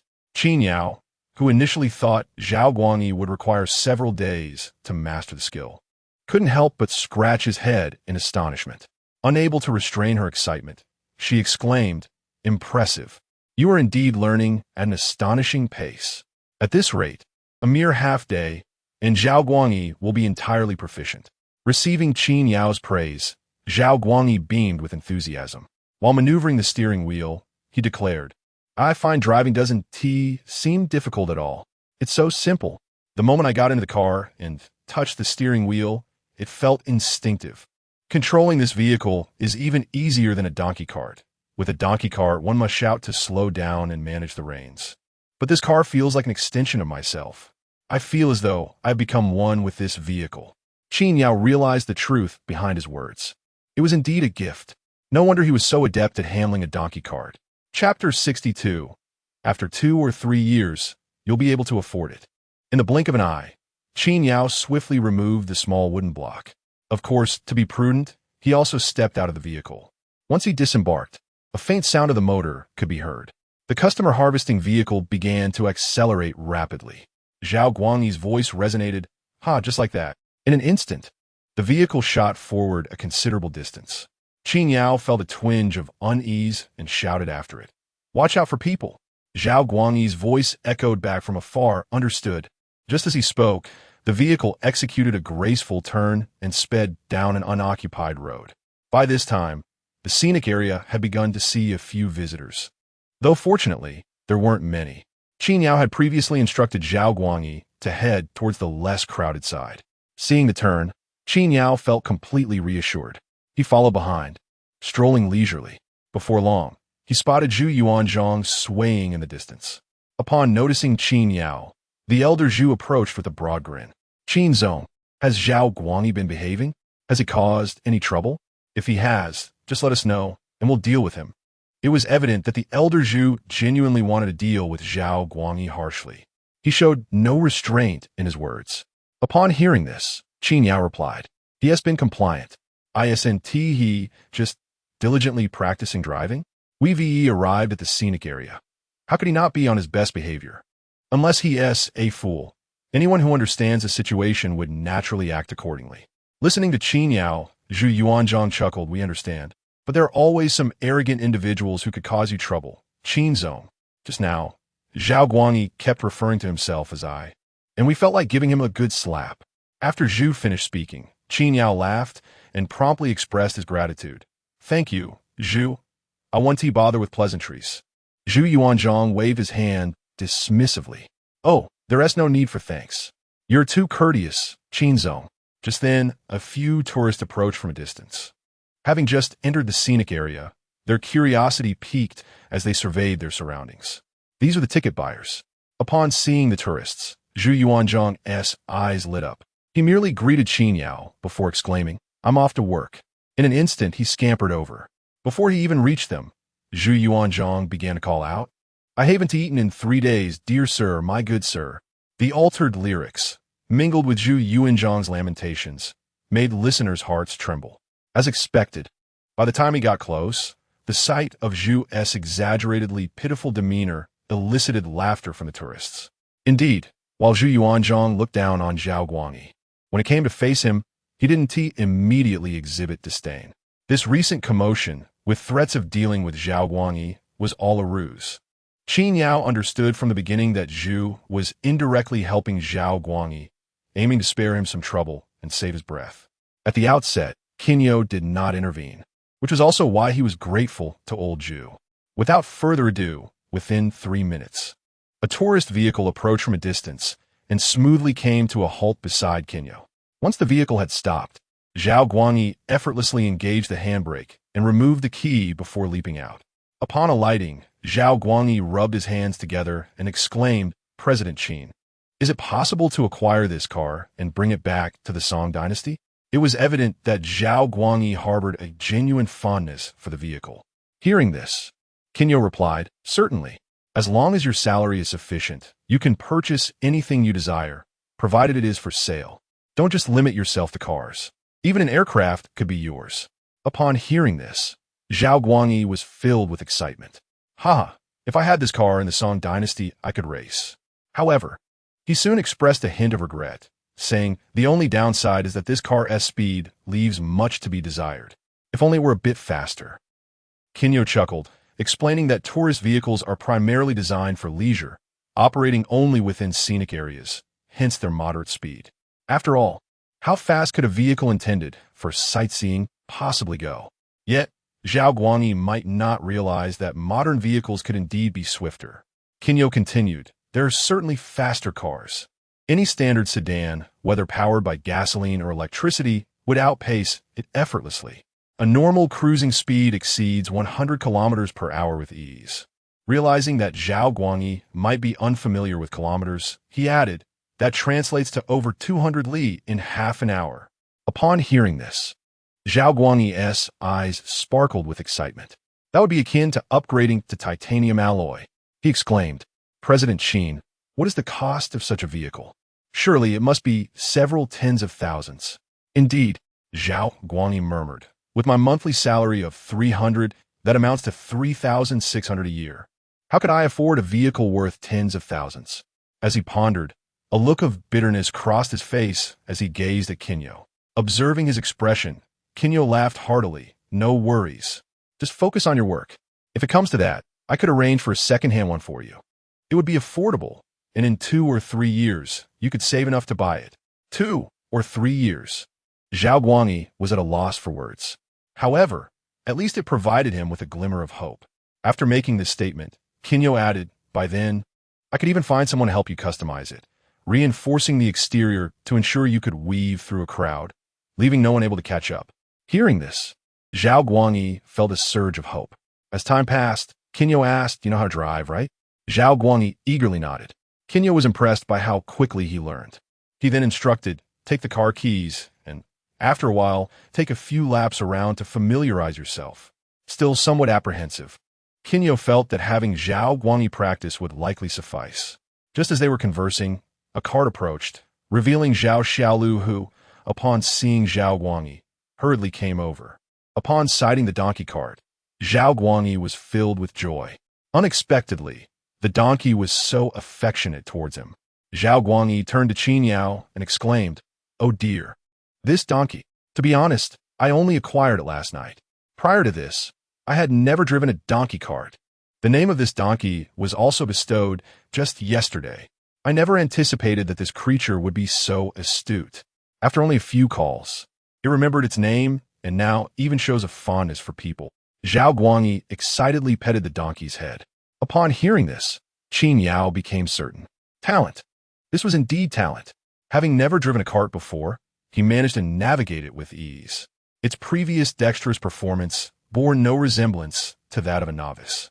Was this not talent? Goodness, it truly lived up to the title of god of vehicles. If it were not innate, who else could attain such a distinction? Seeing the donkey cart, Qin Yao suddenly recalled that Zhao Guangyi had come to be a driver, bringing along a donkey cart that should not go to waste. A taxi could serve customers, and a donkey cart could too. Perhaps it would pique the curiosity of some tourists. Qin Yao decided to indulge in the experience, his excitement bubbling over. Come. You drive the donkey cart, and take me for a ride around the scenic area. Chapter 63. The launch of a new attraction. Qin Yao had never ridden in a donkey cart throughout his life, and he considered it a delightful novelty. Upon hearing Qin Yao's words, Zhao Guangyi readily agreed, assuring him, "Rest assured, President Qin, my driving skills are quite proficient." With that, he swiftly mounted the donkey cart and invited Qin Yao to join him. Qin Yao climbed aboard, and Zhao Guangyi inquired, "Shall we set off?" Qin Yao nodded in affirmation. "Let's go." Zhao Guangyi cracked the whip, prompting the donkey, Xiao Lu, to snort in response before it began to trot along. With another call from Zhao Guangyi, the pace quickened slightly. Surprisingly, riding in the donkey cart proved to be a rather unconventional experience. Qin Yao had anticipated a bumpy ride, but it seemed either Zhao Guangyi's driving prowess was exceptional or the scenic route was remarkably smooth, for there was not the slightest jolt. Instead, the rhythmic sound of the donkey's trot created a unique ambience. As they rode along, Qin Yao felt that this donkey cart would undoubtedly attract tourists. Sure enough, a group of visitors stood in the middle of the road, and upon noticing them, Zhao Guangyi slowed the cart. The sight of the donkey cart piqued the curiosity of the tourists, who began to ask questions. "Is this a donkey cart? How amusing! Is it part of the attraction? Can we ride it? Can we experience the donkey cart?"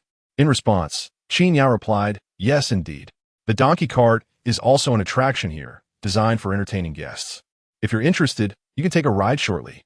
Indeed, it was all about entertaining the guests. What attraction doesn't cater to its patrons? The tourists, unable to discern the difference between transporting guests and mere entertainment, beamed with delight at Qin Yao's words, eager to partake in the experience. As they passed the group, Zhao Guangyi laughed heartily. "President Qin, my driving skills are quite commendable, aren't they? I can't quite fathom where this talent comes from. It feels as though I have an innate ability when it comes to handling this donkey cart." Zhao Guangyi's pride in his newfound skill left Qin Yao momentarily speechless. Did it really need to be stated? If he lacked such talent, how could he ever earn the title of driving god? With a chuckle, Qin Yao teased Zhao Guangyi about his reputation. "Your driving skills are indeed impressive. Why not attempt a drift for me? Ha. Drift?" Zhao Guangyi took Qin Yao's words seriously and couldn't help but inquire, "What does that mean?" Noticing Zhao Guangyi's curiosity, Qin Yao smiled and explained. "Drifting is when you take a sharp turn at high speed. It involves making the donkey cart run at its utmost pace and then suddenly turning, all in a swift and exhilarating manner." Qin Yao proceeded to elaborate on the concept for Zhao Guangyi. Upon his utterance, Zhao Guangyi comprehended the situation. In an instant, he nodded vigorously. "All right, I shall give it a try." The moment these words escaped his lips, Qin Yao was taken aback. Was he truly going to attempt it? For reasons unbeknownst to him, the teasing remark originated from Qin Yao. Yet, witnessing Zhao Guangyi's earnest intent to try, an ominous feeling washed over him. However, he soon chuckled, dismissing his apprehensions as mere overthinking. Although Zhao Guangyi bore the moniker of the master of the sorghum river cart, which implied a humorous notion of donkey cart drifting, it was merely jest. How could a donkey cart drift? The speed of a donkey was but a fanciful jest.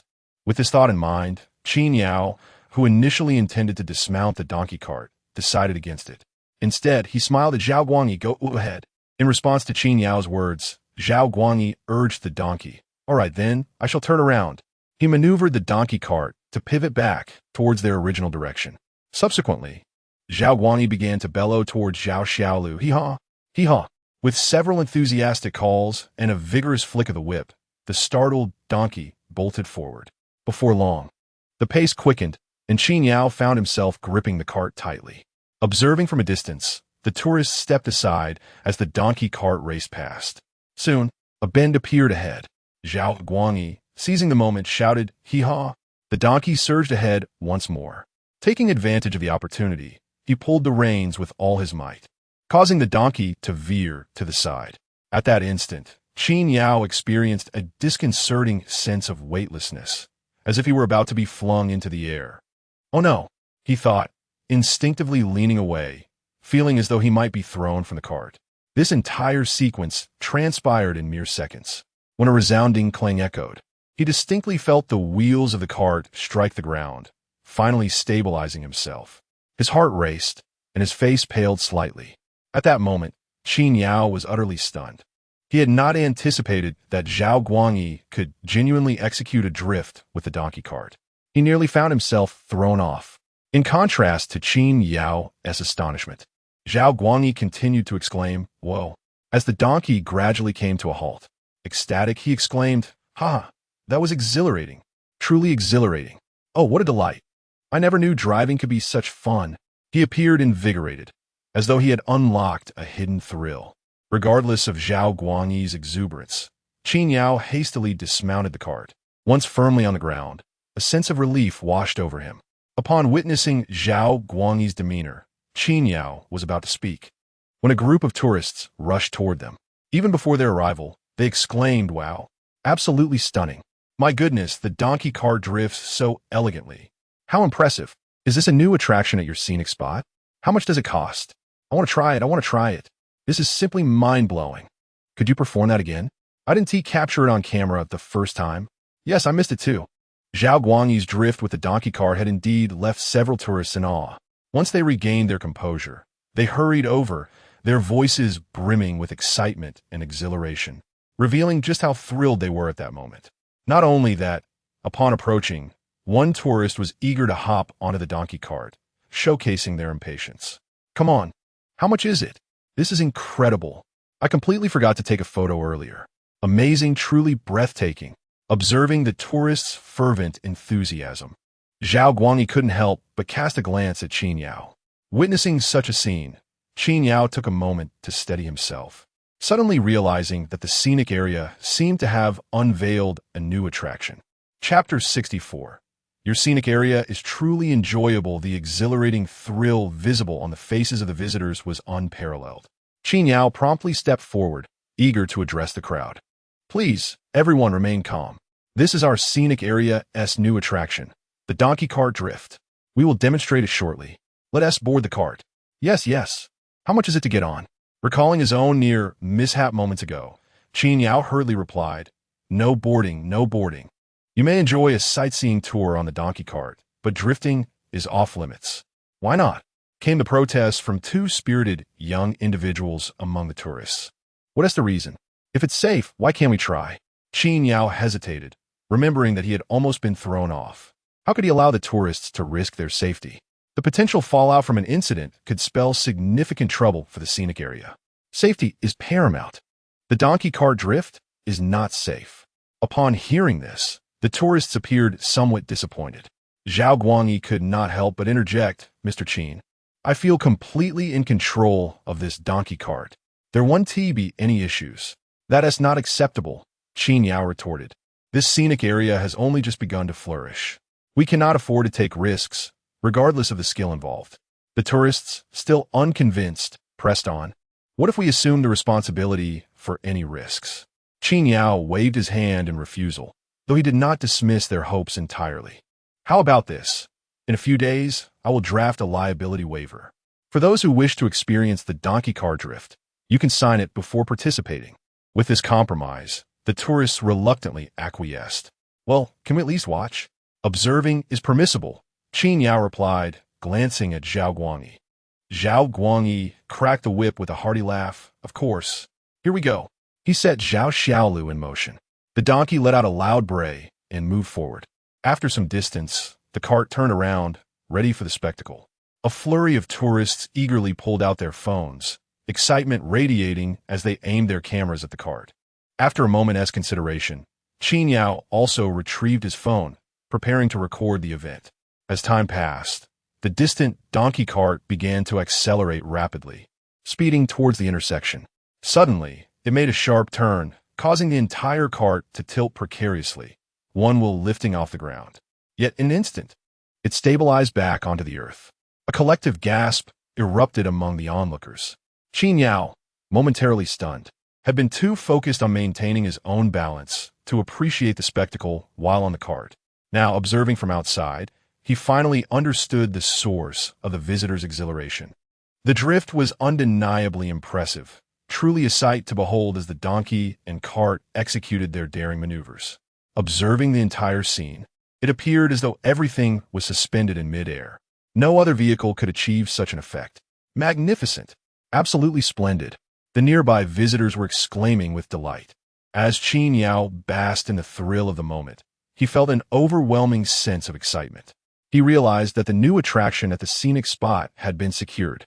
Another performance had been added to the venue, enhancing its allure.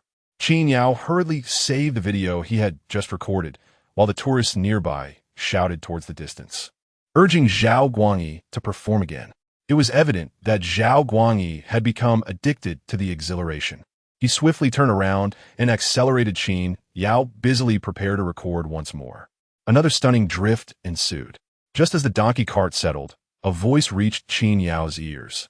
"We thought the donkey cart drifting was just a joke. Who knew he could actually do it?" Turning his head, he saw Zhu Yuanzhang, utterly astonished, clutching milk bread and a few cans of 8 treasure porridge, presumably gifted by some visitor. Though the source was inconsequential, the key point was that Zhu was visibly bewildered. Mumbling to himself, "I told you so." No wonder he could race along the banks of the Sorghum River. Hearing this, Qin Yao burst into laughter and exclaimed, "Look, Zhu, look at how excited these tourists are.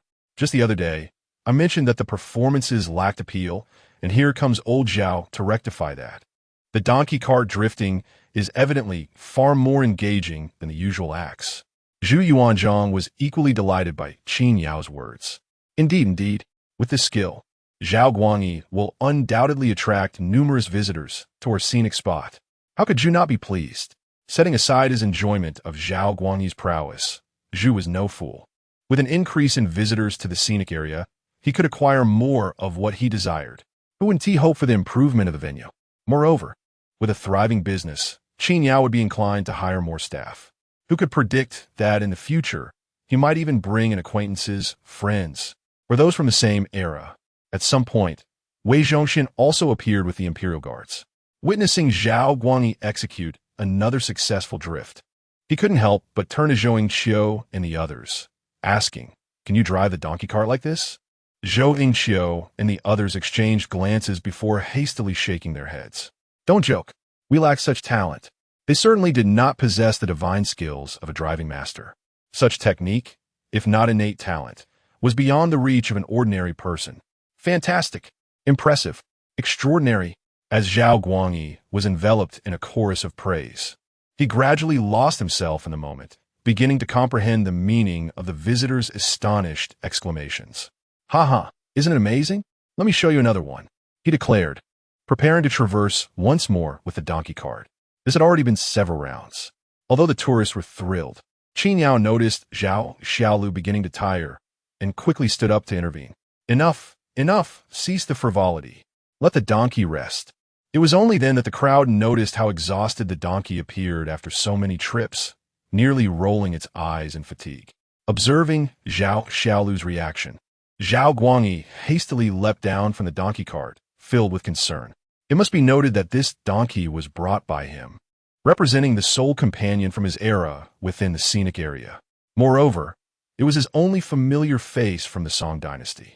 The donkey was notably intelligent, and Zhao Guangyi treasured it dearly. The mere thought of the donkey perishing during their adventures was unbearable. Despite being a beast of burden, it was not meant to be treated merely as such. "Xiaolu, are you all right? Allow me to loosen the bridle for you to rest." he exclaimed. The tourists, exhibiting a sense of compassion, ceased their raucous cheers upon seeing the donkey's state. It was at this moment that some began to notice Zhao Guangyi's attire, erupting into laughter. Is that clothing from the Song dynasty? Your scenic area is truly remarkable. Haha, not only does the donkey cart drift, but you even embody the legendary Zhao Guangyi of Gaoyang River. This costume is remarkably fitting. Goodness, I hadn't noticed until you mentioned it. Indeed, he is portraying Zhao Guangyi. Hilarious. The Gaoyang River's charioteer. No wonder they're drifting. It's utterly amusing, exclaimed another tourist. Your scenic area is incredibly entertaining. One visitor shouted, I must return and bring friends. Another chimed in, indeed, your scenic area offers unparalleled enjoyment. Where else can one witness donkey cart drifting? Not to mention the performance. The tourists grew increasingly animated, discussing their plans to bring others and sharing their excitement. Qin Yao listened with delight. However, Zhao Guangyi's expression twisted in irritation, ultimately darkening. Was this merely a performance? This was clearly his true self. Resolutely, Zhao Guangyi determined that he would not allow the tale of the Gaoyang River's drifting to unfold. Witnessing Zhao Guangyi's grim demeanor, old Zhu could not contain his laughter. Ha ha ha. Indeed, our scenic area is all about the immersive experience. A tourist gave old Zhu a thumbs up. The experience is simply unparalleled. Chapter 65. You were once a monk, yet you still need to beg for food. The experience is not merely overwhelming. It is positively explosive. Beyond the Linshan scenic area, one would be hard-pressed to find another locale capable of attracting participants for a thrilling race. The tourists jested heartily. Zhao Guangyi, however, wore a most displeased expression. Observing old Zhu embellishing the tale, Zhao Guangyi felt a surge of retorts bubbling within him. Yet, contemplating his solitary predicament, he opted for discretion. In his heart, he mused, though I drive an ass cart, you, a future emperor, still beg for food. I am adorned in a dragon robe, while you cannot even don one. Casting a glance at old Zhu's beggar attire, Zhao Guangyi felt a slight sense of relief. After all, his position was not inferior to that of a beggar, was it? Who, in their right mind, would resort to begging, especially an emperor? The thought filled him with disdain. Yet, he remained unaware that old Zhu could indeed procure items to take away. Otherwise, his feelings might have shifted from disdain to discomfort. Setting aside Zhao Guangyi's thoughts, the introduction of a new attraction excited Qin Yao greatly. He hurriedly fetched some water for Zhao Guangyi to refresh himself and allow the donkey a moment's respite. These two would soon become the main attractions of the scenic area, and it was imperative to treat them well, especially the donkey. After all, replacing it with another might render Zhao Guangyi incapable of revving up the cart. As noon approached, Qin Yao took the initiative to order a variety of hearty dishes. The NPCs had arranged for a meal at the scenic area, which Qin Yao had to manage himself. In earlier times when business was slow, it was solely he, Lu Yuanzheng, and Gui Yuanpei who dined together, with Qin Yao assuming the role of chef. However, with the arrival of Old Wei and the Imperial Guards, Qin Yao felt overwhelmed in the kitchen. Ordering takeout in the vicinity of the scenic area proved inconvenient. Fortunately, he had recently established a partnership with a small restaurant willing to deliver meals regularly. Qin Yao had treated Lu Yuanzheng and the others generously before, and today, in celebration, he had ordered additional dishes. The flavors of the food pleased everyone, especially considering the limitations of ancient culinary practices. Even old Zhu, without the enhancements of modern technology, found a taste somewhat lacking. For Zhao Guangyi, tasting modern cuisine for the first time was a refreshing experience. Whether out of courtesy or genuine appreciation, he remarked that it was not inferior to the fare befitting an emperor. With two emperors present, one could only imagine the delight of the Qin dynasty. Historically, it was not until the Song dynasty that the variety of food began to flourish, and it was during this period that stir-frying was introduced. The fare consumed by the Qin people would likely be deemed unpalatable by modern standards. However, their demeanor remained composed, eating slowly and respectfully, without revealing their true feelings. Notably, at the dining table, regardless of rank or status, all were seated together in harmony. The members of the Jinui sat together with Lao Zhu, initially feeling somewhat out of place and apprehensive. As time passed, they gradually relaxed. During the meal, Qin Yao stood up and expressed his thoughts. "Allow me to say a few words." The group set aside their bowls and chopsticks, turning their attention to Qin Yao, who held a cup of drink.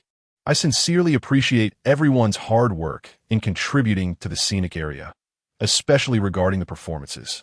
Technically, this was beyond the scope of your responsibilities, and I regret having caused you so much trouble. Not only that, but your salaries have not increased by even a penny. I am truly embarrassed by this." Qin Yao felt a twinge of guilt. The NPCs had their established roles, and performance was not part of their duties. Yet, from Lu Yuanzheng and Guo Yuanpei to Wei Zhongxian and Zhao Guangyi, they had all put forth tremendous effort, particularly the group of Jinyui, who, after finishing their shifts, continued to tirelessly practice under Wei Zhongxian's direction. Lu Yuanzheng and Guo Yuanpei had been diligent from the very beginning.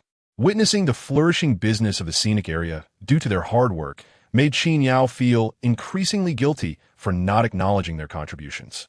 Upon hearing Qin Yao's remarks, the atmosphere at the table brightened. Lao Zhu was the first to respond.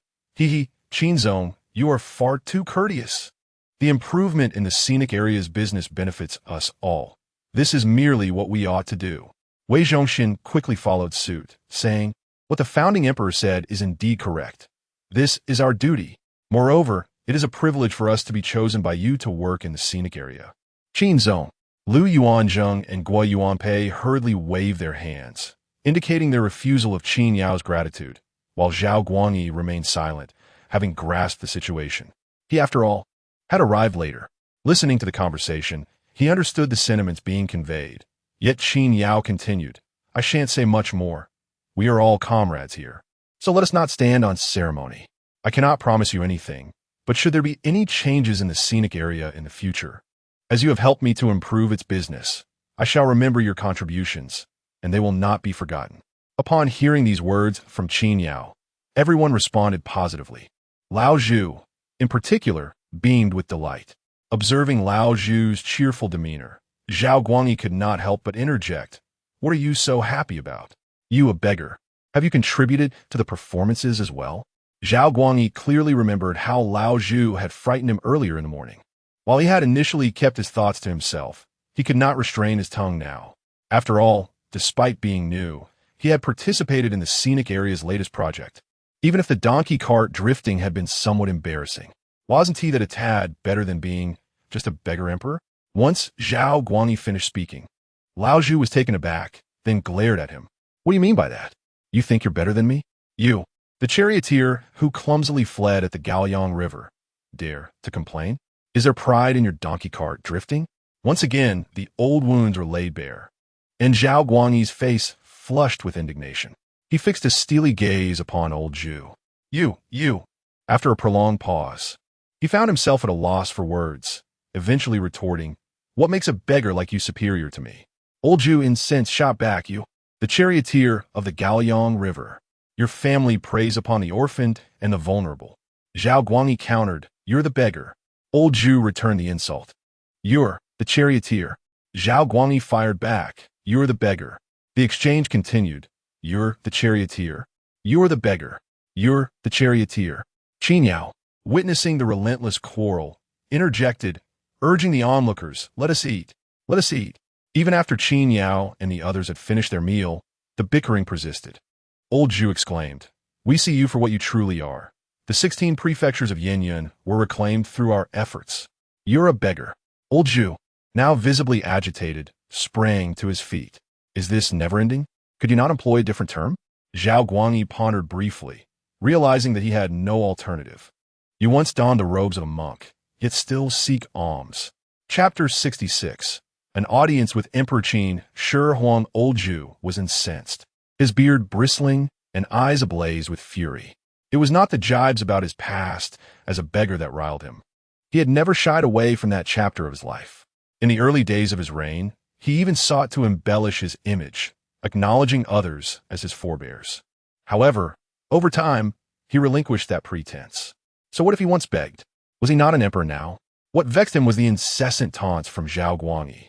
All he could muster were insults about Zhu's past as a beggar, a refrain so tiresome it would incite irritation in anyone. Seeing old Zhu's temper flare, Wei Zhongxian quickly intervened. "Your Majesty, please do not let it trouble you. You bring back so many treasures to our Ming dynasty each day. Surely that speaks to your worth more than mere words." His flattery, though tinged with insincerity, began to soften old Zhu's view of him.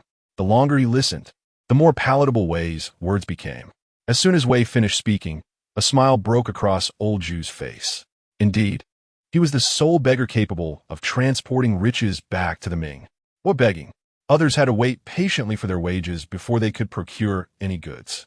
Reminiscing about the morning's events, old Zhu chuckled. "Just this morning, a visitor gifted me 20 coins. After 100 coins, I have once again acquired wealth." As he spoke, he glanced at Qin Yao with a gleam of pride.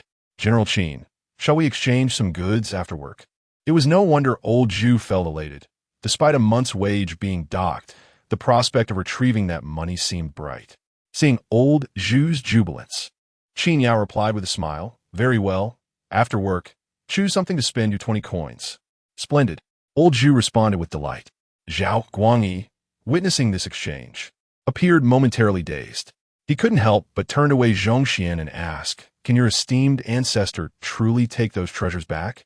Wei Zhongxian bowed slightly, grinning. "Indeed, if one can procure coins, there is no need to wait for a salary." Zhao Guangyi, upon hearing this, felt a pang of envy and fell silent. He had thought that mocking a beggar would strike a nerve, but it seemed there were advantages to that life. While he was bound to wait for his pay, old Zhu could still gather riches. Imagining the items he could purchase, including the second-hand car Qin Yao had mentioned, Zhao Guangyi felt a wave of discomfort wash over him. As he reflected on his previous disdain for old Zhu's situation, he began to reconsider. If he were the one begging, perhaps by sweetening his words and encountering a generous tourist, he too could soon find himself acquiring a second-hand car. Noticing Zhao Guangyi's silence, old Zhu seized the moment to gloat. "Ah, yes, we are indeed beggars. No denying it. Ah, shortly there will be visitors arriving. We must prepare to beg for alms." The triumphant demeanor of Zhu caused Wei Zhongxian to scratch his head in bewilderment. Is this truly a facet of our illustrious ancestor? Zhao Guangyi observed the unabashed display of old Zhu, his anger simmering just beneath the surface. Old Zhu, with a grin, retorted, "You the divine car." Instinctively, Zhao Guangyi countered, "You are the beggar." "Indeed, we are indeed beggars. Yet you are the divine car," Zhao Guangyi replied.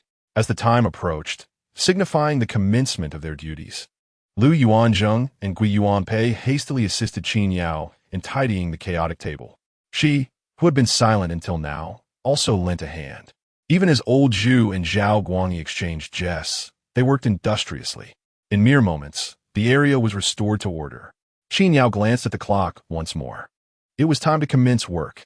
"Everyone, take your positions. The visitors shall soon arrive," he announced. The group responded promptly, bustling into action. She lingered at the back, and Qin Yao turned to him, inquiring, "Have you encountered any difficulties this morning?" With a respectful nod, she pondered briefly before replying, "None at all. Rest assured, President Qin. Given some time, I shall become more adept." Qin Yao nodded in acknowledgement. "Should any issues arise, do not hesitate to summon me." She replied, "Of course."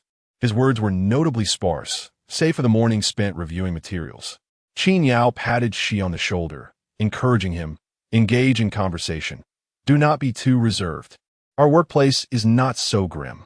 Feel free to chat with others. We are all like family here in the Scenic area, so do not be too formal."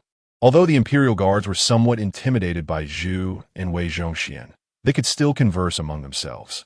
Yet, when it came to Xi, he appeared solitary.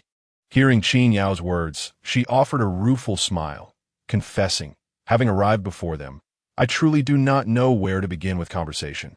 With time, he would surely find his place among them." Qin Yao nodded in agreement. Indeed, when compared to Zhu and Zhao Guangyi, Xi's status, as well as that of the Imperial Guards, created a certain distance. The brief duration had left him unaccustomed. Noticing that Qin Yao was about to become busy, she hesitated before calling out to him, "President Qin, should His Majesty wield such influence with both civil and military prowess, if he were to understand history earlier. Might our great Qin not fare better? Qin Yao chuckled at this. Certainly, if he were to grasp history, how could it not improve? A world map would be even more splendid. Resolute, Qin Yao decided that once she received his salary, he would ensure she purchased a map to present to the first emperor in due course. She nodded in agreement, saying little more before returning to the ticket booth. With patrons at the ticket counter and drivers present, the cleaning duties were also attended to by the imperial guards. In the afternoon, Qin Yao suddenly found himself with ample leisure time, feeling unexpectedly lighthearted. For a moment, he became somewhat lost in thought. However, the supermarket remained devoid of customers, making it inconvenient for visitors to shop. Qin Yao opened the door to the supermarket and stood at the cash register. The work at the supermarket checkout is considerably less burdensome. With no customers entering at this moment, Qin Yao seizes the opportunity to open his phone and begins to edit the video featuring the donkey cart drifting. Even through the screen, the scene appears quite spectacular. Qin Yao chuckles as he edits, listening to the excited shouts from the video. Before long, he completes the editing and uploads it to a short video platform. Qin Yao hopes that the donkey cart drifting will attract a multitude of visitors to the scenic area. He adds a fresh tag to the video. New performance project at Linshan Scenic Area, donkey cart drifting. Come and have fun. Once the video is posted, Qin Yao does not hesitate to invest 1,000 yuan in promotion. He is counting on this single video to elevate the popularity of the scenic area. Indeed, the videos that become popular possess a unique distinction from ordinary ones. Not long after the video is shared, within just 3 minutes, responses begin to flood in. Comments appear in the comments section. Wow, donkey cart drifting. Has your scenic area launched a new project? Amazing. Can we experience it? I'll bring people tomorrow. The commenter is a photographer who had previously visited the scenic area. Upon seeing the comment, Qin Yao smiles. Imperial decree. Those who generate energy with love shall be rewarded. Chapter 67. After bitter trials, sweet rewards await. O heavenly deity, is this not the return of familiar patrons? What joy! Although it is not yet tomorrow, visitors are already arriving. This undoubtedly guarantees an additional visitor for tomorrow, leading to an extra 40 yuan in earnings. The afternoon crowd may not have been overwhelming, yet it was certainly adequate. Presently, the flow of visitors at the scenic area has stabilized at around 200 to 300 daily. Of course, this is merely the current situation. Qin Yao is confident that in the future, the numbers will increase, perhaps even surging tomorrow. He is elated. This afternoon also featured the exhilarating performances of Zhao Guangyi's donkey cart drifting. The reactions from the audience mirrored those of the morning crowd, filled with gasps and shouts of excitement, as if the time had not changed at all. Having witnessed prior performances, some spectators had refrained from pulling out their phones. However, this time, everyone eagerly retrieved their devices to record the donkey cart show. Qin Yao, too, took out his phone, continuing to capture videos. It is essential to share more short videos online. There is no shortage of material, and every little bit counts. Naturally, Qin Yao did not forget to make his pitch, encouraging everyone to post their videos. If your video surpasses 2,000 likes, entrance is free. All right, no problem. Haha, I've already posted mine. Please remember to include the scenic area's address. Please, kind sir, help promote our scenic area. As Qin Yao spoke, a discordant voice emerged from the crowd, causing him to pause momentarily before resuming his speech. Zhao Guangyi's donkey cart performance concluded, yet the entertainment at the scenic area continued unabated, with the Jinhui performance next in line. Although the impact of the Jinhui show may not rival that of Zhao Guangyi's donkey cart, it still garnered enthusiastic cheers from numerous visitors, exclaiming how impressive it was. Qin Yao once again recorded the footage. Afterward, he made his way directly to the ticket booth. Throughout the day, she had not called for him even once, which clearly demonstrated his cautious and diligent nature. Although no issues had arisen, Qin Yao felt compelled to take a glance. Upon arriving at the ticket booth, he found she meticulously seated at his post. "How goes it, Mr. Qin?" she inquired. "All is well," Qin Yao replied, glancing around. "Isn't it rather dull sitting here? Ticket selling can be quite monotonous, spending an entire day with hardly anyone around. The ticketing process takes only a brief moment." Qin Yao had previously occupied his time on his phone, whereas she did not possess one and would not know how to use it even if he did. The ticketing materials bore visible creases, evidently having been handled numerous times. Upon hearing Qin Yao's remarks, she hurriedly clasped his hands in acknowledgement. It should be so. It is not without its own merit. Qin Yao cast his gaze at the computer in the ticket booth, recalling something important. Come, step aside. She promptly stood up and moved to the side. Qin Yao began to operate the computer, and before long, he discovered a video, its sound resonating forth. The fundamentals of computer operation. Qin Yao pressed pause, returning the video to the beginning. He turned to Shi. I found a video that explains computer operations. You can watch it whenever you have free time. This is the progress bar, which indicates the length of the video. You can drag it by clicking and holding the left mouse button. This triangle represents pause and play. If any visitors come to buy tickets, click the horizontal bar in the upper left corner to minimize the video. Once they leave, click the position below. She nodded repeatedly, attentively absorbing Qin Yao's words. His earnest demeanor clearly indicated he was memorizing the information. Qin Yao, concerned that she might forget, reiterated the instructions several times. Only after confirming there were no questions did he step aside, allowing Shi to take his place. He said to Shi, if you learn to use the computer, there's a significant benefit. Not only will you handle ticket sales without my worry, but you'll also be able to search for any information on the computer. She raised his head to look at Qin Yao. With a smile, Qin Yao continued, essentially, you can find all of history on the internet. She appeared intrigued, and there's more knowledge to discover. Have you looked at the list of items I provided you earlier? It even includes the principles of walkie-talkies. If you possess good manual skills, even if you don't have a salary to buy things, you could craft many items yourself. Recipes for sugar and soap, for instance, can be found online. There's a wealth of knowledge available. The only limit is your imagination. Qin Yao's succinct remarks left Shi astonished. All of that? Qin Yao chuckled, absolutely. The internet is brimming with knowledge. All right. She quickly stood up and bowed deeply to Qin Yao. Qin Yao hurried to assist him, saying, get up quickly. Speaking of which, being a ticket seller does have its considerable advantages.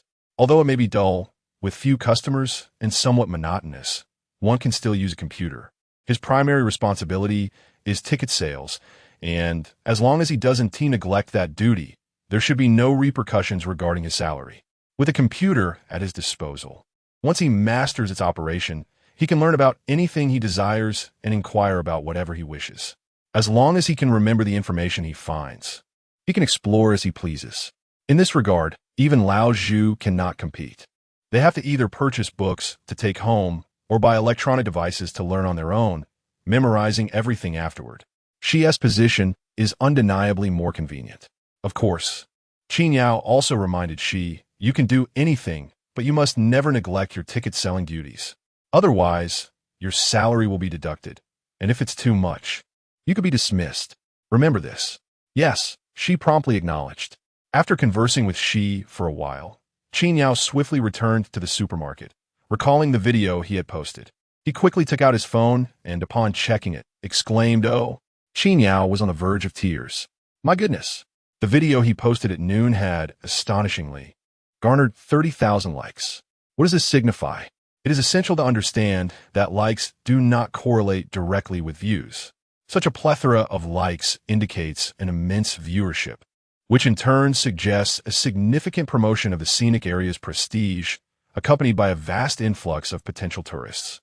Although not all likes originate from locals, nor do they all imply an intention to visit. Some viewers simply find the video captivating. Yet, one might wonder, is there truly such an entertaining place? Perfect timing for a trip. I shall visit in a couple of days. This scenic spot is truly remarkable. I have never encountered such a captivating attraction. Donkey cart drifting? Good heavens, I am utterly astonished. Is this performance available daily? I happen to be on summer vacation. No, I'm indeed a local. We have such delightful places here. Come all. Observing these comments, Qin Yao felt as though his struggles had finally borne fruit. Chapter 68. In this world, where can I not drift? Observing the fervent atmosphere online, Qin Yao summoned everyone before the end of the workday. He shared delightful news. I have uploaded the video online, and the response has been overwhelmingly positive. I must inform you all that our tourist site is likely to experience a surge in business tomorrow. Please make the necessary preparations. Wonderful. Splendid. Laughter erupted as old Zhu and the others applauded in celebration, their genuine joy unmistakable. Qin Yao joined in the laughter, bowing deeply to express his gratitude. Thank you all for your hard work. Seeing Qin Yao bow, the crowd waved their hands in dismissal. Oh, come now, Qin Zong. There's no need for such formalities. Indeed, we are all on the same side. Why so polite? Qin Yao smiled broadly. All right, I shall forego the pleasantries. Everyone, it's time to clock out. Rest well when you return home. The group responded affirmatively, each person vanishing from Qin Yao's presence, returning to their respective duties. Upon arriving back in Anxi, Lu Yuanzheng and Gui Yuanpei shook off the fatigue. As per their usual routine, Gua Xian awaited them. By the time they clocked out, this had become a habit. Before Gua Xian could speak, Lu Yuanzheng eagerly asked, General, where is the food? With a grin, Gua Xian replied, I had it prepared for you too long ago. Upon hearing this, Lu Yuanzheng and Gui Yuanpei quickly devoured their meals. What is this? Guo xin in guit pu dao. Didn't he, the tourist site, provide meals? Are you both starving? While eating, Gui Yuanpei explained. Qin Zong mentioned that the business of the tourist site is expected to improve significantly, so we must conserve our energy.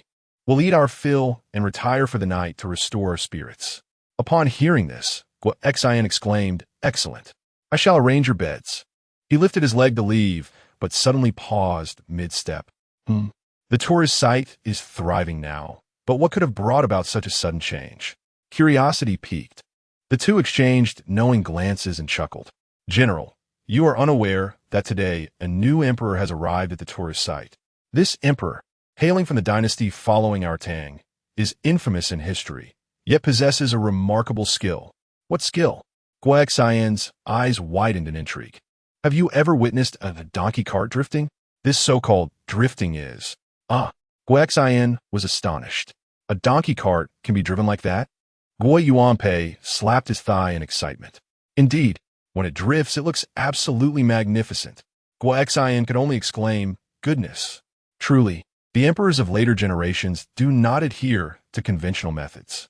The Anxi military was astounded by Zhao Guoyi's donkey cart drifting, while Wei Zhongxian was preoccupied with training the imperial guards. In a beggar's attire, Chongzhen fretted, My dear minister, this simply will not do. How can our Ming dynasty's imperial guards allow that donkey cart warrior Zhao Guoyi to steal the limelight? The performances of the imperial guards were gradually losing their luster, and Wei Zhongxian felt the weight of discomfort. Listening to Chongzhen's words left one at a loss for words. Suddenly, Chongzhen asked, My dear minister, do you think Zhou Yingxiu and the others could learn the art of donkey cart drifting? Wei Zhongxian was taken aback. Your Majesty, this, without innate talent, mastering donkey cart drifting is beyond human capability. Are we jesting here? Who could possibly learn such a skill? Only Zhao Guoyi possesses such an ability. Chongzhen sighed in resignation. Alas, that is indeed the truth. Historically, only Zhao Guoyi has emerged. Wei Zhongxian promptly suggested, why not have Zhou Yingxiu and the others continue their studies? Whether it be solo, duo, trio, or quartet. Regardless, having more varieties will surely alleviate Lord Qin's burdens. What do you think, Your Majesty? Chongzhen nodded. It seems we have no choice but to proceed thus. Alas, we must ask Zhou and his companions to toil a bit harder. By the way, will you be joining me in bed tonight? Wei Zhongxian hesitated. Chongzhen chuckled, Come. Chongzhen busily arranged the evening's entertainment. Meanwhile, old Zhu was already outside the Forbidden City, energetically calling out on the roadside. Kind sir, a moment of your generosity. Ah, you noble sir, seemed destined for greatness. Before long, old Zhu, having collected 10 copper coins, stood up joyfully. Turning around, he noticed a figure in a shadowy corner fervently writing and couldn't help but scold. Writing, still writing. Do you dare challenge me? You persist in your scribbling. The pen in the record-keeper's hand abruptly paused. In an instant, 10 copper coins brought him immense joy. The emperor, witnessing the record-keeper's fury and threatening him with execution, saw the pen resume its work. Old Zhu, unable to contain his anger, approached the record keeper. "Did you not hear me speaking?" The record keeper, continuing to write fervently, responded, "I recall your Majesty's literary and martial prowess. Your Majesty's skill in beggary has improved once more. Compared to a few days ago, there are even more praises, bringing delight to those who bestow alms. Today's harvest is also more bountiful." Old Jew halted in his tracks, then cheerfully remarked, "Is that so? I too feel I have made considerable progress." He. The record keeper nodded in agreement, his pen never ceasing its motion. The record keeper's insincere words delighted the emperor. Alas, how can one uphold justice with a quill in hand? One must resort to such measures for survival. Once old Jew had basked in his happiness, he demanded, "Let me see what you have written." The record keeper's heart sank. The truth was also inscribed. This could spell disaster. Bracing himself, the record keeper insisted, "Your Majesty cannot see this." "I must see it." "You truly cannot see it." "I absolutely must see it." The struggle between old Jew and the record keeper aside. At this moment, within the grand palace of the Song dynasty, the officials noted that Lord Xiao Lu had feasted well and was now resting to regain his strength. Hearing the eunuchs, Zhao Guai perked up, filled with fighting spirit, and stood tall. "Excellent," he declared. "Bring forth Lord Lu. I wish to hone my skills." "Yes." The eunuchs dared not speak further and quickly complied. Shortly thereafter, within the inner courtyards of the grand palace of the Song dynasty, the scene of donkey cart drifting unfolded once more. Zhao Guai diligently practiced his craft. The eunuch, standing aside, was utterly astonished. Before long, Zhao Guangyi reluctantly dismounted from the donkey cart. "Alas, my skills are profound. Maneuvering this donkey cart is as effortless as moving my limbs. Yet, dear green, alas." He cast a glance at the panting Zhao Xiaolu and shook his head. The donkey was exhausted, while he himself was unscathed. This brought Zhao Guangyi a profound sense of regret, as he had initially considered taking a few more laps. Suddenly, an idea struck him. "Go fetch 2 more donkeys." Indeed, shortly thereafter, the eunuch brought forth 2 donkeys, harnessing them with headstalls. "Heave-ho!" Zhao Guangyi exclaimed. Moments later, peals of laughter erupted. "Ah, I told you, this drifting is my exceptional skill and has nothing to do with the donkey." As expected, even without the assistance of Deer Green, he could still drift with equal vigor. Thus, the mastery of my donkey cart is achieved. Where in this realm can I not drift? Ah! Once more, within the inner courtyard of the Song Dynasty Palace, on this night, the tracks of the cart were imprinted one after another, filling every curve. "Qi, are you truly going to Xianying to meet His Majesty?" asked Qi, as he slung his packed bundle over his shoulder. "Of course," replied Qi. His wife, anxious, interjected, "But why would His Majesty wish to see you? You are merely a minor official. You have already stated that if you wait a little longer, His Majesty will naturally come to trust and see you." "I cannot wait," she declared. "Seeing His Majesty will allow him to trust me. How can I overlook the grandeur of the Qin and His Majesty in this manner? Heaven above, a dear minister has bestowed upon me divine recognition. Enough said. I shall inform the ancestral temple. I shall pray to the heavens." Chapter 69. You must start learning from kindergarten despite returning to their respective eras by nightfall. Everyone was preoccupied with their own affairs. It was not until the early hours of the next day that they reconvened at the Scenic area. As the workday commenced, Qin Yao rose not too late. Upon reaching the city gate, he encountered Lu Yuanzheng and others who had just arrived. In truth, Qin Yao had not slept well the previous night. He spent the evening editing videos, and after completing his work, he reviewed the data on the short videos. He watched as the number of likes surged from a mere 30,000 in the afternoon to over 100,000 by nightfall. He was fervently responding to comments throughout the night. Upon awakening, the first thing he did was check his phone. To his delight, the video had amassed over 200,000 likes. He felt a surge of joy as he noticed countless inquiries in the comments section regarding the location of the Scenic area. Qin Yao was filled with anticipation for the business of the day ahead, which prompted him to greet Lu Yuanzheng and the others with a cheerful inquiry. "How are you? Did you rest well?" "Rested well." Lu Yuanzheng and the others nodded vigorously. Zhao Guangyi yawned widely, prompting Qin Yao's curiosity. "Did you not sleep well?" Qin Yao presumed he understood the situation and continued, It's not surprising, considering it's your first day at the Scenic area. What Qin Yao meant was that after returning to his Song dynasty, Zhao Guangyi would need to reflect on the day's experiences and assimilate the knowledge gained. This was a natural occurrence. Even Lao Zhu and the others shared similar sentiments. On the first day of work, it was common to ponder over the day's events. Listening to Qin Yao, Zhao Guangyi grinned and replied, "I didn't think much of it. I was just practicing my donkey cart drifting skills after returning home, which kept me up a bit late." Upon hearing Zhao Guangyi's explanation, Qin Yao was at a loss for words. He had assumed the yawn indicated sleeplessness, but it turned out that it was merely due to his dedication to mastering a skill. It seemed that working a day at the Scenic area had not hindered Zhao Guangyi's rest at all. Nonetheless, Qin Yao considered this a positive sign, indicating that Zhao Guangyi was quickly adapting to the Scenic area. This sparked another concern for Qin Yao. "Your lack of sleep won't affect your performance, will it?" Zhao Guangyi, patting his chest confidently, assured, "Rest easy, Qin. My skills have improved significantly. I'm no longer limited to just one donkey." Zhao Guangyi was showcasing his newfound abilities. Before Qin Yao could respond, Lao Zhu could not contain his laughter. Upon hearing Lao Zhu's laughter, Zhao Guangyi felt a hint of ambiguity and shot him a glare. "What are you laughing at?" Lao Zhu chuckled. "We are not laughing at you. We are admiring you." Zhao Guangyi, despite his relentless practice, pondered whether one day he could float without the donkey. How can one drift without the donkey? He reflected. Old Zhu, ever the jester, quipped, "You can pull the cart yourself. With more practice, you might even outrun the donkey." Zhao Guangyi was incensed. "You beggar, are you calling me a donkey?" Old Zhu retorted. "Indeed, we beg.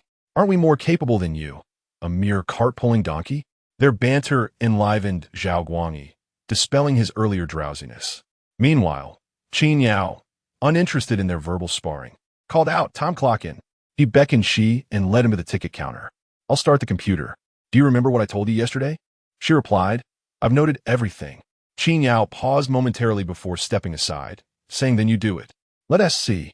She took a seat without hesitation and pressed the power button, illuminating the screen. After a brief moment of hesitation, he adeptly maneuvered the mouse and double-clicked to open the ticketing software. Qin Yao observed with delight, impressed by Shi's quick learning, which eased his own concerns. Once the software was open, she looked toward Qin Yao. "Did you finish watching the video from yesterday?" Qin Yao asked with a smile. "Yes. Would you like me to retrieve it for another viewing?" She hesitated slightly before admitting, "President Qin, I know nothing about typing on a computer. Could you explain it to me?" Qin Yao reassured him that basic operations were quite simple, such as powering on the device, which involved physical buttons. However, typing posed a more significant challenge. For modern individuals, it may seem easy, but for someone from the Qin dynasty like you, Qin Yao scratched his head. "Actually, typing is straightforward. You just need to press the keyboard. Using pinyin input is also quite simple." He paused, then exclaimed, "Wait, step aside." She moved aside as Qin Yao began operating the computer. In no time, he said, "Start with this." The computer emitted a sound, announcing, "Children, let us learn pinyin." She stared at Qin Yao in astonishment. Qin Yao chuckled. "To type, you must begin learning from elementary school. Kindergartens typically do not teach pinyin. Otherwise, you'd have to start from kindergarten as mandated by the state. Of course, some unregulated kindergartens teach pinyin early, which is an exception." She sat obediently in the chair. The computer prompted, "Come, read along with the teacher, eh?" She opened his mouth, "Eh? Oh." He paused, then continued, "Oh, goose."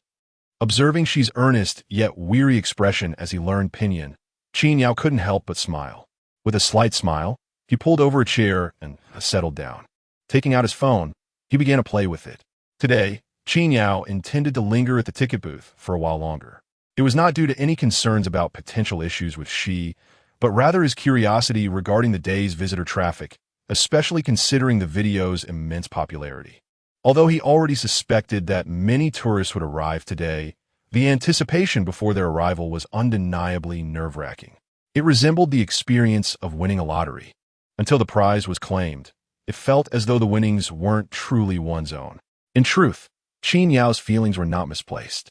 She had spent less than half an hour learning pinyin here when a vehicle pulled into a parking space.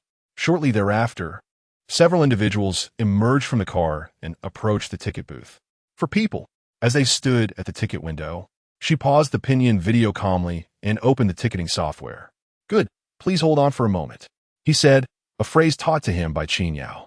The visitors nodded in acknowledgement and curiously inquired, "We heard that your scenic area has a donkey cart drifting performance. Is that true? I saw it online." Qin Yao quickly responded, "Yes, indeed." The tourists, still cautious, asked, "So will we be able to see it?" Qin Yao smiled reassuringly. "Rest assured, you won't leave empty-handed. There are performances both in the morning and afternoon, and at 1 tea cost you a thing." Chapter 70. Do not blame the tourists for their vigilance. After all, they have suffered losses before, which is a common occurrence.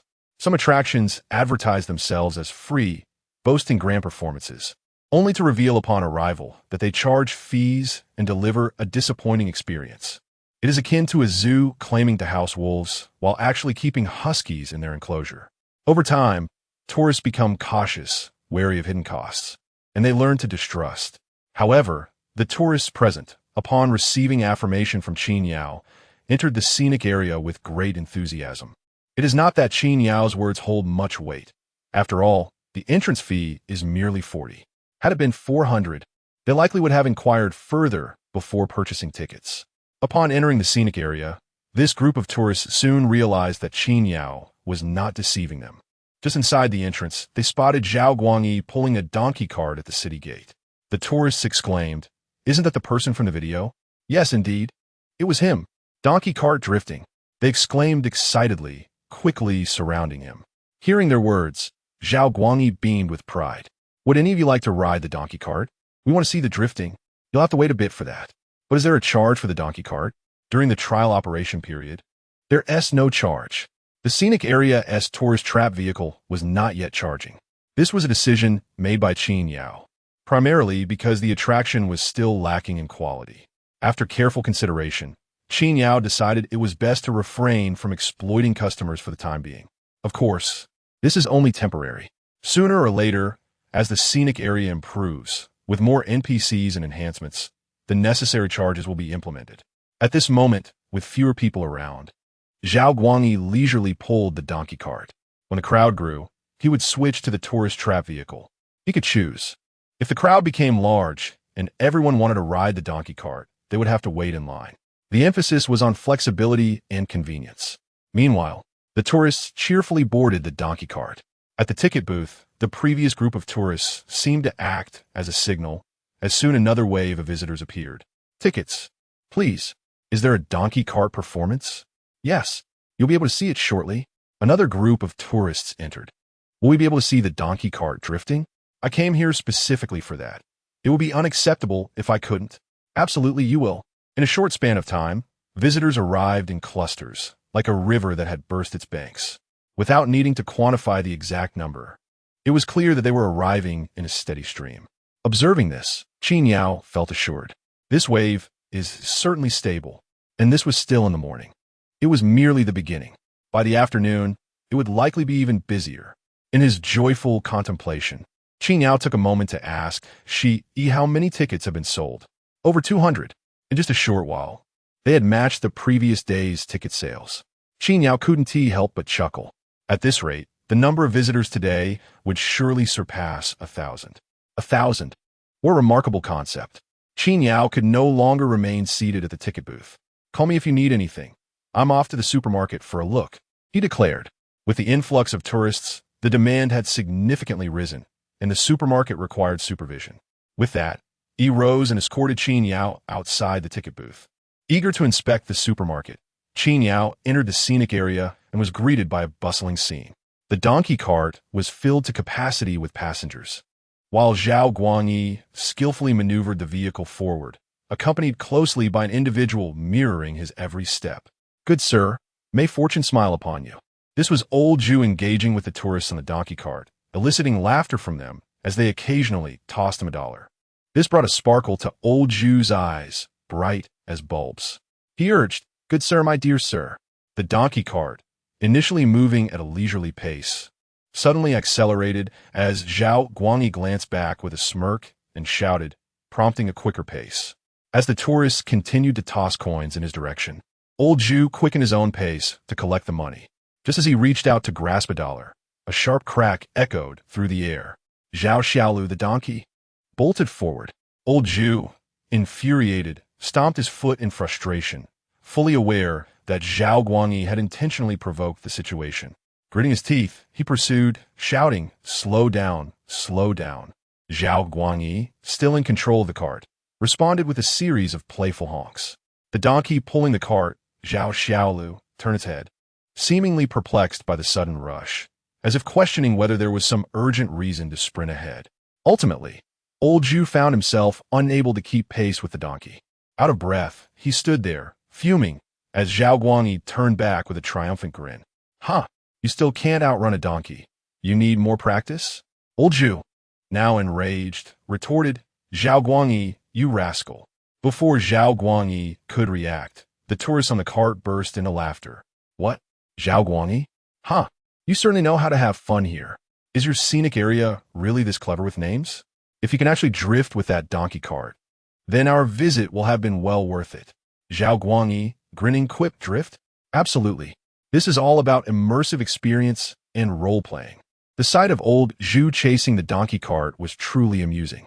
Fortunately, with plenty of visitors today, unable to catch up with the cart, old Zhu turned his attention toward a group of tourists.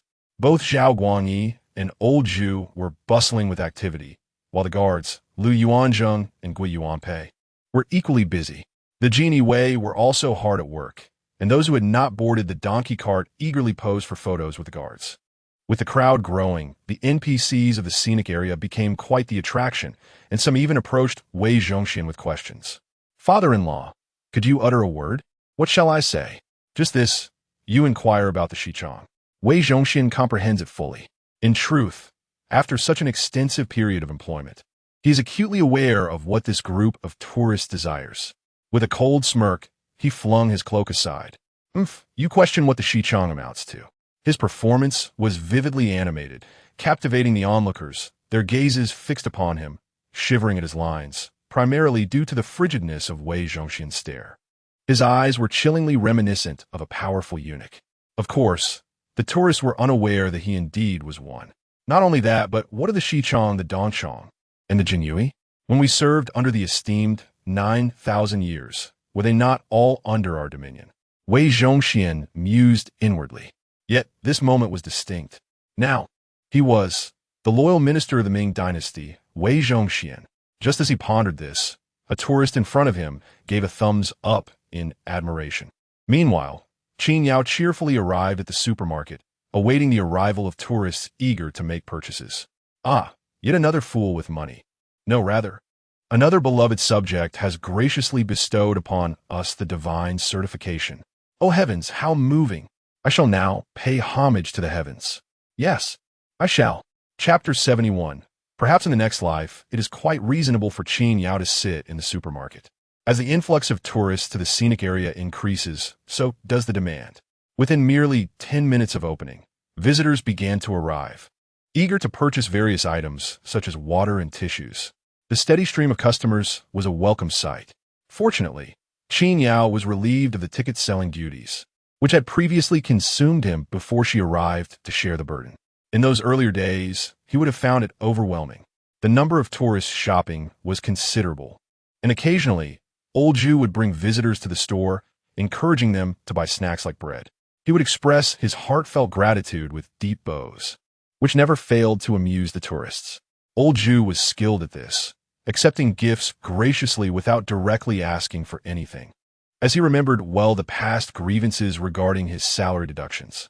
In a way, old Zhu was indirectly contributing to the supermarket's revenue, albeit modestly, which was nonetheless a positive development. With the increase in visitors, the entire scenic area began to thrive. Even the restrooms became busier. The curiosity of the tourists about the supermarket was palpable. They were surprised to find that the store offered salt, seeds, and even potatoes and sweet potatoes, along with walkie-talkies and solar panels. While such items might not be unexpected in a large supermarket, they appeared rather out of place in a scenic area store. In response to the tourist inquiries, Qin Yao offered vague explanations, intending to organize the items and separate those for public sale from those intended for internal use. He realized that it was prudent not to stock too much, especially perishables like potatoes, which would spoil if left unsold for a month. The scenic area was quite expansive. The supermarket alone spanned over 200 square meters, offering ample space to create a dedicated internal store. In fact, there were multiple supermarkets within the scenic area, although many remained unused due to the low visitor numbers. Furthermore, the area boasted other facilities and attractions, with only a portion currently accessible to tourists, while the rest were securely locked away, awaiting maintenance. The vastness of the scenic area was evident, as there were still 3 gates guarded by Lu Yuanzheng and Gui Yuanpei. This was perhaps the only aspect of the situation that Qin Yao found solace in, as he contemplated the possibility of establishing an internal supermarket alongside the existing ones. There is yet another matter that Qin Yao is contemplating, namely the designated arrival point for NPCs. This refers to the location where they manifest upon their transition from the ancient realm, which has consistently been at the city gate. When business was lackluster, this posed little concern. However, with the recent surge in visitors, there is a possibility that some may arrive early or linger late, especially with the prospect of evening events on the horizon. Remaining at the city gate has become increasingly inconvenient. Qin Yao is also considering tidying up the conference room or reception area within the building, inquiring whether the system could facilitate a change in the arrival point to this location.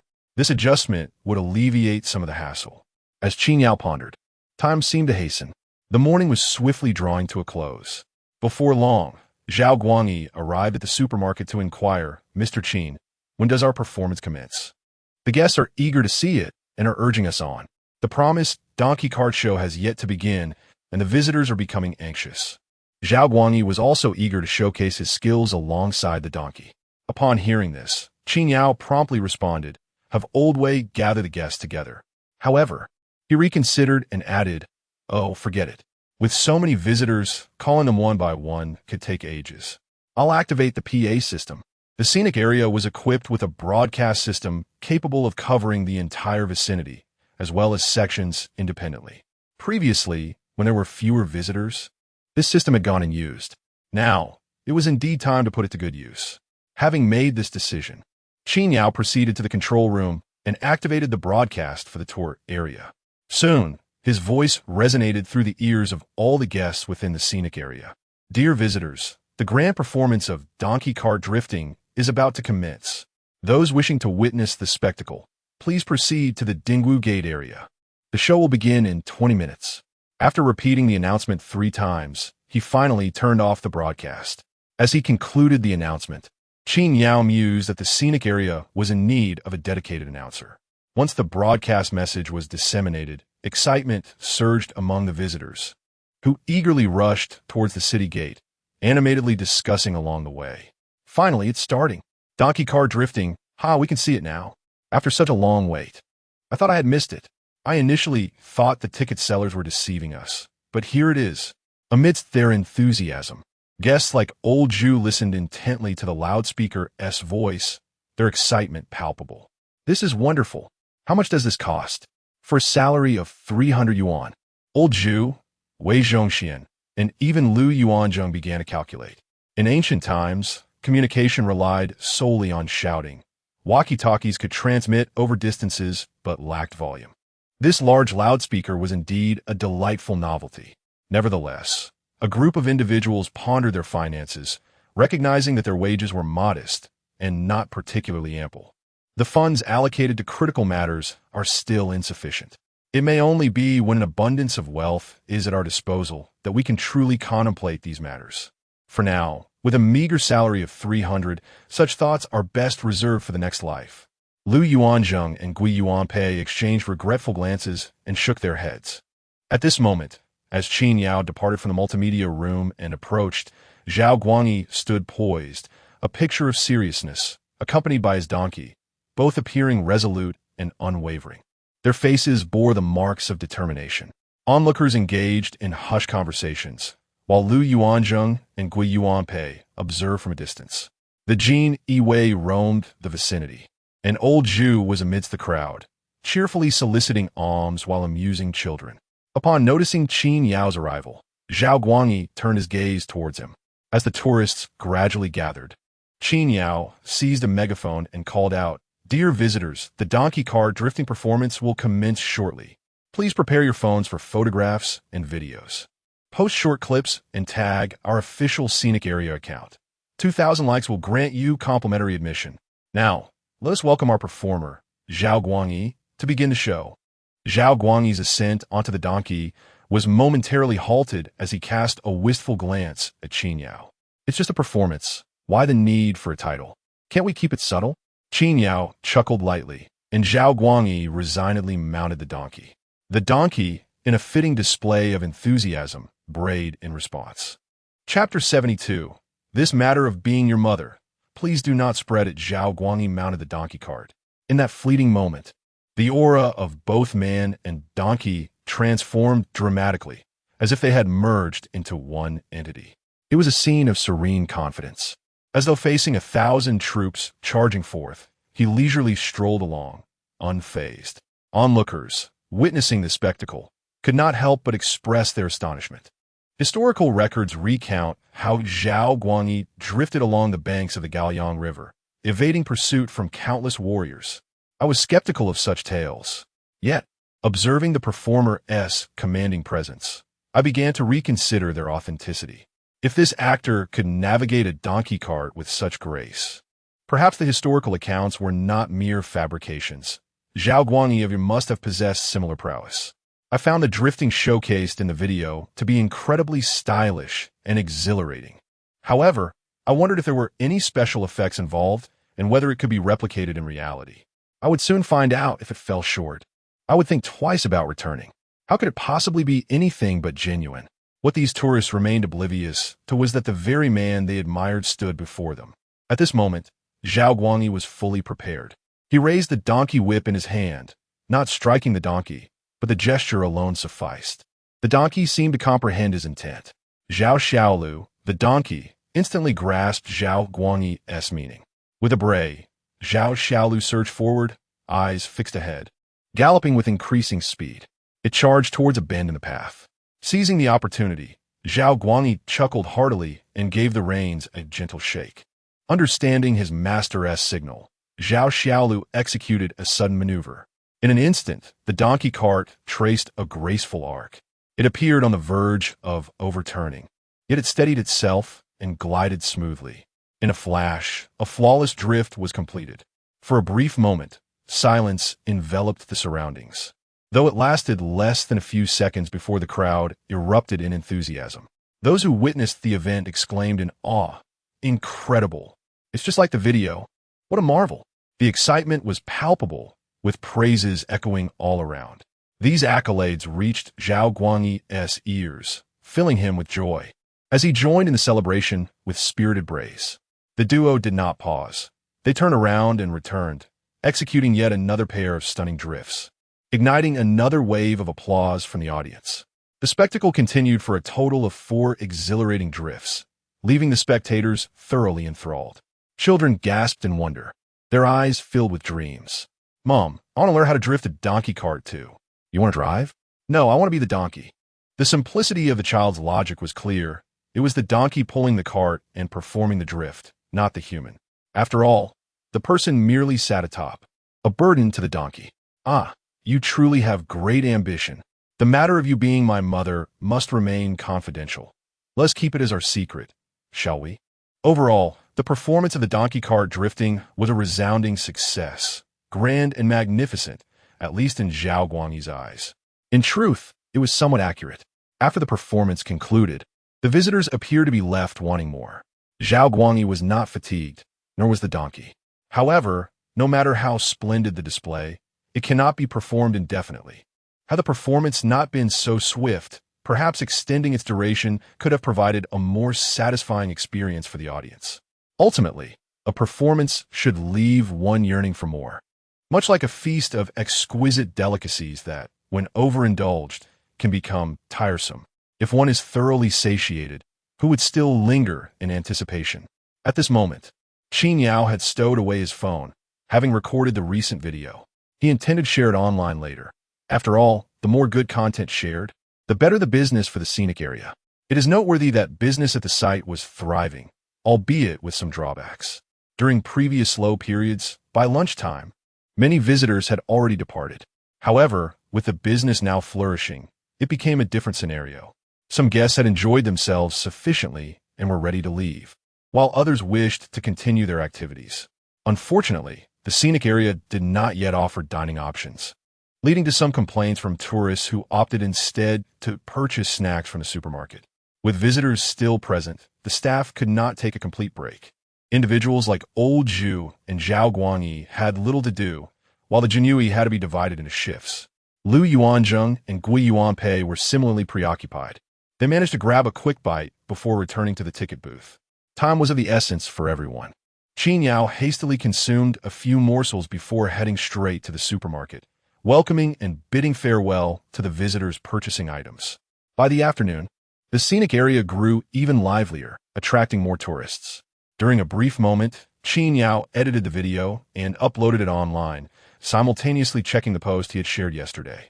In the morning, it had garnered 200,000 likes. Now, it had surpassed 300,000. Such growth was indeed pleasing.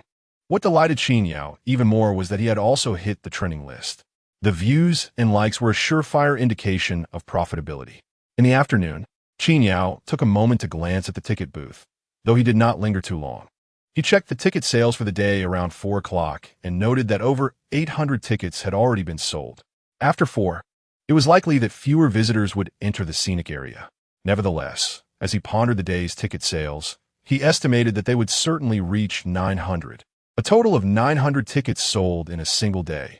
Who would have dared to imagine such a feat in the past? This thought left Qin Yao in a state of reflective awe. He was certain that tomorrow would bring even more visitors, and it should not be less than today. In fact, many days ahead could mirror today as success, or perhaps even surpass it. Elated, he felt a sense of stability in this prolonged period of prosperity.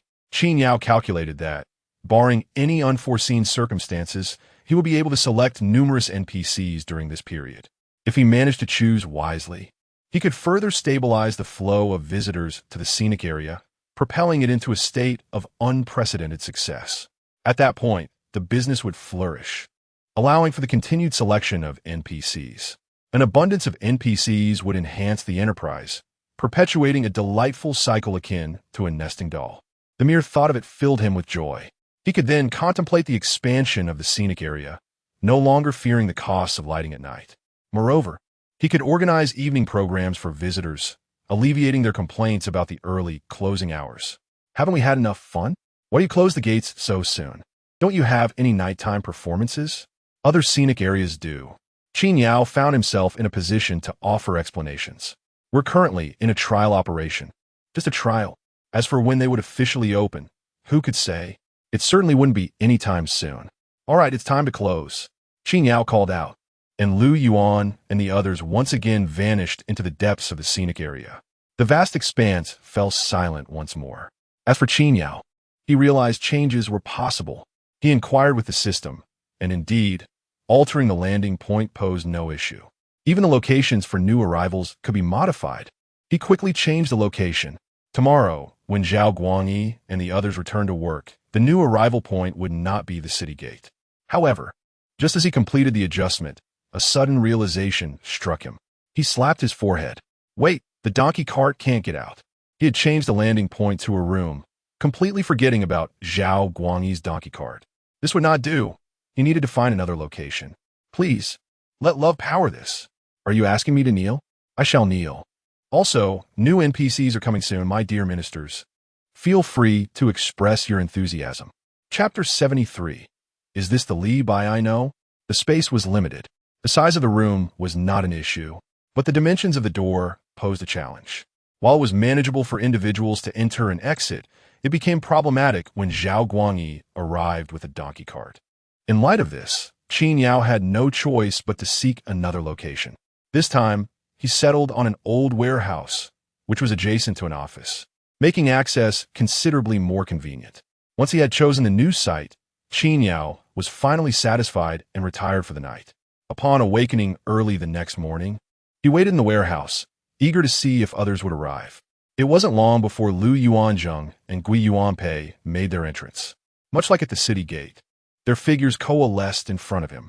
However, upon encountering the unfamiliar surroundings, they quickly became apprehensive, scanning their surroundings in confusion, uncertain about the sudden change in environment.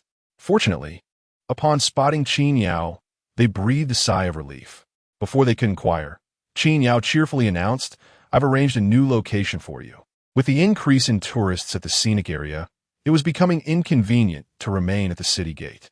Listening to his words, Lu Yuanzheng and Gui Yuanpei quickly clasped their hands in gratitude, exclaiming, "Not at all. President Qin has truly considered everything." They too felt that staying at the city gate was less than ideal, and now that the location had changed, they were pleased. The two did not rush to begin their duties at the city gate. Instead, they waited curiously for the others to arrive. Shortly thereafter, Wei Zhongxian and a group of Jinyui appeared. Their reaction mirrored that of Lu Yuanzheng and Gui Yuanpei. Upon noticing the unfamiliar surroundings, they were startled and instinctively drew their swords. Once they realized the situation, Wei Zhongxian quickly called out, "Put away your swords." Turning to Qin Yao, he added with a smile, "President Qin, we VE changed locations, haven't we?" Qin Yao nodded with a smile and reiterated his earlier explanation to Lu Yuanzheng and Gui Yuanpei. Wei Zhongxian promptly agreed. In the ensuing moments, Lao Zhu, Zhao Guangyi, and she all arrived in succession. Their reactions were consistent, reflecting a shared surprise. There was little more to be said. Qin Yao called out, "Let us get to work." After his proclamation, the group responded with enthusiasm and commenced their day's labor. Each person assumed their respective duties, and soon the entire scenic area was bustling with activity. It wasn't too long after everyone had taken their positions that tourists began to arrive.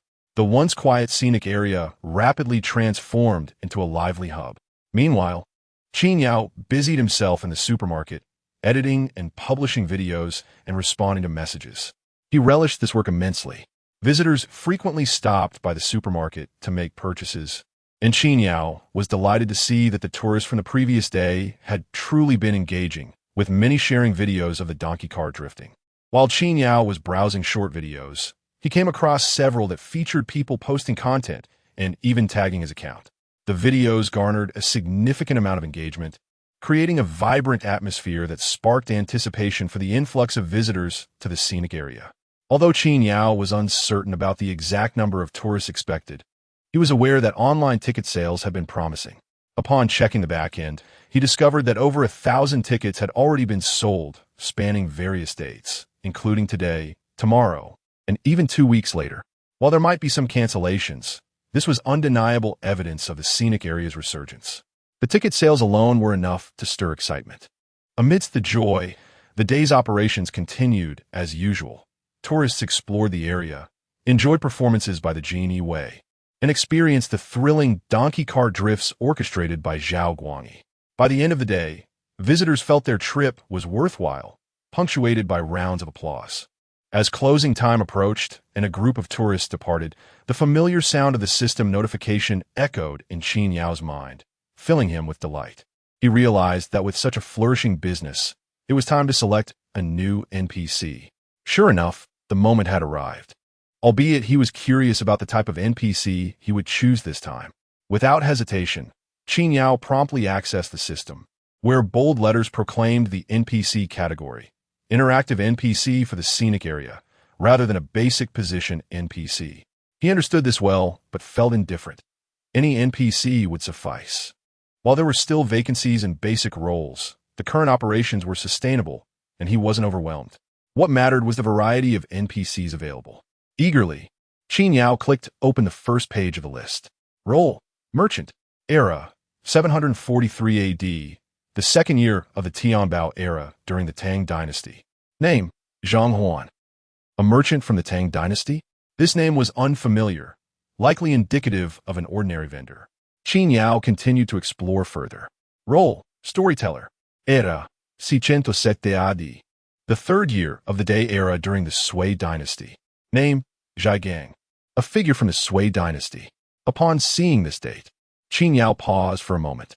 He had selected NPCs for the scenic area multiple times, yet this was the first from the Sui Dynasty to appear. It was understandable, considering the Sui Dynasty's relatively brief historical span compared to other dynasties. Nonetheless, whether it be the Tang or Sui. Qin Yao had yet to formulate any plans regarding his choices. He had not finished perusing the list. He intended to contemplate after he had reviewed it in its entirety. However, this time, the interactive NPCs exhibited a dazzling array of professions. Not to mention the merchants, even storytellers had made an appearance. He wondered what other characters might emerge. As Qin Yao continued to scroll down, he was astonished to discover that among the types of NPCs, there was even a matchmaker.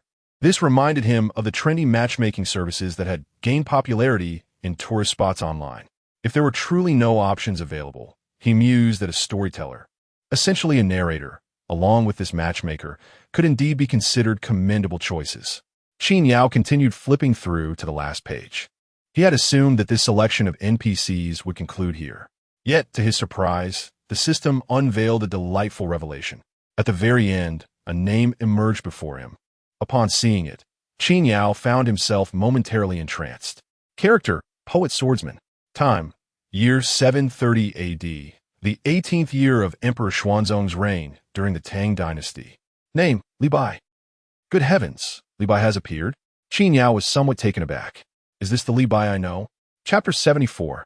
Li Bai has arrived. Qin Yao was utterly bewildered. As he reached the final page, he was astonished by the sudden appearance of Li Bai. He had prepared himself to engage a matchmaker or a storyteller to the extent that he began to wonder if it was merely a case of sharing the same name. After all, there was already a Tang Juanhu mentioned earlier. He almost misread it as Tang Bohu. Thus, Qin Yao took another glance. Yes, it was indeed Li Bai. Moreover, this was during the Kaiyuan era. Qin Yao was certain he had not made a mistake. This was the Li Bai. At this moment, Qin Yao was filled with excitement. This was none other than Li Bai. What more could he say? It was Li Bai. Li Bai, the illustrious poet of history, whose verses had been recited by countless individuals in their youth. In addition, Li Bai was known for his mastery of swordplay, having studied under the sword saint, which speaks volumes of his prowess. It is said that Li Bai possessed a bold and carefree demeanor. To have such a person brought to the Scenic area was nothing short of extraordinary. Without hesitation, Qin Yao confirmed the name. He then couldn't contain his laughter for a while. After his joyous outburst, he cheerfully began organizing the materials, eagerly awaiting Li Bai's arrival. Meanwhile, in the year of Kaiyuan and Tang, Li Bai, who was at a banquet, suddenly widened his eyes, his face reflecting disbelief. In an instant, he sprang to his feet and began rummaging through the cabinets. Meng Haoran, who had been drinking with Li Bai, observed this unusual behavior and inquired, "What are you searching for, Brother Tai Bai? We were enjoying our drinks so well, and now you are acting so strangely." Hearing this, Li Bai replied without turning around, "I am looking for a carefree outfit." Meng Haoran chuckled at this, saying, "Isn't this garment you are already carefree enough, Brother Tai Bai? Does your ease require clothing to enhance it? In terms of carefree spirit, is there anyone in this world who can surpass you, Li Tai Bai?" Li Bai waved his hand and continued his search. He soon turned back to Meng Haoran and said, "Brother Haoran, I have important matters to attend to tomorrow. There is no need for you to look for me." Meng Haoran, surprised, set down his wine cup but refrained from asking further, lamenting, "What a pity. I had found a tavern with the intention of inviting Brother Tai Bai to sample their offerings." Li Bai gestured dismissively, preoccupied with his search for clothing, showing no interest. A night passed in the blink of an eye. Today marked the arrival of newcomers. Qin Yao rose a little earlier than usual. He waited in the small warehouse. But Li Bai had yet to arrive. Soon, the others began to arrive for work. 2 from the Tang dynasty, a group from the Ming dynasty, 1 from the Qin dynasty, and the charioteer from Zhaoliang. All were present. Before Qin Yao could say a word, old Zhu cheerfully exclaimed, let us get to work. We can hardly wait." Who could blame him? The influx of tourists to the Scenic area was indeed a wonderful prospect. In recent days, Lao Zhu has consistently returned with something in hand. Each day, he manages to bring back a few items, which speaks volumes about his remarkable enthusiasm for work. The others, upon hearing Lao Zhu's words, nodded in agreement, ready to get to work. Only Zhao Guangyi took a jibe at Lao Zhu, remarking that throughout history, no industrious beggar has ever been heard of, followed by a derisive chuckle. Yet isn't it true? If beggars were truly diligent, would they still be begging? Of course, Lao Zhu is an exception. Zhao Guangyi's mockery was intentional. However, Lao Zhu took it in stride, cheerfully retorting that although he is diligent, he cannot outrun the car god. Zhao Guangyi was merely making a fool of himself. The title of car god of Gaoliang River was undoubtedly his. Nevertheless, he is currently engaged in the craft of donkey cart drifting. Lao Zhu's remark left Zhao Guangyi with a darkened expression, prompting an immediate retort. You a filthy beggar. You car god. You beggar. This playful exchange elicited laughter from Qin Yao, who could not help but find amusement in their banter, which seemed to play out time and again. Fortunately, Wei Zhongxian quickly intervened, eager to change the subject, bowing to Qin Yao and smilingly inquiring, Mr. Qin, why are you still standing here? Upon hearing this, Qin Yao chuckled and replied, I am waiting for someone. Instantly, the surrounding crowd fell silent, curiously glancing around.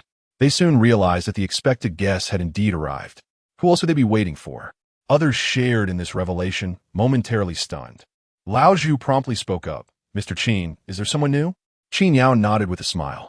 Lu Yuanzheng could not contain his curiosity and cautiously asked, Mr. Qin, who is it? From which dynasty? His curiosity was shared by everyone, eager to learn about the newcomer and whether they hail from the same era. Qin Yao, not one to keep secrets, responded, interestingly enough, they are also from your Tang dynasty, just slightly earlier than you. From the Tang dynasty? Lu Yuanzheng and Guo Yuanpei exchanged excited glances, experiencing a sense of nostalgia as if someone from their homeland had arrived. After all, they were in a historical site, and sharing the same dynasty brought about an undeniable sense of familiarity. Who is it? A person from the Tang dynasty? As the group gazed at Qin Yao with eager anticipation, he readily fulfilled their curiosity. Haha, you all know him. It's Li Bai. Upon hearing the name, the group was instantly enlightened. Lu Yuanzheng and Gui Yuanpei exclaimed joyfully. So, it is the immortal poet? Their delight was palpable. For many during the Tang dynasty regarded Li Bai as an idol. With Lu Yuanzheng and Gui Yuanpei not too far removed from his era, how could they not be thrilled upon hearing his name? The title immortal poet was indeed Li Bai's moniker during the Tang dynasty. It originated from He Zhizhang's profound admiration upon witnessing his extraordinary demeanor, uttering those very words which then spread far and wide. Hence, Lu Yuanzheng and Gui Yuanpei addressed him thus. By the time it reached Zhao Guangyi and Lao Zhu, both were equally astonished. This was indeed the poetry immortal. Later generations would come to refer directly to Li Bai as the poetry immortal. Observing Wei Zhongxian and a group of imperial guards, their excitement was palpable. How could they not rejoice at the prospect of meeting Li Bai? Compared to the celestial exile and the poetry immortal before arriving at this scenic site, they had merely been instruments of power. For these guards, encountering Li Bai was a stroke of fortune spanning 3 lifetimes. They yearned to bask in even a sliver of his brilliance. The only one bewildered in this gathering was she. The epithets surrounding Li Bai were unfamiliar to him. His historical studies had focused on grand trends, the rise and fall of dynasties, rather than the luminous figures who adorned them. Nevertheless, she resolved that once he mastered pinyin and could type, he would research online. He could have simply asked. Everyone present knew of Li Bai, but he remained silent, unwilling to impose. Lao Zhu cast a glance at Wei Zhongxian, who promptly addressed Qin Yao. Director Qin, might we have the honor of witnessing the poetry immortal's grace? As Wei Zhongxian spoke, the group turned approving eyes upon him. Clearly, his question voiced their collective desire. That he had taken the initiative pleased both Lao Zhu and Zhao Guangyi. Qin Yao checked the time. Seeing that the workday had yet to begin, he assented. Certainly. Let us together welcome the arrival of the poetry immortal. No sooner had Qin Yao spoken than a figure materialized before them. He had come. Chapter 75. Shall I perish first? A group of individuals focused intently on the figure before them. But an instant, this figure materialized before their eyes. Adorned with a black cap and clad in a flowing white robe, with a gourd at his waist that appeared to contain wine, he brandished a long sword in his left hand. He resembled an ethereal being, akin to a celestial immortal descended from the heavens. Indeed, it was none other than Li Bai.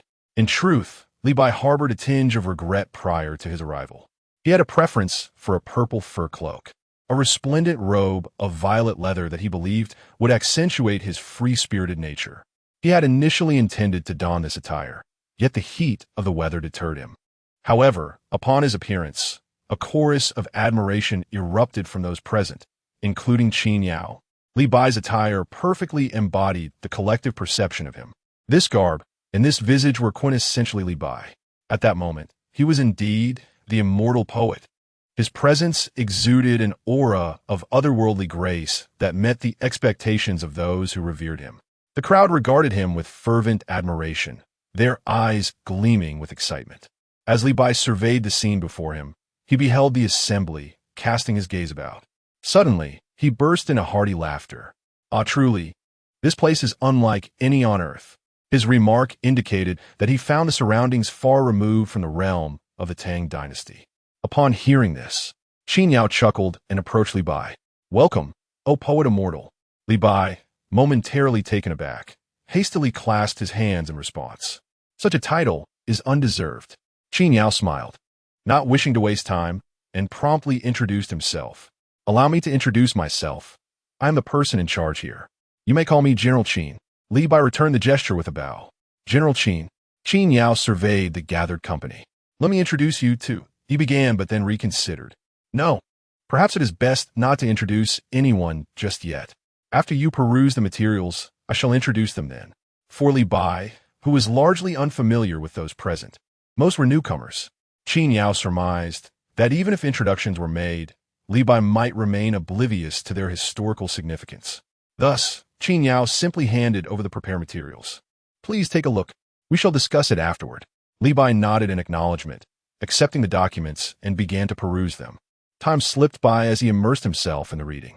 After a considerable while, he finally set down the materials with a deep sigh. Alas, the life of Li Bai has come to this. It was not surprising that Li Bai felt such melancholy. This moment in time marked a period of unfulfilled aspirations for him. Despite his revered status as the poet immortal, his life was characterized by a relentless yearning to realize his political ambitions. Throughout his life, Li Bai harbored aspirations to achieve greatness, to assist wise rulers, and to bring peace and prosperity to the people. Regrettably, he never realized his political ambitions, ultimately attaining the position of Hanlin Academy attendant only in his 40s. This role, in essence, was one of a poet serving at the emperor's side, engaging in literary pursuits for amusement. Ultimately, this limitation stifled Li Bai's grand aspirations, leading him to depart from Chang'an. However, his departure from Chang'an was not the conclusion of his journey. He later became a retainer for Prince Li Lin, which resulted in his exile to Yalong during the Ungshi Rebellion. In summary, despite being renowned as the immortal poet, Li Bai never fulfilled his ideals and ambitions throughout his lifetime. This disillusionment is likely what caused him to sigh upon reflecting on his own legacy. Observing Li Bai's despondent demeanor, Qin Yao offered words of comfort, stating, "This is merely your historical self. You have come to this scenic area, so the events of history need not be taken too seriously." After this, he handed Li Bai another document. "Take a look at this." This document contained an account of the historical trends of later generations, as well as details about items available for purchase with the wages earned from working at the scenic site. The historical trends, a generalized account, commenced from the spring and autumn period. Once this was organized, it brought great ease to Qin Yao. Regardless of who arrived, they could directly begin their exploration from their corresponding dynasty. Li Bai quickly perused the historical trends, feeling a surge of emotion. After all, when compared to the grand tapestry of history, individual lives seem insignificant. The items available for exchange at the scenic site astonished Li Bai as well. Despite being merely a poet, he couldn't help but exclaim to Qin Yao, "Can all of these be purchased?" Qin Yao nodded affirmatively. "Of course. If you don't believe me, just ask them." He gestured towards Wei Zhongxian and the others, who all nodded in unison. Zhao Guangyi chimed in, "Certainly, it's all feasible. This is just a portion of what is available. There are even more items not listed. If you wish to assume an official role and showcase your ambitions, with just your earnings from working here, you would be treated as a distinguished guest by any ruler in any era, let alone holding an official position." Zhao Guangyi paused momentarily before continuing. Of course, if you desire to purchase something more extravagant, like a second-hand car, and perhaps have Qin Zong install an iron plate, that might require several years of savings. Upon hearing this, Qin Yao couldn't help but glance at him, unable to suppress a smile. It was clear that Zhao Guangyi had been fixated on the notion of a second-hand car, as his words indicated a lingering consideration. Li Bai, understanding Zhao Guangyi's implications, took a deep breath and spoke. Might I inquire about your esteemed self? It seems time for introductions has arrived. Old Zhu and the others suddenly became spirited. Qin Yao stepped forward. Allow me to introduce this gentleman. He is the magistrate of Anlu County during the reign of Emperor Qin. Upon hearing Qin Yao's introduction, Li Bai's eyes widened in astonishment. It turned out to be a sage. He hurriedly clasped his hands in a gesture of respect. It is no wonder Li Bai expressed such reverence. After all, there is a span of over 8 centuries between the Tang and Qin dynasties. Anyone would feel compelled to show deference when confronted by an ancient figure from more than 800 years ago.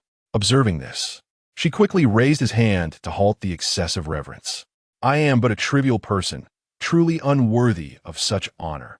Seeing Shi's humility, Qin Yao smiled and spoke. Do not belittle yourself. Although she may not have a prominent place in history, his contributions after death are significant. Qin Yao recounted Shi's life and the events surrounding the Yongming Qin bamboo slips that emerged posthumously. As Li Bai listened, he felt a deep admiration for Shi. Setting aside his contributions, what stood out was Shi's remarkable dedication. However, she felt a bit awkward hearing such praise, particularly since he was still alive. His contributions were tied to his burial site after his passing. This introduction led Shi to entertain a rather peculiar thought. What if I were to die first? Would that not spare me from the accusation of seeking fame and recognition? Chapter 76. There is no rush regarding work. First, recite for me. After introducing the joyous occasion, Qin Yao continued his introductions. This is Wei Zhongxian, the esteemed 9,000 years. Listening to these words, Li Bai turned his gaze towards Wei Zhongxian. After a moment of hesitation, he gave a slight nod, appearing indifferent to the attitude towards the joyous occasion. The Jinui could not help but glance at Wei Zhongxian, who immediately broke into a laugh. He was astute enough to perceive Li Bai's reaction. He then addressed Li Bai, stating, the records must reflect the original history. However, we are no longer the eunuchs of chaos, nor the corrupt officials of the court. Since our arrival at this scenic area, we have been forthright with His Majesty. At this moment, I am no longer that 9,000 years. I am a loyal minister of the Ming dynasty. As we serve here, all that we gain will be returned to His Majesty, with the intent to rejuvenate our great Ming. Though I may perish, my loyalty endures. Wei Zhongxian spoke these words with an open heart. After finishing, he discreetly glanced at Lao Zhu. Noticing no reaction from Lao Zhu, Wei Zhongxian finally breathed a sigh of relief. He further remarked, if even a mere eunuch can be so, why should the poet immortal concern himself with historical accounts now that he has arrived at this scenic area? His words seemed to comfort Li Bai, yet also served as a self-explanation. Upon hearing this, Li Bai burst into hearty laughter. He clasped his hands in salute towards Wei Zhongxian, saying, I have the honor of meeting Brother Wei. Wei Zhongxian, taken aback, quickly responded, I am unworthy, truly unworthy. He was startled. After all, this was the poet immortal, and the joyous occasion had occurred over 800 years prior. He was also several centuries apart from Li Bai. In Li Bai's eyes, the joyous occasion was an ancient figure, while in Wei Zhongxian's context, Li Bai remained an ancient figure. Observing their mutual politeness, Qin Yao continued, these esteemed individuals are the Jinui. He proceeded to introduce Zhou Yingqiu and others, who promptly paid their respects to Li Bai. Compared to the others, they appeared somewhat more excited. Following this, Qin Yao introduced Lu Yuanzheng and Gui Yuanpei. Lu Yuanzheng and Gui Yuanpei displayed palpable excitement. Hearing of their deeds moved Li Bai as well, for they were not only figures of the Tang dynasty, but had also made significant contributions to its territory. Li Bai performed a deep bow, saying, I have the honor of meeting both of you. This left Lu Yuanzheng and Gui Yuanpei momentarily at a loss for words. However, Li Bai soon recalled something. If we adhere to historical records, does that not imply that at the time of my passing, you two had already been born? This revelation left Lu Yuanzheng and Gui Yuanpei momentarily stunned. Indeed, it was true. Historically, Li Bai passed away in 762 AD, while the Anqi army held the city for 42 years, ultimately perishing in 808 AD. Thus, merely 4 years after Li Bai's death, the Anqi army began their defense. Looking back 4 years further, Lu Yuanzheng and Gui Yuanpei exchanged glances. I was born in the 2nd year of Guangda. Gui Yuanpei promptly added, I was born in the 3rd year of Guangda. They were just a year apart. Li Bai chuckled heartily, quickly calculating the implications of the moment. So it seems that when I am 45, I shall meet the two of you. At that time, you will have just entered the world. Lu Yuanzheng and Gui Yuanpei exchanged glances, joining in the laughter. However, they added, the immortal of exile is unaware that since we have arrived at this scenic spot, the eras we hail from do not affect one another. After a brief pause, Lu Yuanzheng earnestly continued, Yet, if the era of the immortal of exile proceeds without mishap, I shall undoubtedly be present. I humbly request your guidance when that time comes. Is it for promotion and wealth? Li Bai inquired curiously.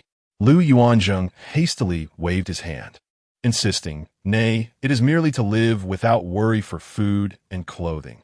I have never known the fullness of a meal in my youth. I seek only to eat my fill. Li Bai was taken aback, then smirked. If I truly gain entry to the court, surely with the resources from this scenic area, I can ensure that the common folk do not go hungry.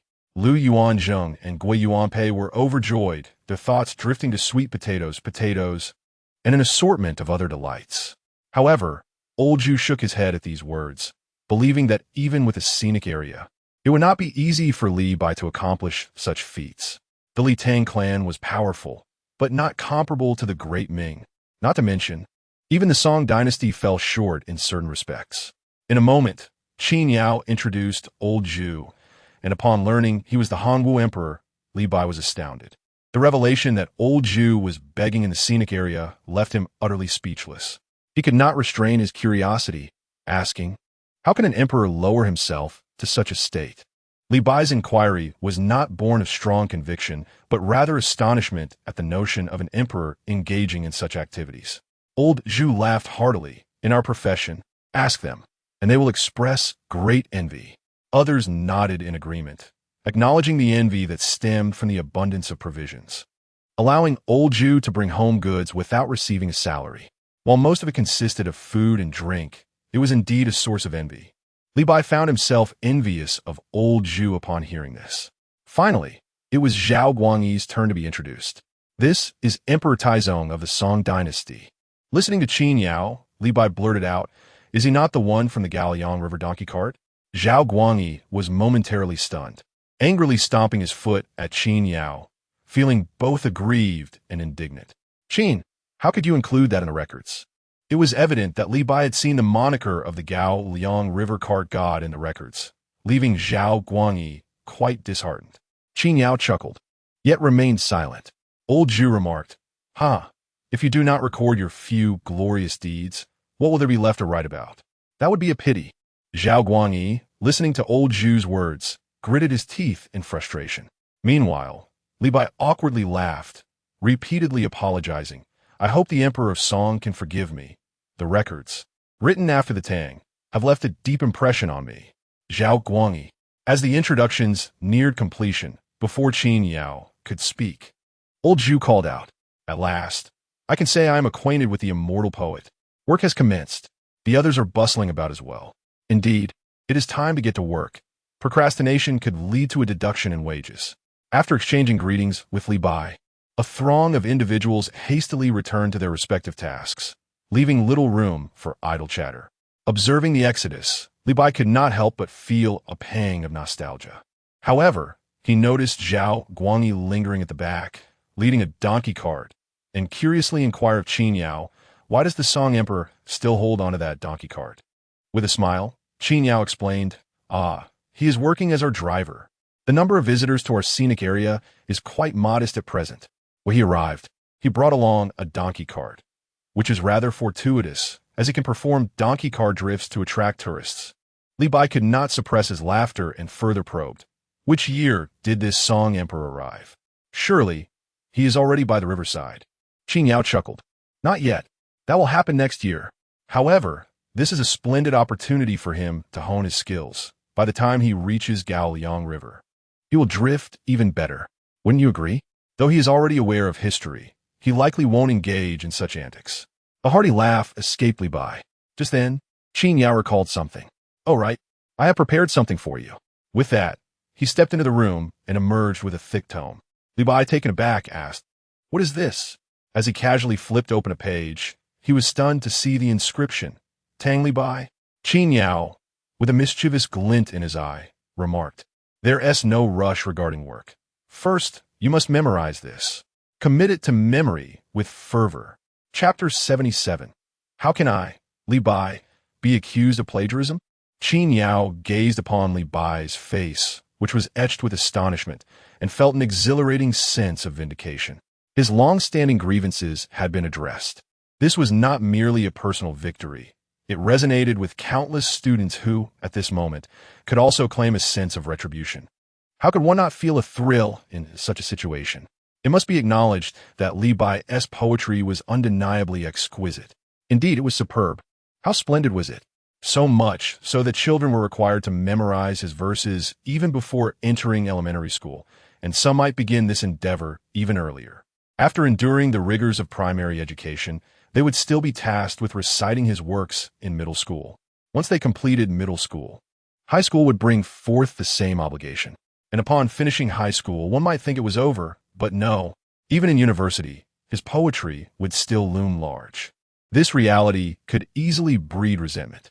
Li Bai's verses had woven themselves into the very fabric of a child's formative years, dominating their youth. One could find it both frustrating and fascinating. But now the tables had turned. It was time for Li Bai to recite his own poetry. Just 2 words, sheer delight. Qin Yao felt a wave of satisfaction wash over him, observing Li Bai still bewilderedly poring over the text. Qin Yao maliciously remarked, "This book contains nothing but your poetry, filled to the brim with your verses. Take your time. There's no rush. Once you've memorized it all, I'll conduct a surprise quiz, and you can elucidate its meaning and transcribe it from memory." Imagining Li Bai silently reciting his own work for the quiz filled Qin Yao with glee, and he couldn't help but chuckle. At that moment, Li Bai could no longer restrain himself and exclaimed, "Mr. Qin, what is the meaning of this? Wasn't I summoned here to work? Why am I being made to memorize poetry?" Li Bai was at a loss. Why? He had penned over 1,000 poems in his lifetime, with more than 900 having survived the passage of time. When asked why, Qin Yao began to explain. Why indeed? It's simply because you have composed an abundance of verses. Qin Yao elaborated on the situation regarding Li Bai's poetry. Every child must memorize your works, from elementary school all the way to university. Do you know that failing to recite properly could even earn us a beating in our youth? And once memorization is complete, we must transcribe it, and, if that isn't enough, we must also interpret it. If one writes it correctly, well and good. But if not, pointing to the poetry collection in Li Bai's hands, Qin Yao inquired, "What emotions or thoughts does this poem convey?" Li Bai glanced down at the text. The sea guest discusses the isles. He scratched his head. Overall, it describes the scenery and a refusal to cower before power. Qin Yao waved his hand dismissively. Incorrect, or rather, partially correct. You should have said it expresses the poet Li Bai's spirit of rebellion, his discontent with the dark societal conditions of the time, and his disdain for the conventions of society. Furthermore, it reflects his unwillingness to collude with the powerful. You still have much to learn. Li Bai, upon hearing Qin Yao's words, felt a surge of frustration and immediately engaged in a debate. No, this poem was indeed written by me. Qin Yao laughed in response. Isn't it written by others as well? Can't you see your name, Li Bai, inscribed above? Li Bai gesturat dismissively. But I, Li Tai Bai, have never composed this poem. Qin Yao responded. Let me check the date of this poem. He pulled out his phone to investigate. It was penned when Li Bai was approximately 45 years old. He remarked, "This poem was written when you were 45. You are currently." "I am 30. Li Bai hastily retorted to Qin Yao. "Look, I'm only 30 years old and have never written this poem." So how could it possibly relate to me? Qin Yao chuckled. How can it not be related? It is indeed you from history who wrote it. Li Bai countered. That was the historical Li Bai, not the present Li Tai Bai. How could it possibly pertain to me? Moreover, regardless of whether I, Li Tai Bai, write this poem in the future, even if I do, it is not relevant to the present. Having said this, Li Bai suddenly recalled something and continued. Furthermore, am I the only poet from the great Tang dynasty? Were there no others? Think of my dear friends, Ming Haoran and others. Surely they have composed poetry too. Did they only memorize my verses? What does Qin Yao think? That makes sense. Qin Yao pondered, recalling the 300 poems of the Tang dynasty. Indeed, there were many poets in the Tang, but it was undeniable that Li Bai authored a significant number of them. Qin Yao was not swayed by Li Bai's argument. Regardless, in history, you did compose it, and it bears your name, Li Tai Bai. Li Bai sighed dejectedly and flipped through the poetry anthology before him. To be honest, he could not comprehend how many poems he had written throughout his life. This thick volume contained nothing but his works. Among these verses, some were familiar to him. He remembered the ones he had composed, such as The Sun Shines on the Incense Burner, a poem he distinctly recalled writing at the age of 24. Yet there were many more. The Difficult Road to Shu. He turned the pages. Let us drink wine. He continued to peruse the anthology, and he could not help but recite aloud some of the exquisite lines, drawing a knife to sever the water.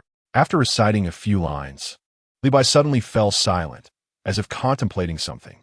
Suddenly, a spark of inspiration lit up his face, and he broke into a smile. He closed the book and stood with it in hand behind his back. Raise a cup to dispel my sorrows. He truly began to recite it. This was something Qin Yao had not anticipated. He was momentarily taken aback and then chuckled, waving his hand at Li Bai. All right, no need to recite. I was merely joking. He certainly did not intend for Li Bai to genuinely recite poetry. It was just a jest, a light-hearted tease, fulfilling the dreams of countless students who wished for the author to come forth. To his surprise, within a short span, Li Bai had recited the lines flawlessly. With a hearty laugh, the onlookers were left bewildered. Then Li Bai turned to Qin Yao and said, I believe there is merit in your words. Am I not still the same person from history? Indeed, I have penned numerous verses, causing much worry for countless students in later generations. Having memorized a great deal, I too can empathize with the hardships faced by students. This statement left Qin Yao momentarily stunned. Surely, there is no need for such earnestness. This is not how one ought to express it, he hastily replied. I was merely jesting. Besides, although the verses you recite may be arduous to memorize, without these ancient poems, how could students cultivate their sensibilities, preserve culture, and enhance their language skills? Indeed, the task of memorizing poetry can be quite vexing, yet its significance is undeniable. To this, Li Bai responded, Mr. Qin, there is no need for persuasion. I, Li Bai, am determined to commit it to memory. How could I fail the diligent scholars? Truly, this is unnecessary. Qin Yao felt a headache coming on, but soon grasped the underlying message. He said to Li Bai, if you take the time to memorize all this, you may very well find yourself unemployed. Pray tell, what do you intend to achieve? He could hardly believe that Li Bai was genuinely endeavoring to understand the struggles of students. Li Bai, upon hearing Qin Yao's words, broke into a spirited smile. It's not that. Though these verses are indeed my own, I have yet to experience them fully until the appropriate moment arrives. Some of these lines are of exceptional quality, and I find them delightful myself. Is this a veiled act of self-praise? Li Bai continued to chuckle. I earn a salary working at a scenic area, thereby contributing to the welfare of the community. However, prior to that, I must first establish a modicum of renown to gain entry into the court. By committing these verses to memory, when I return to the Tang dynasty, I shall wield them to achieve fame in Chang'an, perhaps even hastening my ascent into officialdom. Qin Yao began to comprehend. Li Bai's voluminous discourse ultimately conveyed a singular intent. Li Bai aspired to bring these poems back to the Tang dynasty, and thus become a literary plagiarist. Wait a moment, doesn't this amount to theft? Li Bai countered, Mr. Qin, you misinterpret. These verses are undeniably my own creation. How could I, Li Bai, be accused of plagiarism? Qin Yao found this argument strikingly familiar. Chapter 78. It is finished, finished, finished. This phrase is not merely familiar. It was just uttered by Qin Yao moments ago. Qin Yao could never have anticipated that Li Bai would resort to such tactics. Self-plagiarism? It is remarkable that he could even conceive of it. Qin Yao could not restrain himself, exclaiming, "No, you. This is a historical work of yours. It is not something you wrote in the present. Li Bai shukulat fartili. As long as I am Li Tai Bai, what does it matter? The Li Bai of history is not the same as the Li Tai Bai of today. Is it?" Qin Yao was left speechless by this assertion. He managed a wry smile and remarked, "Is this truly necessary? If you wish to become an official, vanishing from the Tang dynasty upon arriving at the Scenic area would surely be a miraculous feat. Surely, if you were to explain this to the emperor, he would not doubt your words." Li Bai continued, "Although I, Li Tai Bai, have garnered some renown, I have yet to reach the level where I can casually meet his majesty." Qin Yao pressed on, "But you need not resort to copying, right? You, Li Bai, are exceptionally talented. Composing poetry should be a simple task for you." Indeed, writing poetry was a straightforward endeavor for Li Bai. Otherwise, he would not have produced such a vast array of poems throughout his lifetime. Yet Li Bai laughed and said, "While composing poetry is effortless, crafting a masterpiece is a different matter altogether." He shook the thick volume of poetry in his hand, stating, "Though this hefty tome is filled with my verses, not all of them can be deemed exceptional. Besides, while I may possess some talent, I cannot claim to produce numerous poems at will. However, if I were to recite these lines, Li Bai shukulat. Composing poetry is simple, but it is not as easy as drinking water or eating food. Yet, if I memorize them, then I can recite them at will, can I? And if I recite something exquisite, would that not be akin to delivering a masterpiece effortlessly? If I were to recite them all in one breath, it would undoubtedly stir up the entire Tang dynasty, let alone Chang'an." Qin Yao began to grasp Li Bai's intention. He had to admit, "You make valid points."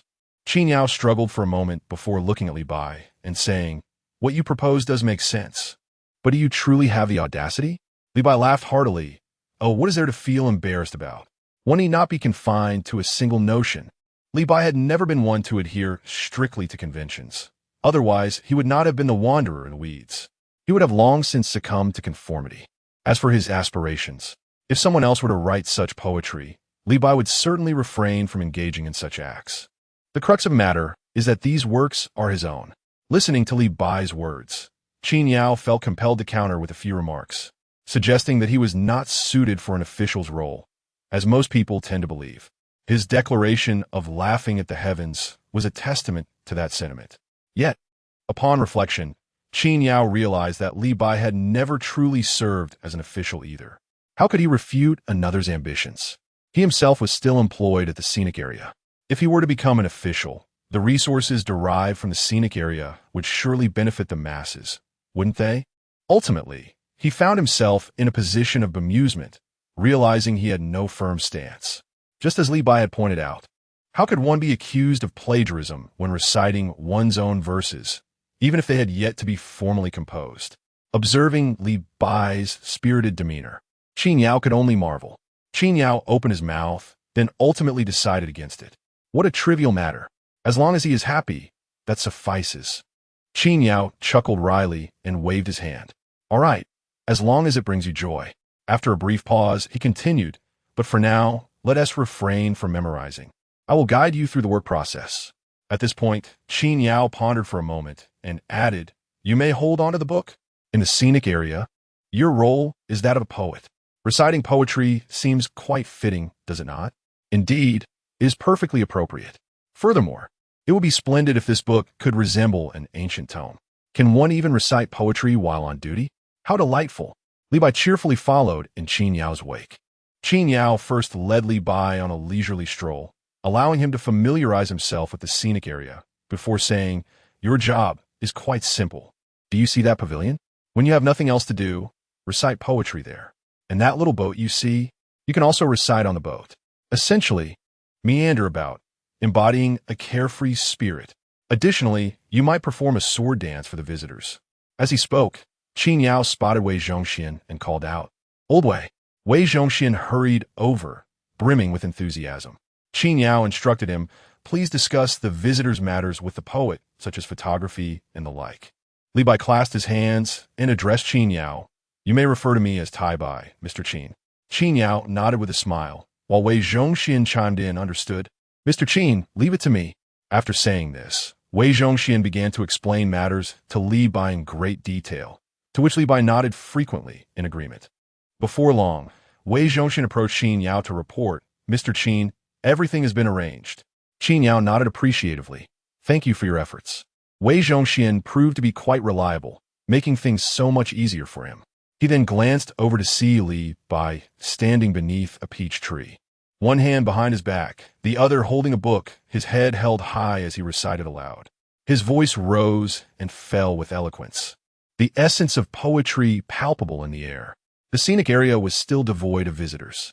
Old Zhu and Zhao Guangyi also sauntered over to Qin Yao's side.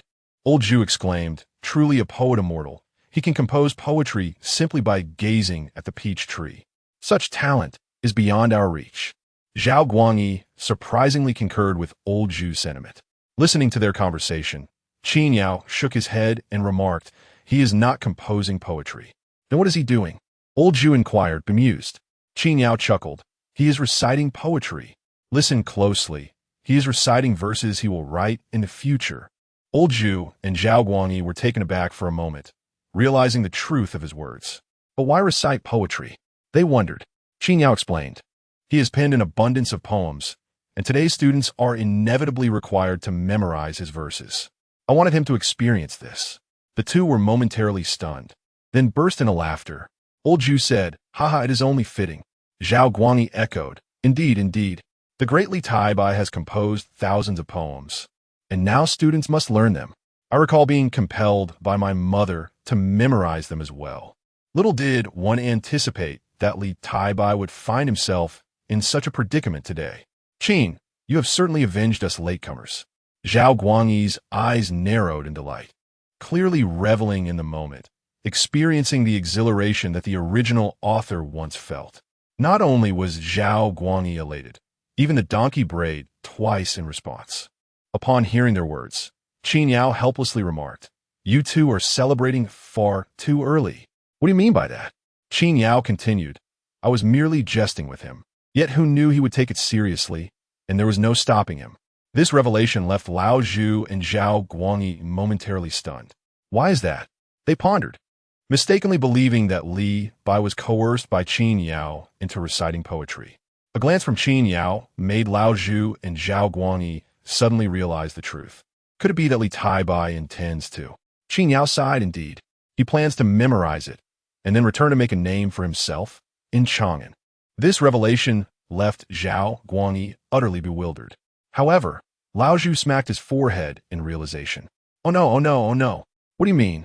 Qin Yao inquired, puzzled.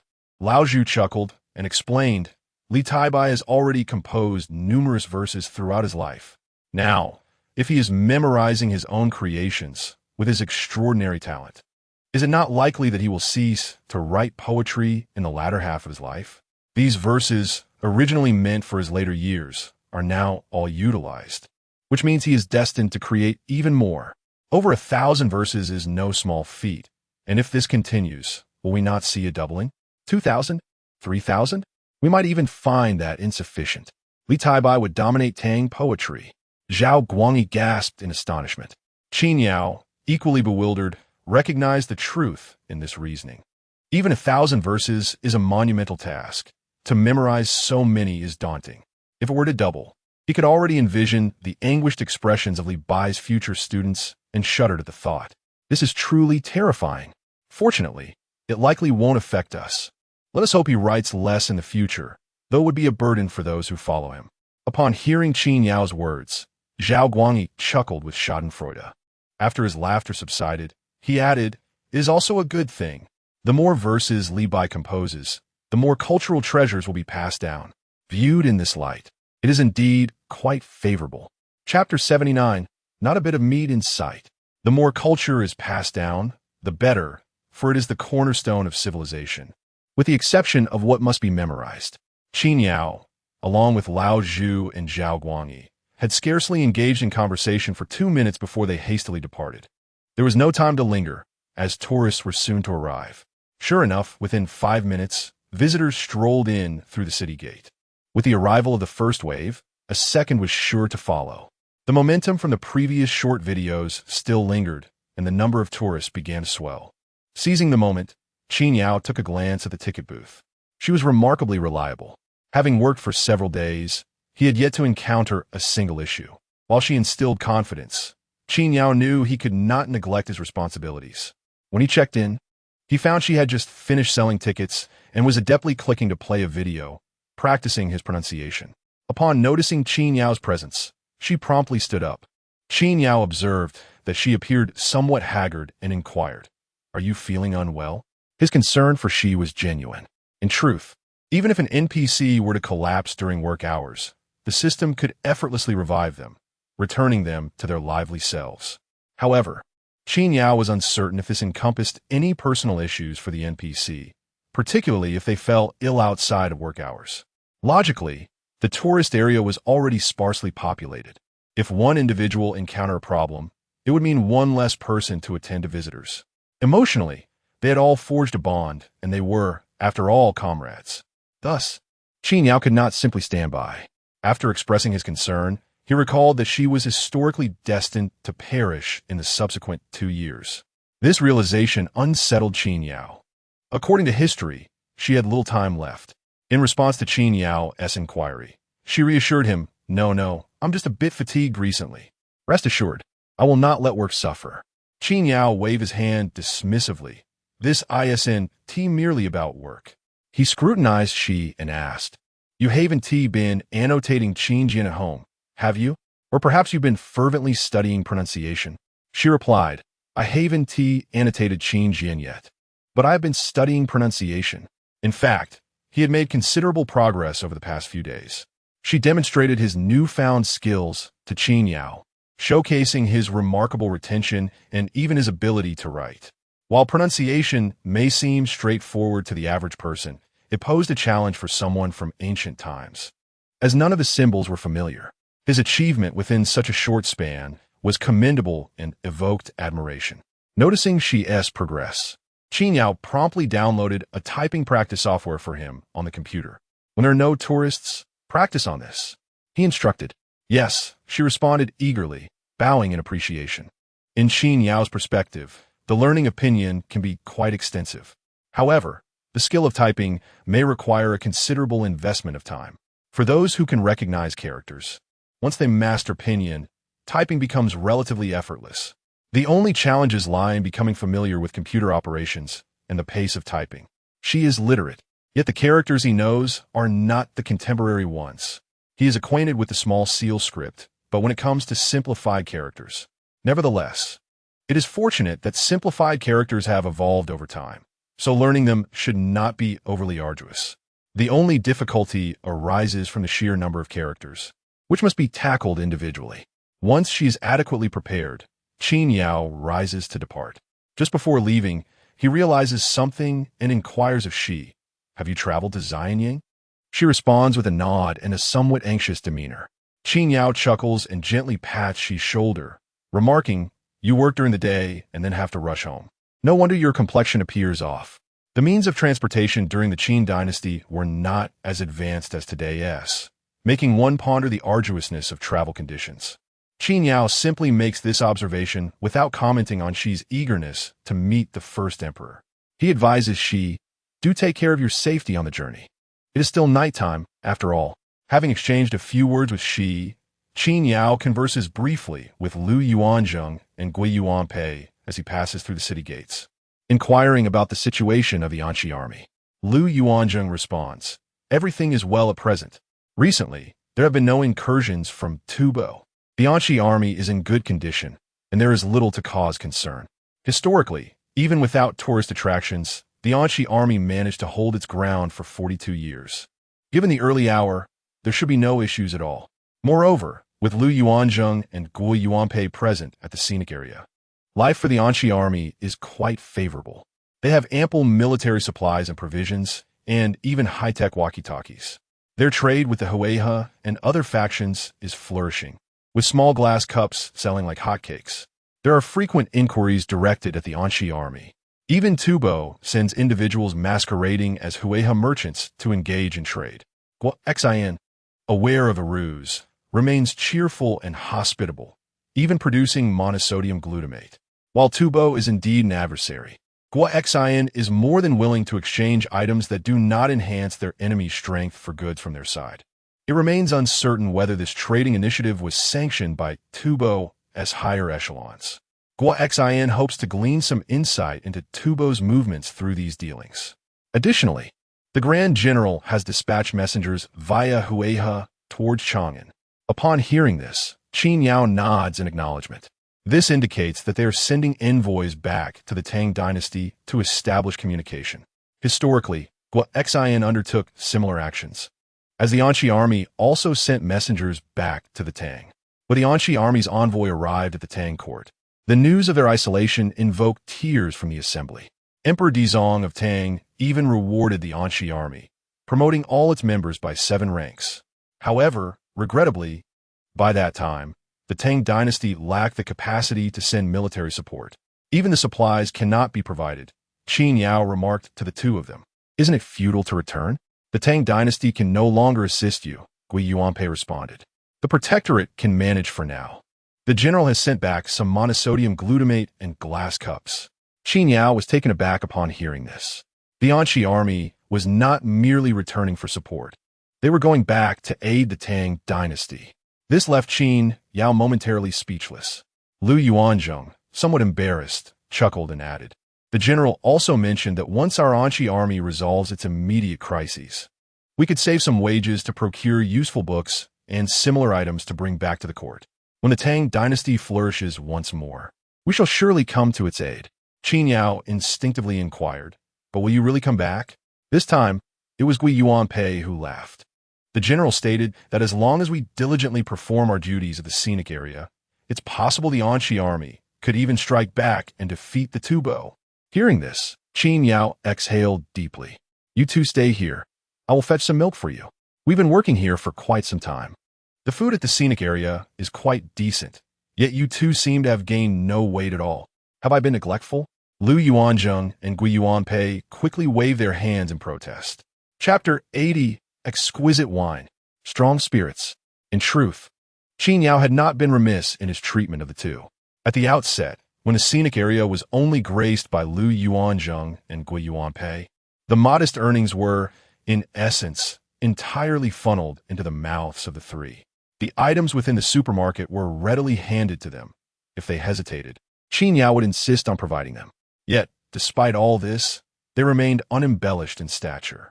It was uncertain whether it was due to the brevity of time or perhaps a lack of foundation that had yet to be restored. Having meandered about, Qin Yao found himself with no time left to continue his wanderings. The influx of visitors had increased significantly. He needed to oversee the supermarket operations. Outside, the throng of tourists was decidedly more abundant compared to the previous morning, a promising sign indeed. With the rise in visitors, the responsibilities of the Jingyi guards intensified. Zhao Guangyi busied himself with the task of gathering people, while Old Zhu ceased his pursuit of Zhao Guangyi's donkey cart, seemingly unwilling to be taken advantage of, particularly after the recent debacle. There was little left to be said. It was not their first day on the job. Each was diligently attending to their own responsibilities, maintaining an admirable orderliness.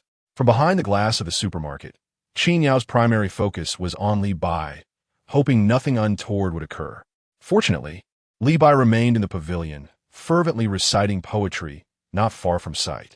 Had he been elsewhere, Qin Yao would have been unable to observe him.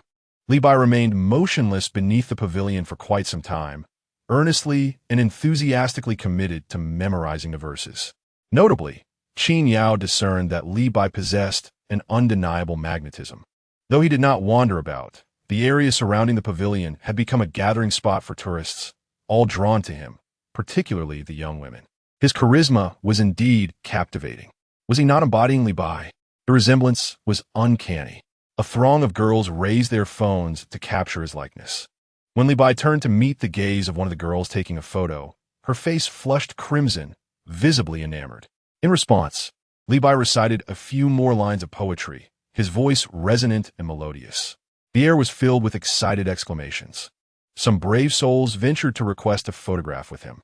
Li Bai, with a cheerful demeanor, readily obliged, joining others for pictures without hesitation.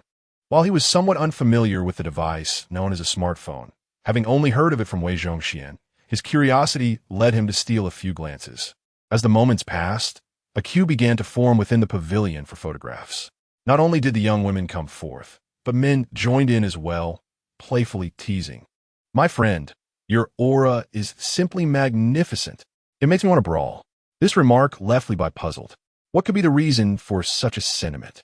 He wondered, eliciting laughter from the tourists. "Are you portraying Li Bai?" Li Bai nodded with a smile. The tourist remarked, "It reminds me of the times I used to recite poetry." This statement left Li Bai momentarily flummoxed. Beyond those who wished to confront him, there were also individuals seeking his contact information. "Could you share your contact details, young sir?" Li Bai had a vague understanding of what contact information entailed. Nevertheless, he reiterated, "As a matter of policy, we are not permitted to communicate privately with tourists." Upon hearing this, a female tourist could not help but murmur, "What kind of scenic area is this? Not even allowing contact information. Your leaders must not be good people." Qin Yao was observing as Li Bai became surrounded. Achoo! He involuntarily sneezed and rubbed his nose, feeling inexplicably as though he had been spoken about. The commotion around Li Bai drew an increasingly large crowd. Noticing this, Li Bai, recalling Qin Yao's earlier advice, set down his book and unsheathed the long sword at his waist. He deftly performed a flourish with the blade. The spectators quickly cleared a space for him. Following this, Li Bai began to dance with the sword, reciting poetry in tandem, effectively providing himself with a fitting background score. In Li Bai's hands, the sword moved with an agile grace, and coupled with his attire, he appeared as if a celestial being had descended to earth. His charm was utterly captivating. This young man is simply mesmerizing. My heavens, he can dance with a sword too. Who could resist such a lure? Not only the tourists nearby, but even Qin Yao, situated far away in a supermarket, could not help but rise and gaze at the spectacle. Halfway through, he smacked his thigh, realizing he had forgotten to record the moment. Hastily grabbing his phone, he rushed over, hoping to coax Li Bai into performing once more. Li Bai's sword dance had rendered the queue for the donkey cart momentarily vacant. However, this was of little consequence, as Zhao Guangyi approached, leading the cart and standing at the back of the crowd. Not far from him stood old Zhu, who, unable to contain himself, remarked, "See, the title of Sword Immortal is no mere jest." Old Zhu did not contest Zhao Guangyi's assertion and nodded in agreement.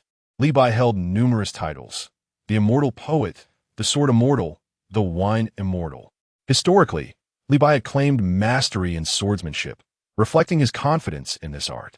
Furthermore, approximately 10% of the poetry he composed throughout his life contained references to swords, underscoring that his swordsmanship was indeed a serious pursuit. Qin Yao recorded a video of Li Bai performing swordplay, and with great delight, he finally put away his phone. This provided him with fresh material. He did not forget to call out to the surrounding tourists, encouraging them to tag their Scenic area account if they posted the video on short video platforms. If you get likes. Many tourists, upon hearing Qin Yao's words, chimed in. "Got it. Is there such a good thing? Great, great, great. Already tagged." Qin Yao nodded repeatedly, aware that not everyone was concerned about the free entrance, but a shout certainly wouldn't hurt. At that moment, someone exclaimed, "The swordplay is mesmerizing." If only he could sip some wine while performing, it would be even more spectacular. Exactly. Li Bai loves his wine. Indeed, Li Bai was known for his fondness for liquor. The mention of it stirred something in him, and he couldn't help but pat his wine gourd. Upon touching it, he realized it was empty. He glanced at Qin Yao, who promptly exclaimed, "Wait." He had completely forgotten about it. Dashing back to the supermarket, he rummaged around and found that there was indeed some wine available, albeit only a few bottles. He wondered how the supermarket in the Scenic area managed to stock liquor. After selecting a bottle, he hurried back to the crowd and handed it to Li Bai. Li Bai took it, laughed heartily, and began to drink deeply. After gulping down a couple of swigs, his eyes widened in disbelief as he stared at the bottle. Then he exclaimed, "What a fine wine! Such strong liquor." Unable to resist, he took another hearty swig. His boisterous demeanor was infectious. "Awesome. Wow. So cool." Qin Yao couldn't help but admit that at that moment, Li Bai truly looked spectacular. However, after a couple of minutes of flattery, Li Bai suddenly swayed and plopped down onto the ground, tugging at his clothing before lying flat. Qin Yao was taken aback. What on earth is happening? Before he could finish his thought, he saw Li Bai attempting to struggle back to his feet, but he was swaying and unable to rise. It dawned on Qin Yao that he was utterly intoxicated. Oh no, he's drunk. Qin Yao rushed over and lifted the wine bottle to inspect it. Well, 56 degrees. Chapter 81. If you wish to compose poetry, do so when you return. Qin Yao set down the wine bottle, staring in disbelief at the inebriated Li Bai. Had he truly succeeded in getting him drunk? He had been so preoccupied with pouring the wine that he had momentarily forgotten that although Li Bai bore the title of the wine immortal, the alcoholic beverages of the Tang dynasty were vastly different from today's distilled spirits. In ancient times, most wines were made from fermented grains, typically with an alcohol content around 10 degrees, never higher. What was the alcohol content of the liquor he had brought? It was not just Li Bai. Even modern drinkers with a moderate tolerance would struggle to handle such quantities without faltering. What had Li Bai just consumed? He had been inundated with a relentless stream of liquor. With such a method of drinking, even Qin Yao would be incapacitated. Faced with the clearly intoxicated Li Bai, Qin Yao felt a headache coming on. Meanwhile, the surrounding tourists were equally astonished. Wait, he is drunk? Huh, this is hilarious. The NPCs at your Scenic spot don't seem to handle their liquor very well, boasted a male tourist. I can down a whole bottle without batting an eye. Such comments were met with scoffs from the female tourists. And you can? Why don't you just ascend to the heavens then? He is merely intoxicated. Li Bai was undeniably charming, particularly to the ladies, prompting some to come to his defense. Despite his annoyance, Qin Yao quickly called for Lao Zhu and the others to assist. Hurry and lend a hand. We cannot let him lay on the hard ground. Lao Zhu and his companions responded promptly, while Wei Zhongxian and a group of Imperial Guard hurried over. Just as they approached, Zhao Guangyi shouted, "No need to lift him. We need paper and a pen. Li Bai can compose 100 poems when drunk." Zhao Guangyi was brimming with excitement. Being drunk is splendid. Only inebriation can inspire poetry. He persistently urged, quickly, as if time were of the essence. Before Qin Yao could interject, curious tourists began to gather around. One shouted, "I have a pen," tossing it into the fray, while another called out, "I have paper," hurling a pack of tissues. With both pen and paper at the ready, the scene was set. Li Bai, lying on the ground, stirred slightly and let out a groan. He failed to compose a poem, but nearly vomited on Qin Yao's leg. As fortune would have it, the tissues were perfectly positioned to wipe Li Bai's mouth. After cleaning him up, Qin Yao hastily helped him to his feet, turning to Zhao Guangyi with irritation. "I'm starting to believe your nonsense. Drinking excessively does not guarantee poetic inspiration." Hearing Qin Yao's words, Zhao Guangyi recoiled slightly. Indeed, Li Bai could compose poetry while inebriated. Many of his verses were birthed from intoxication. Yet, it is crucial to distinguish between being drunk and merely tipsy. The state of mild intoxication and that of being thoroughly drunk are as different as night and day. They cannot be equated. Engaging in poetry under such circumstances is quite absurd. At present, Qin Yao harbored grave doubts that Li Bai even recognized his own identity. Observing Qin Yao's disgruntled expression, Old Zhu seized the opportunity to add insult to injury, exclaiming that he knew how to exacerbate the situation. With that, Old Zhu hurriedly approached. "Qin, allow me to assist you." In truth, Old Zhu was hardly needed. Zhou Yingqiu and several well-dressed guards effortlessly lifted Li Bai. Qin Yao procured a folding bed and instructed Zhou Yingqiu and the others to place Li Bai in a room adjacent to the supermarket. The scenic area was equipped with accommodations, quite spacious at that, even featuring suites. However, Qin Yao occupied the dormitory alone, with no one else around. Leaving Li Bai in the dormitory would have been far from reassuring. Once Li Bai was settled, Qin Yao was about to fetch him a glass of water when Wei Zhongxian cheerfully interjected, "Qin, allow this old servant to take care of him. I am well versed in the art of attendance." This declaration was not without merit. When it came to serving, it was indeed rare to find anyone as proficient as Wei Zhongxian. Qin Yao hesitated, "But you have to work. If things go awry, Your wages may be deducted. Wei Zhongxian responded with a smile. This old servant will tidy things up and then attend to my duties, checking in periodically. This arrangement posed no issues for Qin Yao, who felt reassured in entrusting Li Bai to Wei Zhongxian. As noon approached, Qin Yao decided to check on Li Bai, only to find him still fast asleep. He refrained from waking him. The morning business at the Scenic area had been quite promising, even better than the previous day. Notably, despite Li Bai's inebriated state and subsequent removal, many tourists expressed their intent to return, remarking on his striking presence. What a pity he got drunk. I haven't even gotten his contact information, they lamented. His aura and charm were more captivating than the allure of a drifting donkey cart. Zhao Guangyi, who passed by with a donkey cart, remained silent. What was wrong with his drifting donkey cart? It was remarkably impressive. Could Li Bai compare? Zhao Guangyi felt a pang of frustration. In contrast to Zhao Guangyi's discontent, Qin Yao was equally perplexed by Li Bai's inebriation on his first day of work. Such drunkenness made it impossible for Li Bai to fulfill his duties. While missing work was not a concern, Qin Yao dreaded the thought of the system marking it as an absence. If wages were deducted, it would be quite unjust, especially considering that drinking was within Li Bai's professional purview, a responsibility that Qin Yao had assumed. Fortunately, Qin Yao soon found solace in the system's response regarding Li Bai's situation, which deemed it an occupational hazard. There would be no wage deductions, though compensation was also off the table. Well, as long as wages were accounted for, it could be considered a sign of the system's integrity. As the afternoon unfolded, Li Bai remained in slumber. The influx of tourists increased, and the Scenic area continued to operate smoothly. In the afternoon, Zhao Guangyi's donkey cart performance was particularly spirited, garnering enthusiastic applause after numerous displays. It was a trying time for the donkey, nearly on the brink of collapse, until the workday drew to a close. Is Li Bai still not awake? Wei Zhongxian shook his head. No sign of life. Upon hearing this, Qin Yao couldn't help but marvel. The potency of this 56-degree liquor was indeed formidable. To sleep for such an extended duration in one go. Qin Yao addressed Wei Zhongxian. You all may leave. I will check on Li Bai. After receiving their agreement, one by one, they vanished from sight.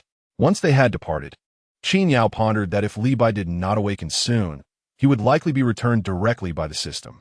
Just then, as Qin Yao arrived next door, he heard a voice emanating from within. It was the sound of a stretch. Immediately following, he heard the recitation, awakening from a drunken slumber. I rise as if 1,000 miles away. In a daze, I ponder, where is this place? It is truly the abode of the celestial beings. Listening to the poetic lines, Qin Yao was taken aback, his thoughts racing. Was this Li Bai's poetry? He had never encountered it before. In the blink of an eye, he caught a glimpse of Li Bai's figure gradually fading away, along with the sound of Li Bai's voice calling out, President Qin, the workday has ended. We shall meet again tomorrow. After these words, Li Bai vanished from sight. Qin Yao understood. This poem was undoubtedly a new creation of Li Bai's. He smacked his thigh in frustration. You could have composed this later. Who will remember your verses while you write them here? Chapter 82. What poems have I memorized? Li Bai composed a poem and then hastily departed. Qin Yao, in a fit of frustration, stamped his feet. Why not return and create more? Such works could endure through time. How could they be preserved here? Moreover, if he were to return and compose anew, it would mean that future generations would have another verse of Li Bai's to memorize. By creating here, it merely diminishes the legacy. Quite the loss indeed. With a resigned shake of his head, Qin Yao began to pack his belongings. The workday had concluded, offering him a rare moment of respite. However, he soon recalled, no, I have yet to edit my video. I haven't uploaded it online. He had forgotten about the video of Li Bai dancing with a sword. Remembering this, Qin Yao hurriedly set to work. The sooner it was posted, the better, considering the level of enthusiasm from today's visitors. Qin Yao pondered whether the video would go viral once uploaded. It would surely attract new patrons to the Scenic area, without a doubt. Meanwhile, as Qin Yao busied himself, Li Bai had already returned to the Tang dynasty. Observing the familiar surroundings, he couldn't help but exclaim, what a potent wine. I have indulged for an entire day. Regardless of the wine's quality, this moment stirred nostalgic reflections within him. Yet almost instantly, excitement surged within Li Bai. There was no time to dwell on memories. He rushed over to Meng Howren. Breathlessly, he exclaimed, Brother Howren, today brings great tidings. Let's celebrate. Meng Howren, surprised to see Li Bai, responded, Brother Tai Bai, you have returned? What news do you bring? Li Bai urged, that can wait. Where's Master Yuan? Quickly, summon the others. Before long, in a tavern, Li Bai had gathered a group of friends together. They began to toast and exchange cups. After several rounds, Yuan Danqiu inquired, what is this good news that has brought such joy to Tai Bai? Indeed, another echoed, Tai Bai, do share. Li Bai laughed heartily, raising his cup. Li Bai, have prospects in my career. This is cause for celebration. Upon hearing this, the group was struck with astonishment, quickly followed by delight. Is this true? Brother Tai Bai, truly? They exclaimed. Wonderful. Please elaborate.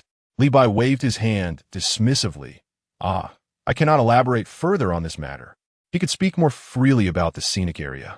With joy in his heart, he felt it was sufficient to say this much. Speaking further might invoke unnecessary alarm. Seeing Li Bai's reticence, the others refrained from pressing for details. The mere news of Li Bai's promising career prospects invigorated the atmosphere at the table. However, Li Bai found the wine lacking today. Though he typically paid little mind to the quality, it seemed somewhat off this evening. As he noticed the cups nearly drained, he felt it was time to make a toast. With a hearty laugh, he raised his cup and proclaimed, Today is a day of joy. I shall compose a poem for all to savor. At hearing this, Yuan Danqiu eagerly called out, Quickly, fetch paper and pen. Meng Howren exclaimed with great enthusiasm. Today, he would once again have the honor of witnessing the brilliance of Brother Tai Bai. As soon as the writing materials were prepared, Li Bai paused in contemplation, pondering which poem to recite first. No, which poem to compose instead. Li Bai furrowed his brow, lost in thought. He deliberated and deliberated, yet ultimately, he found himself at a standstill. After what felt like an eternity, he suddenly realized that the lines of poetry he had once memorized so well now eluded him entirely. What verses had I committed to memory? In a moment of desperation, Li Bai came to a disheartening conclusion. Alas, I cannot recall. Oh dear, it must be the potent wine that has rendered me insensible. Those verses I had once memorized now seemed completely forgotten. In that instant, Li Bai's countenance darkened. He never expected to have summoned everyone for this. He had intended to impress them. After all, the likes of Yuan Danqiu and others were eagerly awaiting his performance. At this critical juncture, he found himself at a loss. While Li Bai wore a troubled expression, Brother Tai Bai and Yuan Danqiu remained expectantly gazing at him. With a resigned sigh, Li Bai thought, Very well, I shall compose a new poem. He turned his gaze toward the luminous moon outside. Fortunately, for Li Bai, the act of poetry was never a daunting task. Let us set aside the matter of Li Bai's poetic failure for now. The night passed swiftly, and soon it was time for work once again. After a night of rest, everyone returned to the scenic area, each one invigorated and greeting one another with enthusiasm. Qin Yao found the new resting place to be adequate, though it had its drawbacks. Before Zhao Guangyi's arrival, the atmosphere was quite pleasant, allowing for light conversation. However, once Zhao Guangyi appeared, the space felt considerably cramped. It was inevitable, as Zhao Guangyi did not come alone. He brought along his donkey and cart. No matter how spacious the area, it could not accommodate such a presence. As Zhao Guangyi entered, Old Zhu frowned. He was in the midst of a conversation with Lu Yuanzheng and Gui Yuanpei when Zhao Guangyi inserted himself unceremoniously, becoming an unwelcome interruption. Unable to contain himself, Old Zhu exclaimed, Cartmaster, hurry and remove your donkey cart. Upon hearing Old Zhu's remark, Zhao Guangyi chuckled, You expect me, a humble beggar, to stand here while my beloved donkey cannot. You must understand, my dear little green is also part of this scenic area. Zhao Guangyi's donkey was not merely a part of the scenery. It was an essential component. Not to mention, at this stage, the donkey cart drifting had become a hallmark attraction of the area, thanks in no small part to Zhao Guangyi's donkey. Of course, while this was true, Zhao Guangyi was clearly intent on vexing Old Zhu. Hearing Zhao Guangyi's retort, Old Zhu bristled, yet quickly broke into a grin. A sound emerged from his mouth. The donkey, hearing the call, disregarded whether it was Zhao Guangyi's voice or not, and dashed away. Zhao Guangyi, who was originally holding onto the donkey, was abruptly pulled along as it bolted. In an instant, the space around them opened up. Upon witnessing this, old Zhu could not help but laugh heartily, reveling in the misfortune. Zhao Guangyi struggled to maintain his grip on the donkey, exclaiming irritably at old Zhu, "You old rascal." His expression was one of indignation. Having spent considerable time at the scenic spot, he had absorbed the modern lingo from the tourists, including phrases like "you old rascal," which he had picked up from their conversations. Besides this phrase, he had also learned others such as "wow," "little brother," and "I love it." Not only had Zhao Guangyi adapted quickly, but even Lu Yuanzheng and Gui Yuanpei had picked up on these expressions.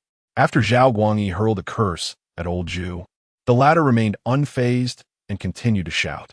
The donkey, which had nearly been restrained, surged forward once more.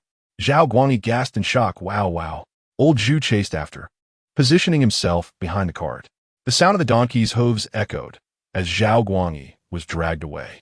In the distance, a faint cry of "hey, hey, hey" could be heard, and old Zhu laughed with satisfaction, having avenged his previous pursuit of the runaway donkey cart. His laughter was one of pure delight. Chapter 83. Shall we charge for photos in the future? The latter half of the previous chapter has been revised.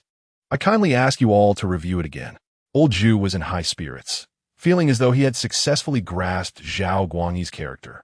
While conventional persuasion might not sway Zhao, a few pointed remarks would surely prove effective. It was a moment of enlightenment, truly profound. At that moment, old Zhu felt far more exhilarated than if he had brought down several corrupt officials. He returned joyfully, only to find himself puzzled. Is the poet immortal not here yet? No sooner had he spoken than Li Bai appeared before him, clad in his characteristic carefree attire, though he seemed rather despondent. This piqued curiosity about his predicament. Just then, Qin Yao approached and inquired, "What troubles you, Tai Bai?" Upon hearing Qin Yao's question, even she turned his attention towards Li Bai. Li Bai, upon hearing the inquiry, immediately began. "After returning yesterday, I invited some friends for a gathering." As Li Bai spoke, Qin Yao could no longer contain his laughter. After all the anticipation, it turned out that Li Bai had simply invited friends for drinks, intending to recite poetry to impress them, only to forget the verses due to inebriation. Not even Qin Yao, but even the typically serious, she found a smile creeping onto his lips. What a predicament! Was this a failure of pretension? After Li Bai finished his tale, Qin Yao chuckled, "It's my fault, truly. I mistakenly brought the wrong wine, strong spirits, forgetting that you cannot handle such. Let me bring you some lighter wine today. Drink less, stay sober, and you can try again later. A failure in pretense is no matter. Simply attempt it once more." Qin Yao had offered Li Bai a splendid suggestion. However, to everyone's surprise, Li Bai waved his hand dismissively. Never mind, it's lost its charm. It was clear that this failure had rendered the experience rather dull for him. Not wishing to press further, Qin Yao simply smiled. The group exchanged a few more words, with Lu Yuanzheng and Gui Yuanpei paying particular attention to Li Bai. Their previous conversation had been brief, and they now had the opportunity to delve deeper. However, after a while, Qin Yao noticed something amiss. Where is the chariot god? Why has he not arrived? He had not seen Zhao Guangyi for quite some time and was bewildered by his absence, fearing something untoward had occurred. Yet, Wei Zhongxian explained, leaving Qin Yao both amused and exasperated. It turned out that Zhao Guangyi had gone to catch a donkey. What a playful bunch they were. After glancing at the time, Qin Yao realized it was nearly time to commence their duties. He called out, "Let us go. Time of work." The group responded in unison. Wei Zhongxian led the Jinyui to their tasks, each member equipped with a broom. Taking advantage of the quiet moment, they set about tidying up the scenic area. As the arrival of tourists approached, preparations were made to greet them with pristine surroundings. Currently, the cleanliness of the scenic area was being managed in this manner. Qin Yao found a moment to tidy up the restrooms as well. The state of the scenic area had changed significantly from the past, previously with fewer visitors. Maintaining cleanliness was less arduous. However, with the influx of people, the amount of waste had inevitably increased. The area was still lacking in essential staff, whether for cleaning or for roles such as cashiers in the supermarket. Unfortunately, this was an unavoidable situation, as the system had yet to provide the necessary personnel. For now, they had to address these issues independently. Setting aside matters of hygiene, Qin Yao led Li Bai to the supermarket. "Hand me your wine gourd, and I shall fill it with some liquor for you." Li Bai, upon hearing this, readily passed the gourd over. Just as Qin Yao was about to pour the wine, he paused. "What type of wine do you prefer?" Li Bai pondered momentarily before responding. "Is there more than one kind?" "The wine from yesterday was acceptable, though rather potent for my taste. Even as one who enjoys fine wine, I find myself unaccustomed to the intensity of a 56-degree spirit. Just a few sips, and it overwhelmed me. What other delightful options are available?" It turned out that while the supermarket offered a modest selection of wine, the variety was commendable. Hearing Li Bai's thoughts, Qin Yao proposed, "Why not sample them all? Choose your favorite, and I shall fill your gourd with that." He presented Li Bai with an array of options: rice wine, yellow wine, beer, red wine, and even alcoholic beverages. Encouraged to taste each one, Li Bai was soon exhilarated, exclaiming how delightful some were, each possessing its own unique charm. Compared to the libations of the Tang dynasty, this was indeed an eye-opening experience for Li Bai. In a moment of indulgence, he nearly overindulged, but Qin Yao's voice broke through. "Take it easy. Remember, you just spent your first day at work sleeping the entire time." After sampling all the varieties, Li Bai ultimately chose yellow wine, the closest to the ancient brews. By the time he exited the supermarket, his gourd was filled to the brim. Perhaps it was merely Qin Yao's impression, but it seemed as though Li Bai wobbled slightly as he departed the store. Once outside, he began to brandish his sword, exclaiming, "The waters of the Yellow River flow from the heavens." Witnessing this, Qin Yao couldn't help but facepalm. Trouble was brewing. After tasting one cup after another, despite the lower alcohol content than the white spirit, the mixture had left Li Bai somewhat tipsy. Fortunately, he was not so intoxicated as to be unable to rise. A gentle buzz suited him perfectly. With a sigh of resignation, Qin Yao quickly retrieved his phone and began to capture the moment with Li Bai. Moments later, he was thoroughly satisfied and tucked his phone away. Before doing so, he glanced at a short video he had posted the previous night of Li Bai performing swordplay. It had garnered an impressive 70,000 likes, with the comments overwhelmingly praising him, exclaiming how he resembled the legendary poet himself. Such charisma. It's as if he stepped right out of a literary textbook. This sword has undoubtedly been practiced with. Ah, such a charming young man is truly a rarity. Qin Yao was overwhelmed with excitement. It is evident that this video alone, along with the presence of Li Bai, can attract a considerable number of visitors to the Scenic area. Indeed, Li Bai's carefree demeanor is undeniably captivating, especially to the ladies. It comes as no surprise that he garners such an impressive amount of likes. After all, his charisma is unparalleled. It is a quality that cannot be easily imitated. One cannot feign such an enchanting aura. Qin Yao's intuition proved accurate. Before long, visitors began to arrive at the scenic spot. The first to appear was a group of young women, chattering animatedly as they approached the supermarket. "He's so handsome. You'll see when you catch a glimpse of him." The short video pales in comparison to the real thing. He is even more striking in person. "I arrived late yesterday and want to take a photo, but he was intoxicated. How could I deceive you by bringing you here? By the way, did you all bring your Hanfu? Let's take a picture with him later. It will definitely turn out beautifully." Upon hearing these words, Qin Yao couldn't help but smile knowingly, greeting the eager tourists. He pointed in the distance and said, "The NPC you seek is over there." Truly popular, indeed. After speaking, Qin Yao pondered for a moment, contemplating whether he should charge for photographs with Li Bai in the future. Chapter 84. Zhao Guangyi pulls the cart, but where is the donkey? Feasible, undoubtedly feasible. Yet, Qin Yao couldn't help but envision the scornful glances that would ensue should he proceed with such an idea. Zhao Guangyi's donkey cart hadn't even begun charging fares. The opportunists had yet to commence their exploitation, and the notion of capturing photographs for payment was best left unconsidered. Having directed a few young ladies towards the path to find Li Bai, Qin Yao settled into the supermarket, intent on manipulating his phone. He aimed to seize the moment by editing the video he had just recorded, hoping to swiftly upload it to the short video platform while the iron was still hot. It is noteworthy that Qin Yao's account had amassed a following of around 10 to 20,000, granting him the privilege to host live broadcasts. He contemplated that once he could carve out some time, he would indeed embark on a live stream, showcasing the scenic area as tickets affixed to the little yellow bike. And then 3, 2, 1 connect. Any sale would be a boon. After toiling over the video for the better part of the day and successfully updating it, he finally stood up, stretched, and exited the supermarket. Outside, a vibrant scene unfolded. The atmosphere was most delightful. Regardless of how many tickets had been sold, the sheer volume of people was enough to uplift Qin Yao's spirits. Observing the staff at the scenic area, he spotted Old Zhu begging, and the cart god pulling the cart. In the distance, Lu Yuan and Gui Yuan Pei were halting incoming tourists to inspect their documents. The imperial guards were scattered about, and Wei Zhongxian cradled a child belonging to a visitor, amusing the little one with playful antics. Although Li Bai was nowhere in sight, a gaggle of exuberant young ladies was seen rushing in that direction, indicating that his company must be surrounded by admirers at this moment. This sight caused Qin Yao to smile as he turned to return to the supermarket. However, midway, he abruptly halted, feeling an unsettling realization wash over him. He quickly pivoted back. What was amiss? Why was Zhao Guangyi pulling the cart? Where was the donkey?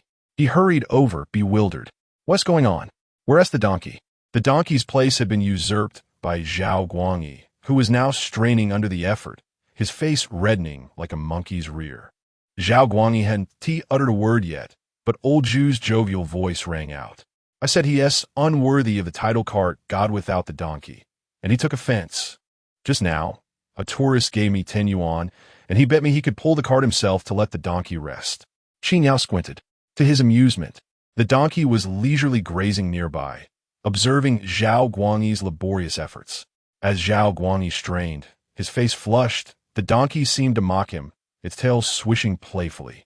Qin Yao gazed at the two with exasperation, simply wanting to exclaim, what a farce.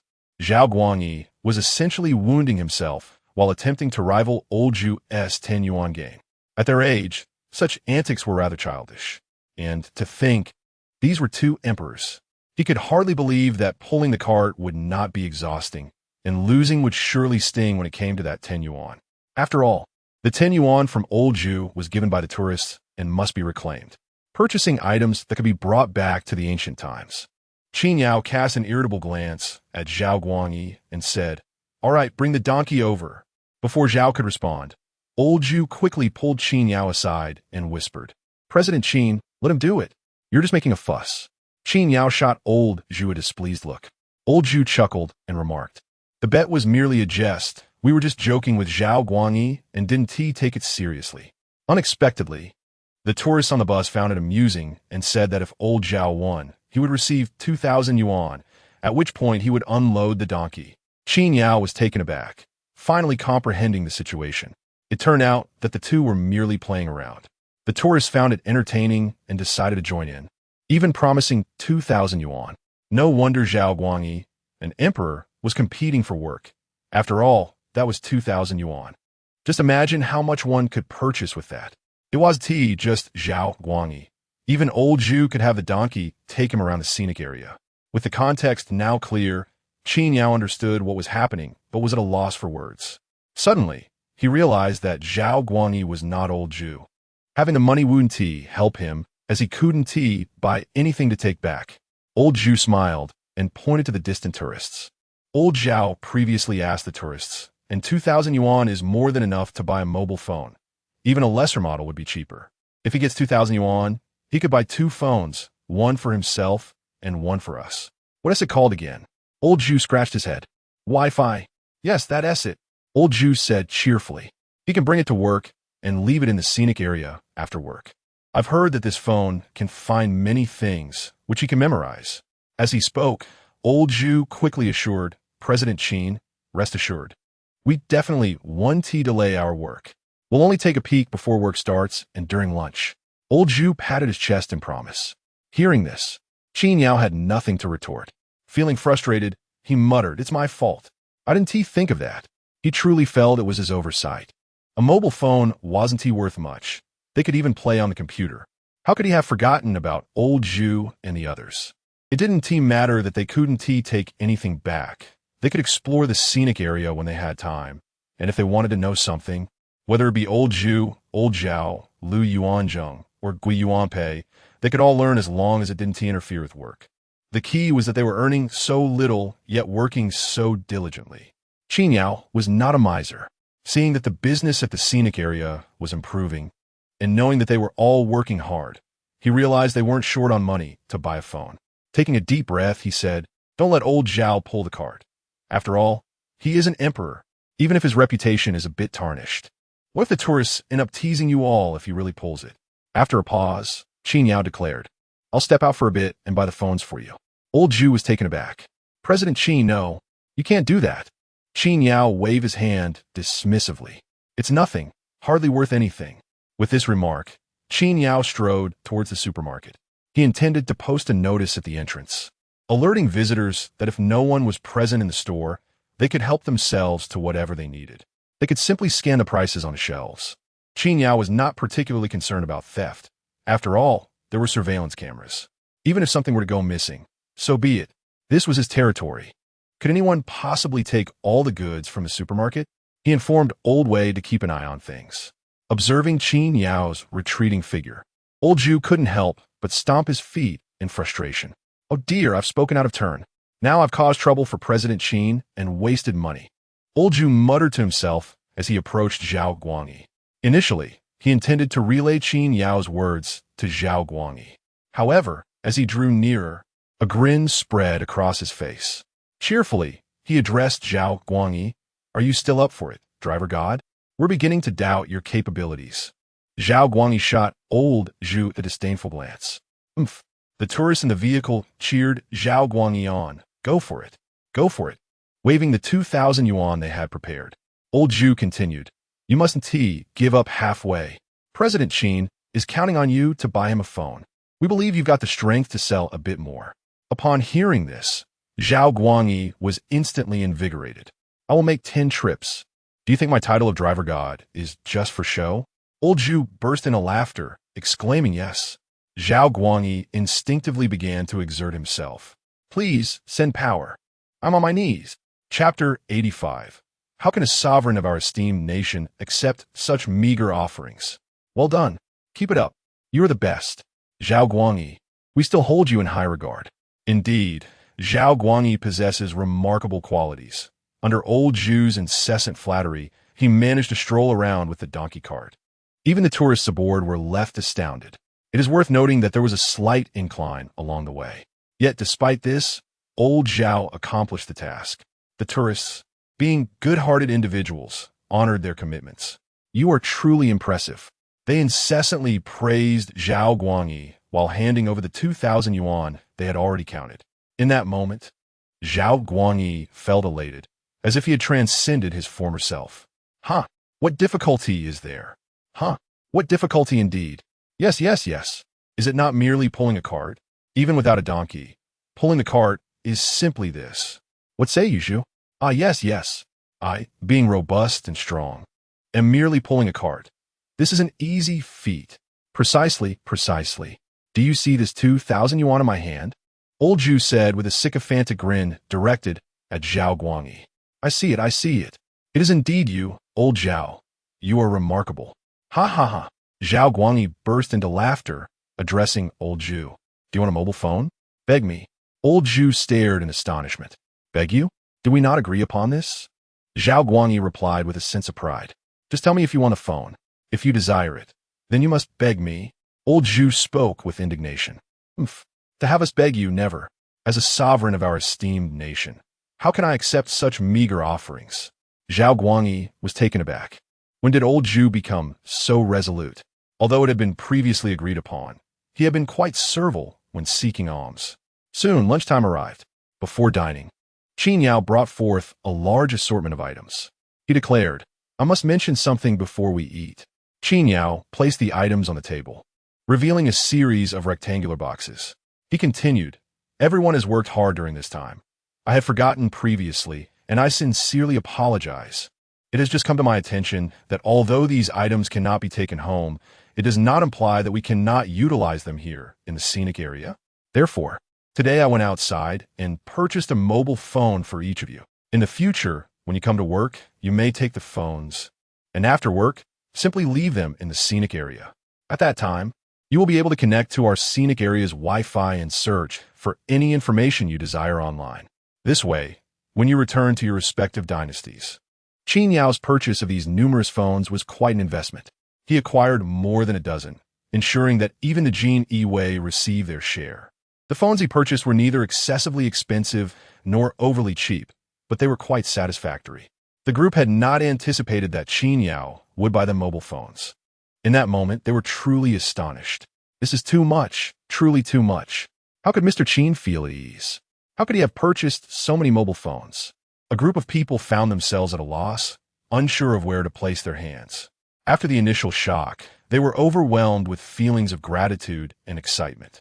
Mobile phones, such items were beyond their wildest dreams. Mr. Qin had forcefully procured them. Mr. Qin, Lu Yuanzheng, and Gui Yuanpei were the first to rise. Noticing the redness in their eyes, Qin Yao hurriedly gestured for them to sit. Please sit. Mr. Qin, you are truly too kind to us, Wei Zhongxian said, while wiping his eyes. Qin Yao chuckled. Old Wei, your theatrics are a bit excessive. Unable to contain his laughter, Wei Zhongxian broke character. A group of Qin Yao cautiously rose, each one bowing respectfully towards Qin Yao. That's enough. Qin Yao quickly interjected. Li Bai, perplexed, remarked, Aren't mobile phones just for tourists to take pictures with us? Wei Zhongxian rushed over to explain to Li Bai. Previously, he had not clarified the full potential of mobile phones, which extended far beyond mere photography. In a fluster, he said, Mr. Qin, this phone is unnecessary for Xi, implying that he already owned a computer and could do without another device. Qin Yao waved his hand with a smile. I've already bought them. Once the phone is in your hands, you will surely grasp it the quickest. She was already adept with computers. Therefore, mastering a mobile phone would be even simpler. Among the group, she was indeed the most capable of adapting swiftly. While this group was animated, two individuals stood out as exceptions, Zhao Guangyi and Old Zhu. Old Zhu was aware in advance of Qin Yao's purchase of the phones, which was unremarkable. However, Zhao Guangyi was utterly astonished. His emotions swiftly transitioned from shock to joy, then to indignation and fury. So he truly believed that Old Zhu would not accept charity. After all this time, it turns out this is what transpired. Glaring at the pile of phones, he shouted at Old Zhu, Why didn't you tell me Mr. Qin was buying mobile phones? Old Zhu chuckled. Didn't we mention that Mr. Qin was going to buy you a phone? Zhao Guangyi, flustered, retorted, You didn't inform me that Mr. Qin bought phones for everyone. Old Zhu laughed. Well, we admit we didn't specify, but that's not crucial. We didn't say anything incorrect. As he spoke, Old Zhu took the phone handed to him by Qin Yao, delightfully holding it in his hands. He turned to Qin Yao and said, Thank you, my dear. Oh no, Mr. Qin, thank you. He nearly forgot his professional demeanor, which amused Qin Yao. Zhao Guangyi also accepted a phone, bowing solemnly toward Qin Yao. Thank you, Mr. Qin. After expressing his gratitude and sitting down, he turned to Old Zhu, continuing in his aggrieved tone, You may not have misspoken, but you, Zhu, have treated me like a beast of burden. If you had told me sooner, would I have had to toil like a donkey? Old Zhu chuckled, Oh, but wasn't it your own choice to pull the cart? What does that have to do with me? Moreover, have you not acquired 2,000 yuan by now? Oh, Mr. Qin, your choice of mobile phone is indeed commendable. It is evident at first glance. You. Zhao Guangyi was clearly at a loss against Old Zhu's retorts. In a fit of anger, he exclaimed, I shall not let this matter rest with you, Zhu. With that, he abruptly stood up. Old Zhu cast a sidelong glance at Zhao Guangyi and remarked, Instinctively, Zhao Guangyi took a step forward. The moment he did, the realization struck him, and his face flushed with embarrassment, followed swiftly by a deeper crimson. You, Zhu Yuanzhang, you scoundrel! I shall confront you. With that, Zhao Guangyi lunged at Old Zhu. Old Zhu burst into laughter and swiftly leaped onto the donkey cart, calling out, The donkey, indifferent to its driver, allowed a couple of brays and took off with Old Zhu. Well then, Zhao Guangyi pursued relentlessly from behind. Witnessing this spectacle, Qin Yao turned to Wei Zhongxian and inquired, What has transpired between them? Wei Zhongxian replied, It is likely that the founding emperor has learned of Mr. Qin's mobile phone purchase and has not informed Emperor Song. Just a moment ago, he mentioned having earned 2,000 yuan. Upon hearing this, Qin Yao was taken aback. Goodness, Did old Zhao truly chase the cart for a lap? Chapter 86. Qinhu, are you crying? Upon discovering that Zhao Guangyi had truly taken a leisurely stroll with a donkey cart, Qin Yao could not help but express his admiration. What a remarkable individual. Not only could he drive a cart, but he could also pull one. Indeed, he has honed his skills to a profound level, transcending into another realm. Much like a sword master, he wields his craft with or without a blade. He possesses a donkey without being encumbered by it, truly befitting the title of god of carts, unfettered by external objects. It raises a question. When did old Zhu learn to drive a donkey cart? Is the ability to ride a bike equivalent to driving a cart? It seems to him that old Zhu manages the donkey cart even faster than Zhao Guangyi. Could it be that he has secretly practiced after work? If not, then old Zhu is indeed exceptionally gifted. With a little more practice, he might just become the second god of carts. As for the title of first, that belongs solely to Zhao Guangyi. Indisputably so, as history attests. In the afternoon, the tourist area remained quite vibrant. While Qin Yao was uncertain of the exact figures, he surmised that the foot traffic was markedly better than the previous day, which pleased him immensely. He did not remain in the supermarket all day. Having devised a simple method in the morning, he continued to employ it in the afternoon. With a sign hung up and the supermarket doors wide open, should any tourists wish to purchase items, they could simply scan the code and return at their convenience. After securing the sign, Qin Yao took a leisurely stroll.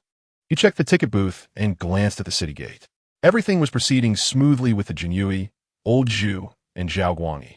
However, Li Bai appeared to be in a somewhat unusual situation, surrounded by a throng of admirers, amidst a cacophony of laughter and chatter. This scene was truly enviable. Who would desire such attention from numerous young ladies?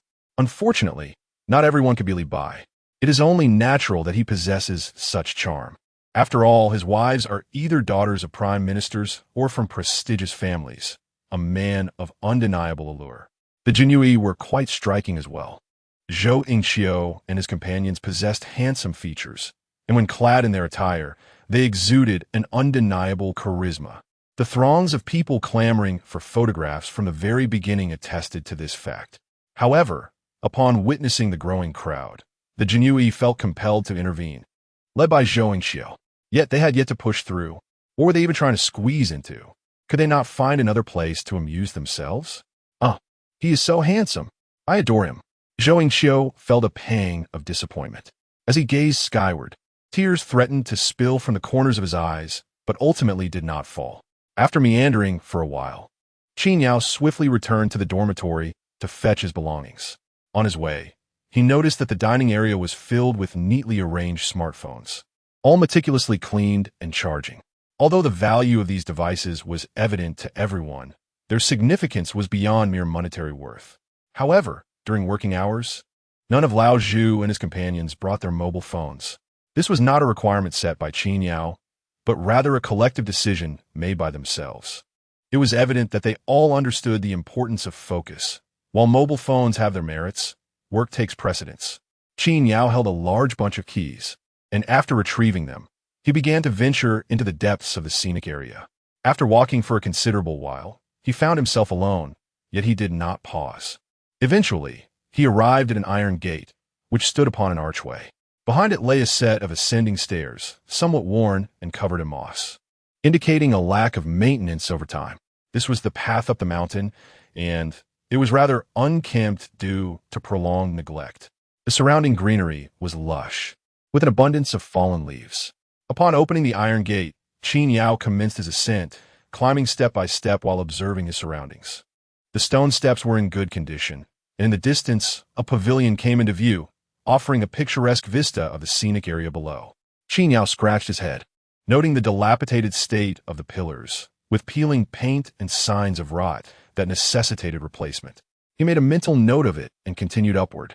The signage also required refurbishment, as some were toppled and scattered on the ground. Neglecting to address these issues was not an option. The mountain was not particularly high, and Qin Yao continued his climb, eventually descending from the opposite side. He kept track of various items, railings, restroom facilities, and signage, all in disarray and in need of attention. The sight prompted him to shake his head in dismay. All of these matters required resolution, and managing them would be quite the endeavor. The reason Qin Yao had come here was that the scenic area was thriving with visitors, yet the open spaces were still limited, rendering the experience somewhat repetitive. After much contemplation, he resolved to explore the possibility of opening additional areas within the scenic site.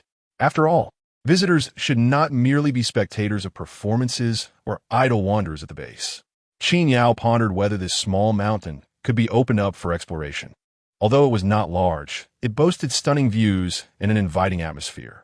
If properly maintained, it could provide an opportunity for tourists to engage in mountain climbing, which would undoubtedly be a positive development. However, it was evident that immediate opening was not feasible. Repairs would require considerable time and effort. With this realization, Qin Yao put away his notebook, acknowledging that there was no rush. Beyond this small mountain, there were numerous areas within the entire scenic site awaiting opening, each calling for maintenance. Transforming the situation was not a task to be hurried. Nonetheless, one day, the entire scenic area would undoubtedly be fully accessible. Upon returning, Qin Yao settled back into the supermarket until the closing time of the scenic area. When the end of the workday arrived, Lao Zhu and his companions did not hasten to leave.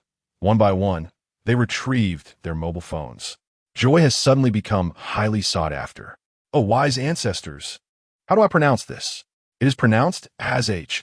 Wise ancestors, how do I type this? Oh dear, how do I connect to the Wi-Fi password?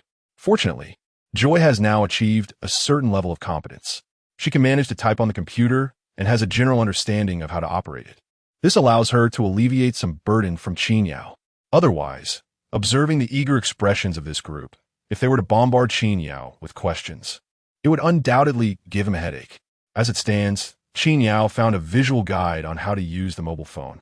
After watching it, the group has a rough understanding of how to operate the device and can decipher the simplified Chinese characters on the screen, thus reducing the number of queries. However, even so, occasional misoperations still occur. With the mobile phones in hand, the group clearly shows no desire to leave, including Old Zhu. In the past, Old Zhu would hurry back, as he had to beg for alms and deal with state affairs. Yet now, he too is lingering here.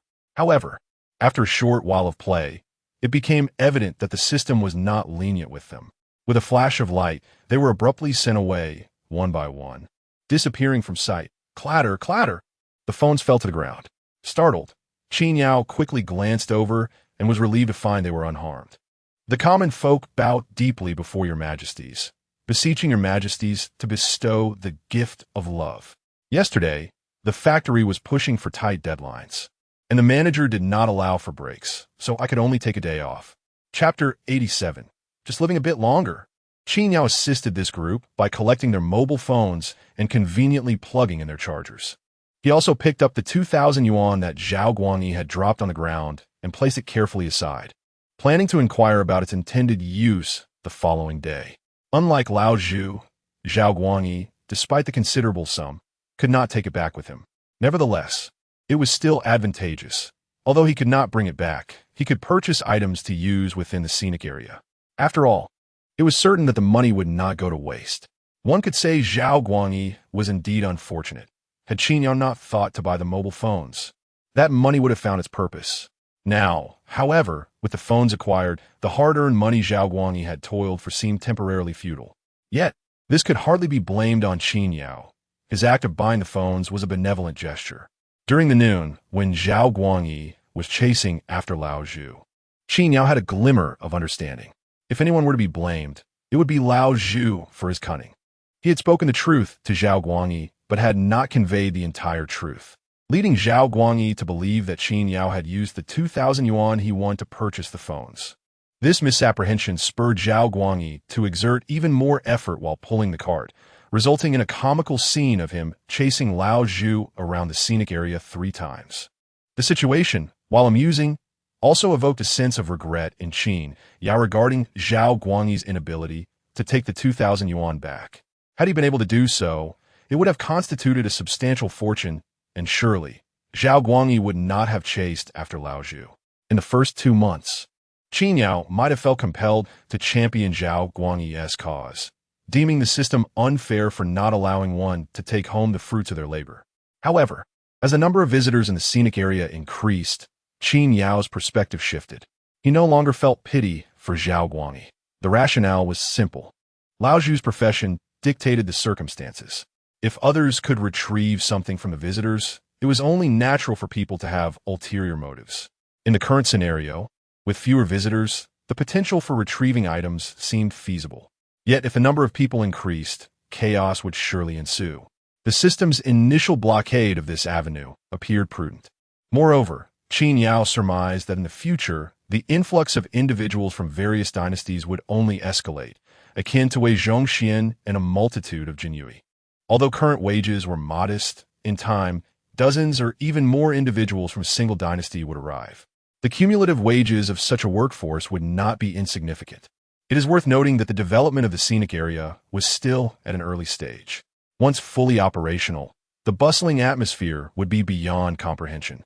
Just as Qin Yao finished organizing everyone's belongings, intending to take a rest, a sudden alert resonated in his mind. Ding! A notification from the system echoed within him, heralding a delightful surprise. The scenic area has once again welcomed new arrivals. Qin Yao was overjoyed and hurriedly opened the system to take a look.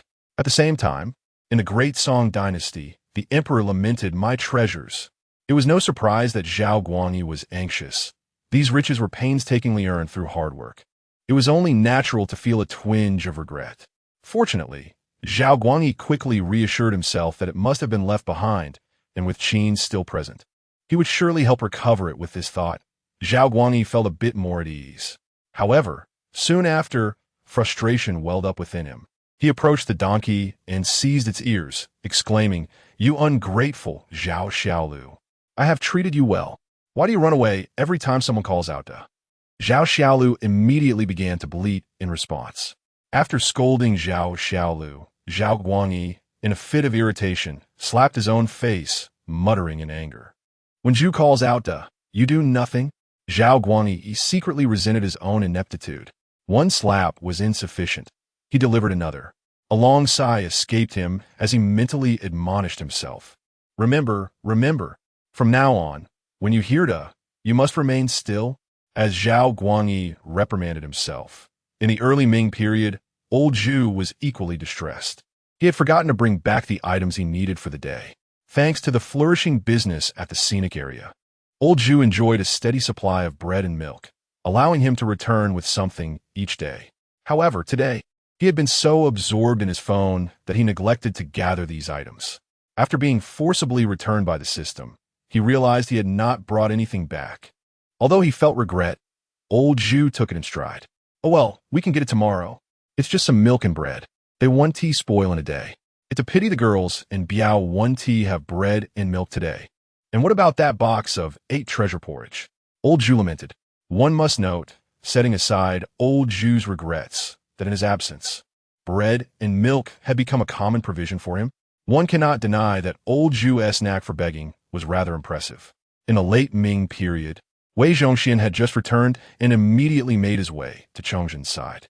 "Your Majesty, I am off duty. Who shall we execute today?" Upon seeing Wei Zhongxian return, Chongzhen's eyes lit up and he eagerly called out, "Wei Aiqing, come quickly. I have drafted a new list today. Take a look and choose someone from it." Though Wei Zhongxian worked at the scenic area, he was not idle in the Ming dynasty. In his free time, he assisted Chongzhen in organizing the court. Every few days, they would tidy things up. However, this time, the results were remarkable. The treasury was overflowing. At this moment, Chongzhen found himself somewhat addicted to calling out names. For him, being unaware of future events was one thing, but now he possessed knowledge of what was to come. Every minister and official was subject to his wrath, especially those in the capital. When it came to executing them, he bore no psychological burden whatsoever. Such was the atmosphere in the Chongzhen court. Meanwhile, in the Qin dynasty, she had just finished work and climbed onto a donkey cart. As he gazed at the moonlight pouring down from above, he couldn't help but murmur to himself. In just half a month, he should arrive in Xianying, Wuntihe. Regrettably, he lacked a proper vehicle. Had it been a modern one, his pace would have surely quickened. Li Bai, having just finished his shift, gathered a few close friends. Although he had indulged in drinks throughout the day, it was hardly sufficient for him. He promptly summoned Meng Haoran and others to join him. During the banquet, laughter erupted as someone exclaimed, "Brother Tai Bai, you are in high spirits today. Why not compose a poem?" Compose a poem? Li Bai shook his head. Crafting poetry was simple, and he had memorized the verses he had learned that day, unlike the previous day when he struggled to recall his lines. However, yesterday, he had at least felt inclined to recite poetry, dreaming of making a name for himself in Chang'an. At this moment, though, his interest had waned. It all stemmed from a casual remark made by Qin Yao while they were chatting over lunch, stating, "Li Longji is indeed admirable, but he has simply lived too long." Chapter 88, Year 381 AD, this reminded Li Bai of the historical records he had perused. Half of his life was marked by wisdom, while the other half was shrouded in ignorance. His early demise would undoubtedly place him among the foremost figures of history. It was now the 18th year of the Kaiyuan era. If all went as anticipated, the era of Tianbao would soon dawn. Could Li Bai, even if he were to enter the court now, ensure that Li Longji would meet his end before the Tianbao period? Suddenly, Li Bai found himself disinterested in the prospect of entering the court. He thought it far more exhilarating to indulge in wine and merriment. Cool me. Let's raise our cups and drink. Meanwhile, in the Anshi army, Guo had stationed a contingent of troops in ambush outside. Soon, a voice crackled through the intercom.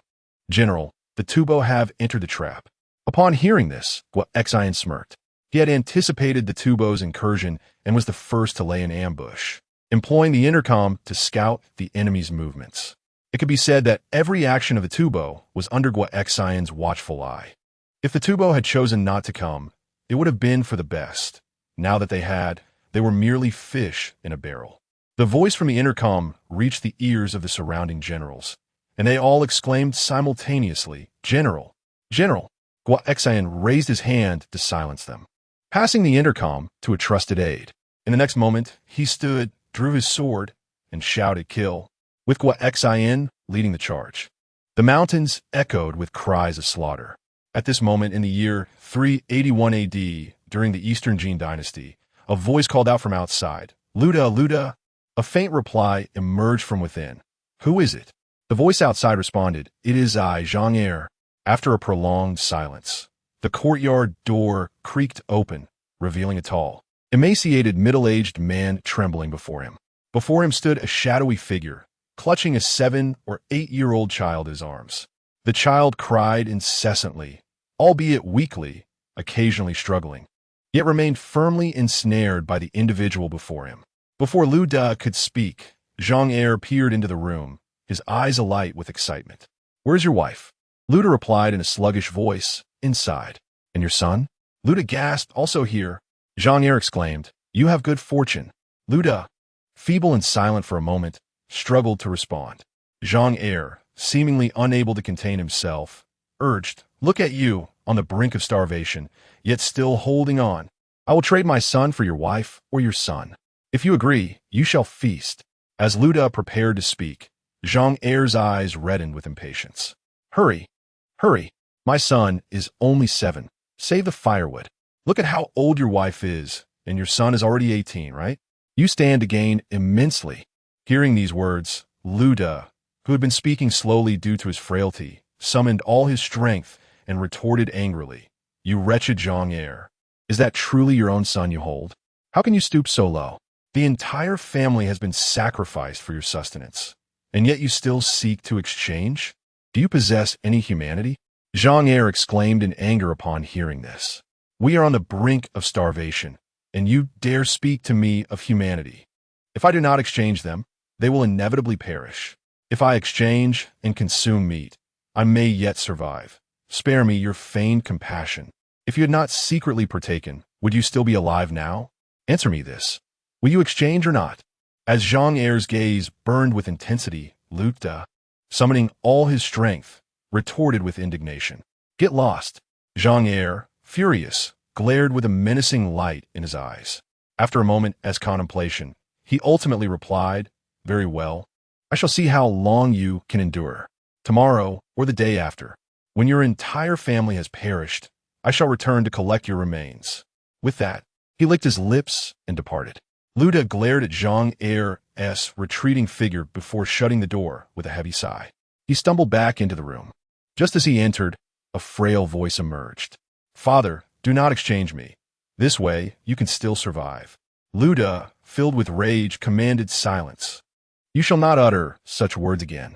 A rustling sound ensued, followed by a faint whisper. "Will there be a future?" Lu Da paused for a moment. "Tiger." A slightly thinner voice chimed in. "Father, I am still here." Lu Da nodded in reassurance. Yet in an instant, the words of Zhang Er before his departure echoed in his mind, and tears streamed down his face. "Father is powerless. I cannot ensure you have enough to eat." Zhang Er claimed he would wait for our demise. Lu Da clenched his lips in fury. "We shall not let him succeed, for he has long since lost his humanity by trading sons for daughters. Perhaps." He glanced at a rope in the corner. "Liu Da shukled darkly. Let's hang ourselves early. When Zhang Er comes in a few days, he will be met with a stench that will suffocate him. How could he dare to speak to us then?" Lu Da devised a sinister plan. "Yet, father, I cannot rise." Lu Da felt dejected. Just as he was about to ask his son if he wanted some water, a sudden thought struck him. In that moment, Lu Da's eyes widened. Simultaneously, his son and daughter-in-law began to exclaim, "Father, my mind! Father, something has entered my head." At dawn, Qin Yao awoke with joy, hurrying to his designated spot. 3 individuals were arriving at the Scenic area today, and he needed to be there ahead of time. Notably, the system had assigned Qin Yao the role of a cleaner last night, rather than any other type of NPC. Yet, a cleaner is still a cleaner. Qin Yao remained cheerful. The Scenic area was in dire need of such assistance. However, when selecting from the list of candidates, he noticed the absence of any prominent figures. Thus, he chose randomly. In the end, he selected someone for the Eastern Gene period. Qin Yao did not possess extensive knowledge of this era, yet he understood it to be a decidedly absurd time. Though not a celebrity, Qin Yao treated everyone equally. He had made all the necessary preparations, having printed out relevant materials and gathered all required items the day before. Upon arriving at the designated location, he discovered that others had also assembled, huddled together. A group of Imperial Guards was assisting, seemingly helping individuals in distress. Noticing the commotion, Qin Yao promptly inquired, "What is the situation?" Upon hearing his voice, the crowd turned to face him. Lu Yuan, busy with the task at hand, replied, "Mr. Qin, there are 3 individuals." Qin Yao nodded, "Yes, newcomers." "What has happened?" Wei Zhongxian quickly responded. As soon as they arrived, these 3 collapsed on the ground, seemingly lifeless. "Mr. Qin, you must come see. They still have faint pulses, but if we do not intervene, they appear to be on the brink of death." Hastening to the scene, Qin Yao was confronted with the frail forms of Lu Da and his family. Just yesterday, they had possessed the strength to converse, yet now they appeared to be teetering on the edge of death. Qin Yao was taken aback. He had not anticipated such circumstances during his selection process. Fortunately, old Zhu discerned the underlying issue. "Mr. Qin, they are starving." "Starving?" Qin Yao exclaimed. "You must quickly go to the supermarket and fetch some food." "Understood," old Zhu replied. Making to leave, she, following closely behind, cautioned, "Just grab some 8 treasures porridge. It should not be excessive." Without looking back, old Zhu acknowledged, "We shall be frugal." He was well aware of the situation, perhaps even more so than she. Chapter 89. Surviving is sufficient. Lao Zhu is a man who has endured hunger. No one, at this moment, understands the plight of the famished better than he does. Soon, Lao Zhu returned with something to eat. "President Qin, it's here." As he handed over the 8 treasure porridge, he also opened the lid. Qin Yao took it, ready to feed. At that moment, Wei Zhongxian hurriedly interjected, "President Qin, allow this old servant to assist. No one is more familiar with serving than I." This statement held merit. Qin Yao, not one to be pretentious, replied, "Very well. You take over." In an instant, the porridge was passed to Wei Zhongxian. He then called upon Zhou Yingxiu and others to help lift the 3 individuals. Gradually, he began to spoon-feed the porridge into their mouths. Observing the seemingly lifeless Lu family, it appeared that the mere presence of food ignited their instinctual need to swallow eagerly. After a while, Lao Zhu interjected, "That's enough, that's enough. They cannot consume too much at once." Wei Zhongxian ceased his actions. At that moment, The eyes of the trio remained closed. Seeing this, Zhao Guangyi leaned closer to Qin Yao and inquired, President Qin, which dynasty do these three hail from? How could they be reduced to such a state? Upon hearing this, Qin Yao sighed. They are from the Wei and Jin dynasties. As the words left his mouth, the group instantly comprehended the gravity of the situation. Everyone knew well what the Eastern Jin represented. Even she was familiar with it from historical records. Listening to Qin Yao, Lao Zhu felt a pang of nostalgia, reminiscent of his own youth. In his younger days, during the late Yuan, life was not much better than that of the Eastern Jin. In fact, many members of Lao Zhu's family perished from hunger. The sight of the three individuals stirred emotions, causing Lao Zhu's eyes to glisten with unshed tears. At the opportune moment, Wei Zhongxian presented tissue. Your Majesty, please wipe your tears. Lao Zhu was momentarily taken aback, but accepted the tissue, softly murmuring an acknowledgement. Meanwhile, Li Bai stood with his hands clasped behind his back, gazing out with a sigh, reciting softly, in the years of the Eastern Jin, disasters reigned, corpses littered the roads. Children cried in hunger, while the elderly lamented their fate. Fertile fields bore no grain. Outside the city, wails echoed long. I ask the heavens, why show no compassion, allowing all beings to suffer? Upon finishing, Li Bai raised his wine gourd to his lips. Qin Yao cast a glance at Li Bai and began to rummage through his belongings. Where's my pen? Not long after, Lu's family began to awaken slowly. As they comprehended their surroundings and the myriad of figures, Lu Zhao called softly, Father. Lu stumbled to his feet, tears streaming down his face as he knelt before the crowd, exclaiming, I thank the immortal for saving my life. Lu Zhao and Huer also struggled to kneel. Observing this, Qin Yao hurriedly urged, quickly, rise. There are no immortals here. You should know that. The Lu family, consisting of 3 members, was reluctant to rise, sprawled upon the ground, weeping softly. They understood that this was not a celestial realm. The messages in their minds had made that abundantly clear. Yet, this mattered little. Rescuing them was no different from divine intervention. Moreover, arriving at this scenic area was a feat in itself. Qin Yao struggled to lift them, prompting Wei Zhongxian to assist, successfully helping the family to their feet. However, their frail condition remained evident. Qin Yao turned to Old Zhu. Shall we provide them with something to eat? Old Zhu pondered for a moment. Something soft. It will aid in their recovery, but they must not overindulge. Upon hearing this, Wei Zhongxian promptly fetched some bread. The Lu family had never encountered such sustenance before, yet their eyes instinctively fixated on the food before them. Wei Zhongxian distributed a piece of bread to each family member. As they grasped the bread and inhaled its enticing aroma, their throats involuntarily began to stir. Yet Ludo was the first to pull his son and daughter-in-law closer, bowing his head in gratitude before they began to devour the bread ravenously. Lu Huer swiftly finished his portion, still yearning for more. Luda ate quickly as well, but upon consuming half, he passed the rest to Lu Huer. Lu Zhao also mirrored this behavior. Lu Huer, however, refrained from reaching for the bread, declaring, I'm full. I've eaten enough. Old Zhu chuckled at this. This little one certainly does not appear to be sated. Clearly, he is unwilling to consume the rations meant for his parents. At that moment, Wei Zhongxian interjected, do not hold back. Just eat until you are satisfied. There is no shortage of food in our scenic area, so feel free to indulge. The primary concern is your current state of weakness. Overconsumption could be detrimental to your health. Only then did the couple hesitantly finish the remaining bread. After a brief moment of waiting post-consumption, the family's condition visibly improved. Qin Yao then spoke softly, you are now aware of the important matters. This is a scenic area, approximately 600 to 700 years away from your own era. I am the person in charge here. You may refer to me as Qin Zong. Qin Yao produced the prepared documents. Can you read? It was not surprising for him to inquire, considering this family hailed from the lower echelons of society in the Eastern Jin period, where even basic sustenance was a struggle. One would not expect them to possess literacy. To his astonishment, Luda quickly clasped his hands together in respect. Qin Zong, we can read.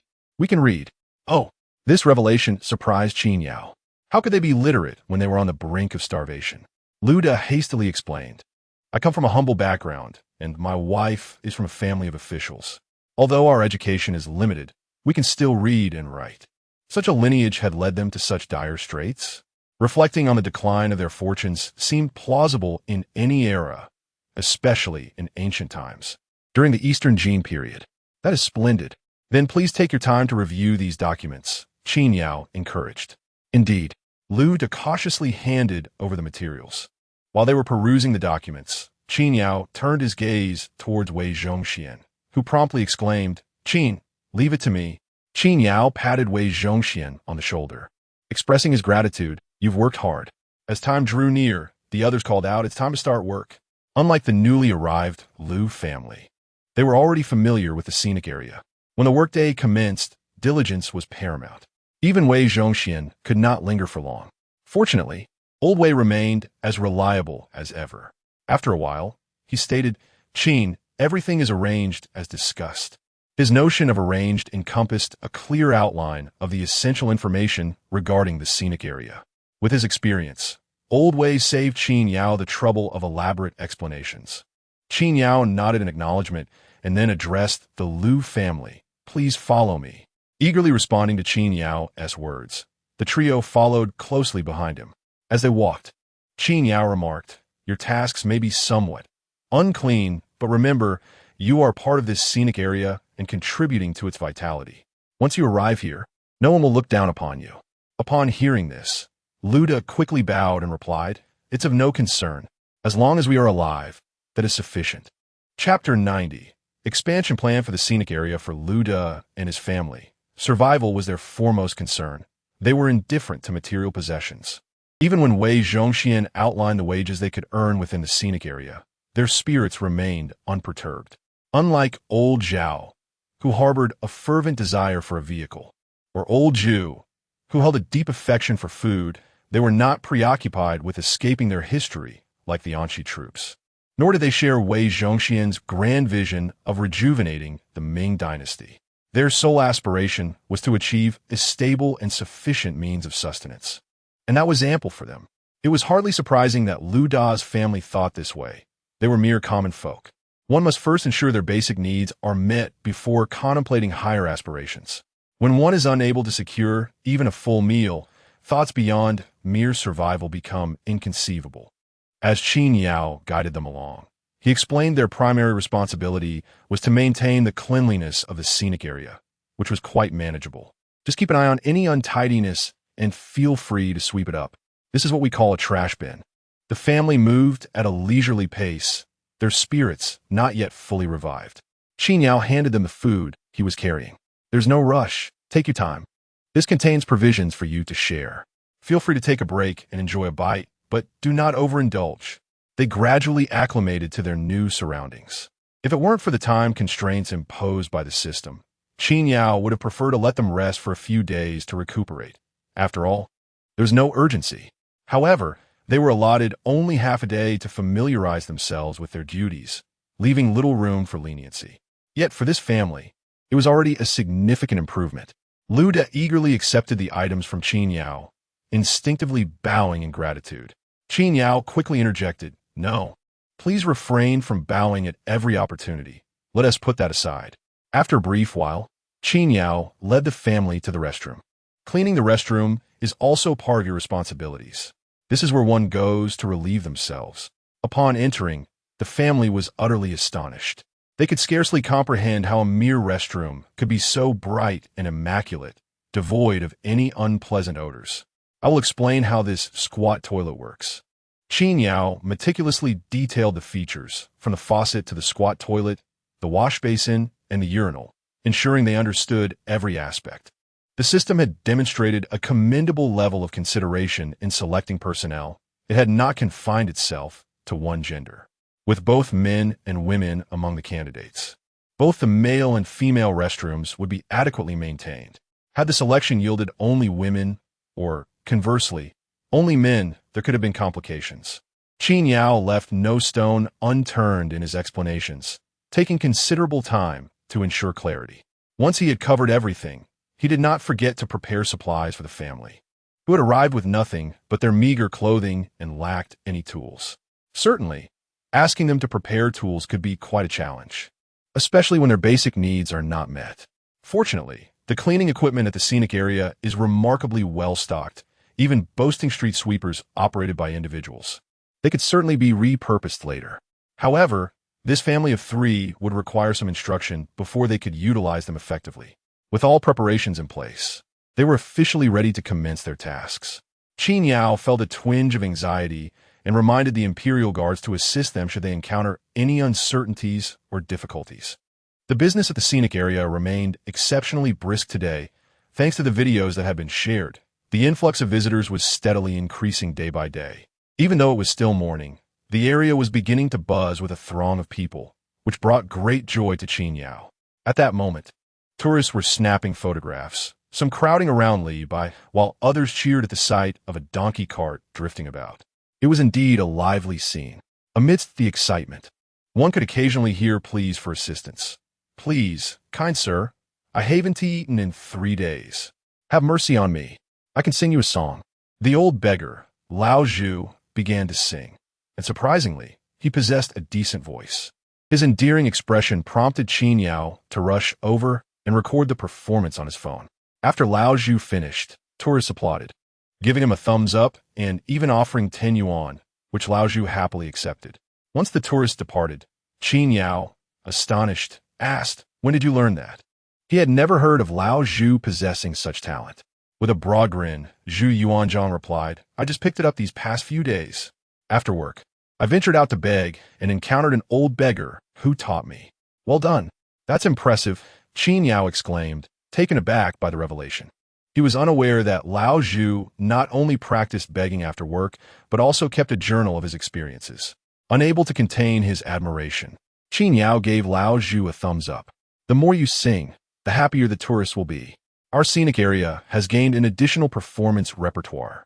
"Indeed," Lao Zhu responded cheerfully, stowing away the 10 yuan and contemplating what he might purchase with it. He had previously bought seeds, and 10 yuan was not a significant sum. Lao Zhu pondered whether to save it or spend it. During lunchtime, Lu Da's family also found themselves present. Upon realizing that the individuals seated nearby were not merely historical figures but emperors, they became rather restless, even considering bowing in reverence. However, they were quickly restrained by others. Once you arrive at the Scenic area, there are no titles here. We may be emperors, but in this context, we are merely beggars. Just look at this one, who is also an emperor, yet is pulling a donkey cart. Zhao Guangyi, unusually, did not counter Lao Zhu's words but nodded in agreement, and others followed suit. Despite the reassurances, Lu Da's family remained apprehensive. Fortunately, Lao Zhu spoke up with a gentle tone. "During work hours, focus solely on your tasks and refrain from overthinking. While in the Scenic area, you may indulge in ample food and drink. Yet upon returning home, you might encounter numerous troubles." Everyone turned their gaze towards Shi, who continued, "You were all on the brink of starvation. Fortunately, the time was short, and after a few days, your complexion will have improved. However, upon returning, many may suspect you of hoarding provisions. It is imperative that you exercise great caution, given that there are those around you capable of resorting to cannibalism. One must be wary of the potential for anything to occur." Lao Zhu and the others nodded in agreement. Zhao Guangyi suggested, "In my opinion, it would be wise for you to find a place to hide. Conceal yourselves after work. You are absent during the day. When payday arrives and you possess some funds, procure items for self-defense." Lao Zhu remarked, "If someone truly harbors malicious intent and seeks to kill, we shall strike them down. As long as you are well-fed and have regained your strength, we do not believe those who cannot even secure a meal can pose a threat." Lu Yuanzheng and Gui Yuanpei exchanged glances. "Why not finish your meal? And before work begins, my companion and I can teach you some lethal skills, ensuring you are decisive. The ability to kill on the battlefield is not to be underestimated." Li Bai added, "I am proficient in swordsmanship, and I am quite capable." Wei Zhongxian chuckled upon returning. "Feign weakness. Endure day by day until your health improves, and you shall be much safer." Each person offered their insights to the family. Qin Yao also wished to contribute suggestions, but before he could speak, suddenly, a notification chimed. Qin Yao quickly silenced himself, eager to check the system. Upon inspection, he discovered the expansion plan for the Scenic area. 1. Personnel management positions available for appointment. Lu Yuanzhong, Gui Yuanpei, Zhao Guangyi, Zhu Yuanzhong, Wei Zhongxian, Shi Li Bai, Zhou Lingqiu. 2. Position expansion. New positions available. Gates Soldier NPC X2. The commoners plead for a power supply. They did not request it yesterday, and alas, there were no grants from His Majesty, truly lamentable. Chapter 91. Have I grown so bold? As Qin Yao gazed upon the contents of the system, he found himself utterly bewildered. Engaged in a lively conversation, the sudden ding from the system filled him with an instinctive joy, leading him to believe that the selection process, which had commenced yesterday, was about to take place again today. To his astonishment, upon accessing the system, he discovered that this time it was not a selection at all, but rather a direct proposal for expansion. Such an unexpected turn of events had never crossed Qin Yao's mind. The abruptness of this revelation was quite overwhelming. Though taken aback, Qin Yao quickly grasped the specific details of the two new directives. Once he comprehended the information, a wave of elation washed over him. His joy stemmed from the system's evolution as well as the good fortune awaiting the NPCs, such as Old Zhu. How delightful! It seemed that the grand plans he had envisioned were not in vain after all. Clearing his throat to garner attention, Qin Yao noticed that Old Zhu and the others were still strategizing for the Liu family. His subtle cough successfully drew their gazes toward him. Seizing the moment, he announced, "I have some splendid news to share." Curiosity piqued. The group leaned in, eager to uncover the nature of such joyous tidings. Indeed, Qin Yao continued, our scenic area has seen an increase in visitors. While this is a positive development, it has posed some challenges in management, prompting me to propose the elevation of a personnel management position. In other words, some of you will have the opportunity for promotion. The moment his words left his lips, the room erupted in excitement. Old Zhu and the others widened their eyes in disbelief. What did this mean? A promotion in personnel management? The prospect of advancement sent a thrill through the group. My goodness, they exclaimed in unison. The prospect of promotion was exhilarating. In an instant, their gazes turned fervently towards Qin Yao, realizing that his grand vision was about to materialize. With a swift motion, Zhao Guangyi could no longer contain himself and stood up. Qin Yao cast a glance at him, inquiring, "Is there something you wish to say?" Zhao Guangyi chuckled nervously. No. He promptly sat back down. But the excitement in the air was palpable. At that moment, Old Zhu could hold back no longer. President Qin, what are the requirements for this personnel management position? Zhao Guangyi chimed in. President Qin, do you think I would be suitable? He was unabashedly forward. Seeing Zhao Guangyi's boldness, Old Zhu chuckled. Personnel management, of course, involves managing people. President Qin, just think of us as your loyal subjects. His face radiated pride. Zhao Guangyi shot him a disdainful glance. Meanwhile, the rest of the group was equally stirred, their anticipation palpable. Who wouldn't want a promotion, especially in a scenic area? It was merely Lu Da's family of three, honest and unpretentious. However, witnessing the excitement of the crowd, Qin Yao couldn't help but smile faintly. His smile enlightened Old Zhu, who quickly grasped the situation. Qin, have you already selected someone? Qin Yao nodded slightly and replied, Indeed, I have someone in mind. Upon hearing this, the crowd immediately tensed up. Not wishing to prolong their anxiety, Qin Yao turned to Wei Zhongxian and declared, Old Wei, this position is yours. What? Wei Zhongxian was momentarily taken aback by Qin Yao's words. To put it plainly, he was also eager for the opportunity. However, he possessed enough self-awareness to recognize his standing. In terms of identity, he could not compare to Zhao Guangyi or Zhu Yuanzhong. Regarding talent, there was also Li Bai to contend with. He felt he could not match up. Considering the duration of time, there were also Lu Yuanzhong and Gui Yuanpei. Even according to dynastic precedents, there was Shi present as well. Thus, Wei Zhongxian never entertained the notion that such a fortunate opportunity could fall upon him, leading to his astonishment and inability to respond. Not only was Wei Zhongxian caught off guard, but even Li Bai looked at Qin Yao with surprise upon hearing his words. Fortunately, at that moment, Qin Yao offered clarification. You see, this personnel management role does not entail significant responsibilities. Beyond the essential duties, the constraints are minimal. Primarily, it involves assisting me. For instance, when newcomers arrive at the scenic area, it is about addressing their inquiries, receiving them, and arranging their work. Beyond these tasks, there is little else. With Qin Yao's explanation, the astonishment in old Zhu and the other's eyes dissipated, replaced with understanding. If the personnel management role was indeed as described, they could comprehend Qin Yao's choice of Wei Zhongxian. They had all witnessed the work Wei Zhongxian did. When it came to welcoming newcomers, there was truly no one more suitable than him.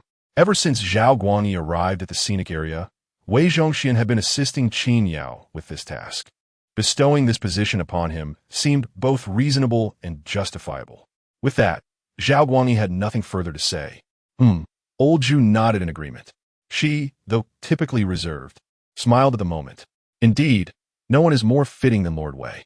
Even Li Bai nodded in concurrence. Yet, despite this validation, Wei Zhongxian remained exceedingly excited. Qin. He inhaled deeply and passionately proclaimed, I shall dedicate myself wholeheartedly to this role. I will serve the scenic area with unwavering commitment, even if it means perishing at my post. Goodness, Old Wei began to express himself fervently. Upon hearing this, Qin Yao chuckled. There is no need for such extremes. Dying at the scenic area would indeed be rather alarming. This remark elicited laughter from the crowd. In reality, although the position had not fallen into his own hands, at this moment, the crowd was undeniably elated, even somewhat exhilarated. Particularly so for the venerable Zhu. The reason for such joy was quite straightforward. Wei Zhongxian, after all, was a man of the Ming dynasty. Moreover, the remarks made by General Qin were not mere fabrications. Although there was currently only a single position available, the future appeared promising. A glimmer of hope emerged. Zhu's eyes squinted with delight. In his excitement, he couldn't resist patting the shoulder of the fervent Wei Zhongxian. Do your best. We have faith in you. While Zhu Yuanzhang's praise did not cause Wei Zhongxian to lose his composure as he had before, it was evident that he too was stirred with exhilaration. Observing Zhu's actions, Zhao Guangyi mimicked him, saying, You can do it. Wei Zhongxian, feeling invigorated, responded, I thank the Song Emperor for the reminder. We'll manage. Lu Yuanzhang patted Wei Zhongxian's shoulder, encouraging him, Keep it up. Do not disappoint General Qin. Wei Zhongxian solemnly nodded, I will not. Joyously, Wei Zhongxian